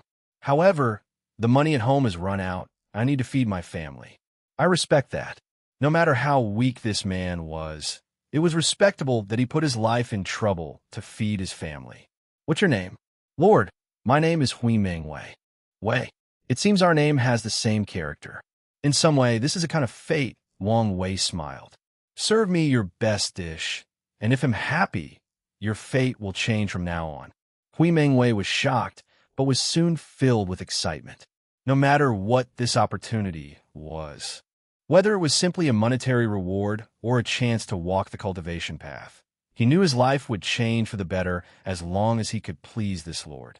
However, can I please this lord? Hui Mengwei knew how high these cultivators' standards were, and his little restaurant was small even in its heyday.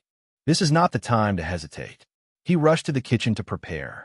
Although he was the owner, Hui Mengwei was once a cook and learned from his father. After inheriting the restaurant, he was more hands-off, but he's the one who created most of the menu, so his cooking was decent, at least by mortal standards. Wang Wei found an empty seat and started his work. A screen materialized before him, showing Wang Qi's frowning face less than 10 seconds later. What's wrong with you? Secmaster, you can't do this. What are you on about? Wang Wei asked. I've said it before. My loyalty lies with the madam. I will not accept or acknowledge anyone else. Wang Wei looked at him in puzzlement before remembering something. Bastard! Don't tarnish my name and reputation. Aren't you doing that by yourself? Wang Qi sneered. 3 million years. He roared. I don't think you've spent so much time with the madam. Bastard! I told you not to slander me, Wang Wei yelled back. I was helping her remove Blood Dragon's Tao imprint. Do you think I'm stupid? You spent so much time with such a beautiful woman that nothing happened between you two? Your words are either insulting my integrity or revealing what kind of person you are. Wang Wei sneered. So which is it? Wang Qi was immediately embarrassed. You really didn't do anything? Wang Wei just looked at him with ferocious eyes. Then, why did it take so long? Do you think anyone can remove the Tao imprint of a paragon? The process would have taken you on epochs, if not for my cleverness. Wang Qi paused as he remembered reading something similar in the records from the Fate Shadow Guard. He coughed in his fist before continuing. I'm sorry about that. I just want to protect. I've tolerated you enough. Wang Wei cut him off. Once I return, I'll check your cultivation, and if I'm not satisfied, I'll punish you myself. Wang Qi smiled dryly. I understand. He sighed. It doesn't matter. As long as I can protect the madam's rights and future happiness, it doesn't matter if I suffer a little. Secmaster, are you not returning immediately?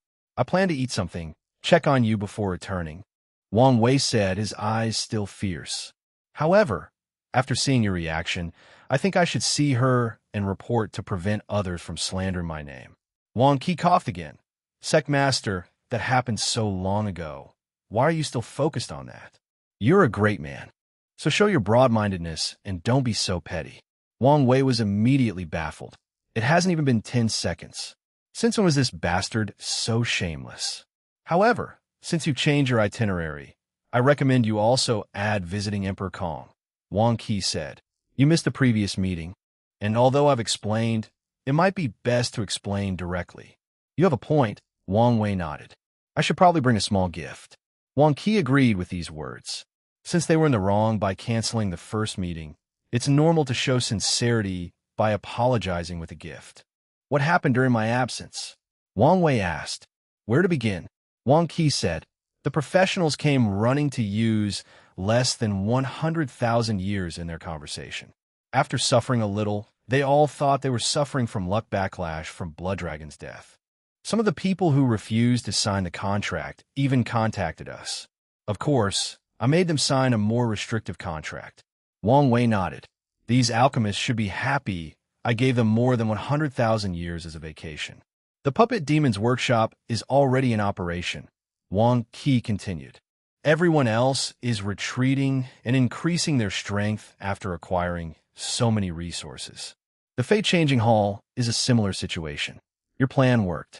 Most of the resources from these loose cultivators' hands had to be returned to us since they only had the raw materials. However, there are some issues that you need to decide. What is it? Some loose cultivator professionals have taken some of our business by offering lower prices. I've been debating whether I should stop them or not. Wang Wei pondered. No need for that. There's a mixed bag among loose cultivators. So the quality of their professionals is less than ours, not to mention their low numbers. However, you can create false scenarios and spread rumors about these professionals cheating others and delivering faulty products. Wang Qi's eyes lit. One of the advantages of using the hall's own professionals is that they must guarantee their products and their reputations. However, suppose someone chooses the unofficial path and hires one of those loose cultivators. In that case, there are no guarantees, meaning it's easy to take their operation down by ruining their already shaky reputation. These people are not stupid, so there's a chance they might deduce we're behind these sudden rumors, Wang Wei continued. To ensure no problem, choose one of the professionals with a terrible personality and blame it on him. As expected of you, Sect Master, Wang Qi praised. He destroyed these people's secret business with one move and removed all suspicions from themselves. No amount of bootlicking can save you, Wang Wei sneered. Anything else? Internally, there is nothing else to report, Wang Qi explained. But a few noteworthy things happen outside. Firstly, the sect sent news that the trial would take longer than anticipated. If they take too long, I might not need it by the time they're ready, Wang Wei frowned. It probably won't take that long. At the very least, you can use it to deal with the Paragon Rel bottleneck, Wang Qi reassured. You may be right. Continue. The rebellion was not happy with us, probably envious of our wealth. However, they said nothing out loud, but asked us to sell them information. Did you agree? Of course, after all, they are now our own. Oh, Red Mask has taken over most of the lower and middle-level officers. The rebellion is basically ours, except for a few groups. That's good to hear, Wang Wei's eyes shine. What's the situation with the upper echelons? We don't have enough people. Didn't Red Mask tell me she was confident she could take over the Blood Dragon's information network? And she did, but we only got 70 of them. That's excellent for such a short period, Wang Wei said. But 70 should be a lot of people. These parasites have an extensive network. Although not the best, they are probably one of the largest in the world. That's the problem. There are too many people, Wang Qi said. Red Mask has been scrambling to control these many people. Wang Wei understood the issue. Although she conquered these people, she cannot trust them yet. As such, she'll need the original members from the Fate Guards to supervise these new members, but Wang Wei's original foundation was way too small compared to the Blood Dragon, meaning Red Mask did not have enough people to supervise these people, let alone spare members to control the rebellion's upper echelons. They'll be in retreat once I've dealt with a few things here. It'll take this opportunity to create more Tier 10 and 11 creation life forms, Wang Wei replied. And if she's truly desperate, she can borrow some creations from Jiaping and Dulgun. Is this all right? Wang Qi asked. The Fate Guard is one of the core assets of Wang Wei's political powers, so it may be a problem to have others involved. Like I said, it's a desperate move. Plus, Red Mask will know what to reveal or hide from these people, Wang Wei replied. He knew the risks, but this was one of the dangers of swallowing a behemoth like the Blood Dragon's network. So, it was worth it to take the risk to digest the behemoth since the reward would be worth it. As for the problems that will arise, they can be dealt with given sufficient time. I understand. Chapter 1307 God of Cooking. What is the current situation of the other parasites? What's their reaction? Wang Wei asked. Things are becoming complicated, Wang Qi replied seriously. There are signs that the fights between the two suns might reach here. A battle between Buddhism and Taoism? Tell me what happened. Wang Wei frowned. It started with the disappearances of a few renowned Taoist priests and eminent monks, but about 15,000 years ago. These two had a direct confrontation over a small source stone mine. Do you think someone is manipulating these events? Red Mask had the same thought, but after investigation, we found no mastermind. However, we found a few people secretly fanning the flame. Did we join in the fanning? I wanted to, but Red Mask said there were too many people already doing it, and there is no point in joining since we might be revealed, Wang Qi explained. That's fine, Wang Wei nodded. Since he handed everything over to us, he trusted her judgment. If Buddhism can retrain and balance Taoism, it'll have more room to maneuver. Wang Wei muttered. What about the others? They have entered the highest state of alert. They cleaned up a few core territories, eliminating all spies or anyone they deem suspicious. We've lost a few people, Wang Wei explained. Luckily, our methods are far from ordinary. The Fate Shadow Guards will parasite someone's fate line and take on their identity, luck, destiny, and everything else. This method is hard to guard against or detect. Although they lost some members, they still retain a decent amount of them. From what we know, they've been doing a few things since that day. Firstly, they've been using their resources to build their military. It seems that everyone is preparing for something.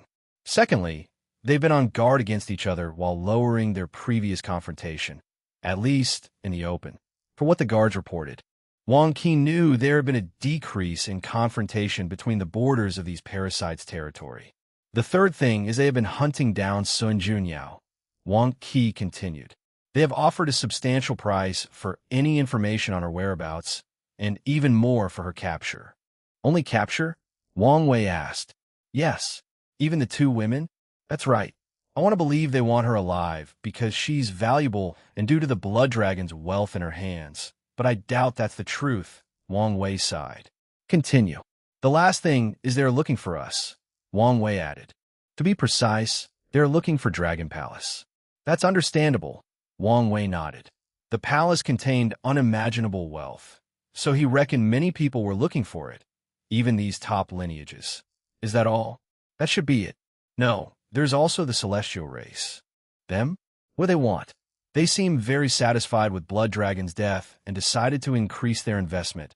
Wang Qi replied with a bright smile.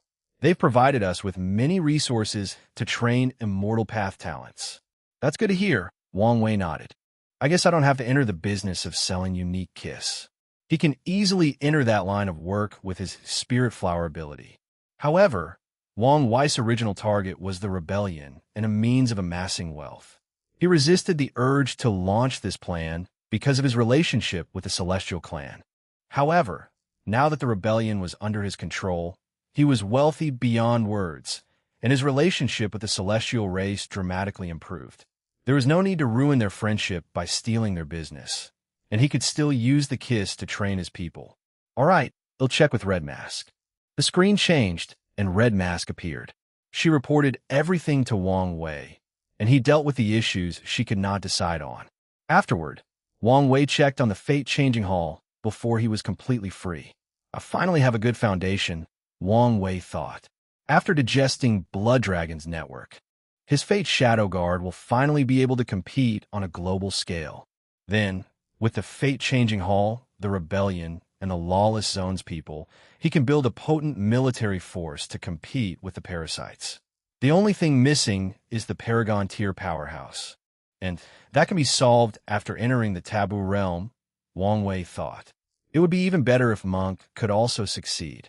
Wang Wei smiled brightly. He built such a foundation in such a short period, making him slightly proud. However, he only indulged in such emotion for a few seconds before calming down and returning to his former self. After all, his enemies were numerous, so his current power was still not enough. Wang Wei turned his eyes to look at Hui Mengwei. The latter stood with a tray on his hands, his legs and arms trembling. Wang Wei spent at least 3 hours talking and dealing with his affairs, but Hui Mengwei stood in this position without moving. A man of firm will, Wang Wei praised. Of course, he noticed the latter when the food was ready, but he did not say anything just to test him. Put the food on the table. Yes, my lord. Yu Mengwei no dead. I must apologize since the food is now cold. It's fine, Wang Wei said. With a thought, he returned the food to its state a few hours ago and tried it.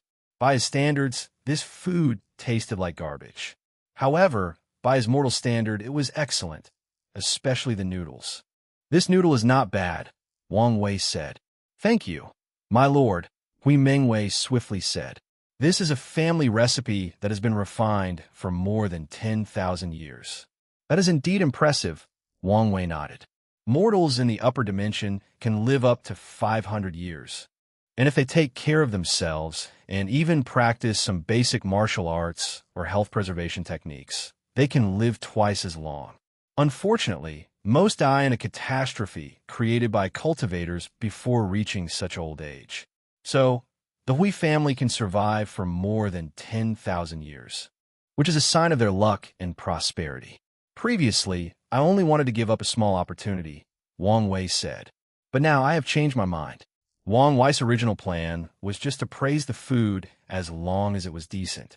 This might not appear much, but it was praise from an Empyrean and one that is loved by fate. Hui Mengwei's key luck would soar with his words only, and his family would be blessed with more than 100,000 years of good fortune.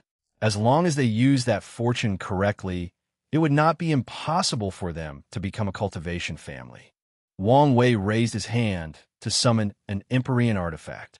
He activated his purpose manipulation technique to change the functions of the artifact. Should I give him a system? Maybe even memories from Earth? No, that will only cause trouble. In that case, let's rebuild these Earth cuisines in another way. He created a few worlds based on cooking inspired by Earth's cuisine and media, television, anime, and left them inside the artifact. Hui Mengwei can experience them and learn their techniques and dishes. He probably needs a pure cooking-based cultivation technique. Should I deduce one? No.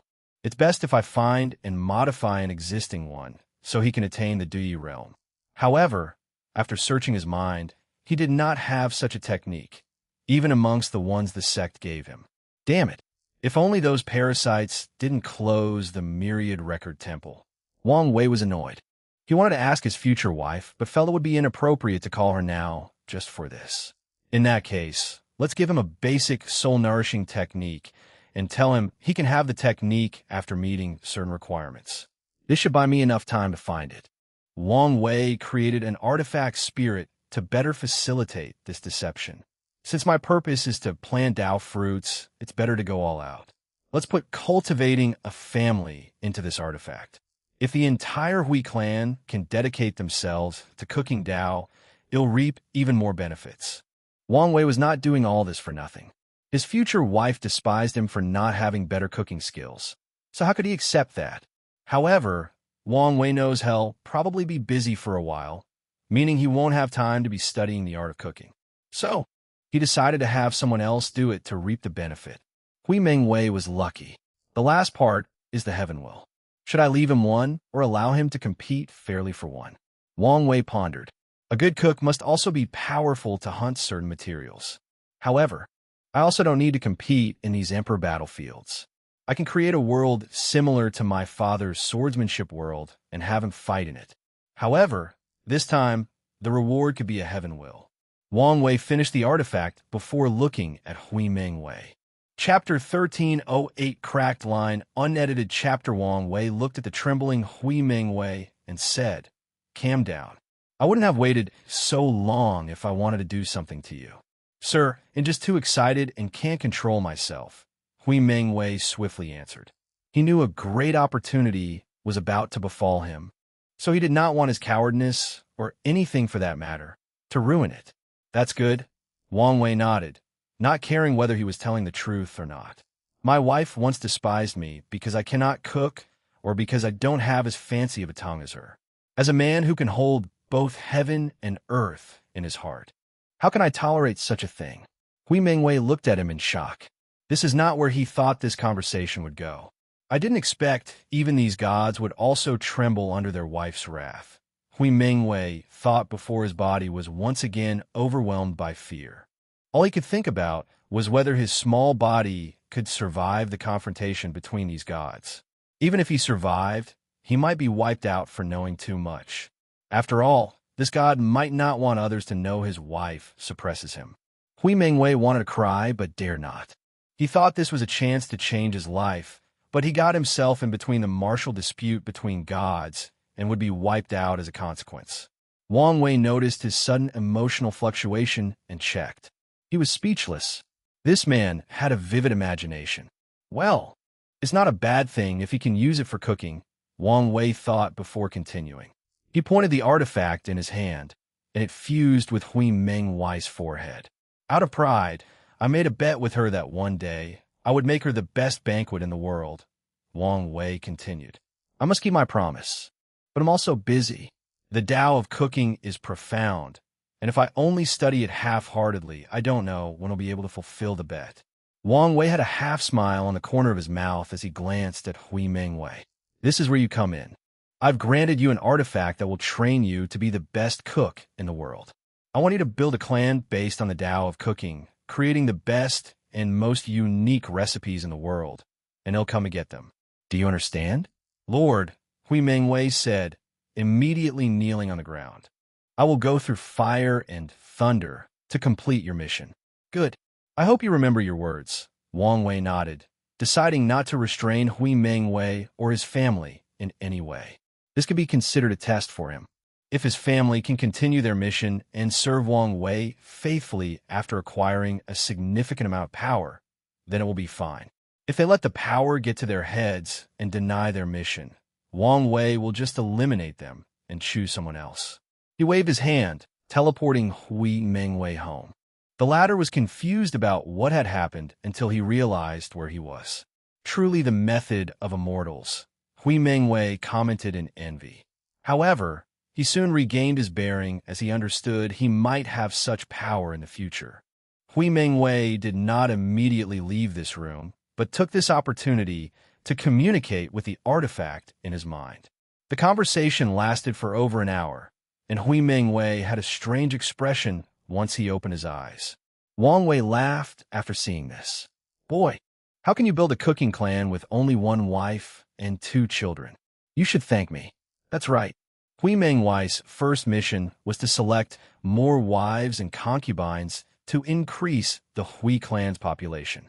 Wang Wei was correct when he said the latter should thank him since he left enough resources in the artifact to turn Hui Mengwei and his descendants into great talents. He even instructed the artifact's spirit to embed law fragments associated with the Tao of cooking into Hui Mengwei's first 33 heirs, granting them acquired physiques. Wang Wei stopped observing, but he suddenly remembered something. Didn't I promise that silly little girl to find her master?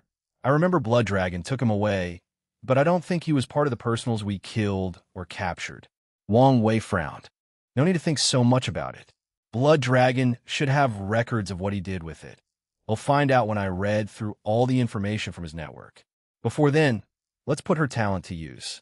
He pointed to the void to create a master-student karmic relationship between the little girl and Hui Mengwei. She's about to prove the world, so her safety would be somewhat guaranteed, Wang Wei muttered. He granted the silly little girl a heaven will, but did not let her immediately use it since he wanted to increase her chances of becoming an eternal. Luckily, he discovered that although Chunjilan was silly due to being sheltered by her master, her cultivation talent was extraordinary. It wouldn't take much for her to become an eternal emperor. Wang Wei's eyes focused in the distance to the 7 people fighting without restraint. Suppress. His voice echoed between heaven and earth, shocking everyone in the realm. A terrifying pressure sent these people crashing into the ground from the sky. From now on, this is my territory, and fighting is prohibited. This voice frightened mortals, and the other cultivators quickly admitted their fault. This was an excellent place for Hui Mengwei to lay a foundation, so Wang Wei eliminated the unstable factors for him. Wang Wei condensed some of his chaos flame and fused it with this territory as a deterrence. He then changed the secrets of heaven and earth. Anyone who tries to investigate the powerhouse that has taken over this place will only find a source to be this chaos flame that has gained sentience, and it has nothing to do with Wang Wei, the destined one.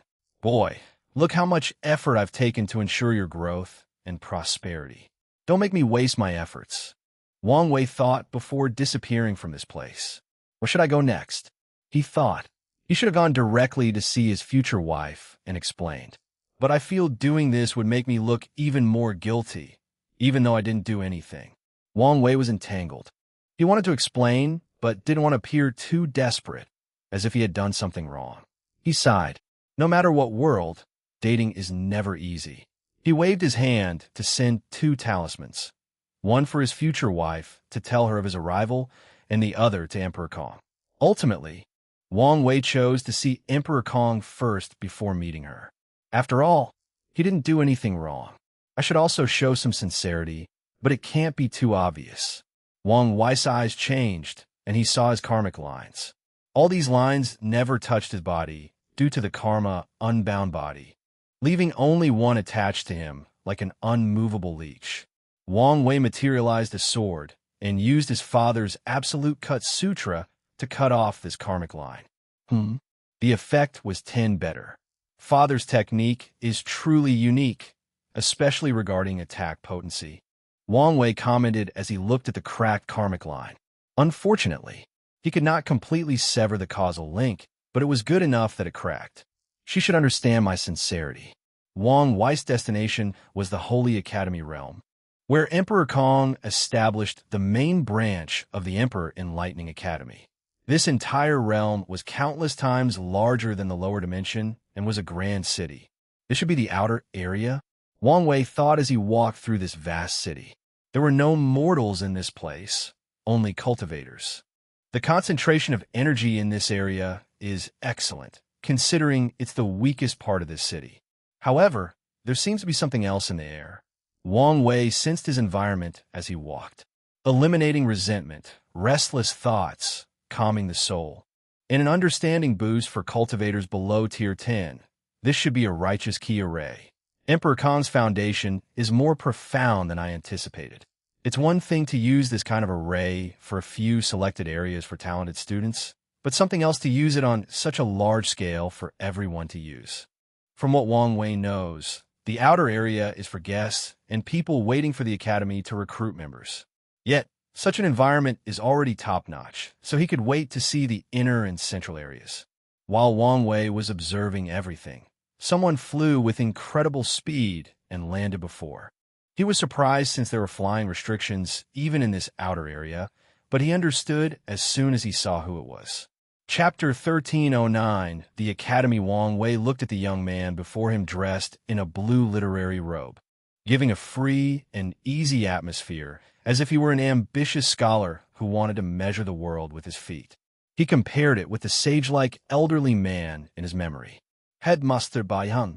No, I should call you Young Master Bai Han, Wang Wei said calmly. Bai Han looked at him, a complex feeling flashing in his mind. At one time, this person was his junior and someone he saw as a threat. But now, the latter became his father's peer. Bai Han exhaled softly to compose himself. He cupped his hands and bowed. Emperor Wang, it's an honor to see you. My father, the dean, sent me to welcome you. Wang Wei looked at him and sighed. Time is truly a fascinating subject if you look at it through the lens of the human experience. Young Bean Bai, I'm glad I'm no longer your heart demon. Bai Han smiled vriely. I was young back then, so don't take what happens to heart. His father spent much effort to enlighten him, allowing him to realize key of calamity influenced him in the lower dimension, and that Wang Wei had become his heart demon. I'm not that narrow-minded, Wang Wei replied. Come on, lead the way. No problem. Bai Han flew into the distance, and Wang Wei followed. The outer area was vast, and even while flying countless times faster than light, it took them more than 30 minutes to reach their destination.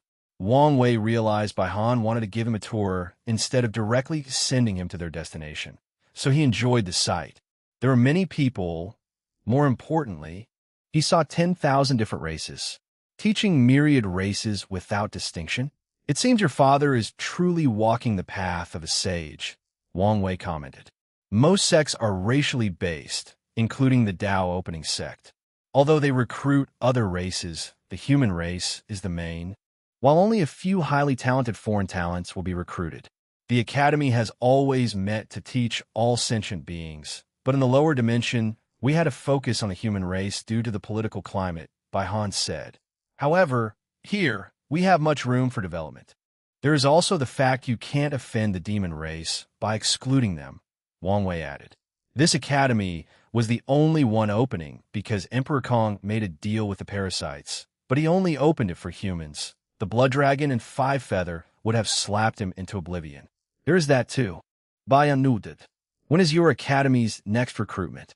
We recruit people every 50,000 yuan epoch, and the next time is still about 2,000 epochs away. That's not a long interval. Resources are strictly controlled and not infinite, so most factions will not recruit people easily. Some factions will only recruit people every million yuan epochs. Of course, They have recruitment halls that will search for talents in the meantime, but no mass recruitments will occur. We promise to train a few elites for the moons, so we must recruit more consistently than others, Bahan explained. Wang Wei nodded. They soon reached their destination.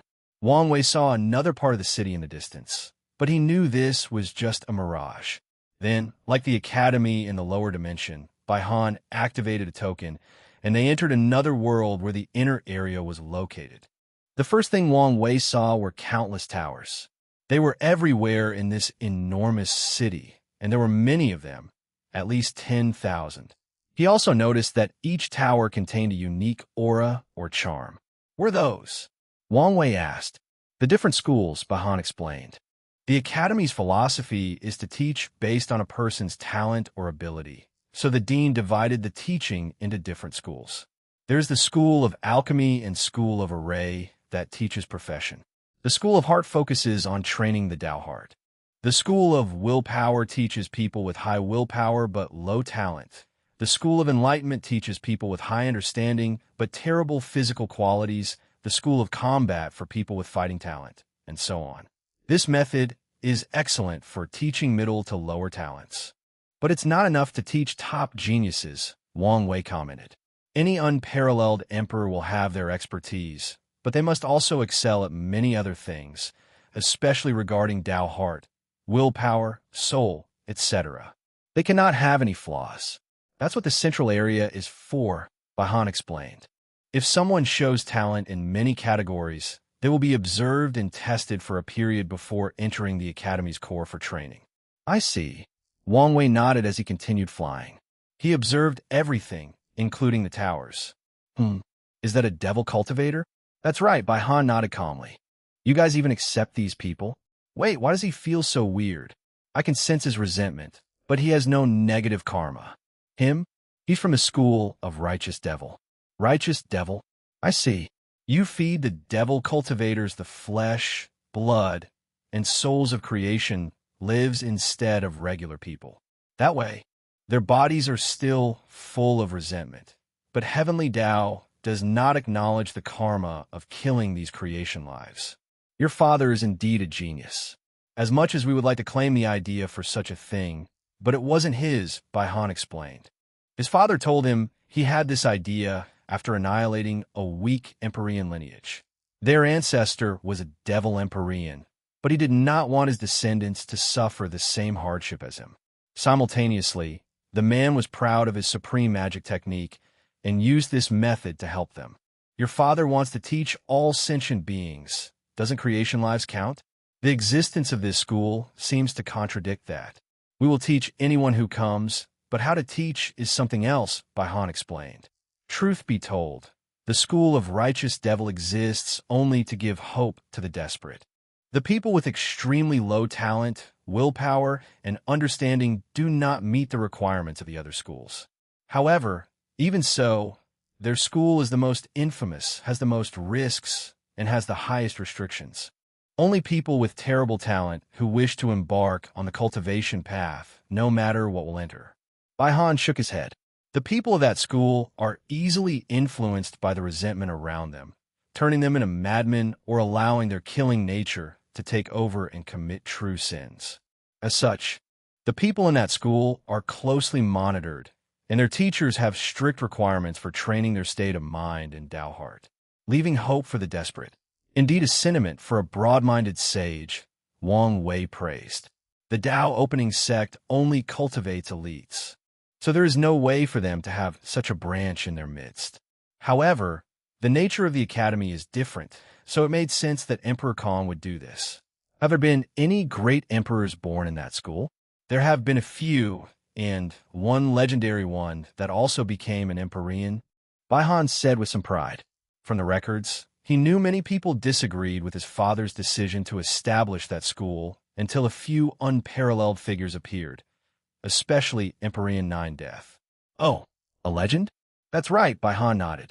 The other devils used their determination to break the limit of their talents, and then, with the Academy's resources, slowly caught up to their peers and even proved the Tao. 5 of the 7 became Eternals, and the remaining 2 were pseudo-Eternios.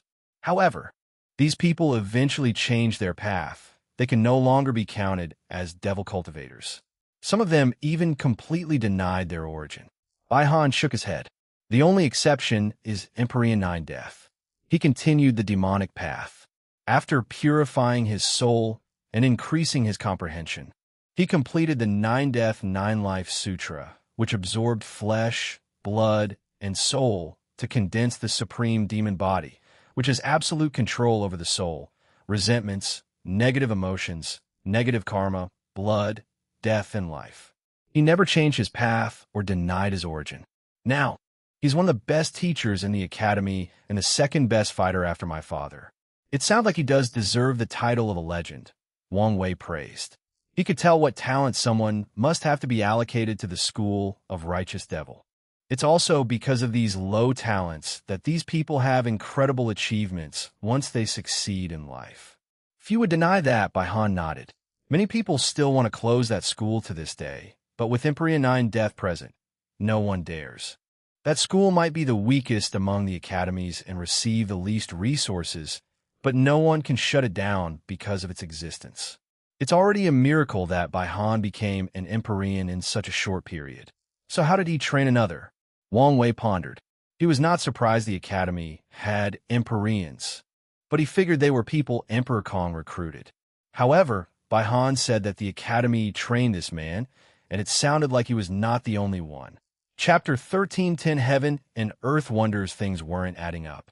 Unless Emperor Kong had found a few unparalleled geniuses compared to Wang Wei and had access to merit and numerous other resources that speed up cultivation, there is no way for him to have trained a few Empyreans for the academy, especially given how young it was. All the teachers with this cultivation level should have been people he recruited. Wang Wei remembered Emperor Kong's life from the sex record. After ascending, he found a secret realm that allowed him to become an Empyrean in record time. Such an event brought him some fame, but for the most part, Emperor Kong was inconspicuous. After all, he was a loose cultivator with no background. Many factions invited him to join him, but he refused and disappeared from the world. It was not until about 300,000 yuan epochs ago that he appeared before the world and caused another sensation. All 7 moons and 2 suns supported him in reopening the academies and training talents for them. The reaction to the news varied. Most former academies hated him, while others thought he did an excellent job. After all, their role in this world is to teach, and in the current environment, Emperor Kong's existence has brought some hope to many sentient beings. The people from the lower dimension considered him a traitor for working with these people, while others gave him the benefit of the doubt. A few people realized he was not a simple man. It is possible to train an Empyrean in 300,000 yuan epoch, but only if a top paragon lineage poured their resources and cultivated someone without hesitation. Kong does not have this ability purely from a resources standpoint, Wang Wei analyzed. Another possibility is he cultivated these talents during his disappearance after becoming an Empyrean. But by Han's story, he showed these talents showed up during the academy's existence. Moreover, he should have been cultivating himself and planning for his reappearance. Where would he have time to train other talents? Where would he have the resources to spare to cultivate other Empyreans? The only explanation is time artifact. But is it that good? Heaven and earth are fair. The Emperor Path and Tao Path skip countless steps by using the heaven to gain access directly to the Grand Tao source, so there must be a way to balance them. Grand Tao makes it extremely challenging and time-consuming to understand the Tao laws and restricts the effectiveness of time formation. By my calculations, Emperor Kong's time artifact would be better than one created by a peak paragon of time Tao. When he used it, the effect was even better than the ones created by a primal paragon. Wang Wei was suddenly caught in an inspiration. Artifact that broke the limit, effects reducing after use. A bright light flashed in Wang Wei's eyes. No way. This bastard wasn't lucky enough to find a wonder of heaven and earth. Wang Wei Suden lu stupid, surprising Bayan. Is something wrong? The artifact your father used to become an Empyrean at such record speed. It wasn't a wonder of heaven and earth. By any chance, right? Baihan looked at him, his facial expression changing faster than a chameleon. The former dean did not know what to say. "By your reaction, I guess I'm right," Wang Wei replied. "Damn it, why is this man so lucky?" He was truly envious. Throughout the Chaos universe, artifacts are ranked based on what cultivation realm they have the most effect on. Supreme Innate and Supreme Chaos artifacts effects rank 11 and 12, and it's the same for Empyrean and Paragon artifacts. This rule also applies to Tao and Immortal artifacts. Their primary difference is how they are created and their innate characteristics. Innate artifacts are mostly created by heaven and earth, with a few refined by earth and heaven primarchs. Meanwhile, Emperor Tao artifacts are mostly created by Empyreans and Paragons, with a few born from the Grand Tao source itself. The former is less potent than the latter. However, they compensate for it by putting less strain on the user's mind and soul. Additionally, innate artifacts cannot corrode a person's Tao like Emperor Tao artifacts. Although Empyrean, Paragons, Earth, and Heavenly Premarch can create many fabulous things with their powers, their abilities paled in comparison to the wonders of heaven and earth. For anything to have the title of wonder, it must meet one requirement: break Grand Tao's inherent rules or limitations. An example would be Emperor Kong's artifact Secret Realm. It broke the restrictions on how much time acceleration is allowed in the universe, allowing him to become an Empyrean in record time. Another example would be the Yin-Yang land that appeared during the Golden Age. According to historical records, many factions fought for that wonder, including the Overlords, and it even appeared that a worldwide war was about to happen. Luckily, someone found the ability of that wonder, which reduced the interest of many people. The Yin-Yang land broke the restriction on birth. Immortal tier cultivators of any path are too powerful and have an infinite lifespan on top of everything else. As such, Grand Tao placed restrictions on their fertility to prevent them from giving birth to too many Tao children and causing too much chaos between heaven and earth. However, no matter what cultivation someone is, as long as they enter the Yin-Yang land, they can give birth to offspring. Wang Wei sighed while controlling his greed. Wonders are attractive, but they also have limitations, and, sadly, those limitations are on the number of uses.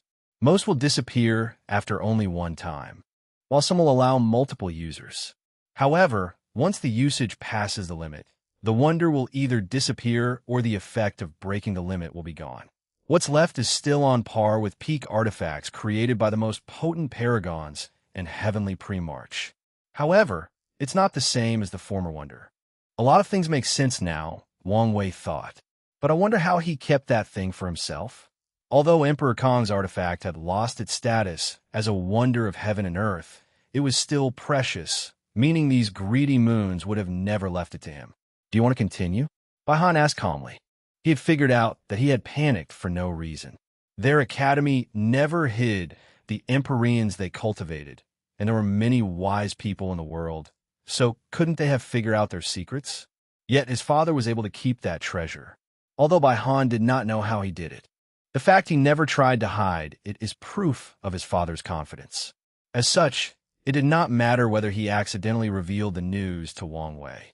The truth is, it was only a matter of time before he discovered this truth, just like everyone else. In fact, he was just catching up. The two continued this tour, but Baihan was mainly quiet, fearing he would reveal too much. Although he woke up from the previous shock, this incident reminded him of the time Wang Wei played with him in the lower dimension, causing him to lose his position as headmaster. Although he knew he had lost so miserably because of the Key of Calamity, Baihan also understood that he would not fare any better even without it.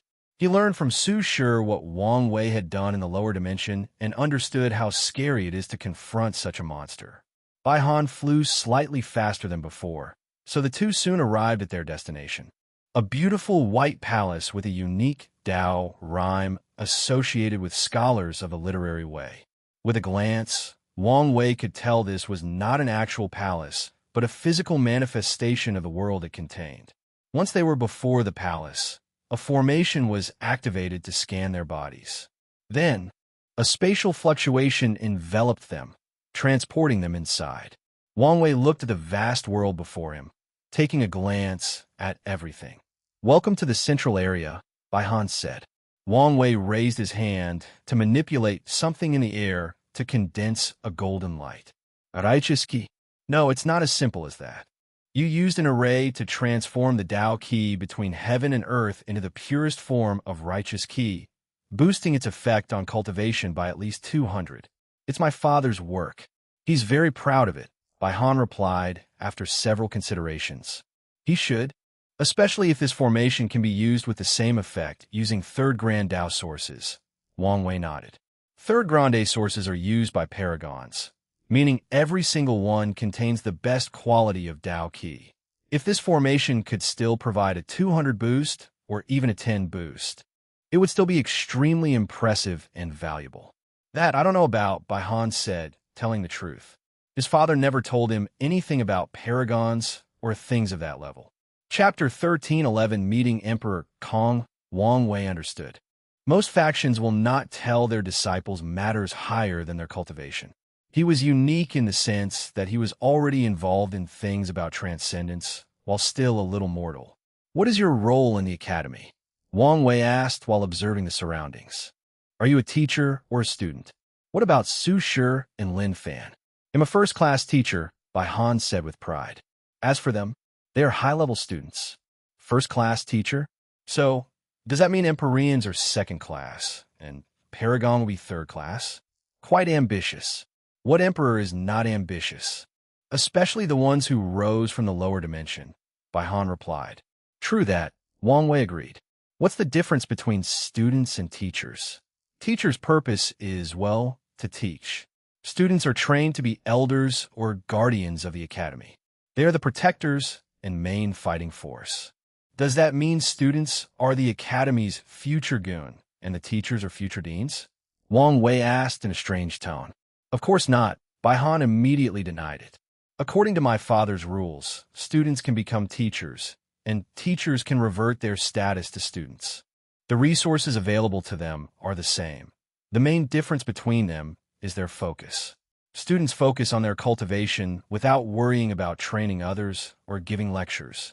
However, they must also take missions to contribute to the academy. Meanwhile, teachers cultivate by training others." Wang Wei understood the system. The literary way can increase its strength by cultivating students. As long as their students have specific achievements, let's say, proving the Tao and becoming emperor, they can receive feedback that can dramatically increase their strength and cultivation realm in proportion to how much they contributed to their student success. It's not impossible for someone with low talent but is an excellent teacher to use the literary way to prove the Tao with a heaven will, but they must contribute immensely to their student success or train multiple students and have a net positive influence in their accomplishment. Are there any requirements to become a teacher? Wang Wei. Yes, and there are a few, with the primary ones being that all teachers must condense their righteous key or cultivate an auxiliary technique with the same effect. That's a wise move, Wang Wei praised. Righteous key can give birth to literary talents, which vary based on the scholar's path. However, since the academy took the teaching path, all their condensed talents are biased toward that area. As such, it's normal for the academy's teacher to have skills that can help their students. A perfect example is Lin Fan's former teacher, who had the talent to create the ideal training plan for his students. There is also Bai Han's talent called preaching, which can drastically increase a person's understanding after listening to his sermon. Wang Wei chatted with Bai Han as he observed the environment. He saw numerous sights, teachers giving outdoor lessons, students hunting in the forest, and even finding fortunate encounters. He also noticed countless hidden dimensions in this world and guessed they were the Academy's training secret realms. I wonder if Emperor Kong has any decent secret realm to train the body. Should I ask him? Wang Wei thought. Forget about it. My future wife should have the best of the best. They soon reached their destination. A beautiful lake with a walking road directly connected to a small pavilion floating in the middle of the water. "Please," Bai Han said, pointing to the path. His demeanor was that of a true scholar who follows etiquette. "Thank you," Wang Wei nodded. although he did not care for these kinds of customs. He would respect them since he was in someone else's place. Emperor Kong was standing with his hands behind his back, a small table, and 2 chairs next to him. His black scholarly robe perfectly accentuated his sage-like face, overshadowing what modern people call middle-aged Uncle Charm. Fellow Taoist, I would like to once again apologize for missing our previous meeting. There is no need for that, Emperor Kong said with a gentle smile. Based on the previous situation, I might have canceled the meeting. Emperor Kong was not just saying these words out of politeness. After the significant event that was the death of a paragon, he had much to do, so there was a high chance he would have canceled on Wang Wei had the latter's people not sent words beforehand. Thank you for your understanding. Please, Emperor Kong said, and Wang Wei sat down. Do you want tea or wine? Wang Wei's body visibly paused, and Kong, who was observing his every move, noticed. Is something wrong? I've participated in many meetings and just realized people rarely offer wine. They usually directly give me tea.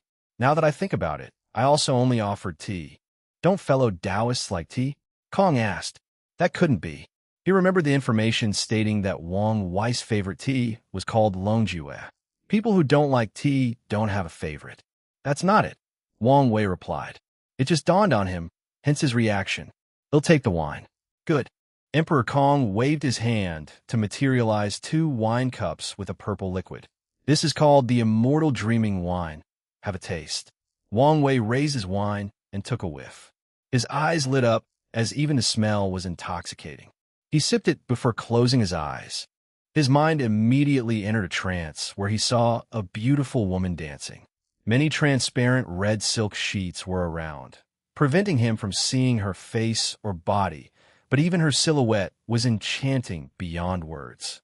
Her dance was graceful and ethereal, like an immortal from the heavens, not sullied by the rains and dust of the mortal world. He instinctively chased after the woman, but whatever he did, he could not catch her. Meanwhile, her dance became more elusive, less ethereal, and more teasing. Wang Wei soon reached the final silk sheet, and the dance finished. He hesitated briefly as he looked at the silhouette opposite him until he heard her voice. Come. He removed the obstacle and finally saw the beauty behind. She had his future wife's face. She smiled at him and blew him a kiss.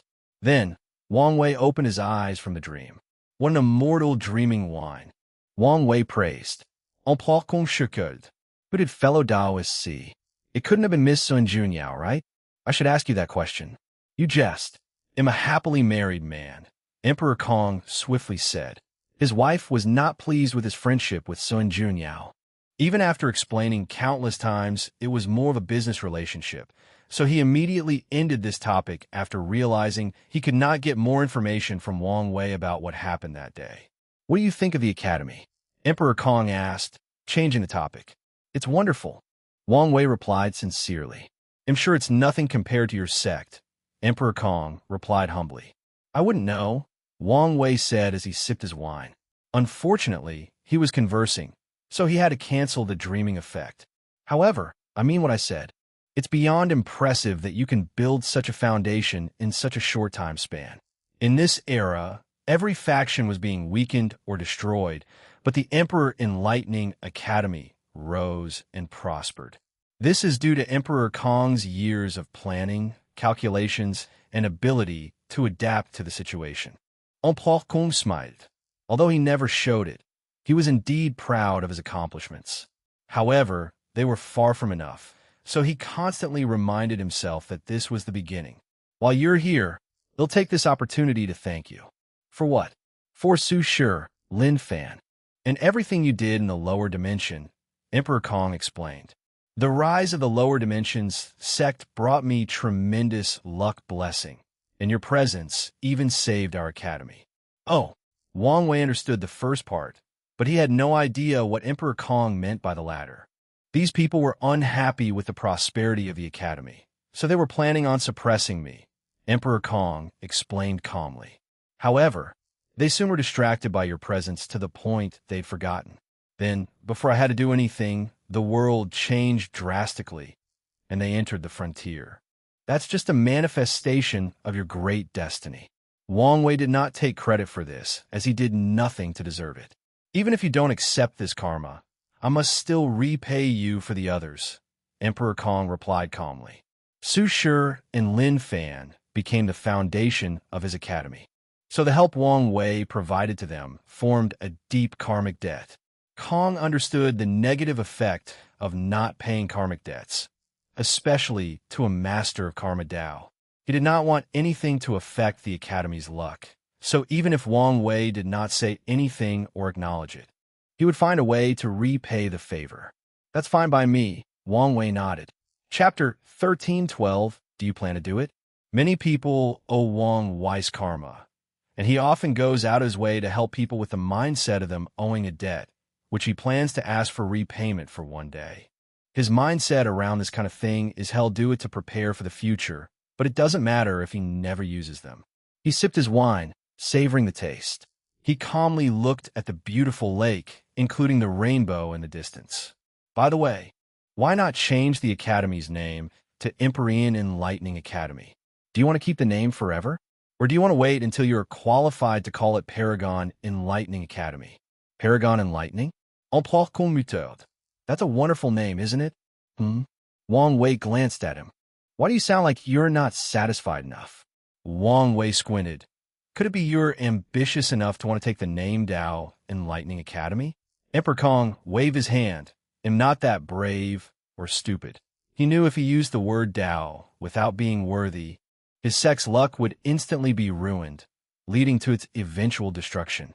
According to what Emperor Kong knows, only 2 factions have ever bore the title of Dao throughout the Eternal Ascension world's history. The first is from an era so long ago that it has been lost to history, and the other is the Dao Opening Sect. However, the Dao Opening Sect did not dare take this name before doing great, meritorious service to heaven and earth during the Devil Catastrophe. Before that, it was only called the Myriad Origin Sect. Despite the Dao Opening Sect being acknowledged by Heavenly Dao, many people felt they did not deserve such a grand title. It was not a problem in the lower dimension, but their virtue could not support that name even after what they did during the war. It wasn't until after the ultimate taboo that people truly acknowledged that title. Kuan opened the Dao to the entire chaos universe by making the way of transcendence more accessible so the whole universe can accept the Dao Opening Sect having such a title in their name. So what is it then? Wang Wei asked. Paragon is not the limit of cultivation, is it? Emploi qu'on répondait. An academy that trains transcendent? Wang Wei chuckled. Ambitious indeed. Oh, fellow Taoist, do you think I'm over my head? Emperor Kong asked. It'll be frank, Wang Wei said after taking another sip. I believe, without a doubt, you can build an academy on par with the 13 overlords. However, I have not seen any signs that you have the potential to reach that realm. Is that so? Emperor Kong said calmly, showing no signs of being affected by Wang Wei's words. He sipped his own wine. I was under the impression you thought highly of that girl, Su Shi. I do, Wang Wei admitted. However, I have divided transcendent potential into 3 levels. He did not continue talking, but instead waved his hand to isolate the surrounding sights from prying eyes and put the surrounding cause and effect in disarray to prevent divination or calculations. The first class consists of people who have established a transcendent foundation. These are the people with the highest possibilities of achieving transcendence. Some can even be called transcendent seed, Wang Wei boldly declared. The transcendent foundation that Wang Wei is talking about is not just his perfect foundation and its effect. He's talking about people who have at least achieved the 9-extremity foundation and entered the taboo realm in at least one of the 3 immortal realms, or have some of the essence of transcendence. Like Sun Junyao, these people have a much higher chance of achieving half-step transcendence than everyone else. In that category, Wang Wei considered himself the best because of all his achievements, like Mortal Emperor, 10 Supremacy Foundation, becoming a Heavenly Emperor, and linking an entire era to his existence. All these things have contributed to his Transcendent Foundation. Transcendent Foundation? Emperor Kong asked with a serious look.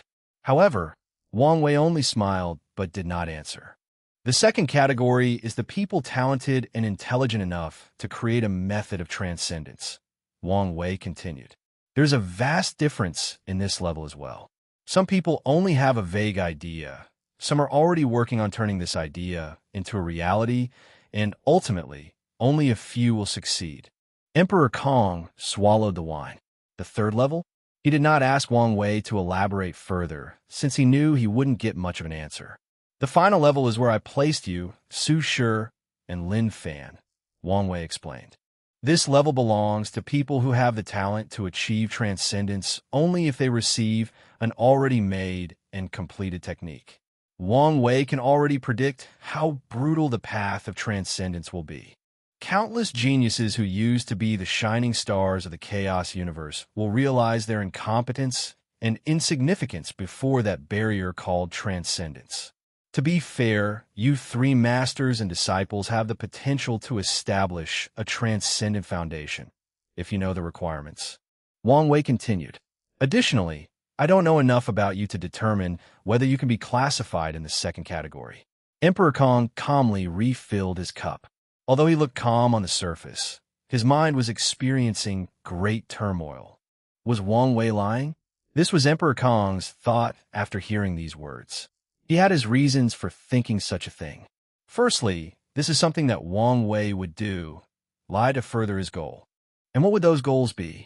It's evident to Emperor Kong based on how he dangled information about transcendence over him like a hunter using a carrot to lure a rabbit from their hiding hole.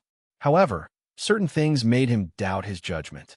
As soon as Wang Wei uttered the words transcendent foundation, the first thing he thought of was Sun Junyao. Perfection has always been a taboo in the world, and most people who pursue this path usually end up miserable. But what was it a taboo? Emperor Kong was wise enough to link Grand Dao's ban on perfection to its connection to the transcendent path.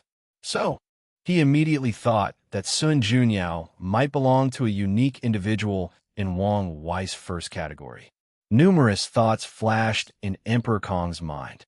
He analyzed all the information he knew about transcendence and re-evaluated them based on Wang Wei's words. Sadly, he realized he knew too little. On peut consider deeply. Our foundation is too shallow. He suddenly realized how much weaker his academy's foundation was compared to these top lineages who have cultivated countless peak paragons who have already started their journey toward the next realm. He instantly removed all his pride in building the academy to such a level. Although he always reminded himself that he had a long way to go, today's events showed how true these words were. Emperor Kong decided to take Wang Wei's bait. He knew he might have to pay a steep price, but getting his hands on such a valuable piece of information would be worth it. Fellow Taoist. He stopped as he realized Wang Wei was looking into the sky, and he finally sensed a mysterious aura, so he also raised his head. It seems I've said too much, and you're too weak to get involved in matters of this level. Wang Wei said calmly. Even with his preventive measures, he could only say so much. It's also possible that he could say so much because he took the previous measures. It seems so, Emperor Kong said, again feeling his insignificance. He sipped his wine and closed his eyes for a few minutes. Once he opened them, he had already adjusted his mindset. Wang Wei secretly nodded in acknowledgement. Although he purposely suppressed Emperor Kong's arrogance to control the rhythm of their conversation and ensure things favored him during later negotiations, he still appreciated how fast the latter readjusted and controlled his emotions. Fellow Taoist, is this the main reason you visited? Of course not, Wang Wei replied. My main goal is to ask you whether you're interested or plan on killing one of those parasites. If so, we can work together, or at the very least, come to an agreement so we don't target the same person. Killing a paragon? Emperor Kong uttered with squinted eyes. This is not something that anyone can do. Wang Wei looked at him and shook his head internally. He had many praises for Emperor Kong, but he also had one criticism. He talked like a scholar. He was never direct. His words were always ambiguous with any interpretations, and he stated his thoughts in a roundabout manner. Wang Wei did not know whether he talked like this with everyone or a tactic he used to deal with him. Regardless, it did not matter. He was now bored with it. Be direct and tell me what you're thinking, he said. Chapter 13:81 Tribulations. Despite Wang Wei's words, Emperor Kong remained quiet. The situation was more complex than it appeared. His academy was too entrenched in the lives of the parasites, so he had to make his following decisions carefully. Additionally, he was extremely wary of the person next to him. If he were not careful, Wang Wei would sell him and have him count the money. I have to think about this carefully, Emperor Kong replied, once again giving an ambiguous answer. What annoyance, Wang Wei thought. He realized another characteristic of Emperor Kong: extreme caution. He understood why. After all, the latter had to play a dangerous game of maintaining a balance with the parasites while secretly helping the rebellion. If one wrong move were made, everything Emperor Kong built would be instantly destroyed. Wang Wei looked at the sky, and his eyes became extremely profound. Have you heard of the Endless Tribulation Era? Yes, it's the era before the Golden Era, Emperor Kong replied. Time Eater almost erased this world's history. He even used his Chrono Spirit to block the river of time to prevent certain capable people from peeking at the past. Of course, such a method does not affect these top lineages, but it did disrupt everything and everyone else. I heard that era is our world's version of the Null Era, with civilization restarting, Emperor Kong added. He spent a lot of time and effort, and with Sun Junyo's help, he acquired much knowledge of the world's history. However, Emperor Kong's effort went as far back as the Golden Era, and he knew little about what came before. All sentient beings with intelligence have one thing in common: the desire for improvement or evolution, Wang Wei stated calmly. No one can escape this fact, including Grand Dao. He sipped his wine and emptied the cup. Emperor Kong waved his hand to refill it, breaking etiquette since he should have used a teapot. However, he did not care about that since he had a feeling Wang Wei was about to reveal some outlandish information again. Heavenly Dao also wishes to improve, and it happened in that era, Wang Wei continued. In a lower generation, during my generation, Heavenly Dao skipped your son's time to bring all the luck and destiny of that generation to mine, creating a prosperous era. Meanwhile, true Heavenly Dao did something even more extreme. 81 Tribulations, Wang Wei stated with shining eyes. During each tribulation, the eternal ascension world was ravaged by war, famine, and countless catastrophes, but each time they survived, civilization rebuilt itself, and the world's luck reached a new peak. Emperor Kong listened attentively while drinking. He compared what Wang Wei said with the information that he had, deducing what he said was the truth, what his motive was, and so on. Do you know what the final tribulation was? Wang Wei asked. Emperor Kong pondered briefly. The innate acquire war. You would think so, but no, Wang Wei shook his head. That war was the 80th tribulation and ended that era. Afterward, the human race became the protagonist of heaven and earth, and the eternal ascension world became one of the many worlds where acquired life is in a dominant position. It can also be said the world determines its position in the eternal battle between fiend gods, paragons, and heavenly primarchs. Wang Wei moisturized his throat. After the war, the world's luck reached an unprecedented height and entered the Golden Era. In some previous eras, it was common for the total number of paragon to be less than 3 digits. But at the peak of the Golden Era, all the overlords had at least hundreds of paragons, and some were in the thousands. Wang Wei sighed. He had to give credit to Heavenly Dao. It took the risk of using this tribulation method to drastically improve the eternal ascension world's overall strength and power. However, how risky were those 81 tribulations? If any of them went wrong, the world's cultivation civilization would be destroyed and have to restart. The eternal ascension world might have spent countless eras trying to recuperate from a devastation. During the Golden Era, many extraordinary talents rose up, Wang Wei continued. For example, my ancestor, Qiyuan, he started the First Origin War, turning the myriad emperor world into the destiny center of the lower dimension. However, was this the only effect of that war? Of course not. The world's destiny also shifted from the aboriginals born in the upper dimension to the people from the lower dimension. How could the people from the otherworld communities allow Kiyun to bless his home world at the detriment of their own? The First Origin War should have ended with these people banding together to defeat the Tao opening sect and the others from the Myriad Emperor world. Yet, that's not what happened. The explanation for this is Kiyun convinced many people from otherworld communities to side with him, and the reward was what Wang Wei said, destiny shifting to them. After the war, more and more people from the lower dimension grew until they became the dominant force in the upper dimension. I suspect the first war was in preparation for the Second Origin War, Wang Wei analyzed. He had no definite proof of this matter, but he derived this conclusion after researching the historical text. Another extraordinary talent of that era is, of course, Empress Wu, and her situation is related to you. Wang Wei said, looking at him. What do you mean, fellow Taoist? Emperor Kong was genuinely confused.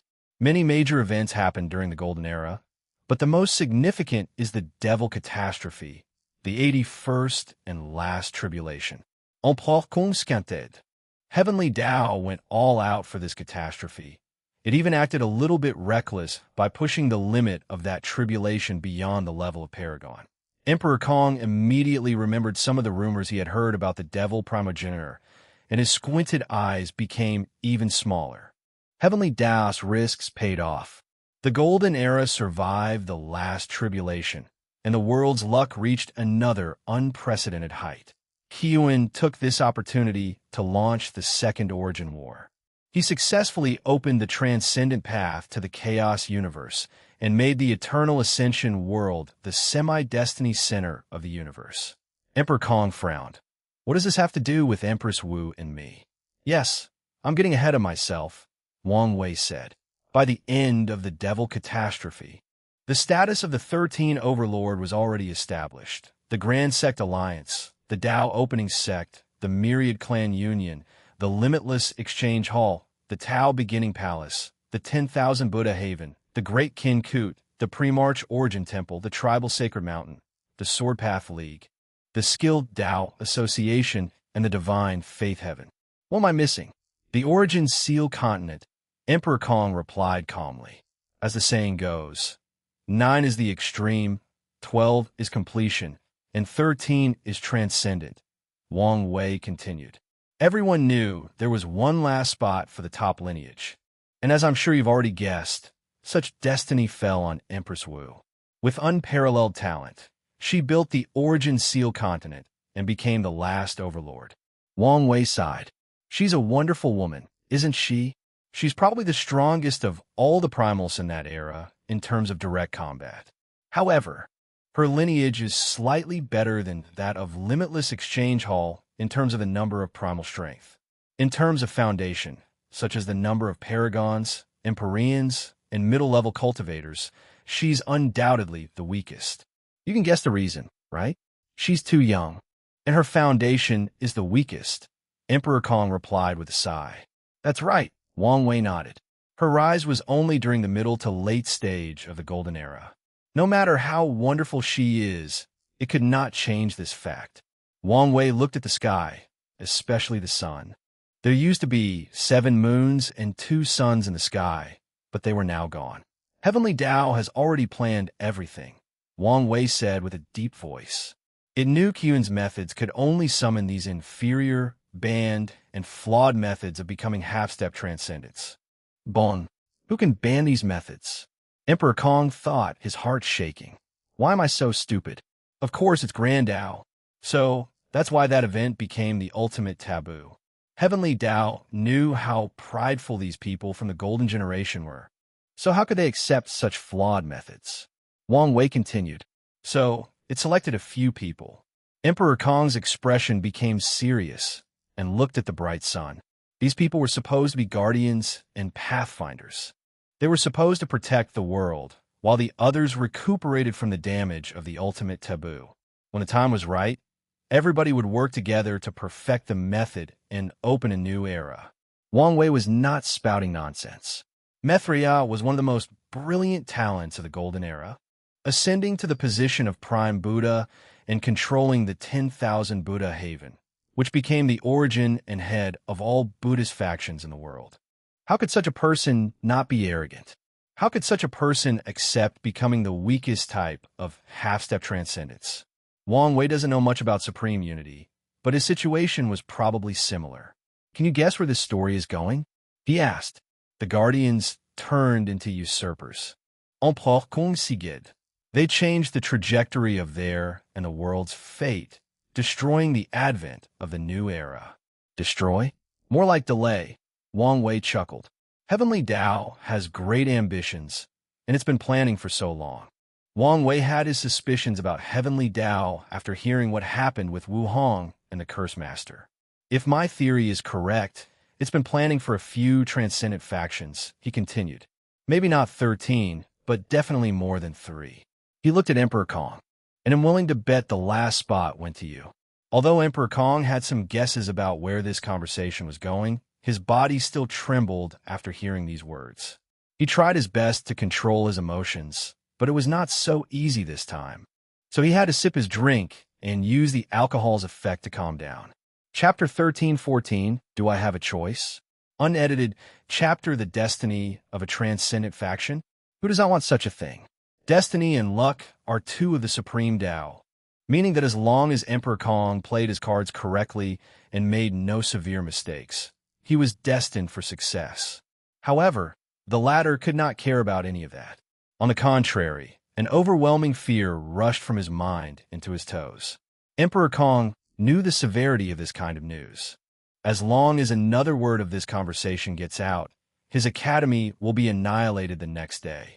There is no basis for Wang Wei's words besides his analysis. Of course, with enough effort, these top lineages can deduce whether he's telling the truth or spewing nonsense. However, it did not matter whether he was telling the truth.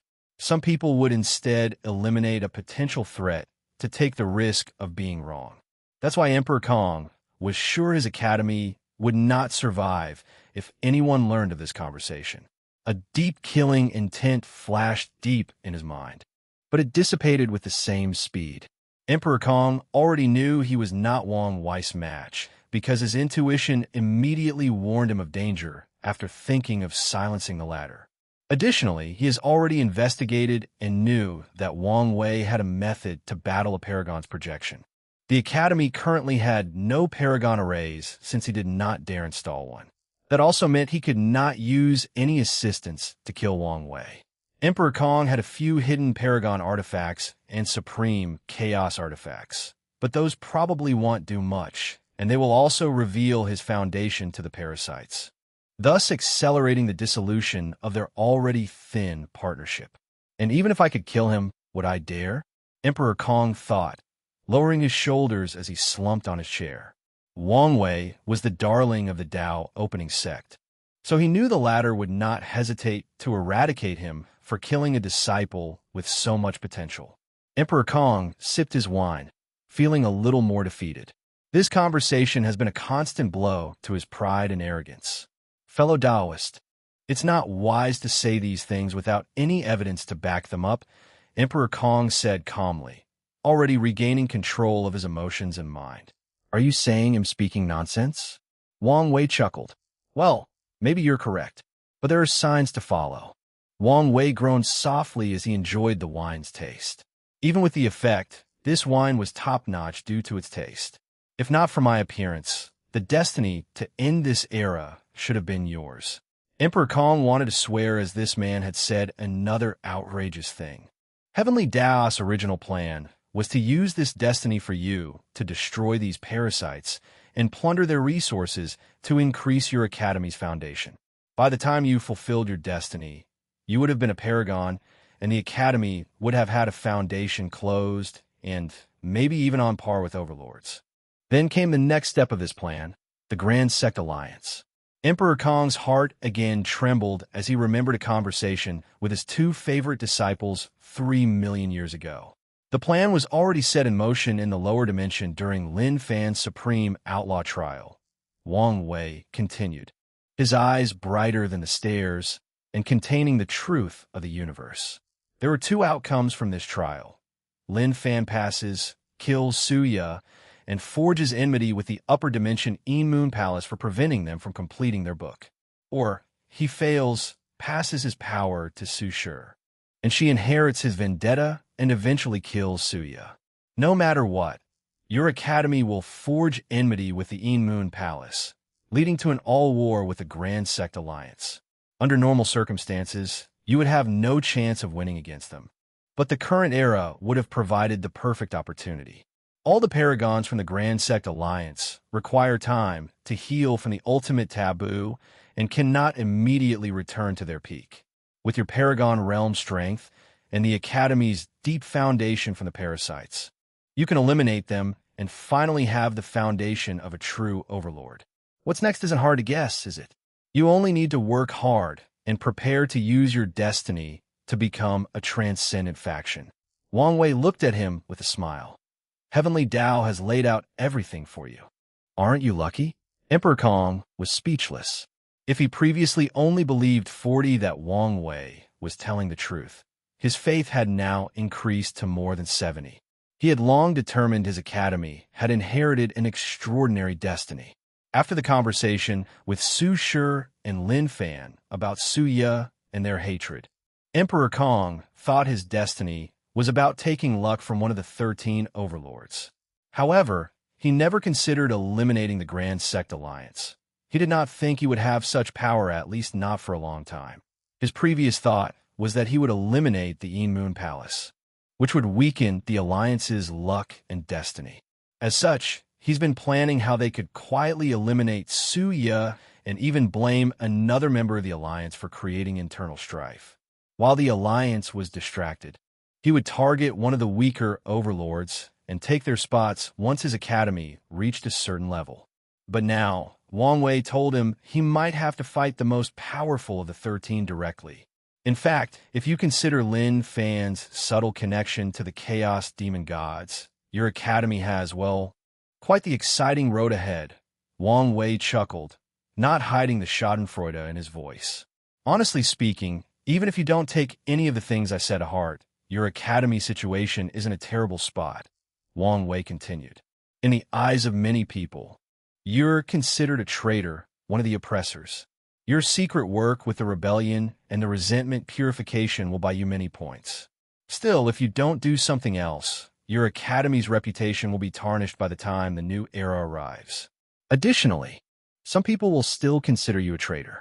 They'll use this as an excuse to further tarnish your name and reputation before rallying more people to eliminate you.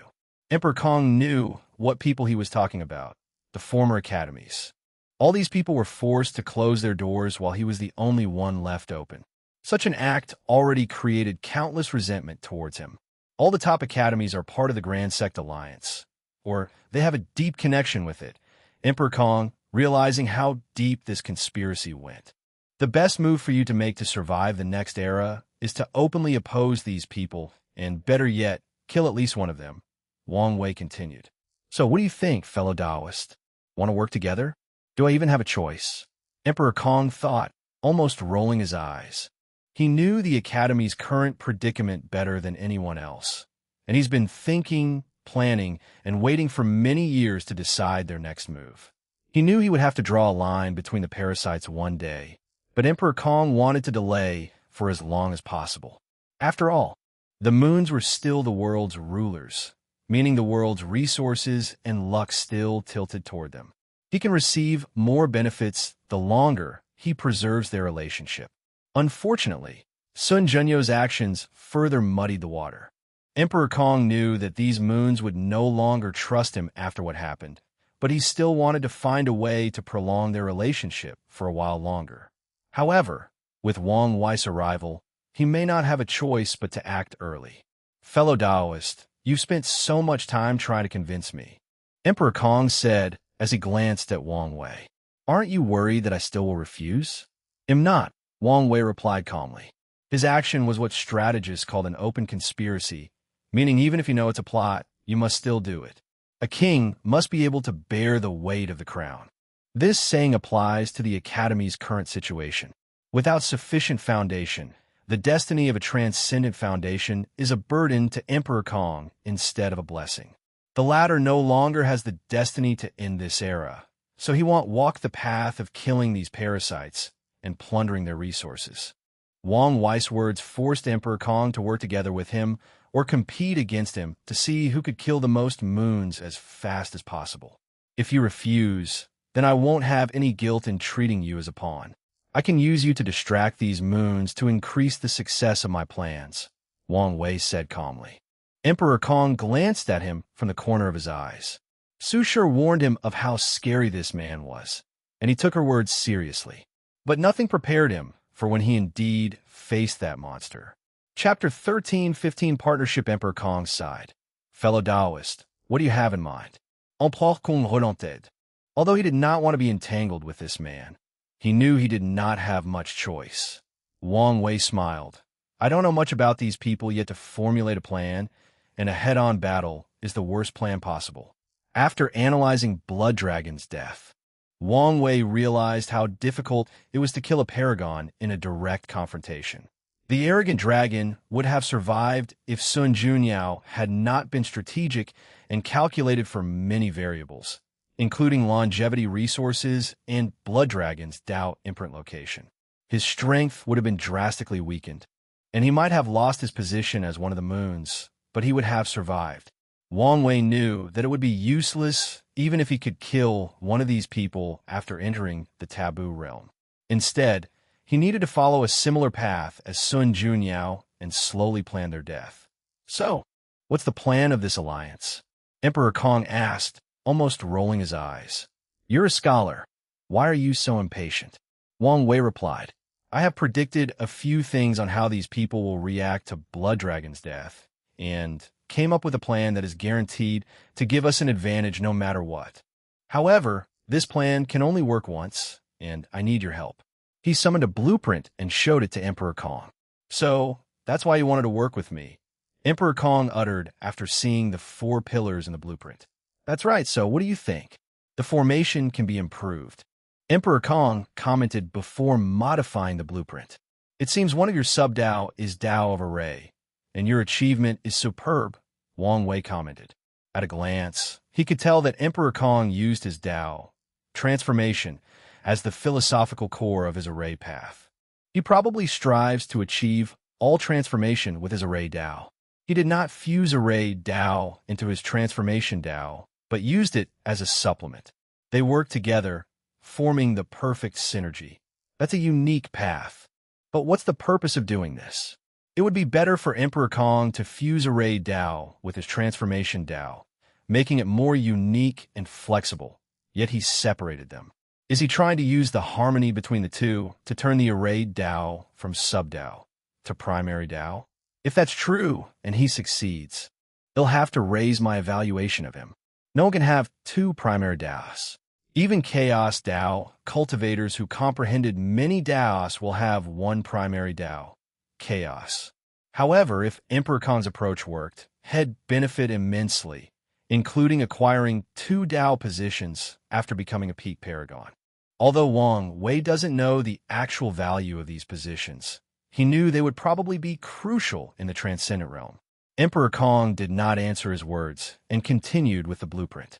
Once he finished, the success of their plan rose by 20. I'm glad I chose you as a partner, Wang Wei praised. Although he was going to ask his brilliant wife to help with this formation, now he might not need to. Could Wu Hong further improve this formation? Of course. However, Emperor Kong's method has already reached the limit of their realm. Wu Hong's improvement would mean they would need a paragon to set up. And it cannot be just any paragon, but someone with sufficient understanding of array Dao. Wang Wei, and probably no one in the current era met this standard. Luckily, strength was not the primary source of power in this array. Emperor Kong might have cared or accepted this compliment if this had happened before, but he was not in the mood for such a thing. You know this is not enough for your plan to succeed? I know. That's why I need your help to find another sage of merit, Wang Wei said. I know someone, but he's only an emperor and has condensed a first-level golden body of merit. In fact, it would be better if we could find 2 more Empyreans with a second-level body. This is your plan? Why are you asking me? Emperor Kong asked in annoyance. I know you must have a way, Wang Wei rebutted. He had calculated that Emperor Kong had this kind of connection. I know two people, Emperor Kong admitted. Both Empyreans, but one with a first and the other with a second-level golden body of merit. That's even better, Wang Wei said. Although he knew Feng Hung would give him face and participate in this plan, his cultivation was too weak and might increase the plan's variable. I can convince them to help, but you must bear the karma for their help, Emperor Kong said. These people were sages, and Wang Wei's plan was actively putting them in danger. If something went wrong and someone had to bear responsibility, Emperor Kong did not want to be the one. After all, such karma is the kind that can ruin a person's luck. The death of any sage is not a joke. It's fine, Wang Wei replied. He did not care. His karma-unbound physique was not a joke. Although the death of a sage was enough even to affect him, there was still some protection. Additionally, he was also a sage, granting him another level of security. So, it'd be fine if he did not directly kill or scheme against these sages. In fact, he'd prefer that something went wrong so these parasites could take the blame. Of course, he was not stupid enough to scheme in the back to ensure that happens. He knew when to mess around and when not to. Sages are protection class, meaning Heavenly Tao does not mess around. Since Wang Wei was not sure to hide his actions under the latter's noise, he wouldn't do something so stupid. Emperor Kong looked at him. Is there anything else? Is this a hint that I'm no longer welcome? Wang Wei thought, his lips almost twitching. No, that's it for now. That's good. Emperor Kong nodded before handing him talisman. Contact me if there's more. The sign that you're no longer welcome was written on this man's face, so Wang Wei could only sigh. Well, it's time to take my leave, Wang Wei said as he stood up. One last thing. Can fellow Taoist give me some more wine? Emperor Kong summoned a space ring that contained 10,000 large jars of the immortal dream wine. This wine did not affect cultivation and was classified as entertainment, making it not as valuable as one would think. Of course, not as valuable is comparing it to whom. Some poor Empyreans probably cannot buy more than 100 jars. Wang Wei took the space ring. Thank you, fellow Taoist, for entertaining me. Say hi to Su Shi and Lin Fan for me. Emperor Kong watched him and disappeared, and he used his divine sense to ensure he had left before returning to his palace. He sat alone in a dark room, a somber atmosphere enveloping his body. When was the last time I felt so powerless and ignorant? It was probably that time. Emperor Kong suddenly found himself lost in his memories. Who are you? Asked a young boy about 12 years old, looking at the elderly man before him, dressed in a black robe with a sage-like atmosphere and holding a ruler. The boy was using all the strength in his weak and thin body to prevent himself from falling on the floor or running away screaming. I will be your teacher from now on, said the elderly man. You can call me Master Shang. Are you a ghost? The young Kong Meng said, his face pale. Do you want to use my yang energy? I'm not a ghost. I'm the spirit of a saint artifact, Master Shang explained. Kong Meng finally calmed down after realizing he was not going to die. Saint artifact? Are you talking about the saints I've read about? Are they so magical? No, I'm talking about cultivators. Oh, Master Shang looked at this body. Anyone who heard about cultivation would be excited, but what's with this boy's response? What do you say? Boy Kongli, do you want to be my apprentice? Kongli became silent. Sir, the books say that a master chooses a student just as much as a student chooses a teacher. Master Shang smiled. He appreciated the young boy's demeanor. Those words are true, so if you have any concerns, you can ask me. Why me? Kongli did not think there was anything special about him. I've watched you in the past few years, Master Shang said. You have no money to learn how to read, so you secretly listen to Scholar Wang's lessons by climbing through the back walls. Your mind is sharp, and you quickly learn the characters, but had no money to buy paper and ink to practice calligraphy, so you use tree branches and practice in the dirt and sand. Due to your poor background, no one wants to take you as a disciple, but that did not dissuade you. You help scholars with their baggage, clean their houses, and repair their clothes and shoes just for an opportunity to learn. You save every penny you make, even forsaken meals, just to buy books. Those people looked at you with disdain, beat you up, cursed at you, and even spit at you, thinking your efforts were in vain and you would amount to nothing. But you never give up. Your desire to pursue knowledge and improve yourself is something many of the sages you've read about do not have. Those qualities are why I chose you. Kong Li had tears in his eyes. He was an orphan, and before dying, he promised his adopted mother that he would become a scholar to bring glory to their family. However, no one believed him. No one was willing to help or give him a chance. Even worse, no one acknowledges his efforts. Disciple Kong Li has seen the master. He knelt on the ground, bowing deeply. Good boy. Master Shang waved his hand to lift him up. From now on, you're my disciple, and he'll give you the courtesy name Meng. He'll choose an auspicious day to properly worship heaven and earth, so you can officially enter my school. Chapter 1316 Wake Up the Young. Kong Meng bowed to an altar representing heaven and earth before bowing to his teacher, Master Shang. He did serve the latter tea, concluding the master-disciple relationship. Master Shang nodded in satisfaction, while Kong Meng had a wide grin. So, Master, what are you going to teach me? Master Shang did not mean the latter's slightly impetuous actions. On the contrary, he had always admired the boy's desire to pursue knowledge. I must ensure he's not led astray by the cultivation world and starts to pursue power instead of knowledge, Master Shang reminded himself. Let's start with a brief history of our school, Master Shang uttered. My master was a young scholar named Songyu. He was an upright and righteous man, loved by the people and the king. Unfortunately, officialdom is cruel. No one could not tolerate my master's rigid views and conduct. So, countless ministers worked together to frame him. Kong Meng had a look of indignation. How could these people do such a thing to a righteous scholar? Is the world so cruel? No, Kong Meng had seen the world's cruelty, but he thought this resulted from poverty in this small town. He thought a place like the dynasty's capital would be a bright place full of sages and men worthy of respect. Master Shang noticed his apprentices' emotional fluctuations. Truthfully, he told him their school's origin to eliminate this young boy's naivety. He even plans to take him around the world to truly experience the darkness of the world. Of course, he'll also show him the light. As I said, the king loved my master, Master Shang continued. So, he secretly let him escape.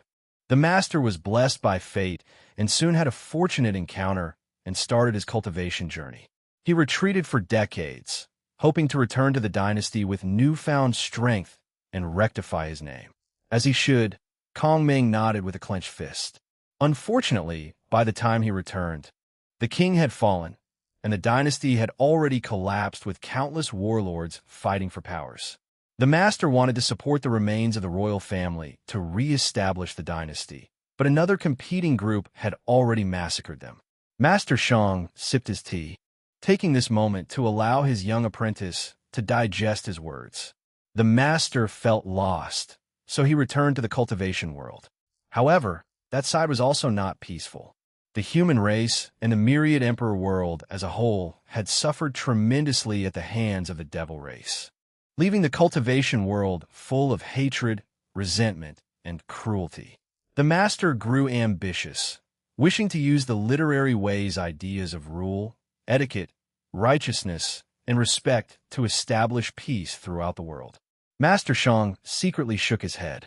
His master's ambitions were too grand. In fact, he was extremely conservative with his words. His master directly wanted the literary way to dominate the world, even overwhelming Taoism, the sword path, and many other schools of thought. Sadly, his talent could not bear his ambitions. He died during his supreme realm tribulation. Master, don't worry. I promise to fulfill the grand teacher's ambitions, Kong Meng promised. No need for that, Master Shang said. He knew that even if his apprentice could become an eternal emperor, he could not make the literary way the dominant school of thought in the world. Such a goal requires countless generations of success. Even then, the chances of success were not high. You can form your own path, goal, and ambition, Master Shang said. As for how far you can go, that'll depend on you and fate. I understand, Kong Meng nodded. Master Shang waved his hand to summon three things: two books and a bamboo book bag. These two techniques will be the foundation of your cultivation journey, Master Shang said. The first is called measuring the world with your feet. It's a body refining technique that can draw earth energy from the ground and temper your body. You only need to walk. The more you walk, the more energy you can gather, and the more powerful your body will become. Sadly, it's incomplete, but maybe you can finish it. I'll try my best, Kong Meng nodded. The second one is related to this bamboo bag, Master Shang continued. This technique is called the weight of knowledge. It's a unique technique of our literary school that combines cultivation with weapon refining. Master Shang pointed at the book bag. The technique will allow you to fuse condensed righteous ki and fuse it with your origin ki. Additionally, it will also convert the power of knowledge into a tangible force to nourish the book bag. The more you know, the more powerful of a weapon the bag will become, and one day, you may use it as a proving Tao artifact or a luck-condensing artifact. Master Shang saw the confusion in his young disciple's eyes, realizing the latter knew nothing about the cultivation world. First, remember these techniques, and we'll start training tomorrow. The next day, Master Shang and Kong Meng started their journey. Kong Meng had the book bag on his back, reading a book while walking. He was also breathing in a strange manner as he walked, and if someone of decent cultivation observed him, they would have discovered his breathing was following a certain rhythm of the earth, allowing him to draw energy from it. Master, is there something you don't understand? It's hard for me to be walking, reading, breathing, and visualizing, Kong Meng said with a wry smile. He did not want to complain since this was a rare opportunity, but such a daunting task was too much for him. Master Shang was slightly embarrassed. This was his first disciple, so he was not good at this kind of thing. Let's do this. While we're on the road, you focus on tempering your body. At night, when we rest, you can read, and before going to bed, you can visualize the sages. It will be best for you to condense your righteous ki as soon as possible. I can then teach you a method of dividing your mind. We'll try my best. Emperor Kong woke up from his memories and sighed. In his life, he has felt powerless 4 times. The first time was when he first met his wife and accidentally injured her. He tried to apologize, but she was not having it, making him feel powerless. The second time was after entering the Saint Realm. He became arrogant and tried to use righteous ki to purify the blood earth. His action resulted in an accident that almost eradicated Master Shang. He took action and nourished the latter's spirit with his law, even cracking his Tao tree in the process. Many historians say that Emperor Kong was not talented enough, so he needed heavenly Tao's help to give him the final push to become an eternal. But that was not the complete truth. The truth is that Emperor Kong's foundation was injured after he cracked his Tao tree to prevent Master Shang from dying. Although he later did everything he could to fix it, his foundation was always imperfect and thus needed the extra boost. He only completely fixed the problem after experiencing Tao reestablishment. The third time I felt this powerless was when Bai Han started hating me due to miscommunication, and the fourth time was today, Emperor Kong thought. He suddenly felt outraged. Boom! His right hand crushed the table next to him, creating a small black hole in the process. His aura was grand and agitating, making the room tremble under his pressure. Master, Emperor Kong finally noticed his 2 new favorite disciples were in the room. He sighed. I'm sorry you had to see me like this. What exactly happened with your conversation with Wang Wei to have you so riled up? Lin Fan asked. Nothing to be concerned about. Don't worry about it, Emperor Kong replied. Lin Fan could tell something was wrong, but also detected that it may not be wise to talk about this now. Meanwhile, Su Shi frowned. She had seen this kind of look countless times before. The anger and frustration of having your pride and arrogance trampled on. The subtle fear mixed with respect and reverence, followed by envy and jealousy. She had seen countless times in the heavenly court. She sighed, Master, the last thing you can do right now is to let Wang Wei's rhythm affect you. Emperor Kong looked at her. I've seen him doing it countless times. He'll use his words to beat you down, suppress your arrogance, and corner you until you agree with him or he destroys you. The trick to his methods is the mindset and rhythm. He has conditioned your mind to work in a certain way, making you overlook things and, more importantly, make you predictable. What you need to do now is break the mold he placed you in. Replay your conversation from a bystander standpoint. Analyze every word, action, microexpression, intonation, and even the way he breathes. Analyze everything to see if you miss something and break away from the shackles he placed in your mind. Chapter 13:17 Compensation. Emperor Kong felt a jolt in his mind after hearing these words. He felt embarrassed that his apprentice had to remind him, but he was glad she did. He exhaled deeply and nodded in approval to her before closing his eyes. Sushir sighed in relief after seeing this. She knows how capable her master is.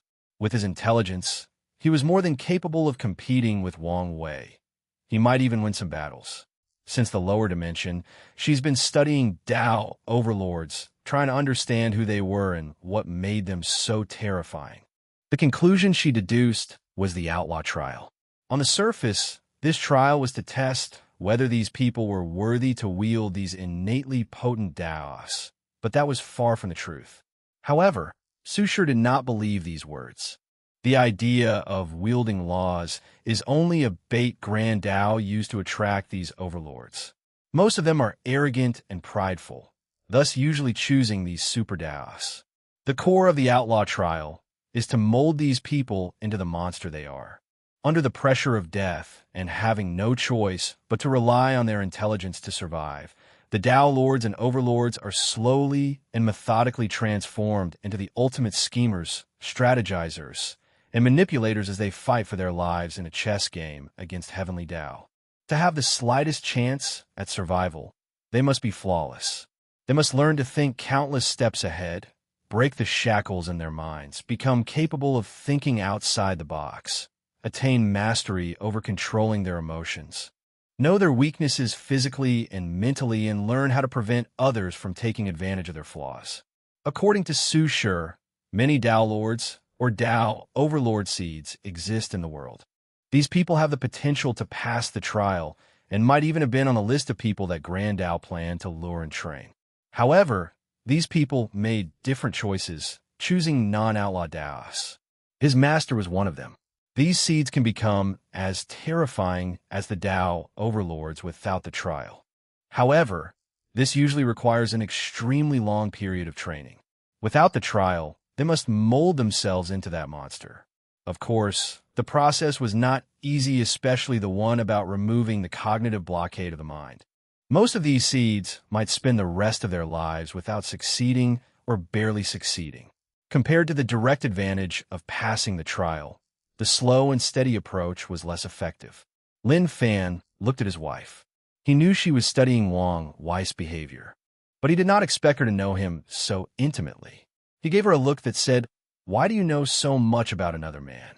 Sushir rolled his eyes, so Lin Fan changed tactics. He used his facial expression to indicate to her that he was emotionally hurt and that she should heal his bruising heart. Unfortunately, he only received a pinch and a warning not to play around. However, Lin Fan could not be defeated so easily. He must make a big deal out of this. Was he jealous? Absolutely not. He knew what kind of person his wife was, so he trusted her. However, this was a rare opportunity for him to get some action, so he would not waste it. However, he also understood this was indeed not the best time and place, so he gave his wife one of those looks that only couples understood. He did not hide his intention. Sushir replied with a look that said they would talk later, and Lin Fan chuckled internally. Since she did not give him a direct no, he had already won half of the battle. His future looked bright. Emperor Kong remained still for 3 days, and when he opened his eyes, they released an intense light brighter than a sunstorm. He had figured out what he had missed, what Wang Wei was planning. It all comes down to his greedy nature, Emperor Kong thought. According to him, Heavenly Tao should have chosen him as the son of Era to eliminate these parasites, which would also serve as a way to enhance the foundation and background of the academy. However, since Wang Wei was now the destined one, Emperor Kong's path was cut off. Without the resources from these parasites, it would be suicide for him to fight against the Grand Sect Alliance. So, this cannot be allowed unless Heavenly Tao plans to abandon him and not choose him as one of the transcendent factions. Would Heavenly Tao abandon him? The answer is no, Emperor Kong thought. Assuming what Wang Wei said is true, I was chosen because Heavenly Tao wants one academy to be one of the factions with a transcendent foundation. So, why choose me, the upstart, over the others? It's because I haven't been corrupted. There are many academies throughout the world, but the most powerful ones have already joined the Grand Sect Alliance. Meanwhile, the rest have formed different levels of alliances to support themselves. However, such behaviors are not why Heavenly Tao has a problem with them. The key to the issue is these people have lost their essence. Their academies now have countless restrictions on whom to teach, primarily racial limitations. And when it comes to regular and loose cultivators, these academies will invite them, but will not teach them wholeheartedly. Instead, they'll focus most of their resources on nobles, people with high backgrounds, exceptional bloodlines, etc. The purpose of the academy was to increase access to high-level training and resources for cultivators, thus lowering the influence of these sects and clans. So, there's no way for Heavenly Tao to choose these people after they've lost their essence. If Heavenly Tao wants to continue its plan, it must compensate me for losing the resources from killing the parasites, Emperor Kong analyzed. And that's what Wang Wei is after. He wants a share of that compensation. Emperor Kong frowned. Maybe this is not a bad thing. Heavenly Tao is not a charity. If it will compensate me without having to do anything, it'll owe it an immense karmic debt. It would be different if Emperor Kong was the chosen one and had to work for the resources by eliminating these parasites, which would also be considered an act of service for Heavenly Tao. Maybe I can draw Wang Wei in to share the karmic debt, Emperor Kong thought before immediately canceling this idea. Based on how easily he accepted the karmic debt involving the two sages, he must have an excellent way to block karma. If I try to use him, I might lose resources while still owing a major debt. An intense light flashed in Emperor Kong's eyes. In that case, let's just owe the debt. Anyway, this is my home. And paying the debt is also a way to strengthen the world. People do not want to owe Heavenly Tao karma because the latter might dangle it over their heads, never asking for repayment. However, Emperor Kong was not worried about being able to repay it. After analyzing Wang Wei's words, he realized the Eternal Ascension world's Heavenly Tao was highly ambitious. It probably wishes to acquire the title of Strongest Chaos World. With such ambitions, there will be plenty of opportunities to repay the debt. Additionally, other worlds will not stand by and watch as this world becomes increasingly more powerful, especially after seeing how capable it was during the Second Origin War. Emperor Kong looked in the distance and uttered, "A bright mirror can reflect anything, even the secrecy and hiddenness of fate." An intense righteous key gathered above the academy to form an invisible mirror that shone its light on every corner of this enormous city. The mirror's light had a direct target, people's fate line. It observed and kept a watch on everything. A few people noticed this change, were shocked, and ready to defend themselves. However, after noticing the Dean's breath, they stopped themselves. After taking over Blood Dragon's territory, Wang Wei's Fate's Shadow Guard should have expanded. This method should make it harder for them to infiltrate the academy, Emperor Kong thought. He then finally focused on his disciples. "Shire, thank you very much." Her words not only changed his mindset on how to deal with Wang Wei, but also how to deal with other powerful opponents with high-level intellects. "Master, I'm only doing my job as a disciple." Emperor Kong smiled. "That's why you're my favorite." "Master," Lin Fan complained. He used to be the favorite. It's not like he didn't know this. Emperor Kong waved his hand before glancing at his son. "Why are you jittery?" Bai Han, complaining in his mind that he was the son and should be the favorite, woke up after hearing his father's words. Madame Shun came again. This time, she said she won't leave until you decide. En plus qu'on gronde softly. He had just dealt with one headache, but another arrived at his door. Chapter 1318, Always a Step Ahead, Madame Shun, is from the Sunshine Pavilion. She's the mistress, controlling all its power. However, despite its poetic name, the pavilion is, in fact, a chain of brothels that target cultivators, including emperors and empyreans. All the pavilion's women and men cultivate yin-yang Dao, or a source technique about dual cultivation. Cultivators can visit when they need some help with their cultivation. If they pay for the lowest Tier 1 service, they can dual cultivate with a partner of their choice, but only through holding hands. Such service is crucial to cultivators below rank 10, as they can use it to break through bottlenecks, but can only provide some cultivation bonus to great emperors and other paths. Tier 2 services involve physical exchanges, and the effects are even better. It's possible to increase a person's cultivation by a few percent if they have just become great emperors. Tier 3 services involved individuals with their innate spiritual energies fully preserved, making the process even more potent. That's not to mention other benefits like tempering the body and soul.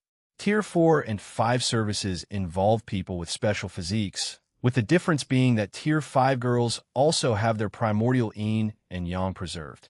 In the cultivation world, there is something called a cauldron physique, a unique physique with excellent dual cultivation properties. Devil cultivators love this type of physique as it is the best way to strengthen their foundation, and other cultivators love it because it's the best way to break through bottlenecks. Of course, women despise it because this physique primarily exists in women, and the fate of the cauldron is always terrible.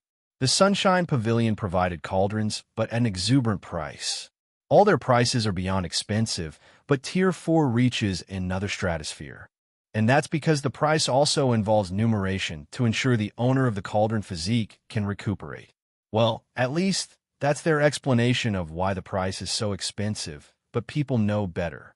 Cauldrons have terrible fates because others forcefully exploit their abilities, injuring their bodies and souls, and even destroying their cultivation foundation.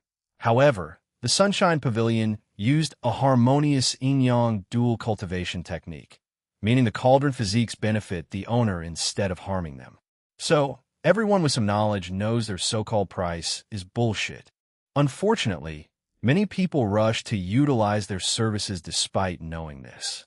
Most people's talent cannot take them far after becoming immortal. So after being stuck in one place for millions of yuan epochs, many people will pay the price of an increase of one in their cultivation.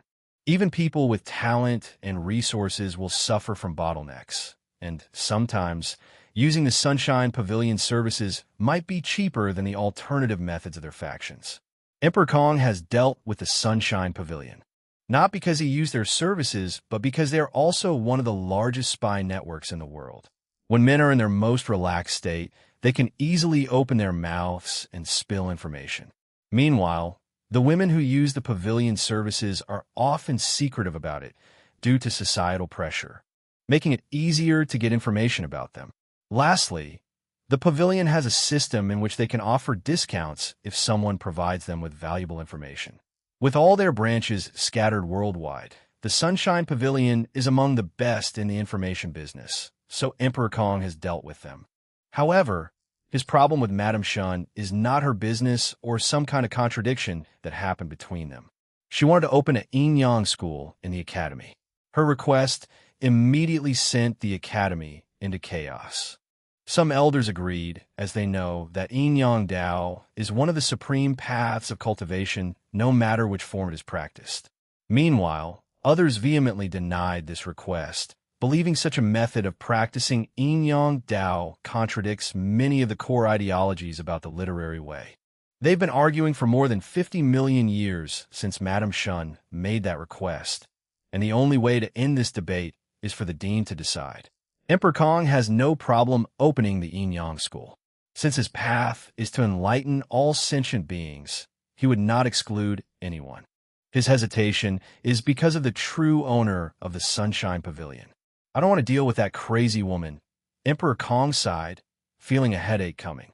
Wang Wei was a problem, but he was still a reasonable person, but that woman was not. She could attack the academy without any reason. It will be a nightmare if she had an actual reason. If I don't make a choice soon, there will be reason enough for her to act against me or the academy. Emperor Kong once again felt frustrated.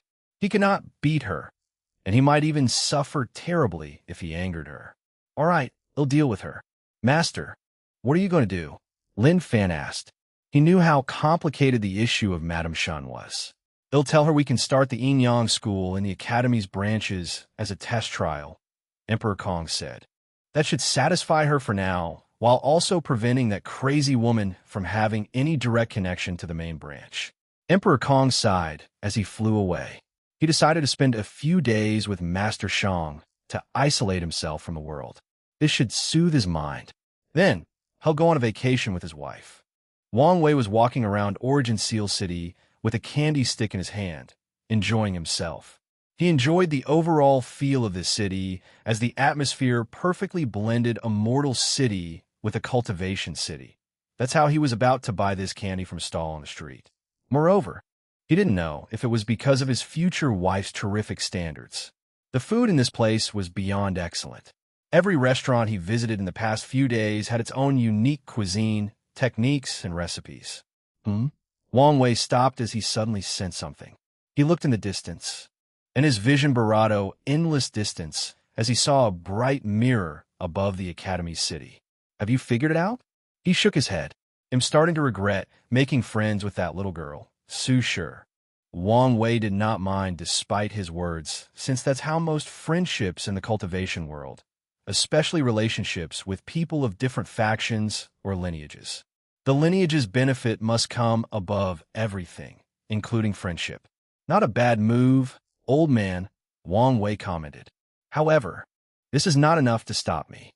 He raised his hand to condense a few karmic threads, mainly Emperor Kong, Lin Fan, Su Shi, and the Lower Dimension Academy. Emperor Kong owed him much more karma than the latter admitted due to everything he did for the academy in the lower dimension. So, what Wang Wei plans to do is to force him to repay that karma, or he will suffer a potent and immediate backlash that not only damages his soul, but also affect his luck. And what's the best way to repay that karmic debt? Of course, it's from that compensation from Heavenly Tao. Wang Wei manipulated the threads to do his bidding, ensuring Emperor Kong would not notice anything until he received the compensation. By then, he'll have no opportunity to delay and must pay immediately. Heavenly Tao is planning for transcendent factions, but there must be a difference between them. Wang Wei sneered. He had no personal grudge against Emperor Kong or the Academy, but must ensure his faction's supremacy in the upcoming era. After all, in this world, more power means more resources, so Wang Wei, who always knew this, never stopped striving for more power and resources for the sect. Wang Wei bit his candy, enjoying the unique sweetness with the ability to improve his mood. If not for his cultivation level, this thing might affect his state of mind, which is truly impressive. This city was truly remarkable. Even a candy maker had some achievements in the Tao of cooking. I'm starting to wonder whether I bragged too much that day, Wang Wei thought. With such an impressive palate, could he create a dish that makes her swallow those words back? He sighed, feeling his future was bleak. Wang Wei headed toward the next restaurant. However, he did not take a few steps when something landed from the sky before him. He saw a beautiful woman in golden metallic armor from shoulder to toe, looking like a Valkyrie from Earthsmith. What can I do for you, young lady? Wang Wei asked, already having a prediction. I've been ordered to hand you this token and a message. You've wasted enough time. Wang Wei's lips twitched. He knew the suffering that awaited him. So he's been delaying for the past few days, trying to enjoy himself as much as possible. However, it seems this future wife cannot wait to beat him up. Wang Wei waved his hand, and the token flew into his palm. The Valkyrie woman did not say anything else and flew away. Meanwhile, Wang Wei sighed before activating the token, disappearing from the middle of the street. Chapter 1319 Arranged Marriage. Wang Wei floated above the air, looking at this new environment. Is this the Origin Seal continent? This place is odd. As soon as he stepped into this world, he found his mind clear, and inspiration about different Daos flashed in his mind. He scanned this place with his divine sense. In terms of size, this continent was approximately 100 times larger than the lower dimension, which is considered small by the upper dimension standard. It's extremely beneficial to cultivate in this place, but the reason for that is not an abundance of Tao Qi, Wang Wei muttered. The concentration of Tao Qi in this place was extraordinary, but it was not the main reason why it was so special. Wang Wei teleported to a forest nearby and started to play with the grass. No way, he muttered as he examined the trees, rivers, mountains, and animals. He then scanned the continent a second time, observing everything on a more profound level. What a brilliant method, he praised. Everything on this continent was made of runes. From the grass to the trees, the clouds, the rain, the air, volcanoes, the ocean, everything was made from different runes, making this place the holy place for professionals. Just by observing a single tree in the Origin Seal continent, these people can gain a deep understanding of wood runes, vitality runes, life runes, and many more. Even the animals are composed of runes, Wang Wei studied. She used Essence Rune to create the body, Qi Rune to give the body the life energy and other energies for the body to function, and finally, the Spirit Rune created things like the mind, spirit, and soul. Such a method can be described as true creation, especially compared to the cheap Grand Mist Wool method. Wu Hong used her Tao to control other Taos, which in this case is creation Tao. With such a method, it's no wonder she could compete for status with the skill Tao Association. Is this a microcosm of the eternal ascension world? No, maybe the chaos universe? Wang Wei immediately checked after having this idea. His eyes saw a gray river that ran through every fabric of this continent. This river was something he was familiar with, yet it was also different. A river of fate created with runes, Wang Wei thought. It is common knowledge that runes is the language of Grand Tao. But it was after today that he realized what these words truly meant. Wang Wei checked, and, as expected, he saw the river of time, a source key space, heavenly Tao, and even primordial chaos, which surrounded this continent and served as a barrier of protection, and they were all created with runes. Wait, where's Samsara? Wang Wei muttered. He searched, and he found it. Did she steal power from the Yama Kings? He could tell the samsara of this continent was operating like any others. In other words, anyone who enters this continent will be under the jurisdiction of Wuhong Samsara instead of the ones controlled by Grand Tao and the Samsara Cardinal. I knew she was capable. But this is something else, Wang Wei sighed. More importantly, she's so ballsy. Damn it, why did I find myself a rose? Has it really been that long? Or have I developed a new kink for capable women? I guess it isn't new. Wang Wei shook his head to remove these complicated thoughts from his mind. He focused on the Origin Seal continent. This was the perfect place for him to retreat. By studying this place's runes, he can significantly improve his fate domination Tao. As he was thinking about how best to utilize this new resource, the token he received from the Valkyrie vibrated, sending him a message of where to go next. Wang Wei sighed before flying up, breaking through the barrier around this continent and entering the artificially created primordial chaos. Through the token, he soon found a magnificent palace that shocked Wang Wei to his core. The White Palace was so beautiful and grand that he only thought of one thing. How rich is this woman? He had recognized many of the materials used to build this thing, but many of them were things he did not recognize, probably from other chaos worlds.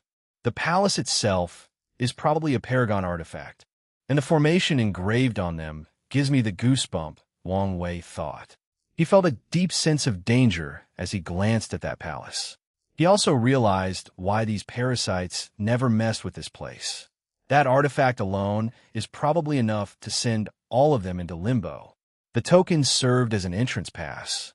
So Wang Wei soon found himself before a door. He rearranged his clothes, checked his hair, and straightened his posture before walking. Future wife, have you missed me? The room immediately entered a state of awkwardness. Wu Hong, who was somberly looking through the window, glanced at him for a few seconds before continuing her stargazing. Wang Wei's lips twitched. I didn't do anything, right? I even boldly but subtly showed her the state of my karmic line to prove my loyalty. He secretly sighed. Even dating back on Earth was not this hard. He walked next to her and also stargazed. The sight before him was indeed beautiful, as it showed the birth of a universe with all its stars, planets, galaxies, and many cosmic wonders. Then, the universe dies before restarting. The entire process takes place in just a few minutes. In other words, these two use the creation and destruction of a universe as something to stargaze, something to appreciate. After watching this scene for the third time, Wang Wei said, "Come on, use your words. We are all adults, so if you have an issue, let's discuss it." A common dating advice on the internet from Wang Wei's previous life was, communication is vital in any relationship. That is indeed sound advice, but how many people can effectively use it? Not to mention that this advice rarely mentions that knowing how to communicate is as important, if not more important, than communicating itself. "Something has been on my mind," Wu Hong said calmly. "Why did you accept the relationship so easily? It's apparent to anyone that you, of all people, would reject any form of fated love. Yet, from her memories, besides some insignificant reservations, you quickly accepted that marriage." Wu Hong looked at him. "It can't be because of love at first sight. Rational people like us don't buy into such a thing. So why did you do it? Since you've accepted it once, why not accept it a second time?" "That's an interesting question, and one I've thought about a lot before," Wang Wei replied. "And the answer is much simpler than you think. Before the Supreme Outlaw trial, my relationship was pretty good. She was like a doting mother, and I was like a rebellious child who did not want to follow in their parents' footsteps or arrangement for the future." What a strange analogy.